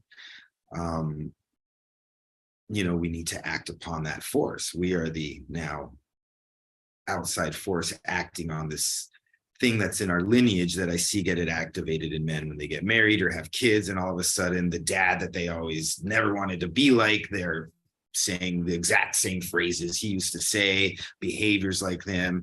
And that's actually what brings my men's clients to me that aren't in addiction. It's when they start treating their kids the way their dad treated them.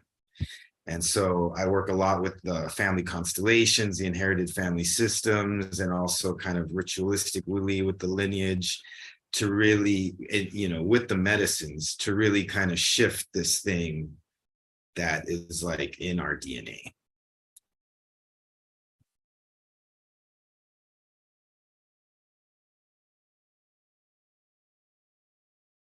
Any I have a questions? question, please. Yeah. I'm wondering if you have been in any situations where you found somebody, maybe somebody you're helping to recover, that would be seen as a villain and a perpetrator, and that after psychedelic therapy, you had seen maybe that they transcended being sort of stuck in that role where they become a recovered person who's no longer like a villain or a perpetrator? Well, definitely, right?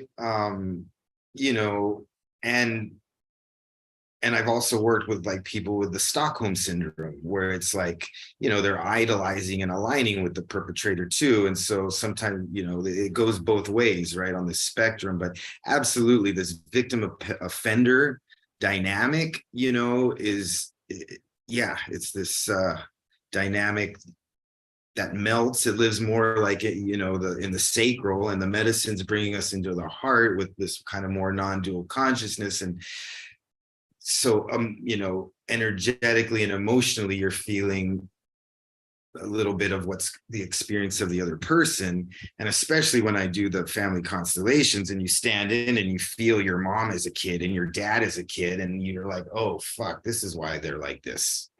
You know, that to me melts it more than psychedelics. But doing the two together, I mean, not at the same time, but, you know, working in this container of both on the family system and the medicine, just kind of dissolving this conflict, right? Because it's an inner conflict we're projecting into the world and bringing, you know, all this conflict towards us,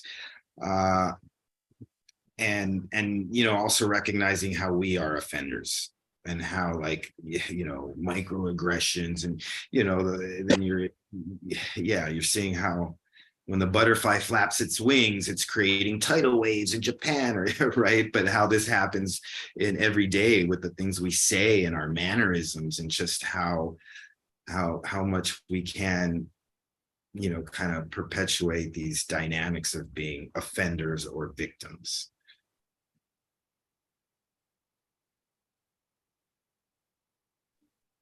Oh, hey, Alan, I'm Steve in London. Thanks for all the work that you're doing.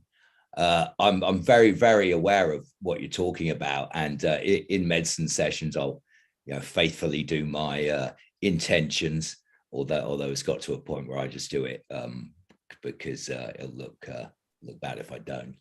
And so I faithfully do my intentions, and it never comes up, you know. And but before I say what I'm going to say, which is sort of unrelated, I just wanted to say that I'm, you know, 1000% but behind everything you're saying, and the importance of it and the reality of it. But it's just sort of slightly, it's got to the point where I've been thinking, what other angles can I take to maybe sort of heal this, and, you know, trying to think of, rather than just sort of addressing it, you know, head on. And I was thinking about, I used to work for a anger management coaching agency doing their communications. And what they'd found over the, you know, 20 years plus they've been in business, is that when they started out, it was all the obvious types, you know, mostly your, you know, middle-aged white men, maybe, you know, maybe a handful of, you know, dysregulating women, or the passive aggressive type that was coming through. And now in, you know, 2022, the majority of their clients are women. And one of the factors that brings everyone a lot of the people end up, not all of them, is overwhelm. And it very much used to be, you know, people dysregulating inside the house. Now it's more, but people are overwhelmed. And, you know, maybe they started out as kind of overachieving people pleasers. And they put their emotions to one side at a very early age. They decide that, you know, that the complaints that other people have, they're not allowed to have.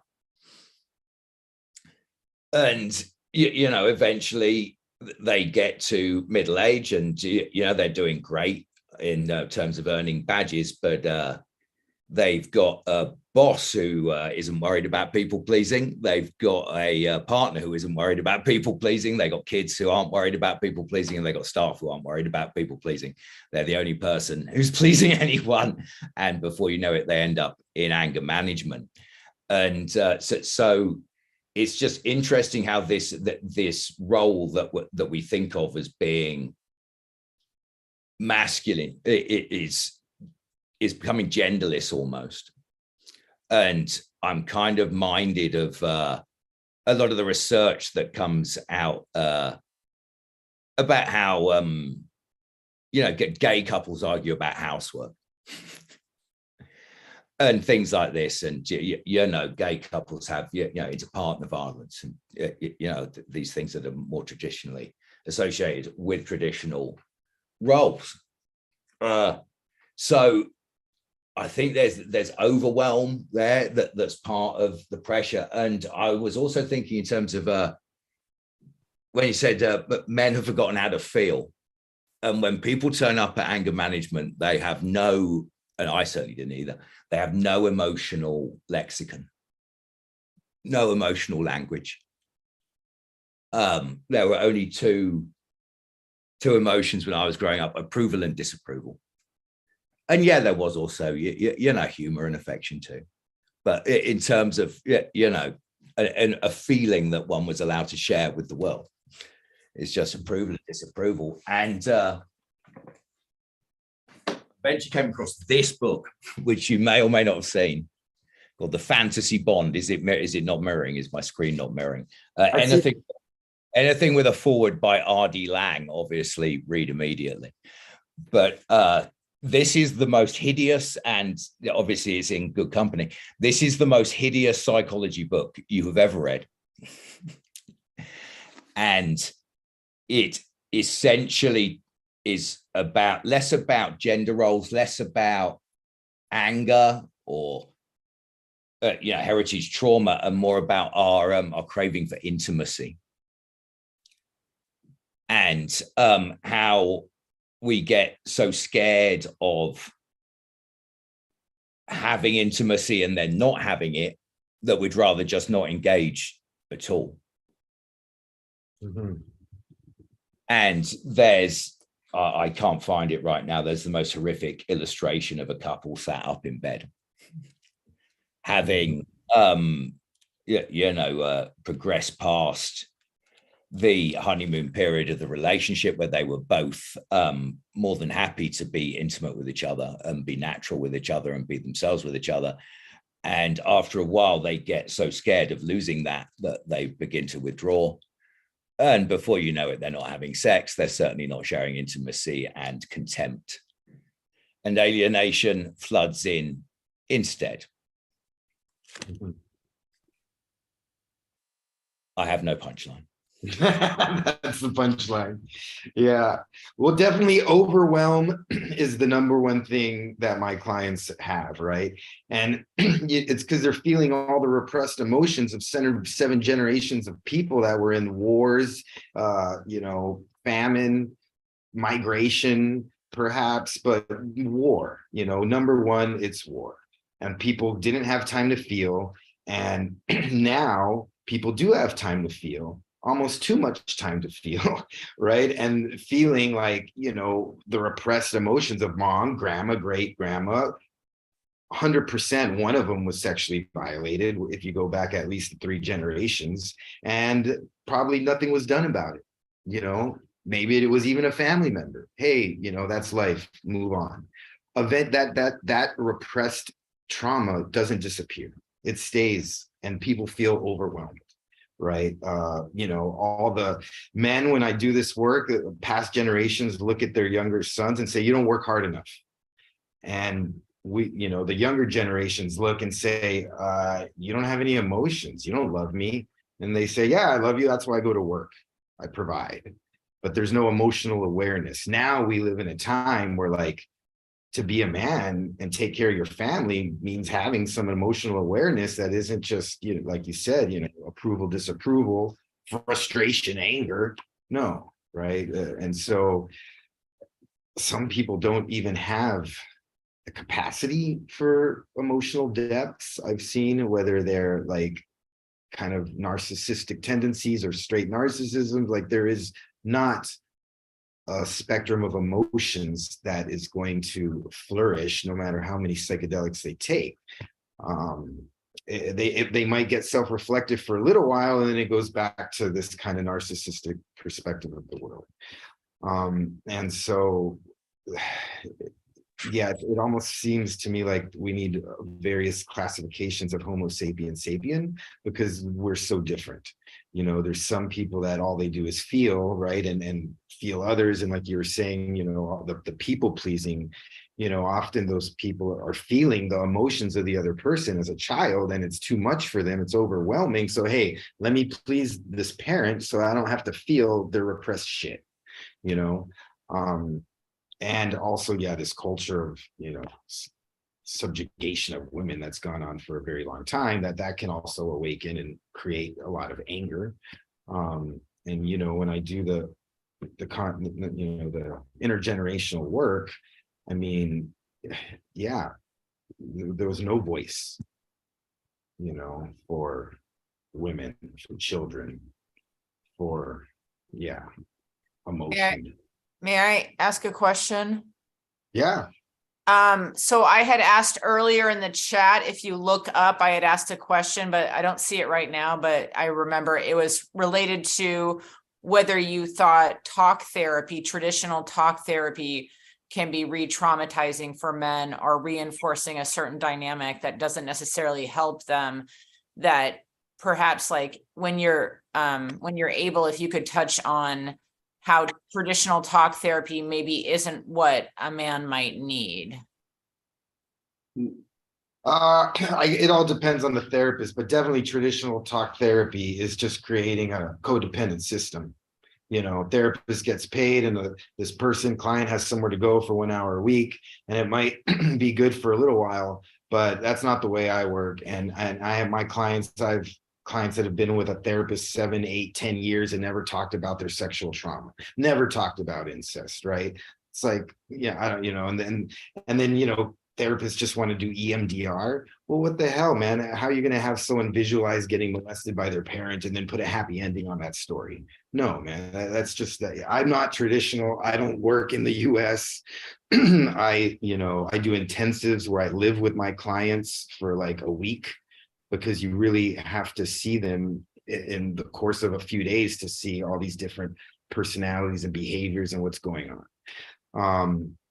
You know, I definitely tell my clients my opinion. You know, I'm a medicine guide. I'm trained as a therapist, but I don't work as a classical therapist, you know. So it's just, we don't have time for that anymore. You know, you're trained to not like push and to just receive and you know, not say, dude, that was a terrible decision. Don't do that decision again. You know? So yeah, as far as like re-traumatizing the dynamic with men, I don't know, but it can just perpetuate, you know, this kind of codependent system that doesn't have a lot of interventions to shift the dynamics. No, that issue clearly crosses genders, because I have a friend who's like a major addict, and I go to these plant medicine people that are this person's friend, and I say, you know, I've spoken very sternly to this person, like, you're going to lose your kids, like you're losing everything around you, like your life is falling apart, you're dying, like, hello. And I feel like all these people around them are afraid of conflict, or are like passive aggressive Pacific Northwest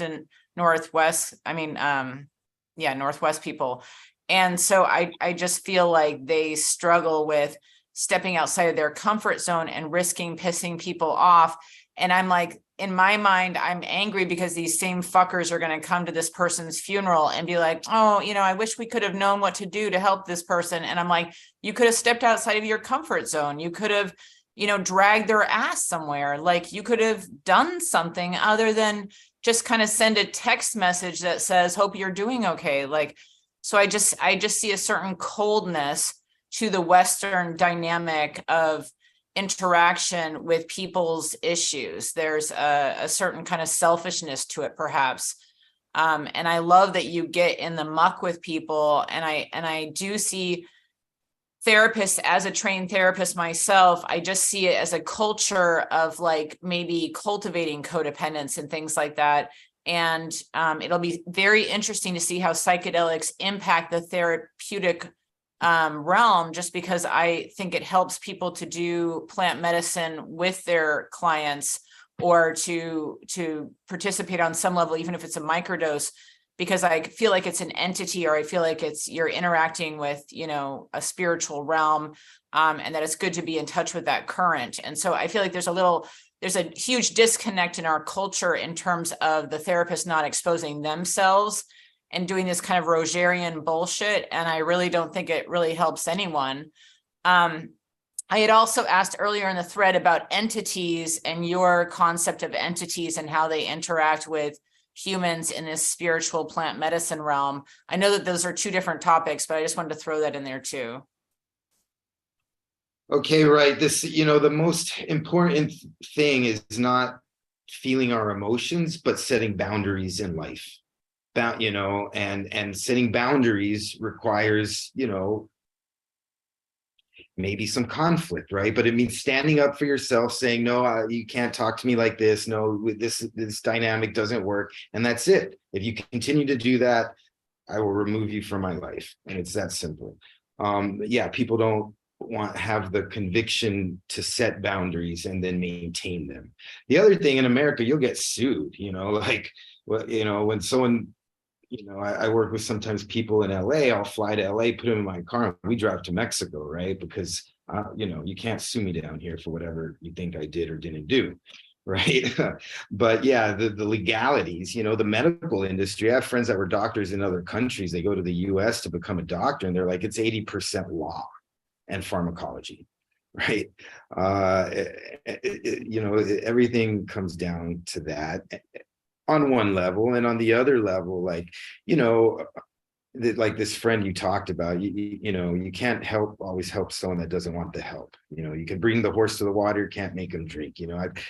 Parents or loved ones send someone to come do ibogaine, they detox with us, and they go home and cop dope, right? Because the addiction isn't necessarily the problem. Or detoxing is easy. Living off of drugs and what to do with your kids and how to raise and set boundaries with your family, that's the hard stuff, right? Especially setting boundaries with a family. And in America, we just kind of walk away from our family. In Latin America, they're so enmeshed that I know women that are caretakers for the grandfather that sexually molested them throughout their childhood, so you kind of have both extremes of the spectrum here. I don't know if I got off topic with. I had something to add about traditional therapy. I started having like really bad symptoms of PTSD from unaddressed trauma, and depression, anxiety, like the worst insomnia I'd ever had. And so in 2016, I got signed up at a place called Sound Mental Health. And I started seeing a therapist for, like an hour once a week. And they started prescribing me a shit ton of like Seroquel and Trazodone to try and like help me sleep. I probably take about 10% of the medication I did 2 years ago. What was like aggravating, like I was there for about 4 years, and well, I'm still there. But during that 4 years, from 2016 to about 2020, I really didn't get much accomplished. It was a hamster wheel. So like if you're just like close to being out of like crisis mode, or you're still having frequent like relapses, it can be really destabilizing to try and address like trauma, right? Like the times where like I know I need to get at this like deep down icky inside. And I would bring it up, like, maybe it's time we start talking about this stuff. And it was just like, whoa, buddy. Like, we just got you stable, you're like doing okay with this, and starting to be acting like, if we were to bring this stuff up now, it could make you a lot worse. And you know, it's true to an extent, but like, no, that's bullshit, man. That's bullshit, right? Those therapists are afraid to handle the content you're bringing to the table, right? And that's why they give medication, right? If you had come to me, we would have gone right into the trauma. I would have given you a bunch of combo, some bufo, settle your system like that, clear the trauma out, the entities. There's a question here about entities. Yes, there are entities that get passed down through the lineage. We have family curses, whether you believe in this stuff or not. There is energies that are affecting us, right? And maybe it's even dad's voice that's internalized in a way, right? Or the abuser.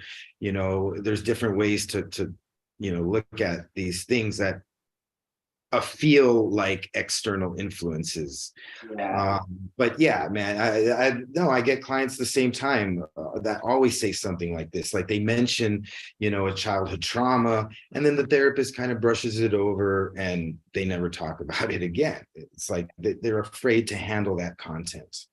And so I started cultivating mushrooms in 2020, and like, you know, I was taking these heroic doses and getting like more therapy done in one night of, you know, having a really good trip than I did in like all the years prior. You know, I did a lot of crying and a lot of, you know, I don't know, it just got me to a place where I was ready to like address that shit. Kind of like, I mean, it's really like the mushrooms got inside me and did this head to toe evaluation and then wrote me the exact like prescription or remedy that I needed in that moment. And that happened like, you know, a few times over the course of that first year of growing mushrooms.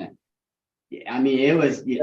No, well, what, you know, what happens, you could do the medicine and then it shows you things that may have happened to you as a child, and you can't just deny that, right? That's how some clients come to me. I'll do a group of bufo, and most people have this blissful experience, and a couple people relive being, you know, abused as a child. And so obviously they need, you know, to go deeper work. But yeah, 1 hour a week is not really you can't address that kind of trauma, or even like one full session of the day. Okay, but no, there needs to be more holding, more of a process. And that's why I do kind of week-long intensives, and sometimes even longer than a week. People come down for a month sometimes. Yeah. I think a little bit earlier, you were talking about, I think like, you know, parents that were beat now, you know, going on to like beat their kids. Like I had the shit beat out of me when I was a kid, and I didn't have kids. You know what I mean? Like but like I remember like watching the way my dad would like psychologically like dominate women. Like you know, those were the type of women he had. It's how you just like bully it and lord over like that. And like I remember swearing like, I'm not gonna do this. I'm not gonna be that guy. I'm not gonna turn into this.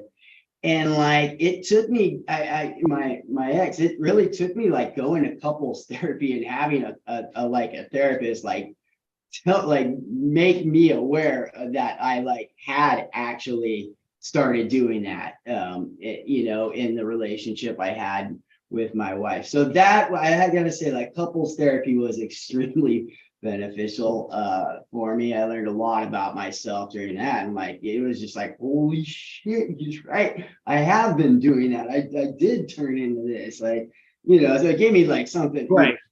But couples therapy might not change that behavior because it's been going on for many generations, right? It brings that to the table, the awareness, the self-reflective awareness of this dynamic. But then, you know, shifting the dynamic is where the medicines can help much more than say just only nonviolent communication, or, you know, we need to go deeper, right?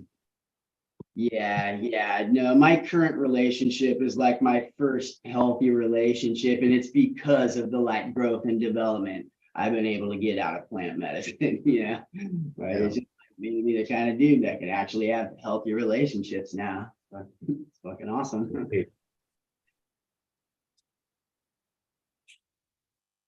I just wanted to share what you were saying earlier was spot on for me about unaddressed trauma, and about people being sort of frozen until they address their trauma. Like in my case, I had alexithymia, which I guess 10% of the population have. if you were believe the statistics, where I can't where I could have somatic experiences like an elevated heart rate or something, but I couldn't have like a mental label of a feeling to go with it. And what plant medicine brought me was it brought me sort of like information about energies. And so like it told me, for example, here is grief, here is what grief feels like. And I have like a somatic sort of example of that I can like sample while I'm on the plant medicine. And then like it sort of brings context into just like raw physical experiences, and so that I can sort of label them as like mental experiences and like what it's connected to energetically. And really like until I had begun like trying to comfort and parent myself, like act like my own father, for example, if I needed a father influence, like that I really couldn't get out of the sort of what you were saying, like narcissistic things, like when it's like something is not right and it's unmet in the individual, they're going to be dissatisfied and act out because they're sort of hijacked. So like getting information about like what's not satisfactory for me comes from the plant medicine. But I'm wondering, like, what are some signs? Like, I liked what you said about boundaries being important for people recovering from, maladjustment or whatever situation they're in. Like, can you think of any signs people have that they're recovering, or also like maybe they could like set some boundaries on purpose, like to practice getting well or anything like that? Well, yeah, I mean, absolutely. First of all, the boundaries are like with ourselves, like what behaviors do you not want to engage in anymore, right? That would be the boundary for yourself. A boundary like with family, with parents is, or brothers, sisters, anyone really, is just like letting them know, like, look, I'm not responsible for your emotions, right? Like whatever I do over here and you feel over there, that's your feelings, right? And my actions are triggering something in you. I'm not making you feel. And just to, this kind of like nonviolent communication, right? But just letting people know that is sometimes like, the first time they ever hear something like that. And emotions are energy. Projection it's an energetic thing. It's like, here, carry my emotions. Here, take my anxiety. No, it took like years of sessions getting my mom's anxiousness like out of my system, right? And my mom wasn't even that anxious compared to a lot of moms. But yeah, like, this energy comes at us and it's people projecting their emotions, they're overwhelmed. They're like, take this with me. So needing to set boundaries like that, right? It took like a year and a half of talking with my mom saying, as soon as you say, oh, I'm worried about you, I'm going to hang up the phone, Mom, I'm sorry. And eventually she stopped saying she's worried about me. But I did hang up on her like for a year, or, with the 100 questions thing. And so, yeah, needing to say like, okay, what are the things affecting me in this negative way? And how can I, avoid that? And do I need to set the boundaries more with myself or more people? And then, there's certain things that we can't always negotiate boundaries with, like our boss, perhaps, or, yeah. And so sometimes we have to negotiate, right? But yeah, this thing about overwhelm, right? It's overwhelmed because people aren't, saying no to other people in the way we're like, no, you can't put that on me. That's on you. Take accountability for your emotions, right? Can I jump in about boundaries? Yeah. You explained it very well there, and I think a lot of people coming to psychotherapy need more detail on boundaries, because it's become a bit of I can't remember what the exact verbiage is, but cliche in the sense it just gets thrown at people and they leave the office going, right, boundaries. And certainly I really like the word integration, right? Like integration. Yeah. And Wow. I really struggled with it. I could take a lot of the other difficult stuff on the chin, but with boundaries, I just kept saying to the psychotherapist, but I do this all the time. I say this, and well, it's taken me a very, very long journey in which I did some terrible things to myself to find out that, like, no, boundaries is what you were like when everyone called you a hard ass and like said you were, that not open and all this stuff. And so I'm a bit more back to doing it now. I think the key things are often it's when you say set the boundary, it's about you having to take the action on behalf of the other person in the sense that you have to say, no, this business relationship has to end, for example. Rather than sort of expect them to say it in that sort of implicit way that is also so unhealthy. And I think as well, so I think that obviously that this is a bit of a debate. I mean, psychotherapy itself has become a bit of a cliche word where people are lumping it in, as an ideology almost to be criticized. And I think psychotherapy isn't it's almost like sort of relativist politics, isn't it? That it doesn't take into account that people are weird. and the world doesn't actually work how we all kind of assume that it does, or like to assume that it does. And so I think as much as establishment psychotherapy, or I can't find as much as shit psychotherapy, let's just call it, does, which is different to the kind of psychotherapy you were giving there. As much as that does deserve to be criticized, I think it's only suffering from the same issues that a lot of other aspects of our narrative are suffering from, which is just not taking into account, the human nature. And I'm not far from the first person to say that. Philosophers Jung and others have been saying it for hundreds of years.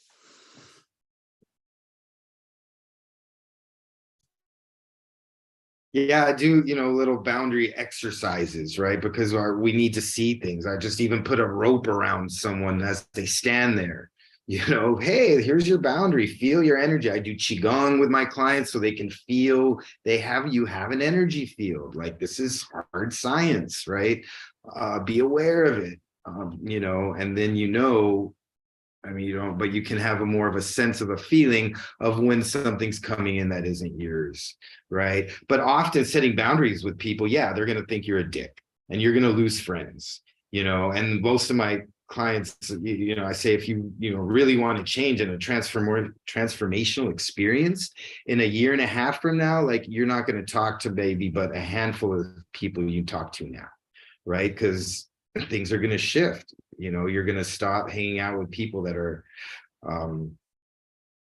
emulating that aspect of your family that you're trying to heal, basically. I know I was getting better when people, they stopped telling me to stop apologizing and started having a go at me again. Yeah, there you go. Yeah.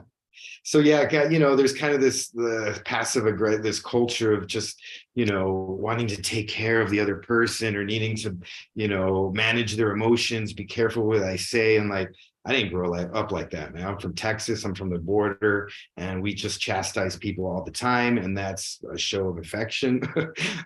So this being afraid to like hurt someone's feelings is not helping them.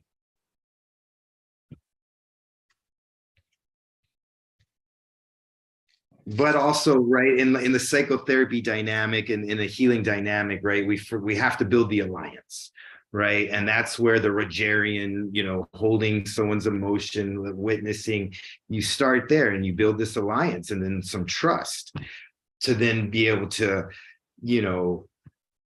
try to expand their belief system by pushing them against their edges, pushing them against questioning their beliefs. Like, hey, what's another way to look at that? Which I don't think happens enough a lot. What's that? Well, I was going to interject about what you're talking about, so I'm sorry. I should let you finish. No, I mean, that's right. It's just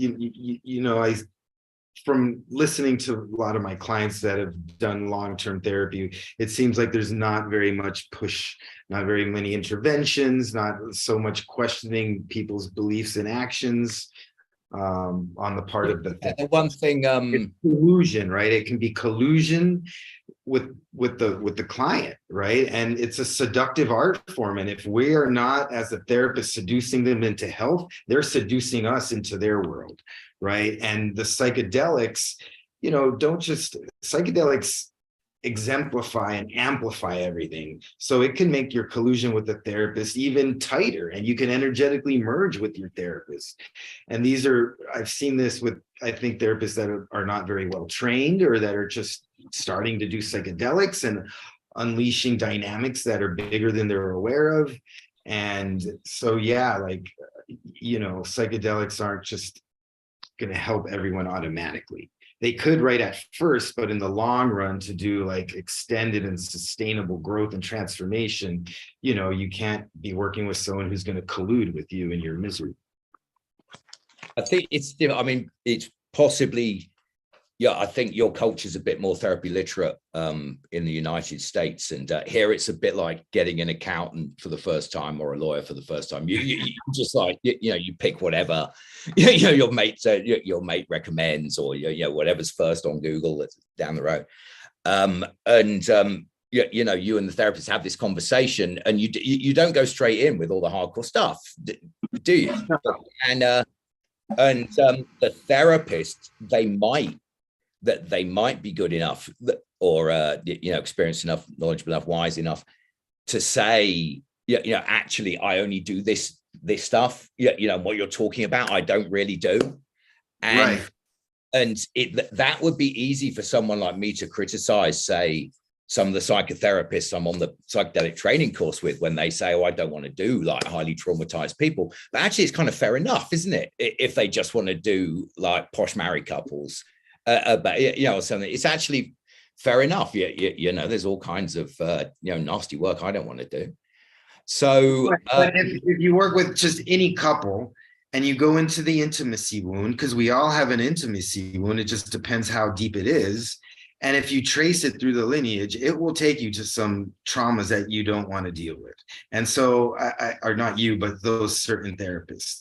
So I get it if there's therapists that, just want to do a little more, that don't want to open those doors. But when they see that in their client, then they should refer out.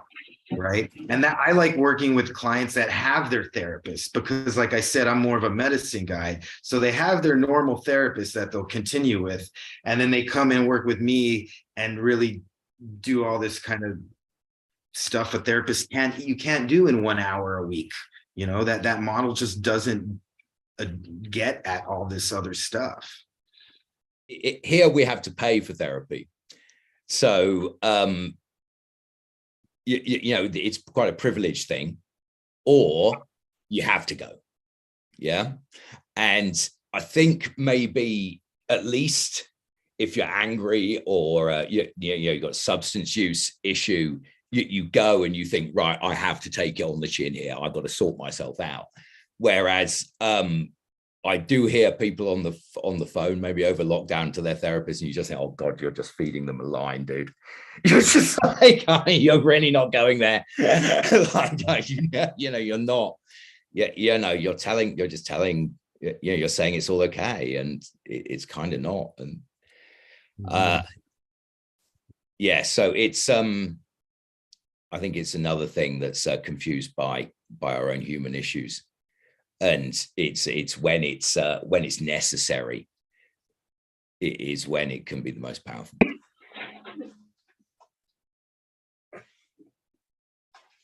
It's funny.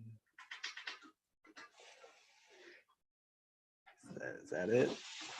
Anything else, or are we winding down this hour?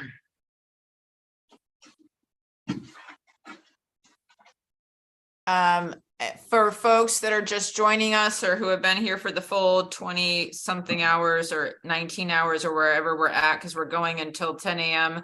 Pacific Standard Time, because we've had the time change, and I know there's been a few bumps in the road, but really grateful to Alan Christopher. We do still have 7 minutes left of his hour. So what I would love is to encourage folks to ask questions or reflect back if you haven't already. Or Alan, if you feel inspired to talk about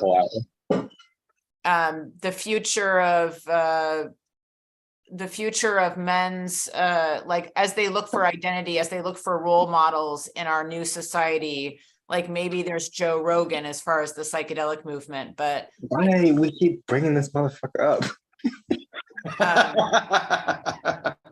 I know, man. He ruined Austin. He moved there, and all kinds of people moved. That's my hometown. But you know, the men's groups like are important, right? There needs to be a movement of men's groups, which there was for a little while. I think there still is like the Mankind Project and things like that that need to, you know, incorporate some medicines, but you know, it's just so hard. People don't have time, you know, like it's scheduling. Things come down to scheduling. But you know, if you have a group of men group that could meet for a call once a week, maybe every other week, and then get together for a weekend or even a day-long thing, like that's what's needed more than a psychotherapy model. And I think psychotherapists should encourage their clients that are men or to get together, like put them in touch, create communities, but that can, you know, threaten their paycheck perhaps, because sometimes after you've done enough psychotherapy and hand-holding, it's good to have a men's group where, you know, you share and you're seen, and then there is some, you know, feedback, some reflection, right, of like, hey, we think you should take these actions, right? Because wisdom is an action. It's not just a knowing, right? It's the actions you take based on what you know. And yeah, that's, you know, I have a real problem with the fierce individualism that I see in the psychedelic movement, where you're going to go off and do your thing, and it feels kind of narcissistic and selfish sometimes, because I don't feel like we're modeling like collective healing. I don't think we're modeling taking care of our community. I don't think we're modeling community responsibility. I don't think we're modeling like how to take care of one another. We're just like, hey, you go work on your shit and good luck with that, and go process that with someone who maybe doesn't care about you and they're paid to be there and like whatever. And it's kind of this cold, clinical, individualistic model. And I do agree with everything you're saying. It's so powerful to think about the invitation for men to create community and have support for one another, and have therapists encourage that and support that. So that people can heal as a community and men can heal as a community, especially when you think about the Catholic Church. Like, I know we are in the last 4 minutes, but I'm sure you've dealt with people that have been impacted by like priests and the dominance of the Catholic Church and what it's done to little boys. All religions, really, all of them.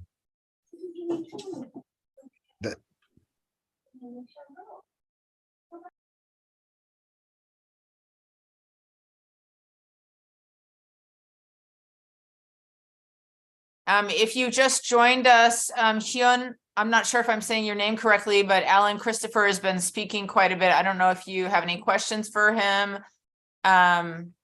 Just want to welcome you back. Oh yeah, I appreciate it. Yeah, it's pronounced Yun. And yeah, I appreciate what's kind of been said so far. I think what you're kind of referring to is really like this colonized model of healing, in which we see in like the Western society that, you know, you are expected to go heal on your own. There is no communal healing whatsoever, which I feel like is a problem, especially if we're looking to just like medicalize the psychedelic world, because where is the accessibility in that at all? And who is to say exactly one type of healing is for everyone, you know what I mean? Because everyone heals so differently. So yeah, just something to reflect upon after kind of hearing some things.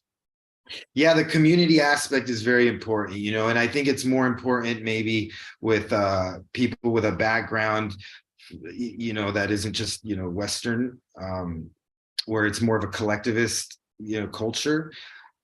I saw that in myself, like, you know, just with a one-on-one dynamic, it's not enough witness, right? We need to be witnessed by the community, right?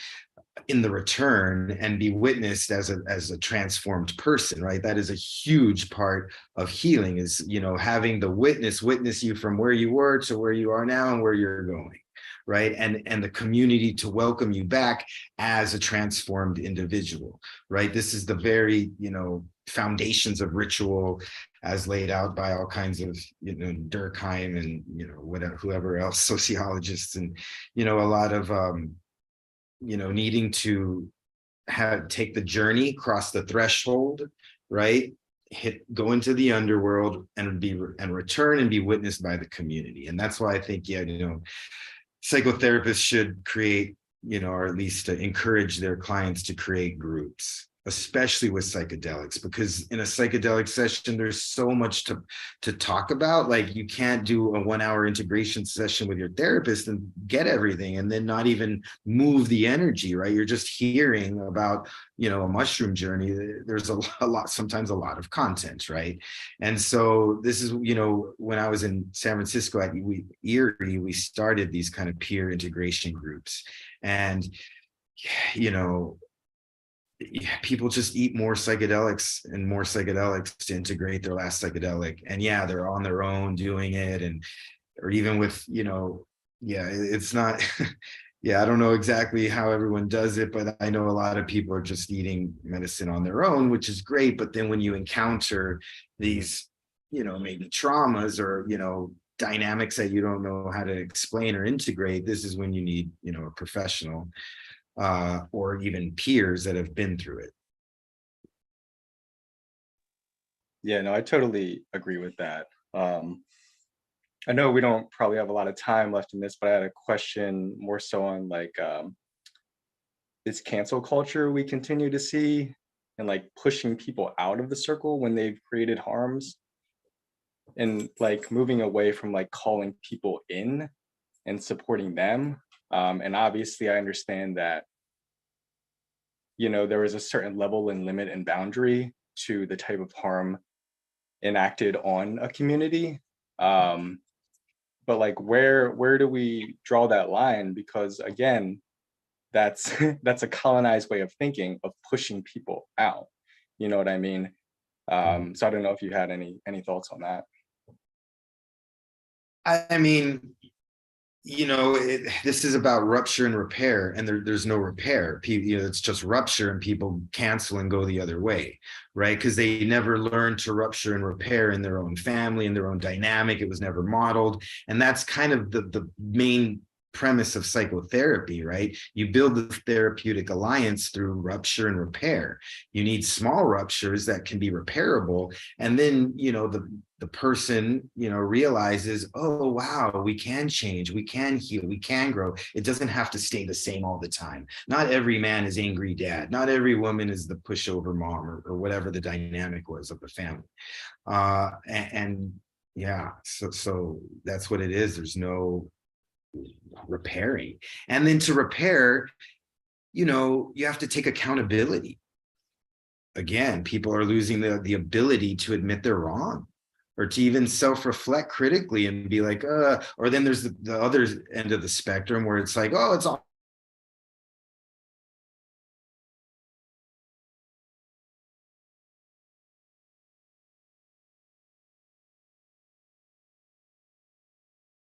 We lost contact.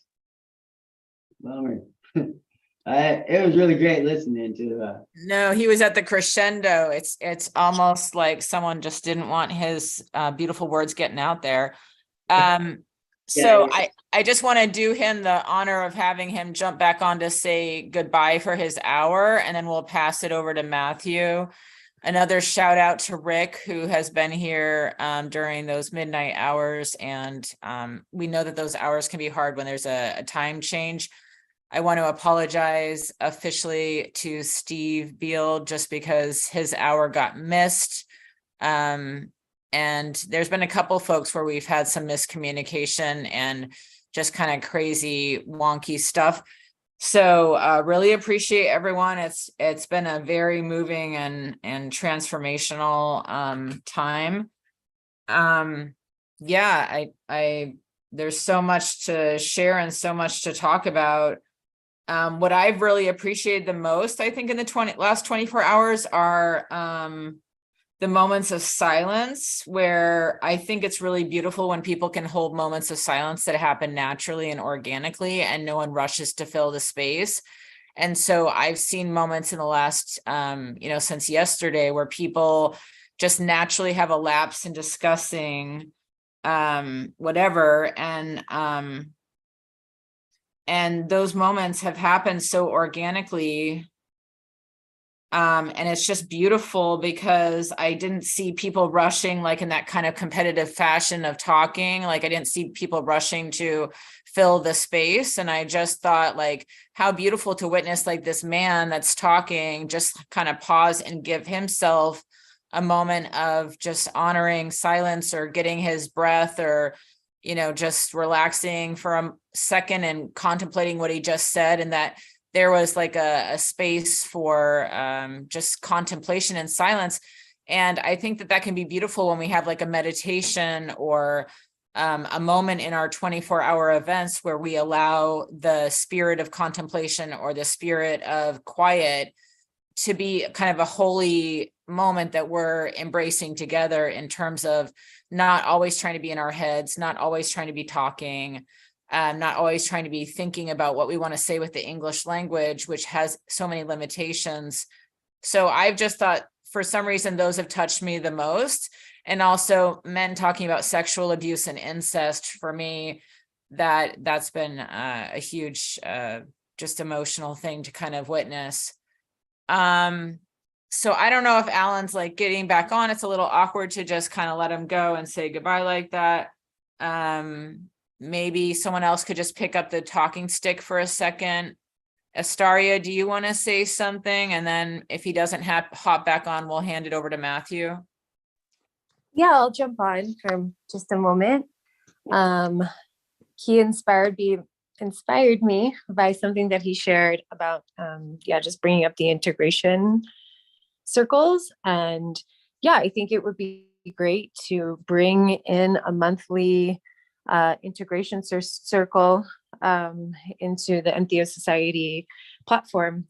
And so, yeah, if anybody wants to reflect on that, if that would be supportive, what they feel about that, if we could do it as a group, like just not necessarily someone leading, but just being present for one another as a group, and passing around the digital talking stick to share what it is that we're processing with our work with these plants.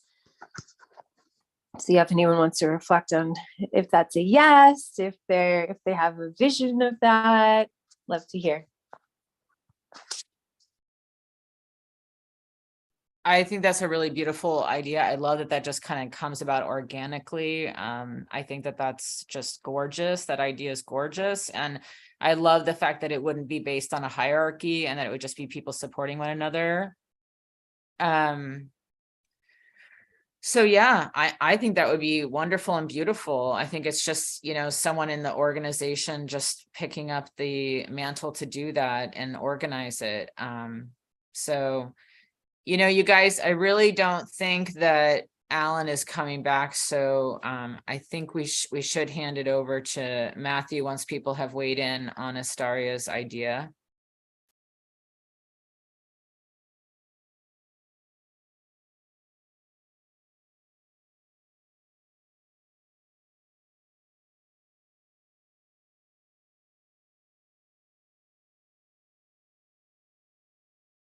Okay. Yeah, I'm happy to spearhead it. I think that it will be supportive to people. I'm happy to spearhead the planning of that. So hope you guys will show up and enjoy to be part of that, part of the Entheo Society. And good morning, everyone. Good morning. Thank you. Hey, good morning, everybody. I'm Matthew. I am a person in recovery. What brought me here is I'm affiliated with the Psychedelics and Recovery group here in Portland, Oregon. It is my first experience ever with any sort of recovery program, and I'm just eternally grateful to kind of have had my interest in psychedelics come full circle kind of with the end of my self-destructive addictive behaviors. So yeah, there's a lot I could talk about. I listened to the discussions for about 8 hours yesterday, and there was just like so much beautiful information shared. There was a lot of talk about integration, which was on my mind, and especially when folks here in these last 10 minutes were talking about rugged individualism and kind of self guided, healing sessions with psychedelics where there's kind of no follow up either with another person or even, for example, myself, taking these kind of irresponsible doses as a young man, not really knowing what I was getting myself into with the intention of, finding insight, healing myself. And I think without a supportive community, a group that you can share openly and honestly with, whether that be other men or people of any genders, I think there's a real, definitely in this space, emphasis on how important that sort of integration of experiences is.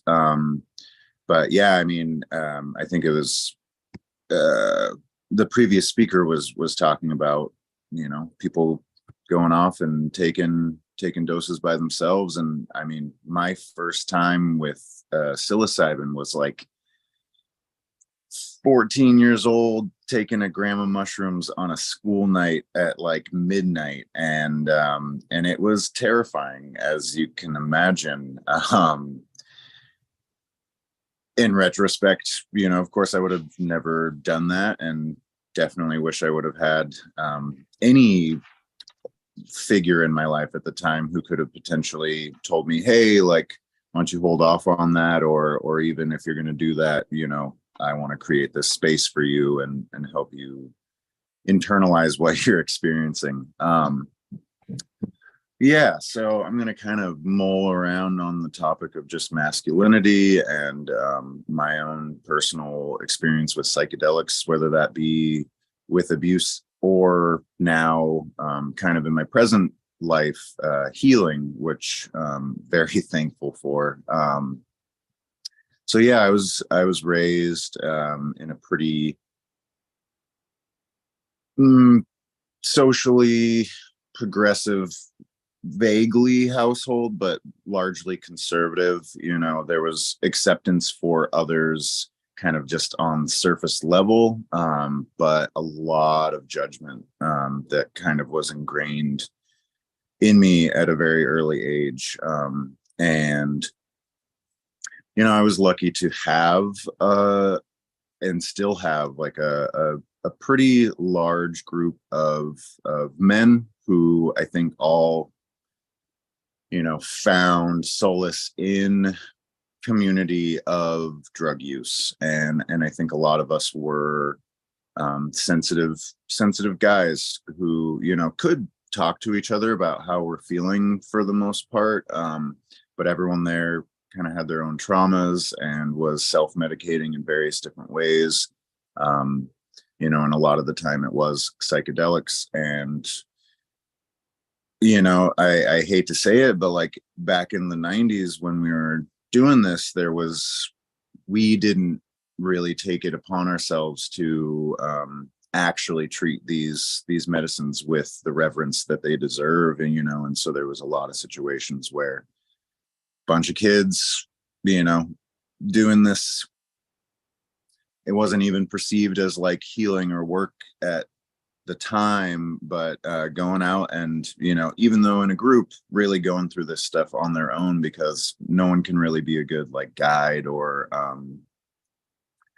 yeah, no one can be a good guide if you're also kind of off your rocker on a too large a dose, and that can just lead to some really kind of unnecessarily traumatic experiences. At least I know from my own personal experience. So that's kind of my early experience with psychedelics. I continued to kind of go down the path of addiction for a lot of my adult life, and psychedelics, were used throughout that. Still kind of in this unhealthy way where even if there was other people around, even if there was a safe space being held, there was still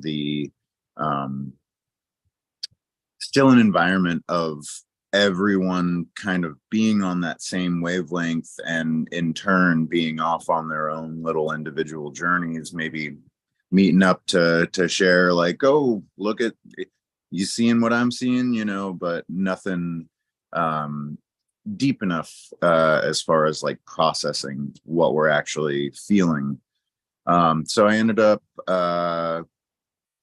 I guess in my late 20s, 26, 27, I acquired some half a vial of acid and decided I was going to try and microdose to help with my anxiety and depression, which is self-diagnosed up until about the last 5 months.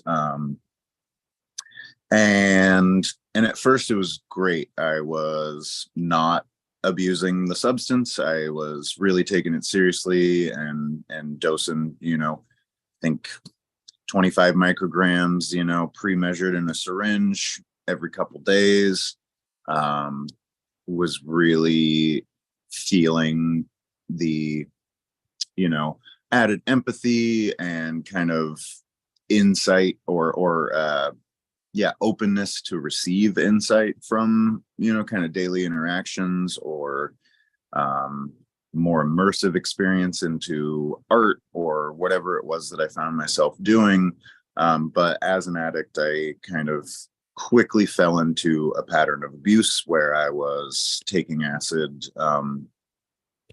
every day, and a lot of the time it would start out with that, pre-measured, standard, or not standard, but, small microdose. And then as an addict does, like, hey, I got some acid in my bag and work's over now, and the acid I took this morning has worn off, so why don't I take some more? And it became pretty quickly this thing where, pretty much every day I was either taking, a hit of acid kind of sporadically throughout the day, maybe top it off with like a full dose after a sporadic dosing, but basically just kind of being lost in the mental weeds for better part of a year. And I came out of that just being like, what the hell am I doing?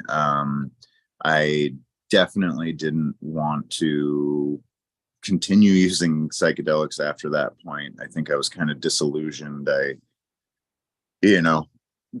have always had some self-awareness of my addictive behaviors, but never had the either encouragement or correct situation to kind of force me into really confronting that. And so, yeah, for about 6 years, I just completely wrote off psychedelics. Maybe I took like a tiny bit of mushroom tea in the forest, on a camping trip here and there, but nothing crazy. And, for me as a pretty much lifelong addict, it's like you have anything in your house that can be abused, and you're probably going to do it. You're not going to let it sit around. And so, I could say that with alcohol. I could say that with, weed, opiates, you name it. Never been much of an uppers person. But I've had, DMT next to my bed for the last 6 years, and it's not something that I have a propensity to abuse. I that shit scares me. I have found a lot of positivity through my experiences with DMT, but I think kind of just like a lot of my early big doses, I didn't get my setting right, and so yeah, I think for me, especially in this recovery space that I've been in, looking at how I would behave with all these other substances within arm's reach versus a psychedelic, and how there's not the same uncontrollable urge to use the medicine in the same way. And that just kind of shows me that, you know, these, whether or not you want to classify them as drugs, medicines, entheogens, whatever you want to call them, you know, they're definitely on a different level than quote unquote like other hard drugs, or at least classified controlled substances. And so that to me just kind of shows me that, hey, you know, you have abused psychedelics in the past, but that's not necessarily like what's always going to happen. And so kind of jumping forward to today, you know, I found myself, it's hard to say, you know, if this time around was like the bottom. I mean, it definitely was, because I found myself searching for help. But if I look back in my life, especially in periods of like really heavy opiate use, you know, I had some pretty low bottoms there. And if it wasn't for like a supportive community that I had around me, kind of letting me flounder in that space, I don't know if I'd be here. I don't know if I would be on this path to recovery that I find myself on currently. Yeah, and so I basically had found myself in a pretty unhealthy pattern of drinking that had been ramping up, but was really intensified by, you know, the ending of a relationship, which if there's any other addicts in the chat, you probably have experienced pretty similar behavioral patterns. And so, yeah, I found myself, you know, looking for AA in the area near me. And that was something I never thought would happen. I probably a couple months prior, at that point, had a childhood friend. Oh, thank you, Jared. I had a childhood friend, overdose and die after being in recovery for like 6 or 7 years, you know, seeing his life just out of high school to now, which it's been over a decade. I'm 33. But seeing him go from, you know, rock bottom, getting in a car accident due to blacking out on opiates, to like getting into recovery, focusing on physical fitness and like education, and really turning his life around, to and being engaged to get married, to relapsing once and dying. And I think that, you know, at the time I didn't really perceive it that way, but I think in retrospect was a big kind of wake up moment for me, where at least it was getting the seeds of recovery in my mind. And so yeah, I found myself looking up AA near me, and I walk down the street and I go to the Alanos Club here in Portland, and the only meeting in session is psychedelics and recovery. I instantly turned my nose up because of my, you know, experiences 6 years ago, but it was the only thing in progress at the time that really that applied to me at all. And I was so desperate for help or insight that I went in and sat down, and I was writing about it last night and doing some editing. pardon me. And I just remember walking into this space and sitting down and kind of almost instantly being so shocked at how open and honest and caring and loving like everyone in this space was. And I still kind of had some reservations, but 10-15 minutes into that first psychedelics and recovery meeting, I'm like crying, and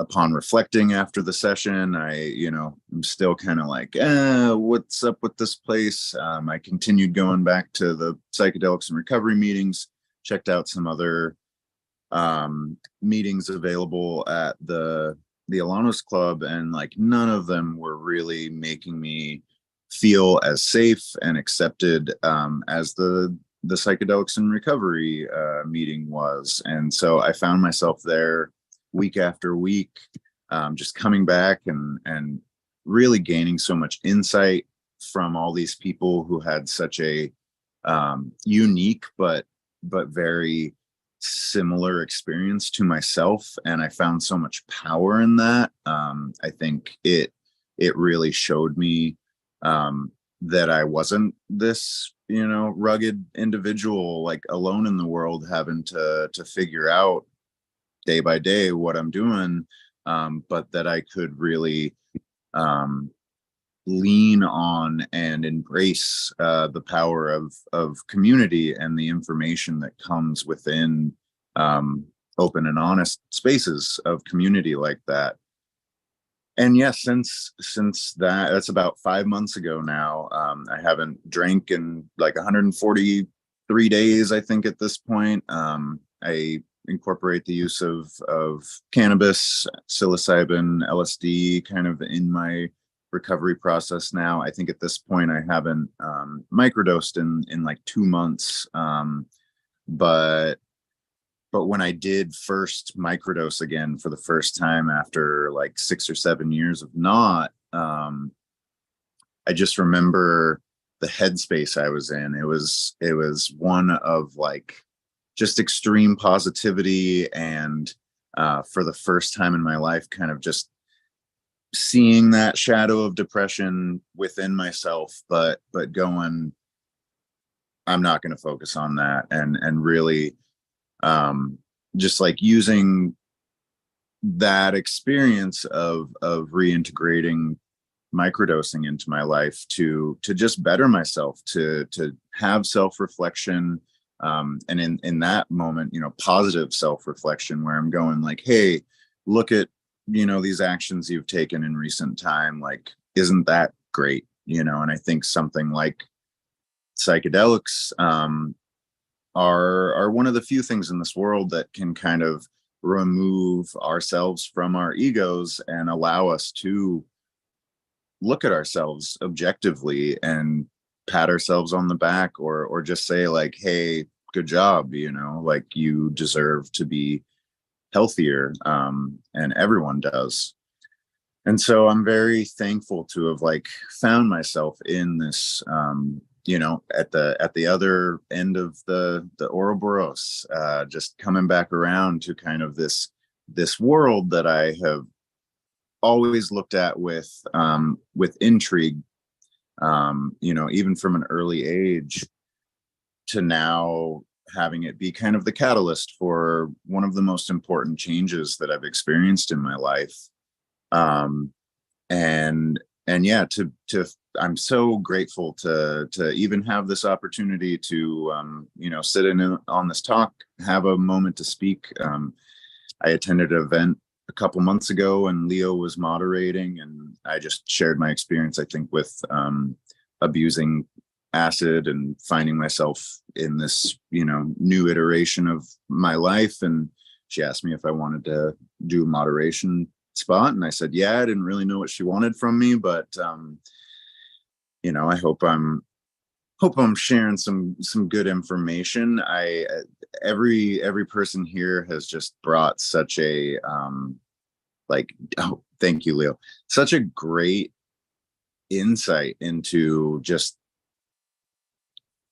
I think the thing I love about psychedelic spaces the most is just how deeply people can express their own just feelings with the world, but also their experiences with psychedelics that kind of bring them to those new experiences, new revelations that maybe wouldn't have come otherwise. Oh, any thoughts on porn addiction? Yeah, so I can touch on all of that. A lot of my, you know, yeah, I'm definitely open to questions. I can touch on what you just said there, and then people can definitely open up. So, yeah, especially in this phase of my life, I'm looking back at my early years and going like, when did these behaviors kind of pop up? And yeah, like I started looking at internet porn or even physical porn like pretty early on, and definitely developed a still to this day like pretty unhealthy addiction to at least masturbation, and not necessarily and porn as well, you know. It ebbs and flows, but I think from an early age I was using that as an escape, or you know, realistically to get dopamine, and still to this day, you know, I find myself on a bad day waking up and it's like I need that dopamine. And yeah, as far as like relationships with that sort of behavior, I've been in really good relationships where there's a very, you know, healthy appetite on both ends, where we kind of meet each other where we're at, and there's a lot of satisfaction there. I've also been in a lot of relationships where I am the hungriest, and then I will find myself, you know, kind of falling into the patterns of like masturbating too much, looking at porn, you know, secretly, you know, not necessarily keeping that from my partner, but like going into the bathroom instead of like engaging with the person that I love at the time. And let me see if I missed any substance of that. Yeah, and I guess I am not poly. My last relationship was actually a polyamorous relationship. I kind of have known my entire life that I was a monogamist through and through. But I met this woman, and at the time in my life, you know, I was really questioning what my how I could relate to the world in different ways, and I was smitten, and decided to give it a shot, and for a really long time it was a great dynamic, um and I think, you know, even though it kind of devolved into a pretty unhealthy situation, I learned a lot from that experience. It also showed me kind of how much growth I've had personally around jealousy and just other kind of emotions like that that come up when you are in a relationship. And yeah, if anyone has any questions or comments or just discussion topic, feel free. I can't hear you, Eric. Okay, I'm trying to speak louder. I have a bad microphone apparently on my. Can't hear you at all.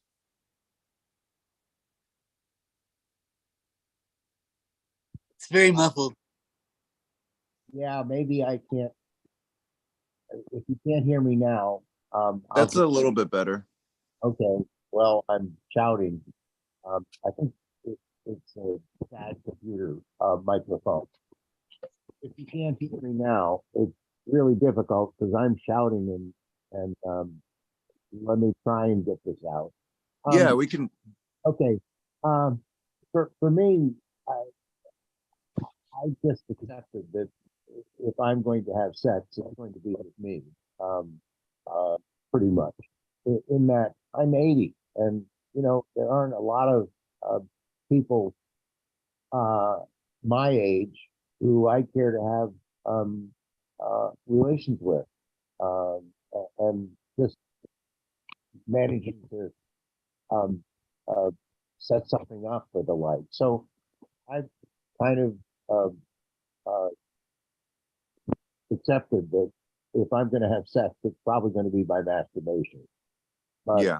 that's not that doesn't make me in general very happy about my situation, but I don't see a way out. I mean, Sure. yeah. So I just don't try and feel guilty about it. It's a reality for me, and if I'm going to have sex, it's with me. Um, I I keep on thinking that maybe somewhere along the line, um, um, things might change, but I'm not particularly optimistic that that's going to alter. Hmm. I Yeah. just wanted to share something next when it's time for the next person. Did you finish, Eric? You want Yuri Yeah. to go? Yeah, go ahead, Yuri. Sure. I'm in Sex and Love Addicts Anonymous, and I have had my struggles with porn, and I just want to say like how it interacts with people's like relationships, even maybe not their partner or their partners, but like their families or anything, is just to talk about it. Really, I think like in if it's really a problem that somebody wants to change, to talk about it, or like if you don't know what your partner's boundaries are, to say like, hey, this is where I'm at and what I'm interested in, and like, is that okay with you? And that makes it a lot of difference. Yeah, I think communication is the key to most things in this life, and that's always easier said than done.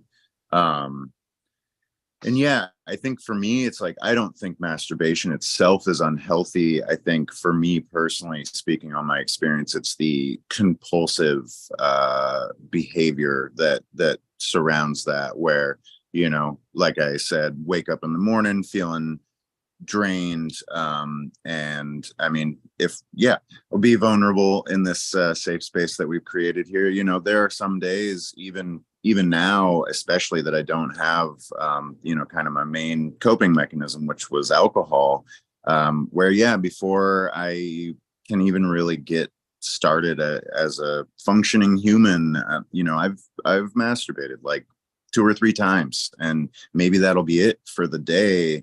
But sometimes there's another one or two, like, kind of strewn throughout, and I think it's in those moments where, and that's behavior that I've exhibited like since it all started, like as far back as I can remember. I remember like leaving a family dinner, like out in the world, to like go into the bathroom for 20 minutes, and yeah, exactly. And if I look at that behavior as kind of an early sign of my own addictive behaviors, but also food. I think binge eating is another big one for me that I have never really addressed. It's something I've always recognized as kind of an issue, but when you're shit-faced all the time, you're not really focusing too much on like, oh, I just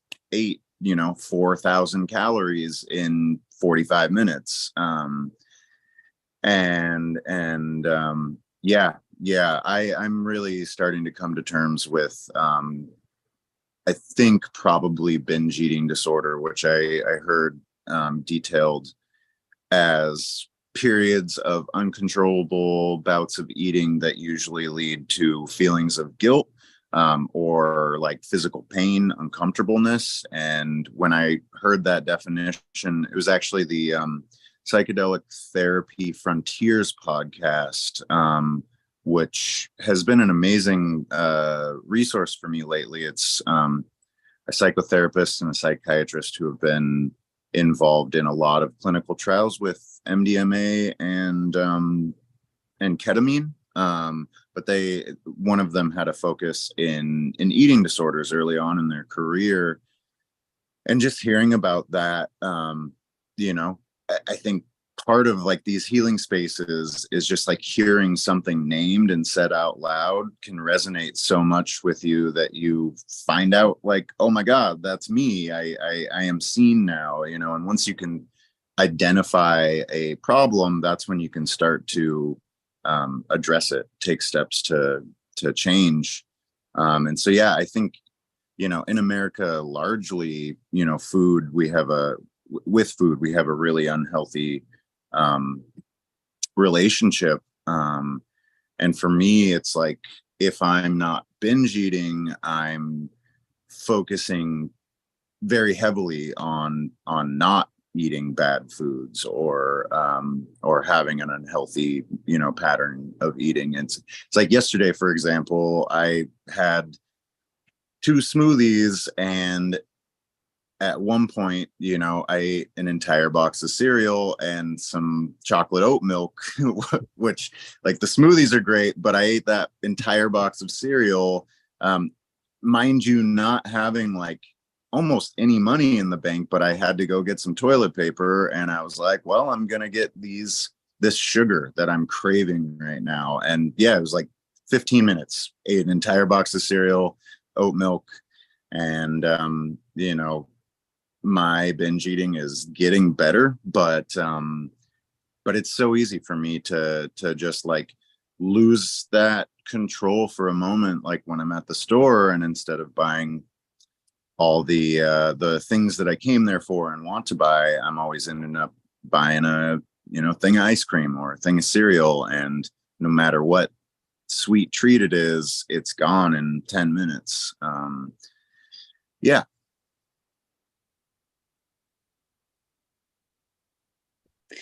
I struggle with food addiction too, and I'm in 12-step recovery for it. And we're often saying that it's like the most challenging of the substances to navigate in recovery from, as we have to take the tiger out of the cage at least 3 times a day. Yeah, exactly. I mean, it's such a struggle because, you know, just like a liquor store or a dispensary or whatever it may be, like these triggers that can exist in our daily lives, it's like food is always there. And I think especially in America with you know, our Christian holidays that are, you know, commonplace and not even kind of questioned, it's like they're built around binge eating. At least in my family, it was like we're all going to come together and stuff ourselves till we can't, you know, get up off the couch. And I just, my entire life, you know, people would, my family would comment like, oh, Matt, you got a hollow leg. And you know, by the end of high school, I'm a big guy. I'm like 6'2", but by the end of high school, I was like almost 300 pounds because I was eating, you know, 2 dinners a night. My partner at the time was working at Subway, and I would have dinner with my family, and then my partner would bring me a Subway sandwich. And yeah, I think over the course of maybe a year, I gained like 70 pounds. Yeah. Anti-Jared. What was that? The anti-Jared. Yeah, yeah, exactly. Anti-Jared in a lot of ways. But yeah, I think it's something that is being talked about a lot more in this day and age. I think in general, I'm very happy to see, just with men, with everyone, a trajectory toward mental wellness being propped up, being deemed important and even necessary. You know, definitely not enough. I could get into kind of capitalist structures and how nothing's ever going to really change until we remove profit motive from the equation. But maybe that's for another time. But it's just that there's so many problems in this world that can't be addressed by rugged individualism. You know, whether or not you have a predisposition to a behavior due to a chemical imbalance or because of what you were exposed to as normal behavior. There's a root of this evil that is larger than any one person or even, you know, a community of 30 people. I think large structural change is really what can get us to I mean, and this is all easier said than done. I may be a utopian, but don't have the answers on how to get to utopia. But yeah, I think with all these voids in our lives, especially in America, we find any way to fill them up with temporary pleasure, whether that be food, sex, drugs, anything that you can get addicted to, you know, which is a lot of things. It's pretty easy to fall into those patterns of behavior.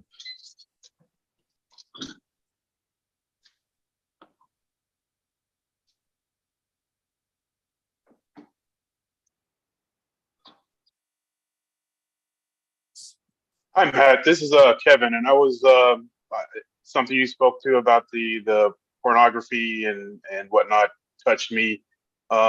My first exposure to sex was through pornography, and that was at a really early age. So, you know, about 7, 8, and then it affected my relationships with women and how I viewed connection for the vast majority of my life. So there's a lot of emptiness due to the porn, and you know, no judgment for anybody. That porn can be a tool, I guess, for individuals or couples or have you, but I personally just couldn't use it sparingly. I mean, there'd be times where, you know, I would avoid having sex with my partner because I masturbated so much from, you know, consuming so much porn. I was in the military, so I was deployed a lot. I spent 6 years deployed. So that was one of my coping mechanisms and, you know, the dopamine hit, stress relief. But then that bled into my relationships and how I functioned in kind of a cycle of guilt, you know, associated with sex until very recently, you know, my current wife is demystified it, taken away. It's not a problem for her. So some of that kind of sneaking and hiding stuff that I was doing was then removed because I had a safe space. So if I do it, it's just because I choose to do it. And, you know, it doesn't bother her. It's not going to be any retribution or we won't have discussion, where that was not the case in previous relationships. So, and oftentimes I would choose porn over the partner. Yeah. And I think that was just how I'm built and how my experience happened. But, you know, I guess it can be, you know, helpful, the relaxation or, you know, I just feel like we don't, especially for our just newer generation coming up that grew up with access to the internet and grew up with, you know, back in the day, it was my exposure was a VHS tape. You know, is having I can't imagine, you know, being a kid or being young and then having everything available, or just even something as simple as Reddit. You know, kids are on, you know, with my kids are a little bit older now, but the one who's the junior, there are kids in class that they have a VPN and they're looking at porn in the class on their VPN. Yeah. You know, and it's something that's happened often. I have a grandson, 16, adopted grandson, and a real problem for him is stealing, screens in particular. And his parents tried to have a handle on this, but he's addicted to porn. And I used to take him out to places like bookstores or rock stores, but he's also addicted to stealing. He had a horrible youth. His birth parents abandoned him. His first adopted family abandoned him, and he simply lacks any executive function. He has no sense of consequence, but he is addicted to porn. And right now, his parents are trying to deal with it through an addiction therapist. So, but I can report that, when I was growing up, Playboy was, what I used to masturbate for. And these guys today, my God, it's just, I think we are creating an entire generation of sexually malfunctioning kids because of the availability and the incredible scope of porn.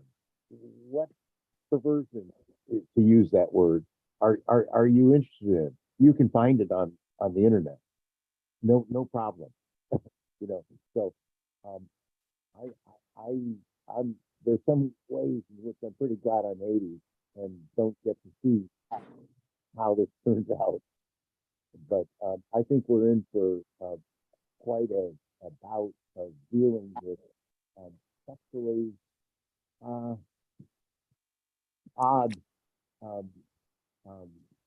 boys, especially, who have this complete access to anything sexual they want at the touch of a computer. Yeah, I think it's definitely a real problem. I was born in 90, and by the time I was 9 or 10, internet access was a thing in my house, and yeah, every chance I got, I had 4 hours alone, at home, and I'm at the family computer, doing it. And for hours. I remember staying home from school, and it would be like 15 times in a day, and I'm like, yeah, going on the internet or trying to find a 15-second scene in a DVD or VHS. And I think in a lot of ways it is, with internet access, it's a lot like going into a grocery store and being overwhelmed with choice. And when you don't have self-control, you're like, well, yes, I'll take one of those and two of those, and yeah, you can just kind of get yourself into a pretty deep pit real quick. Like, I mean, I'm, again, fairly self-aware, but like there's like this pretty clear cutoff point in my mind when I'm thinking about masturbating or eating or whatever it may be, and I'm like, no, I shouldn't do that, I got all these other things to do. And then there's this click in my brain where it's like, nope, I'm gonna do that. And then once I've kind of let myself make that decision, it's like, just the power that things like pornography, food, drugs can have over people is debilitating. I mean, it creates a lot of dysfunction in a lot of lives, not only the individual's life who's carrying out this behavior, but it affects your relationships. It affects what you even have to give back to this world, to strangers on a daily basis. And yeah, I think there is becoming there's more import being put on mental health. And I think without kind of at an early age having the ability for an adult in your life to like recognize your behaviors as potentially destructive and maybe trying to get you, at least to a counselor. I look back, I could go on about just a lot of my experiences as a child, and how I wish there would have been some more intervention in kind of these pretty clear, in my mind, like behavioral patterns from a very, very early age, whether it be, binging food, or from like 5th grade until the end of high school, just like barely getting by. I graduated, thankfully, but I've been a serious procrastinator my entire life. Still to this day, I'm a lot better, but just not not helping people in very vulnerable parts in their lives, leads to a lot of pain and suffering, where for years and years and years you just go on thinking that you're damaged, thinking that you'd be better off dead, that you are not a good human, like, oh, a good human has control over themselves, therefore I'm not worthy of all these things that other humans are allowed to have or do. And so yeah, I love to see, even in spaces like this, just the growing awareness of how important our minds are, and how that of course shapes the world around us. Yeah, I think that also,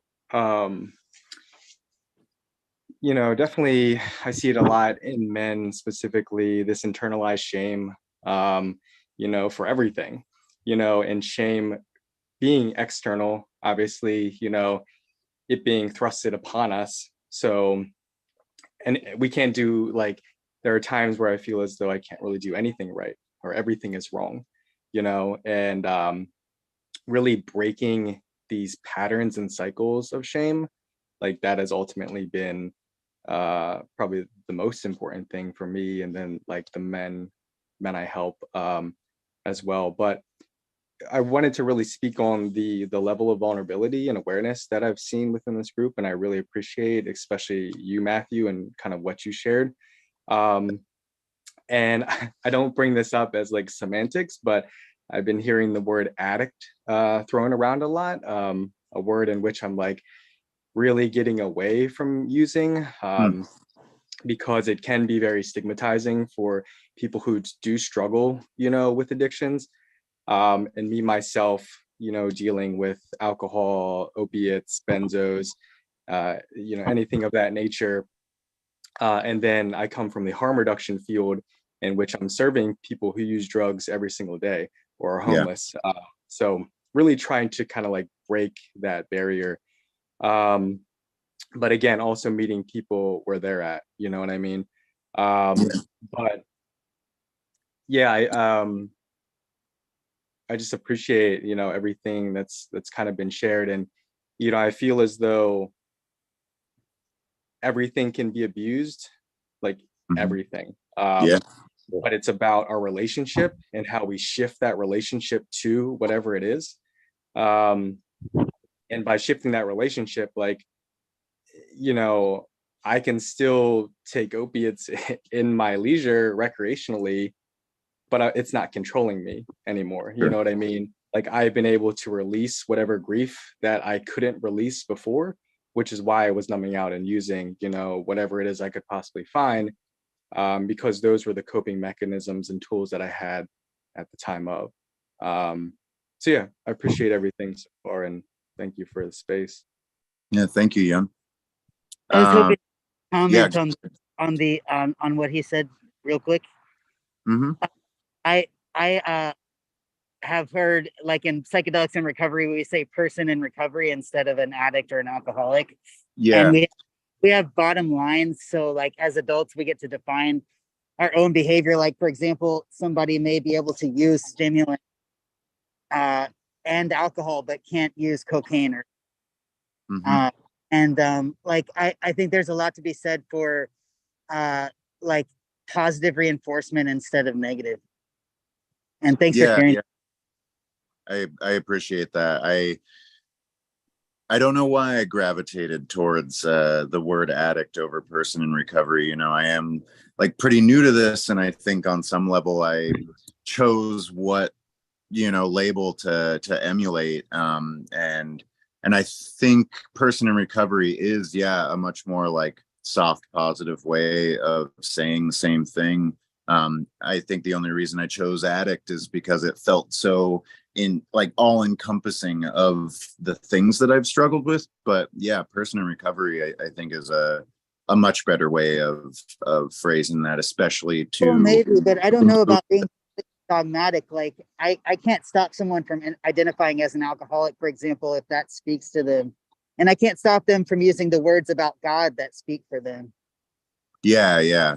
No, I think what you and Yun said was great, and I definitely think a good perspective to at least, you know, take the time to consider. Eric, did you have something? Oh, okay. Leo, you said you had an essay you wanted to read?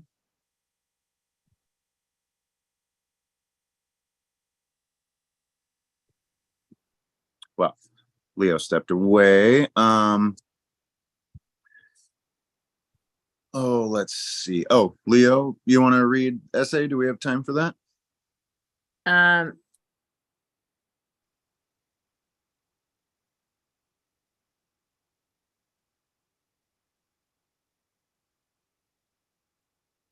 Can you hear me now? Yeah, yeah. Okay, yeah, like if you're open to it, I think he felt really bad about being sick. He's led the Hemp Fest movement, which is the largest you know, like legalization effort or grassroots effort for cannabis in the world, I think. And I think he felt really bad about being sick. So he sent me this long essay and I was like, okay, you know. So let me just pull it up, but it's a little bit long, but if you're okay, I'll share it. Yeah, I'm more than happy to. I've got to say a lot and heard a lot this session, so very satisfied. Thanks, Matthew. Appreciate it. Yeah, and Yun, there was no shame taken. I appreciate the perspectives gained in these spaces. That's the main reason I'm here. Okay, I'll just get comfortable. So it's called Sacred Male Resilience. I am not an expert on safe spaces for men and male development, but I have my own perceptions and experiences. I am a product of the 1960s counterculture, which had its own problems and hypocrisies, but it was a time of exploration and challenging conventional roles and dogmas. The 1960s was a time when both men and women began questioning the traditional roles that society assigned to them. Along with questions about gender came questions about race and sexuality, a time when a general goal of liberation from what was then referred to as establishment roles started coalescing. In a large sense, for both good and bad, I am a man of that time. We have often heard the phrase, he was a man of his time, maybe referring to the transgressions of the founding fathers or some other male figure from some previous time in history. And in that sense, we are all creatures of our times to some degree, with our values and behavior shaped by the social mores of the country and period we have been raised in and in which we live. But there have always been some human beings more inclined to put up some resistance to the predominant behavioral trends of their period. We currently live in an age where humanity is in a renewed struggle to confront age-old standards that a more enlightened and one might say more progressive mind would tend to question. One of the more recent trends of resistance is the serious questioning of and revolt against the patriarchic mindset of toxic masculinity, which is an attitude or set of social guidelines stereotypically associated with manliness that often have a negative impact on men, women, and society in general. This term refers to the prevalent form of masculinity wherein men use dominance, violence, and control to assert their power and superiority. Toxic masculinity includes themes of mental and physical toughness, aggression, stoicism, or not displaying emotion. These cultural pressures condition men to behave in traditionally stereotypical masculine ways. Conforming to this type of behavior requires us men to suppress our feelings, avoid revealing distress or vulnerability, be tough, and often use violence or aggression to portray or demonstrate our power. Breaking free from the chains of toxic masculinity is to find the freedom to be a whole human being, able to embrace a more holistic sense of identity. The author Starhawk in her novel, The Fifth Sacred Thing, talks about two kinds of power over others and power from within. Toxic masculinity focuses more on power over others. The irony is that it is based upon fear while requiring men to appear fearless. But toxic masculinity is only one incarnation of the masculine. There is always an option for men to seek to embody the sacred masculine. The Mankind Project, a global network of nonprofit organizations focused on modern male initiation, self-awareness, and personal growth, offers a treatise on the sacred masculine, and it goes like this. He cleans up after himself. He cleans up the planet. He is a role model for young men. He is rigorously honest and fiercely optimistic. He holds himself accountable. He knows what he feels. He knows how to cry, and he lets it go. He knows how to rage without hurting others. He knows how to fear and how to keep it moving. He seeks self-mastery. He has let go of childish shame. He feels guilty when he's done doing something wrong. When he's done something wrong, he is kind to men, kind to women, and kind to children. He teaches others how to be kind. He says he's sorry. He stops blaming women or his parents or men for his pain years ago. He stopped letting his defenses ruin his relationships. He stopped letting his penis run his life. He has enough self-respect to tell the truth. He creates intimacy and trust with his actions. He has men that he trusts and he turns to for support. He knows how to roll with it. He knows how to make it happen. He is disciplined when he needs to be. He is flexible when he needs to be. He knows how to listen from the core of his being. He's not afraid to get dirty. He's ready to confront his own limitations. He has high expectations for himself and for those he connects with. He looks for ways to serve others. He knows he is an individual. He knows that we are all one. He knows he is an animal and a part of nature. He knows his spirit and his connection to something greater. He knows that future generations are watching his actions. He builds communities where people are respected and valued. He takes responsibility for himself and is also willing to be his brother's keeper. He knows his higher purpose. He loves with fierceness. He laughs with abandon because he gets the joke. Toxic masculinity is embedded in the language of the patriarchy. He gets the joke, but at the end of the joke is the punchline. Masculinity, as it is presented in this society, is almost synonymous with force, aggression, and violence. It is not often associated with the power of love, which is the ultimate power from within. Like the power of listening rather than talking over someone, which is, as Starhawk mentioned, power over others. It makes me think of a social media meme I saw the other day that struck a chord in me. Hurt people hurt others, but luckily healed people heal others. Free spirits free others, enlightened people illuminate others, and love always wins. So shine your light on all who may cross your path in life, because what you do matters. That last part is the central part of self-advancement, of self-growth. What you do matters not only for others, but even more certainly for yourself. And as we live through this current advancing torrent of right-wing generated white male victimhood and grievances, we must be wise to contemplate that this stuff is in large part a reactionary response to the advancements that have been made, to the revolution of thinking and being that is happening as men and women evolve, and as men specifically evolve and transcend the limitations that these stereotypical manifestations of masculinity have thrust upon us. Because to privilege social equity and equality feel like injustice. If men can gain more freedom to find strength in the gentle, the compassionate, the sensitive, and the spiritual, the toxic masculine feels as if they might be losing something. When people of color begin to realize equality within white society, white privilege is convinced it is ceding ground, that it is losing what it feels that it is its inherent birthright, which is, of course, total bullshit. Those who get it understand that everyone benefits from equality, tolerance, and inclusion.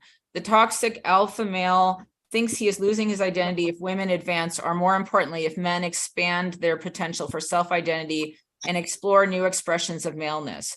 Of course, they are right in the sense that this process leads to men having less toxicity. It leads to non-toxic masculinity. That idea scares the alpha male. And equality works both ways. As we work to give women all of the freedoms, access, and power that men have historically hoarded and wielded, we must also work for men to have the opportunity to embody and embrace the power of the feminine, not to be like women, but to be more whole men, to be more complete, whole human beings, and to be free from the chains of societal categorization, which is to be limited and predefined.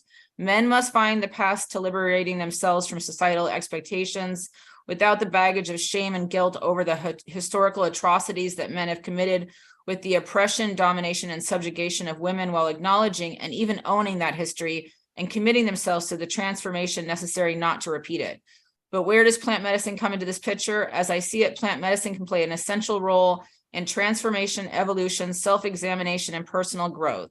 Entheogens, for me anyway, can work like a vegetable peeler, peeling off layer after layer of skin to get down to the essence of self. Psychedelics can be like a rope bridge across a dangerous chasm of fear, shame, guilt, and pain to get to a place of compassion, introspection, and ultimately self-growth. Entheogens are often used in shamanic traditions and other mystical places, and they are believed to have the ability to open the mind and reveal hidden truths about the universe and the self. Scott Van Helt writes in The Spirit of Cannabis and its influence on spiritual life through the ages, that just as cannabis has been used in some indigenous cultures as a tool for accessing the spirit world, some users report profound spiritual experiences and insights when using it as a means to raise their vibration and live life at a higher frequency. Many also use cannabis to aid in the process of self-discovery and personal growth, as it can help to quiet the mind and allow individuals to explore their thoughts and emotions in a deeper way. Using cannabis for spiritual purposes can open one up to a wide range of benefits, including increased creativity, introspection, and a heightened sense of presence and connection to themselves, others, in the universe. And of course, other potentially more powerful entheogens such as psilocybin, ayahuasca, ibogaine, LSD, etc., have shown great potential in clinical settings for growth, expansion, and even unraveling and overcoming trauma and other forms of psychological barriers to inner peace and self-realization. So I feel like he goes on for quite a while. I didn't realize it was such a long essay, but I'm happy to share to anyone if they want to email me, because I'm concerned that we're getting into Kev's time. And I want to thank you so much, Matthew, for this hour, and thank you for your time and for your share. Yeah, of course. Thank you, Leo. Thanks everyone who commented. I really appreciate the space, and I hope you all have a great rest of your day. Welcome, Kev. Please take it away. Hi, Leo. Thanks for having me and enabling me to kind of tell my story. And thank you for putting this whole thing together where all of us can come together and talk about our experiences and feel no judgment and be able to just speak freely and express ourselves. So my name is Kevin Robinson. I'm currently in Las Vegas, Nevada, but I formerly lived in Seattle, and this is kind of where my journey has brought me to here. So I'll go back and give you my background. I was a 20-year career military officer, 6 years between Iraq, Afghanistan, Bosnia. I spent 2 years on the Korean DMZ. I was from a military family. My father was a strong, silent type. He was my hero growing up. My mother worked all the time as well, and she kind of set the stage for the strong women that have been in my life up to this point. In 2018, I lost my 6-year-old daughter to suicide, and it was a basically 2.5 year, to almost a present day dark night of the soul. I was suffered from injuries in the military, broken neck, broken back, collapsed lung, had my eardrums blown out, and I had PTSD, but was in denial about having it because that was considered soft to me, where I came from. If you showed any kind of weakness, you were eaten alive. Especially as a Black officer, I felt like I had to, a lot of things I internalized. It felt like I had to be hard and had to be strong, stronger than what would be normal. I was a football player previously, power lifter. So all of the alpha male, kind of stereotypical things that you would expect from somebody who spent their life in the military. But my problem was I brought that home with me into my first marriage with the mother of my two first daughters. And when we finally went through our divorce, it was traumatic for my children, but particularly our oldest child, Claudia, who suffered from depression. And we divorced in 2013. I retired from the military, moved to Washington, but I suffered from the lack of camaraderie that I had previously in the military, and then the disillusionment of, I'll use the Star Wars analogy. I thought I was a Jedi. I thought I was Luke Skywalker, but really I was just going through, and not to discuss policy or any of that other kind of stuff, but looking back at some of the places that I had been and places even where I thought we made a positive difference, one man's terrorist is another man's freedom fighter. The people that were there were just, in some instances, just defending their homes. And we look at all of the way the military industrial complex kind of influences our country and some of our policies. I actually led the Security Force Assistance Program when I retired. So I was a program director. So I was privy to a lot more information than I was earlier in my career. So a lot of the questions that I had, one of the things in the military, you're told to, shut up and color or just say yes, sir, roger out, and keep moving. And I got to a point where I couldn't just shut up anymore. I had questions about everything. I continued to run my mouth with my superiors and whatnot. So it was just time. Realize if you can't just say yes, sir, and shut up and do what you got to do anymore, it's time for you to move on. So we retired. I was previously stationed in Fort Lewis, there in Washington, and my current wife worked at the University of Washington, and so we moved back up to the Seattle area. My daughter she was doing great in school. She'd always been an A student, and then she hit high school and realized she had dyslexia, which I didn't understand because she was an avid reader. She read constantly. She would go through books, and she'd go through a book a week. Sometimes she'd just sit and read a book. And so I didn't understand how somebody could have dyslexia. I just was not understanding how that could be. I felt like she wasn't trying. So a lot of additional pressure that I put on her, I was focused on a lot of the wrong things. And, the lack of ability to be a decent co-parent with my ex-wife, and all that took a toll on my child. And initially we sought treatment at Seattle Children's. She went on various SSRIs, all the antidepressants, about a year of that. And she told her doctor, look, I cannot continue to feel like this. So I want you to take me off my medication. Well, in Washington, at the age of 13, you have the option to make choices about your health care. In some instances, that's good. And this one, I disagreed with it. But about 3 weeks later, after her medication change, she passed away by suicide, and I found her. So the additional pain, angst, questioning every decision I ever made, wallowing in the guilt, wallowing in the shame, I was just a mess. And, I was kind of in a haze for a long time. And some of my old Army buddies had retired already.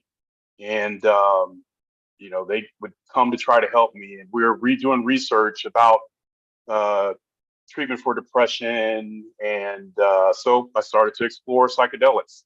And initially, I was given some, I was connected with MDMA therapists. So I had MDMA that started to help, but it really didn't pull me through. I tried psilocybin, and I improved a little bit, but I wasn't going high enough doses in hindsight, looking back now, because I would just go into my pit of darkness, particularly while in my early psilocybin journeys, because I internalized a lot of the pain and angst, the regret, etc.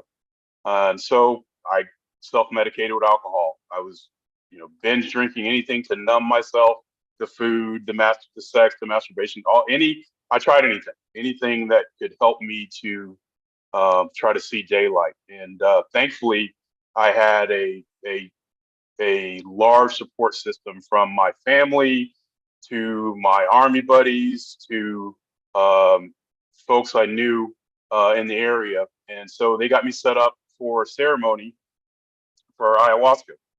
And in my first ayahuasca, and I literally was having suicidal ideations myself every day. I had insomnia for years. I had brain injuries, I had the bodily injuries, and I was wallowing in that pain. And that initial ayahuasca ceremony helped me to continue to be here to this day. And so I went down, one of my buddies went with me, and I want to share, there's a couple organizations I'd like to share in the text. I do not speak for these organizations officially. It's just my opinion. And so there's the Heroic Hearts Project sponsors former soldiers and folks with PTSD to take ayahuasca trips. And so I'm going to make sure I share that in the chat here in a moment. Kind of all over the place a little bit, but kind of talking about this is a little re-triggering, but I feel like it is very important. So after my initial ceremony, as synchronicity would have it, the Seattle Psychedelic Society was showing the MAPS integration series.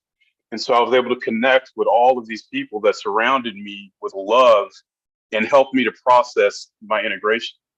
I had several ceremonies after that over a period of time. And eventually I started researching shamanism, trying to figure out what's the next step.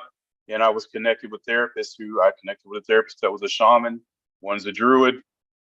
Basically they were like, look, this guy's a mess. Let's circle up and do whatever we can to help heal him. So, as I would have my counseling sessions and as I would have various plant medicine ceremonies, one of these, all these folks are actual, licensed therapists. They would connect me with another person. And so I got to try, Iboga. I got to try basically the whole spectrum. I even went to a reenactment of the Mysteries of Eleusis with a coven there in Seattle that recreates the Kaikion and does the play while you're under the influence. So I had so many additional support options out there that I'm very thankful for. So I go from alpha male. I didn't really cry prior to losing my child, and then I cried every day. And I still can cry every day now. And the transformation, if you knew me before, and some of the folks that are on here, it's night and day. I remember not being able to sleep, and I'd be up for days at a time. My insomnia was that bad. And I remember my wife leaving a Facebook thing and be like, hey, you should try meditation. And it comes up on your Facebook memories 7 years ago. And it's like, that's just for hippies. I'm not gonna, even consider that. And so looking from that point to actually connecting, and I was initiated into a universal shamanism under Don Oscar Mira Quesada, and I'll post his website, The Heart of the Healer, Corndero, Wachumero, and I am now in a place where I can function, I can share my story, I can cry in front of anybody. It doesn't matter to me anymore. And, I have a lot of love in my heart for the group of folks that are out there doing this work, and connecting people with resources. And I'm very grateful for the open mind that some of my folks had, that, they're like, you're drinking a magical brew, but they were still open to go with me to fire ceremonies and to all the stuff that's going on there in the Seattle / Washington area with psychedelics that, I had no idea. I had never had cannabis until I was 45 years old, because I took a job that had government contracts. So I actually had ayahuasca before I had cannabis. And I truly feel, you can't change the past, but I feel like my life would have been significantly different had I been consuming cannabis. First, the binge drink, first, the socially accepted thing to do while you're in the military. And, my job that I took afterwards was a government contract job that I couldn't smoke at the time. And I noticed that cannabis for me allowed me to help me to sleep, it did help with a lot of the pain that I had, so I didn't have to be on opiates. I didn't have to, destroy my body anymore. And then that led me to lots of circles that I would never consider having anything to do with or being open to. And one of my mentors now is, I have an Agori, a mentor who works the burial grounds in India, works the cremation grounds. I have basically a coven that has helped me of witchcraft. That those ladies actually helped me to understand what divine masculine and divine feminine, where I didn't even think there was such a thing. I was so out of touch with my feminine or even my divine masculine side. I was so out of balance that it was just a struggle functioning on a daily basis. And now, when I look up, I got a picture of Shiva and Shakti up there. It just reminds me that there is more to life than what we are told, at least what I was told and how I was raised. So, folks took me into their homes. Eric, for instance, is on here. My buddy John is on here. John drove me from Seattle to Las Vegas so I could be in the sun, so I could change. I lost my daughter there in Washington, and I healed there. But in order to continue to progress, I had to get away from that location. I mean, I lived 5 minutes away from where I lost my child, and I worked a job that I was miserable at, and so I needed a fresh start. And I'm really grateful for the support of my wife and my family that made it possible for me to now study philosophy, study mysticism, go on these my ceremony trips, and share with people who, particularly veterans of PTSD, who, there's truly a stigma for us about it, to the point where you lie on the surveys when they ask you the screens for PTSD, because the threshold that you can say what you can say in order to still be functioning within the military. And I will say I did, and I know other people that in order to continue, serving or keeping their job that's taking care of their family, they can't really talk about it, So it's when you get out that then the effects fully start to hit you, that you no longer have all the other support team, particularly people who you could say anything to. And, whether you're judged or not, in some instances you don't care, but that family atmosphere, that the close circle of both men and women that I had around me, you lose that identity. You start to realize the things that you supported. So you kind of feel like I've wasted my entire life, to a certain extent, because I've literally given my body, I've given my years, of the 16 years that my child was here, I was deployed for 6 of them. So I spent 10 years with her, and we moved 10 times,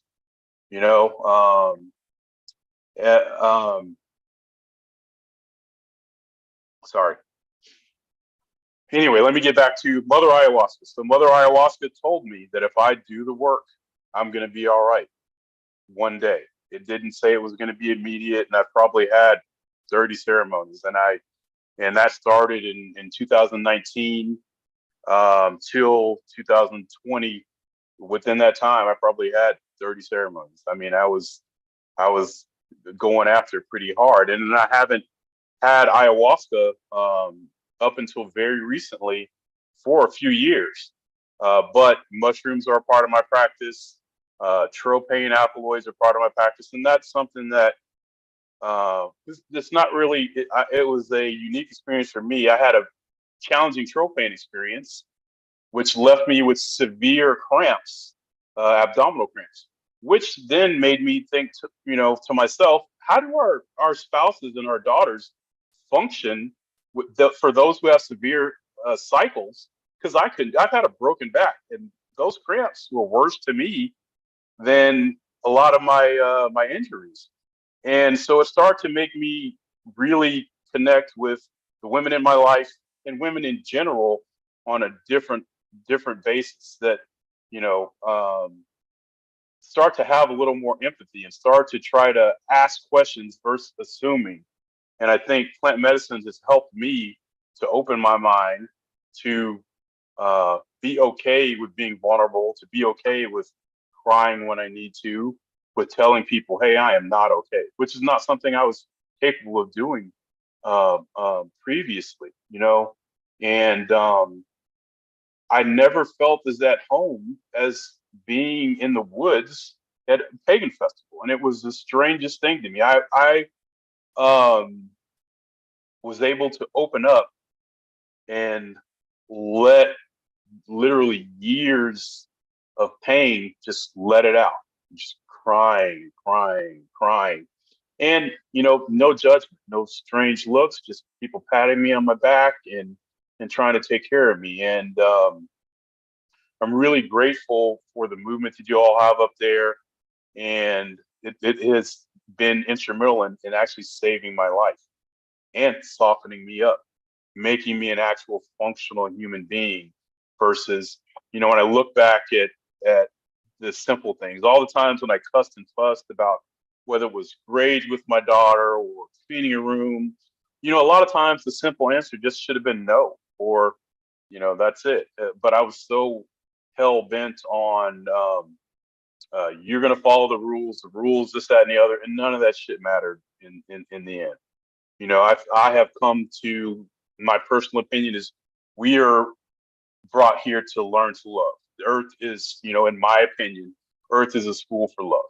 And whether that be to love yourself, to love Pachamama Gaia, you know, to love those around you, to realize that, you know, in one way, shape, or form, we're all connected to that same light.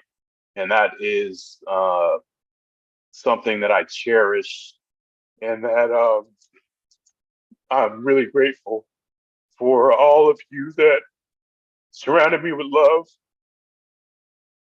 And, you know, as I am a better father now and better partner, I couldn't have done it without the support of the beautiful people that I've met. And I'm sorry, y'all.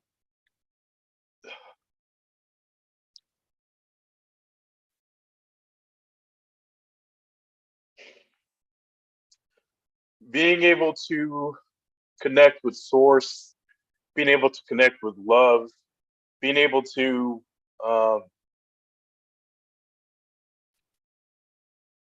heal, you know, and this is okay.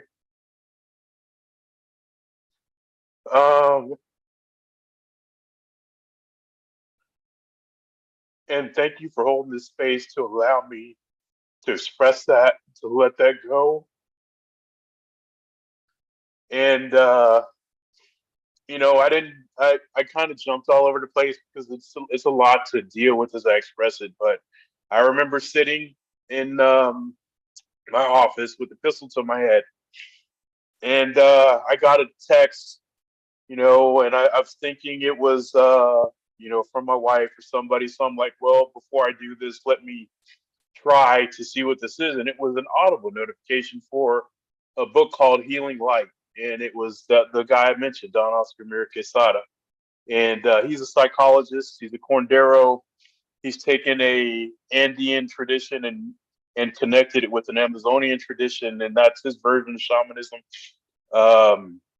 And so I listened to that book, and it opened me up to, well, let me pour myself into understand, you know, what shamanism is and how healing is done, you know, and that opened the door for me to then be connected with folks who could facilitate me getting ceremonies.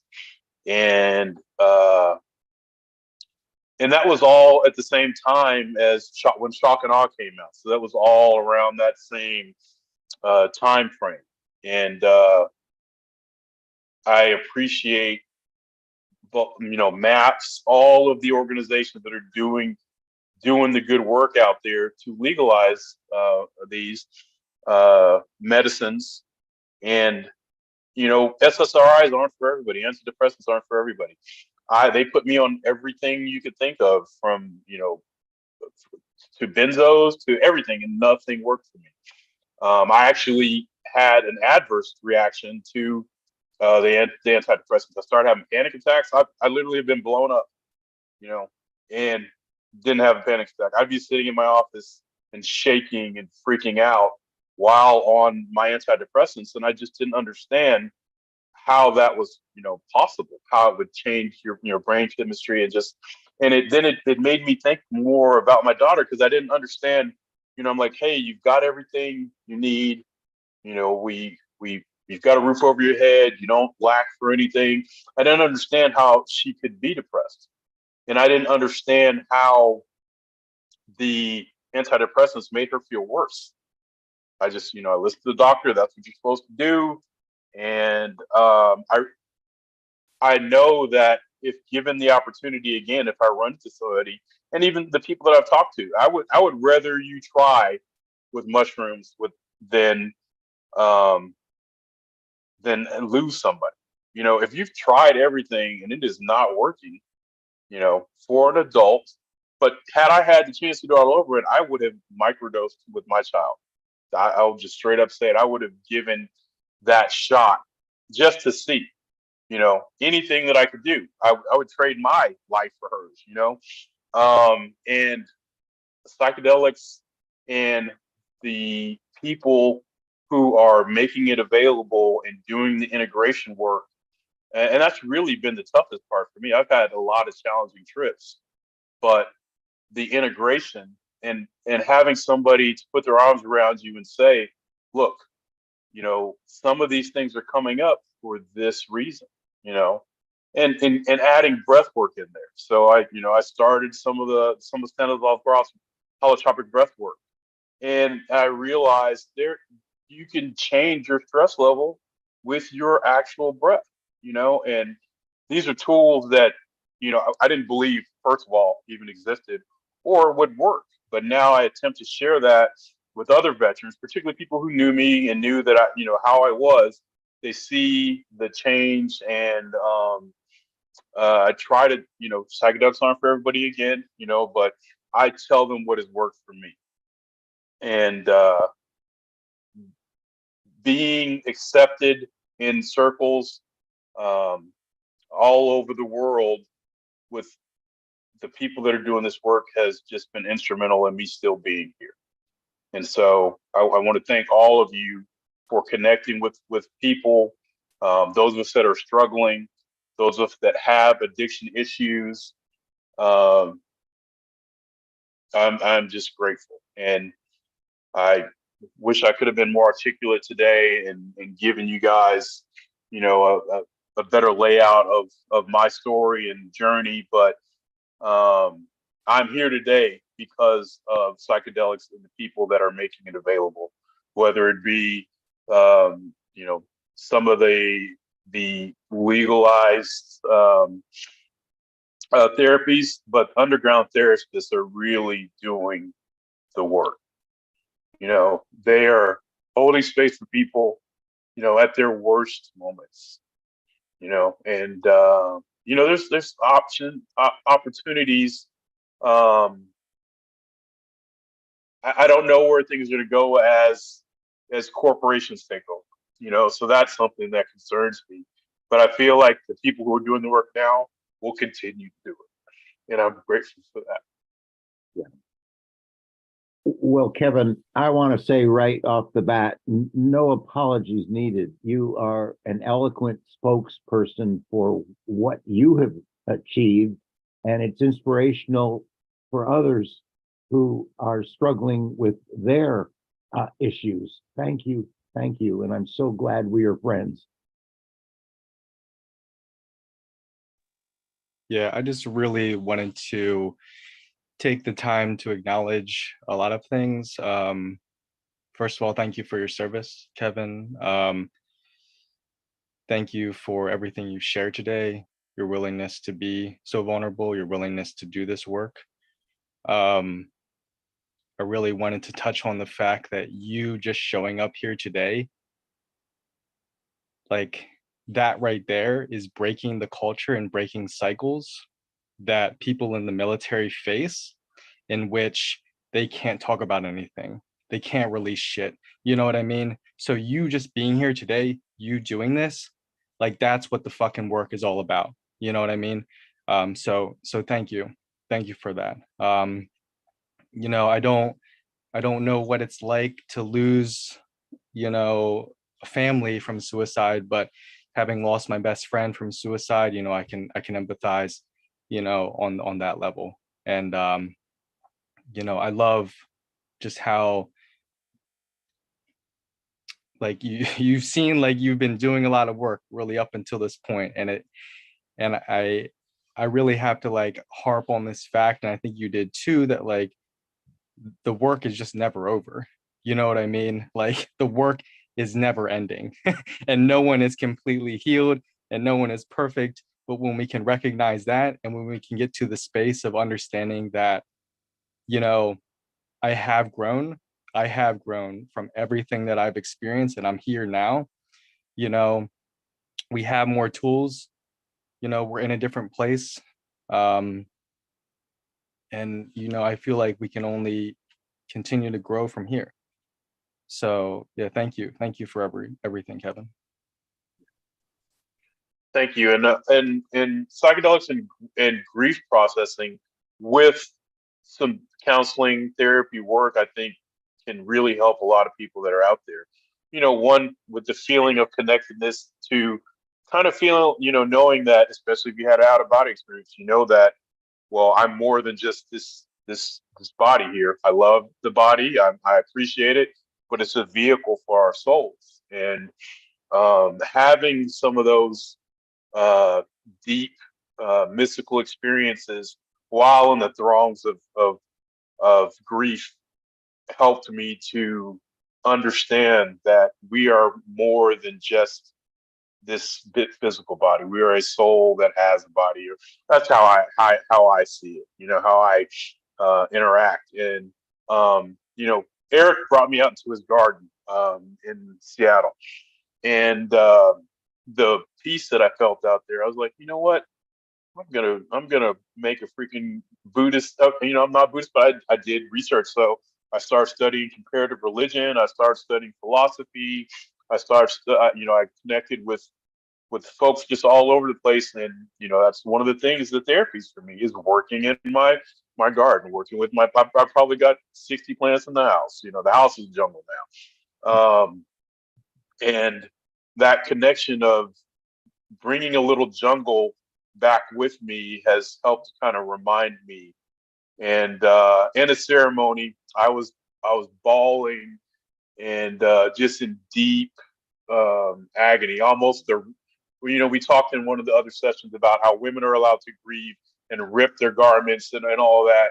And I appreciate that they allowed me to to scream when I needed to scream, to yell, to cry, to express all that stuff.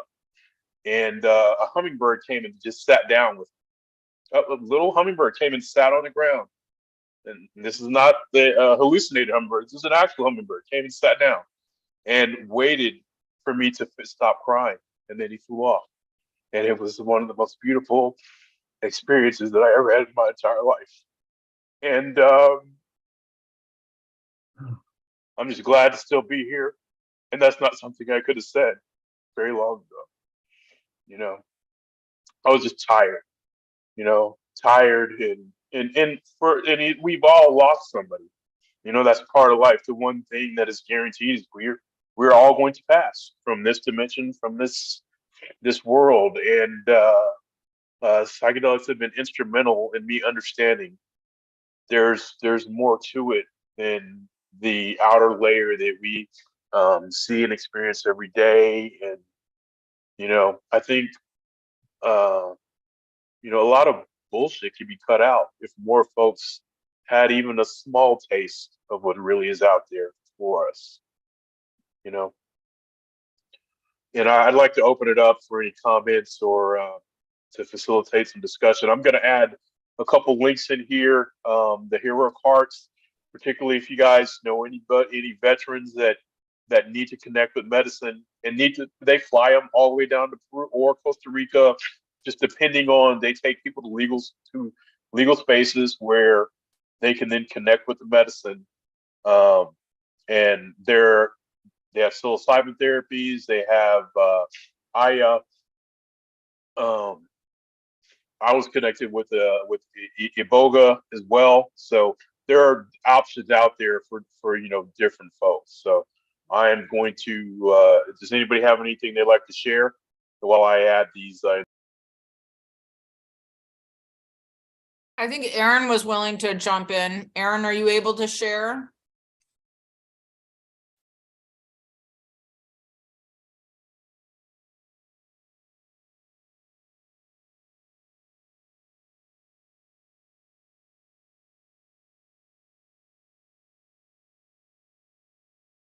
I don't know, maybe he needs to unmute himself.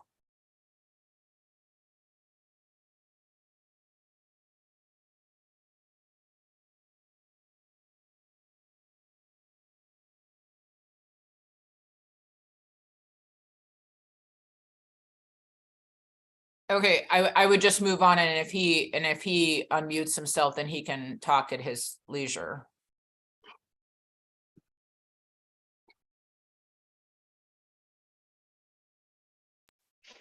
Okay. So those links that I added in the chat are for the Heroic Hearts project that we previously discussed, and the Heart of the Healer Shamanic Mystery School, run by Don Oscar, who is also a licensed psychiatrist and therapist. So, and I can connect people with some other resources as well, for the different folks that have kind of taken me in and pulled me up under their wing, and I what I do have to say is, America is divided in some instances, but down at the ground roots level, we are all more connected than we are different. The people who are not down here doing the work, the government, etc., that shit doesn't matter. It's the people that are down here doing the work, supporting one another, providing harm reduction, helping people with set and setting, facilitating healing is where it's at, in my humble opinion. So, I want to send a shout out to all of you, all the support groups, all of the political movements, everything that you guys are doing out here to bring these options to people who need it.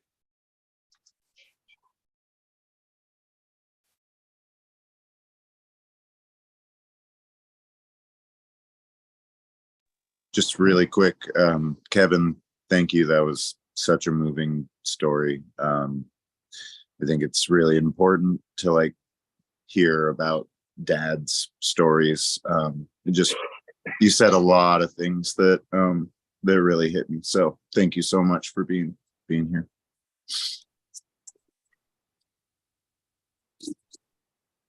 Thanks, Matthew. I appreciate it.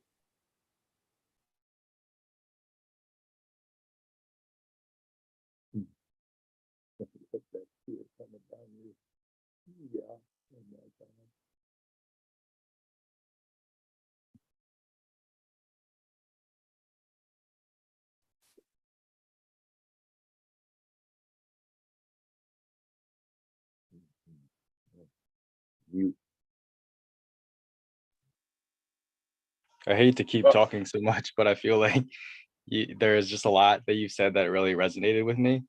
And I feel like the understanding that one person's medicine can be another person's poison, like that's truth right there for sure. And not everything's going to work for everyone. And that, psychedelics, plant medicines, they're all tools to be respected, but they're not magic pills. They're not going to cure the earth, and to be able to also recognize that there is so much more that can be done outside of the world of psychedelics as well. And that can just start with sleep, that can start with diet, that can start with, so many basic things to help get us to this point.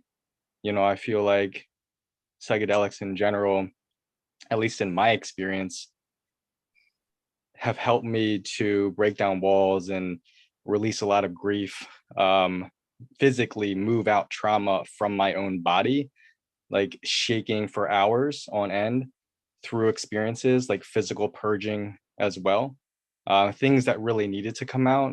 And I think the sacred tool, grandmother Aya, what have you, has just allowed me to like be in that space to do that work. But ultimately the goal is to not have to rely on these things. You know what I mean? We're not continuing to continue patterns which the Western medical, society has thrusted upon us, in which you're stuck on a substance for the rest of your life. You know what I mean? It's like, hey, use this tool. It's an option for you, but it's not something that you have to take for the rest of your life. You know what I mean? Yeah, I completely understand. I've gone several years without having it. My ayahuasca experience was so profound that I didn't, not even fear, but just like I'm not in a space where I need that. There's also been times where I'm like, I just really don't want to hear it right now. I'm like, I'm not in a space where I'm capable of digesting the stuff that I don't need ayahuasca to tell me what I need to do. I know what I need to do in that instance. What psychedelics did for me was just put me in touch with my emotions and my, a connection. For instance, like I can't, I don't take psilocybin unless it's a heroic dose or a microdose. Like I can't do that. If I'm in the middle zone, I will wallow in guilt. I will wallow in kind of shame and a cycle of it. So I've kind of dialed it in, for myself on, what I need to take. And depending on the experience, and some of my mystical stuff and my meditations, occasionally, there'll be some, I'll use certain substances. But like what Alan Watts said, you pull back from the microscope. Once you see it, you kind of pull back and then, work on whatever that issue is in particular, versus just continue to take medicine. We still got to, Don Oswald said, we still got to grow corn and potatoes, or, the chop wood. And you still got to do the work here in 3D reality, or whatever the hell you want to call it. You got to do the work here physically, mentally, emotionally on a daily basis. Again, we die every night. We go to sleep. You got a new start the next day. Are you going to focus on where you're at? Are you going to, work, be mindful and be here in it? Or, psychedelics could be used as escapism. And there have been times when I needed to escape, and I'll be honest, I have escaped. But when you come back, the laundry's still going to be there. The bills are still going to be there. Your responsibilities or the other things. I like to be able to see an issue, work through it, particularly in a trance state, and that could even be with meditation. But then you got to come back and put that into action. And what are some ways that you guys have integrated your experiences and then put them to work in your lives?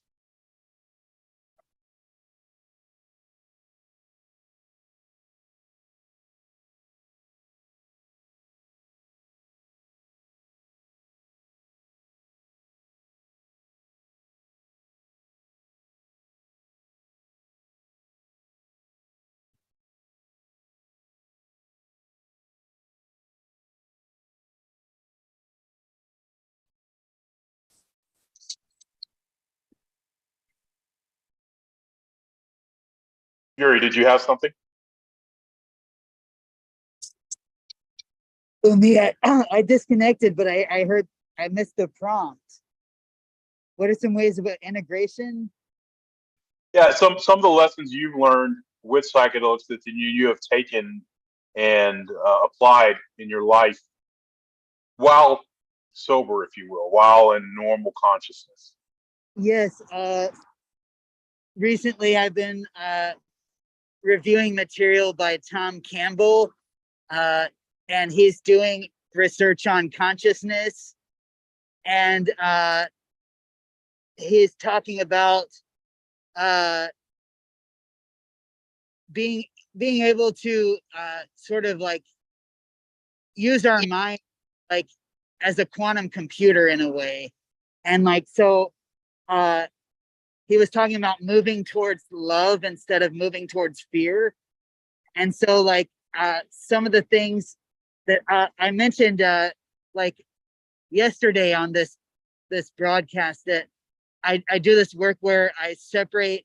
It's kind of compared to internal family systems, where I separate parts of my compartmentalized parts of my personality. Like now I'm going to address my heart reasoning, or now I'm going to address the part of me that actually wants to quit this job, or now I'm going to address the part of me that is having flashbacks about a mother or about a grandmother, or now I'm going to address the part of me that is interested in finding like even better, like addressing the part of me that's not interested in finding my highest and best path, so that I can see the dark aspects, things that I may like knee jerk reject. And yeah, just sort of journaling and writing before and after. But I think like looking to make connections to my here and now and my friends and family.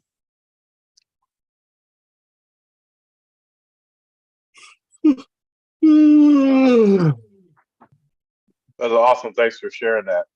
I'm gonna look up Tom Campbell and start to learn about his research. Is there anybody else who'd like to share?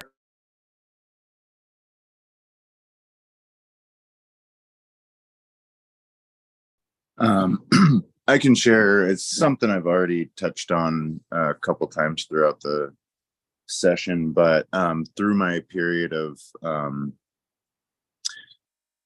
abusing LSD, whatever you want to call it, the main takeaway I've been able to like fully attribute to that experience was, for years, I mean, for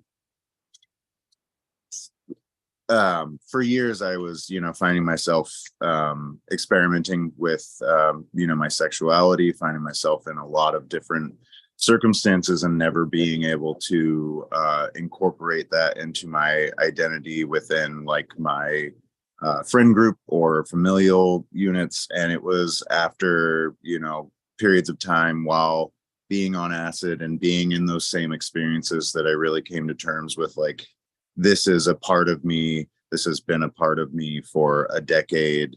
I have to share who I am with people. And so, slowly over time would come out to, people close to me about, my bisexuality. And yeah, so I think everything else from that period of time, I'm still figuring out. But that's the one concrete thing that really was a change that occurred, was just being more open and honest about who I was and not feeling scared or like I was going to be ostracized. Thank you, Kevin. Yeah, I was worried, particularly as I, delved into the psychedelic world, and then as I went into the mystical practice, and then as I started to learn about witchcraft and, telling your family you're born a Southern Baptist, and you're like, yeah, I'm kind of a witch now. This is what I do, and what does that mean? And the beauty is that being able to take my mom, my brothers, my sister, all of them out to a goddess shrine and show them, where I'm at right now, and being okay. They don't have to accept it or like it. They've all been loving, but everything's not for everybody. But coming to a place in my life where being comfortable with who I am, whether it be sexuality or relationships or some of my previous issues, and just saying this is where I'm at. And Yuri mentioned journaling, and I found journaling was helpful for me because my internal dialogue, I bullshit myself, but it's harder to write down a lie to yourself. When you're kind of talking to yourself and making excuses for behaviors or even patterns that you have, when you're writing it down, you know, and it's not for anybody else. You're writing it down for yourself.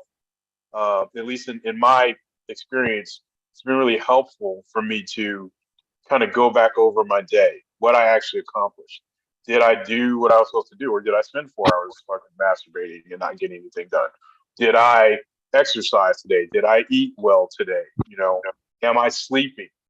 So a lot of personal honesty with me was something, you know, I was full of shit with myself in a lot of instances, you know, and I then projected me being full of shit on my partner or my friends or my family or my children, you know, because I was full of shit. I know you're full of shit, you know. No, Whereas when I okay. could journaling, that was part of my counseling. Had me journal with mindfulness exercises, and then it's just something I kept up along the way. It's been very helpful for me. So I share that when I have a veteran with PTSD that's getting ready to go for ceremony or any of that kind of stuff, I'll give them a journal and a pen and like, here, write down the stuff that you're experiencing. And this is not for anybody else. This is for you. You know, this is for you to you know, if you don't feel like you have a safe space to say it out loud, write it, tell it to your journal, you know. And in a way, if you start hitting the same themes over and over again, you can see your patterns. And I go back every now and then, at least in my mystical magical practice, you're supposed to kind of go back and see the results of your work. So I started doing that with my regular journal. I'll go back in a few months and be like, where was I at on a certain issue? You know, am I really working through it, or am I in denial about it? And writing it down, you know, I'll catch myself trying to sugarcoat something. I'm like, dude, just tell yourself the truth. If you know, tell yourself the truth as you feel it, you know, as you experience. We all experience, you know, the world as we are, in my opinion. So this is how you're interacting with the world and the rest of the people out there. So that's been helpful for me. Does anybody else find journaling a helpful process for them? Real quick, I just wanted to add back on the psilocybin experience.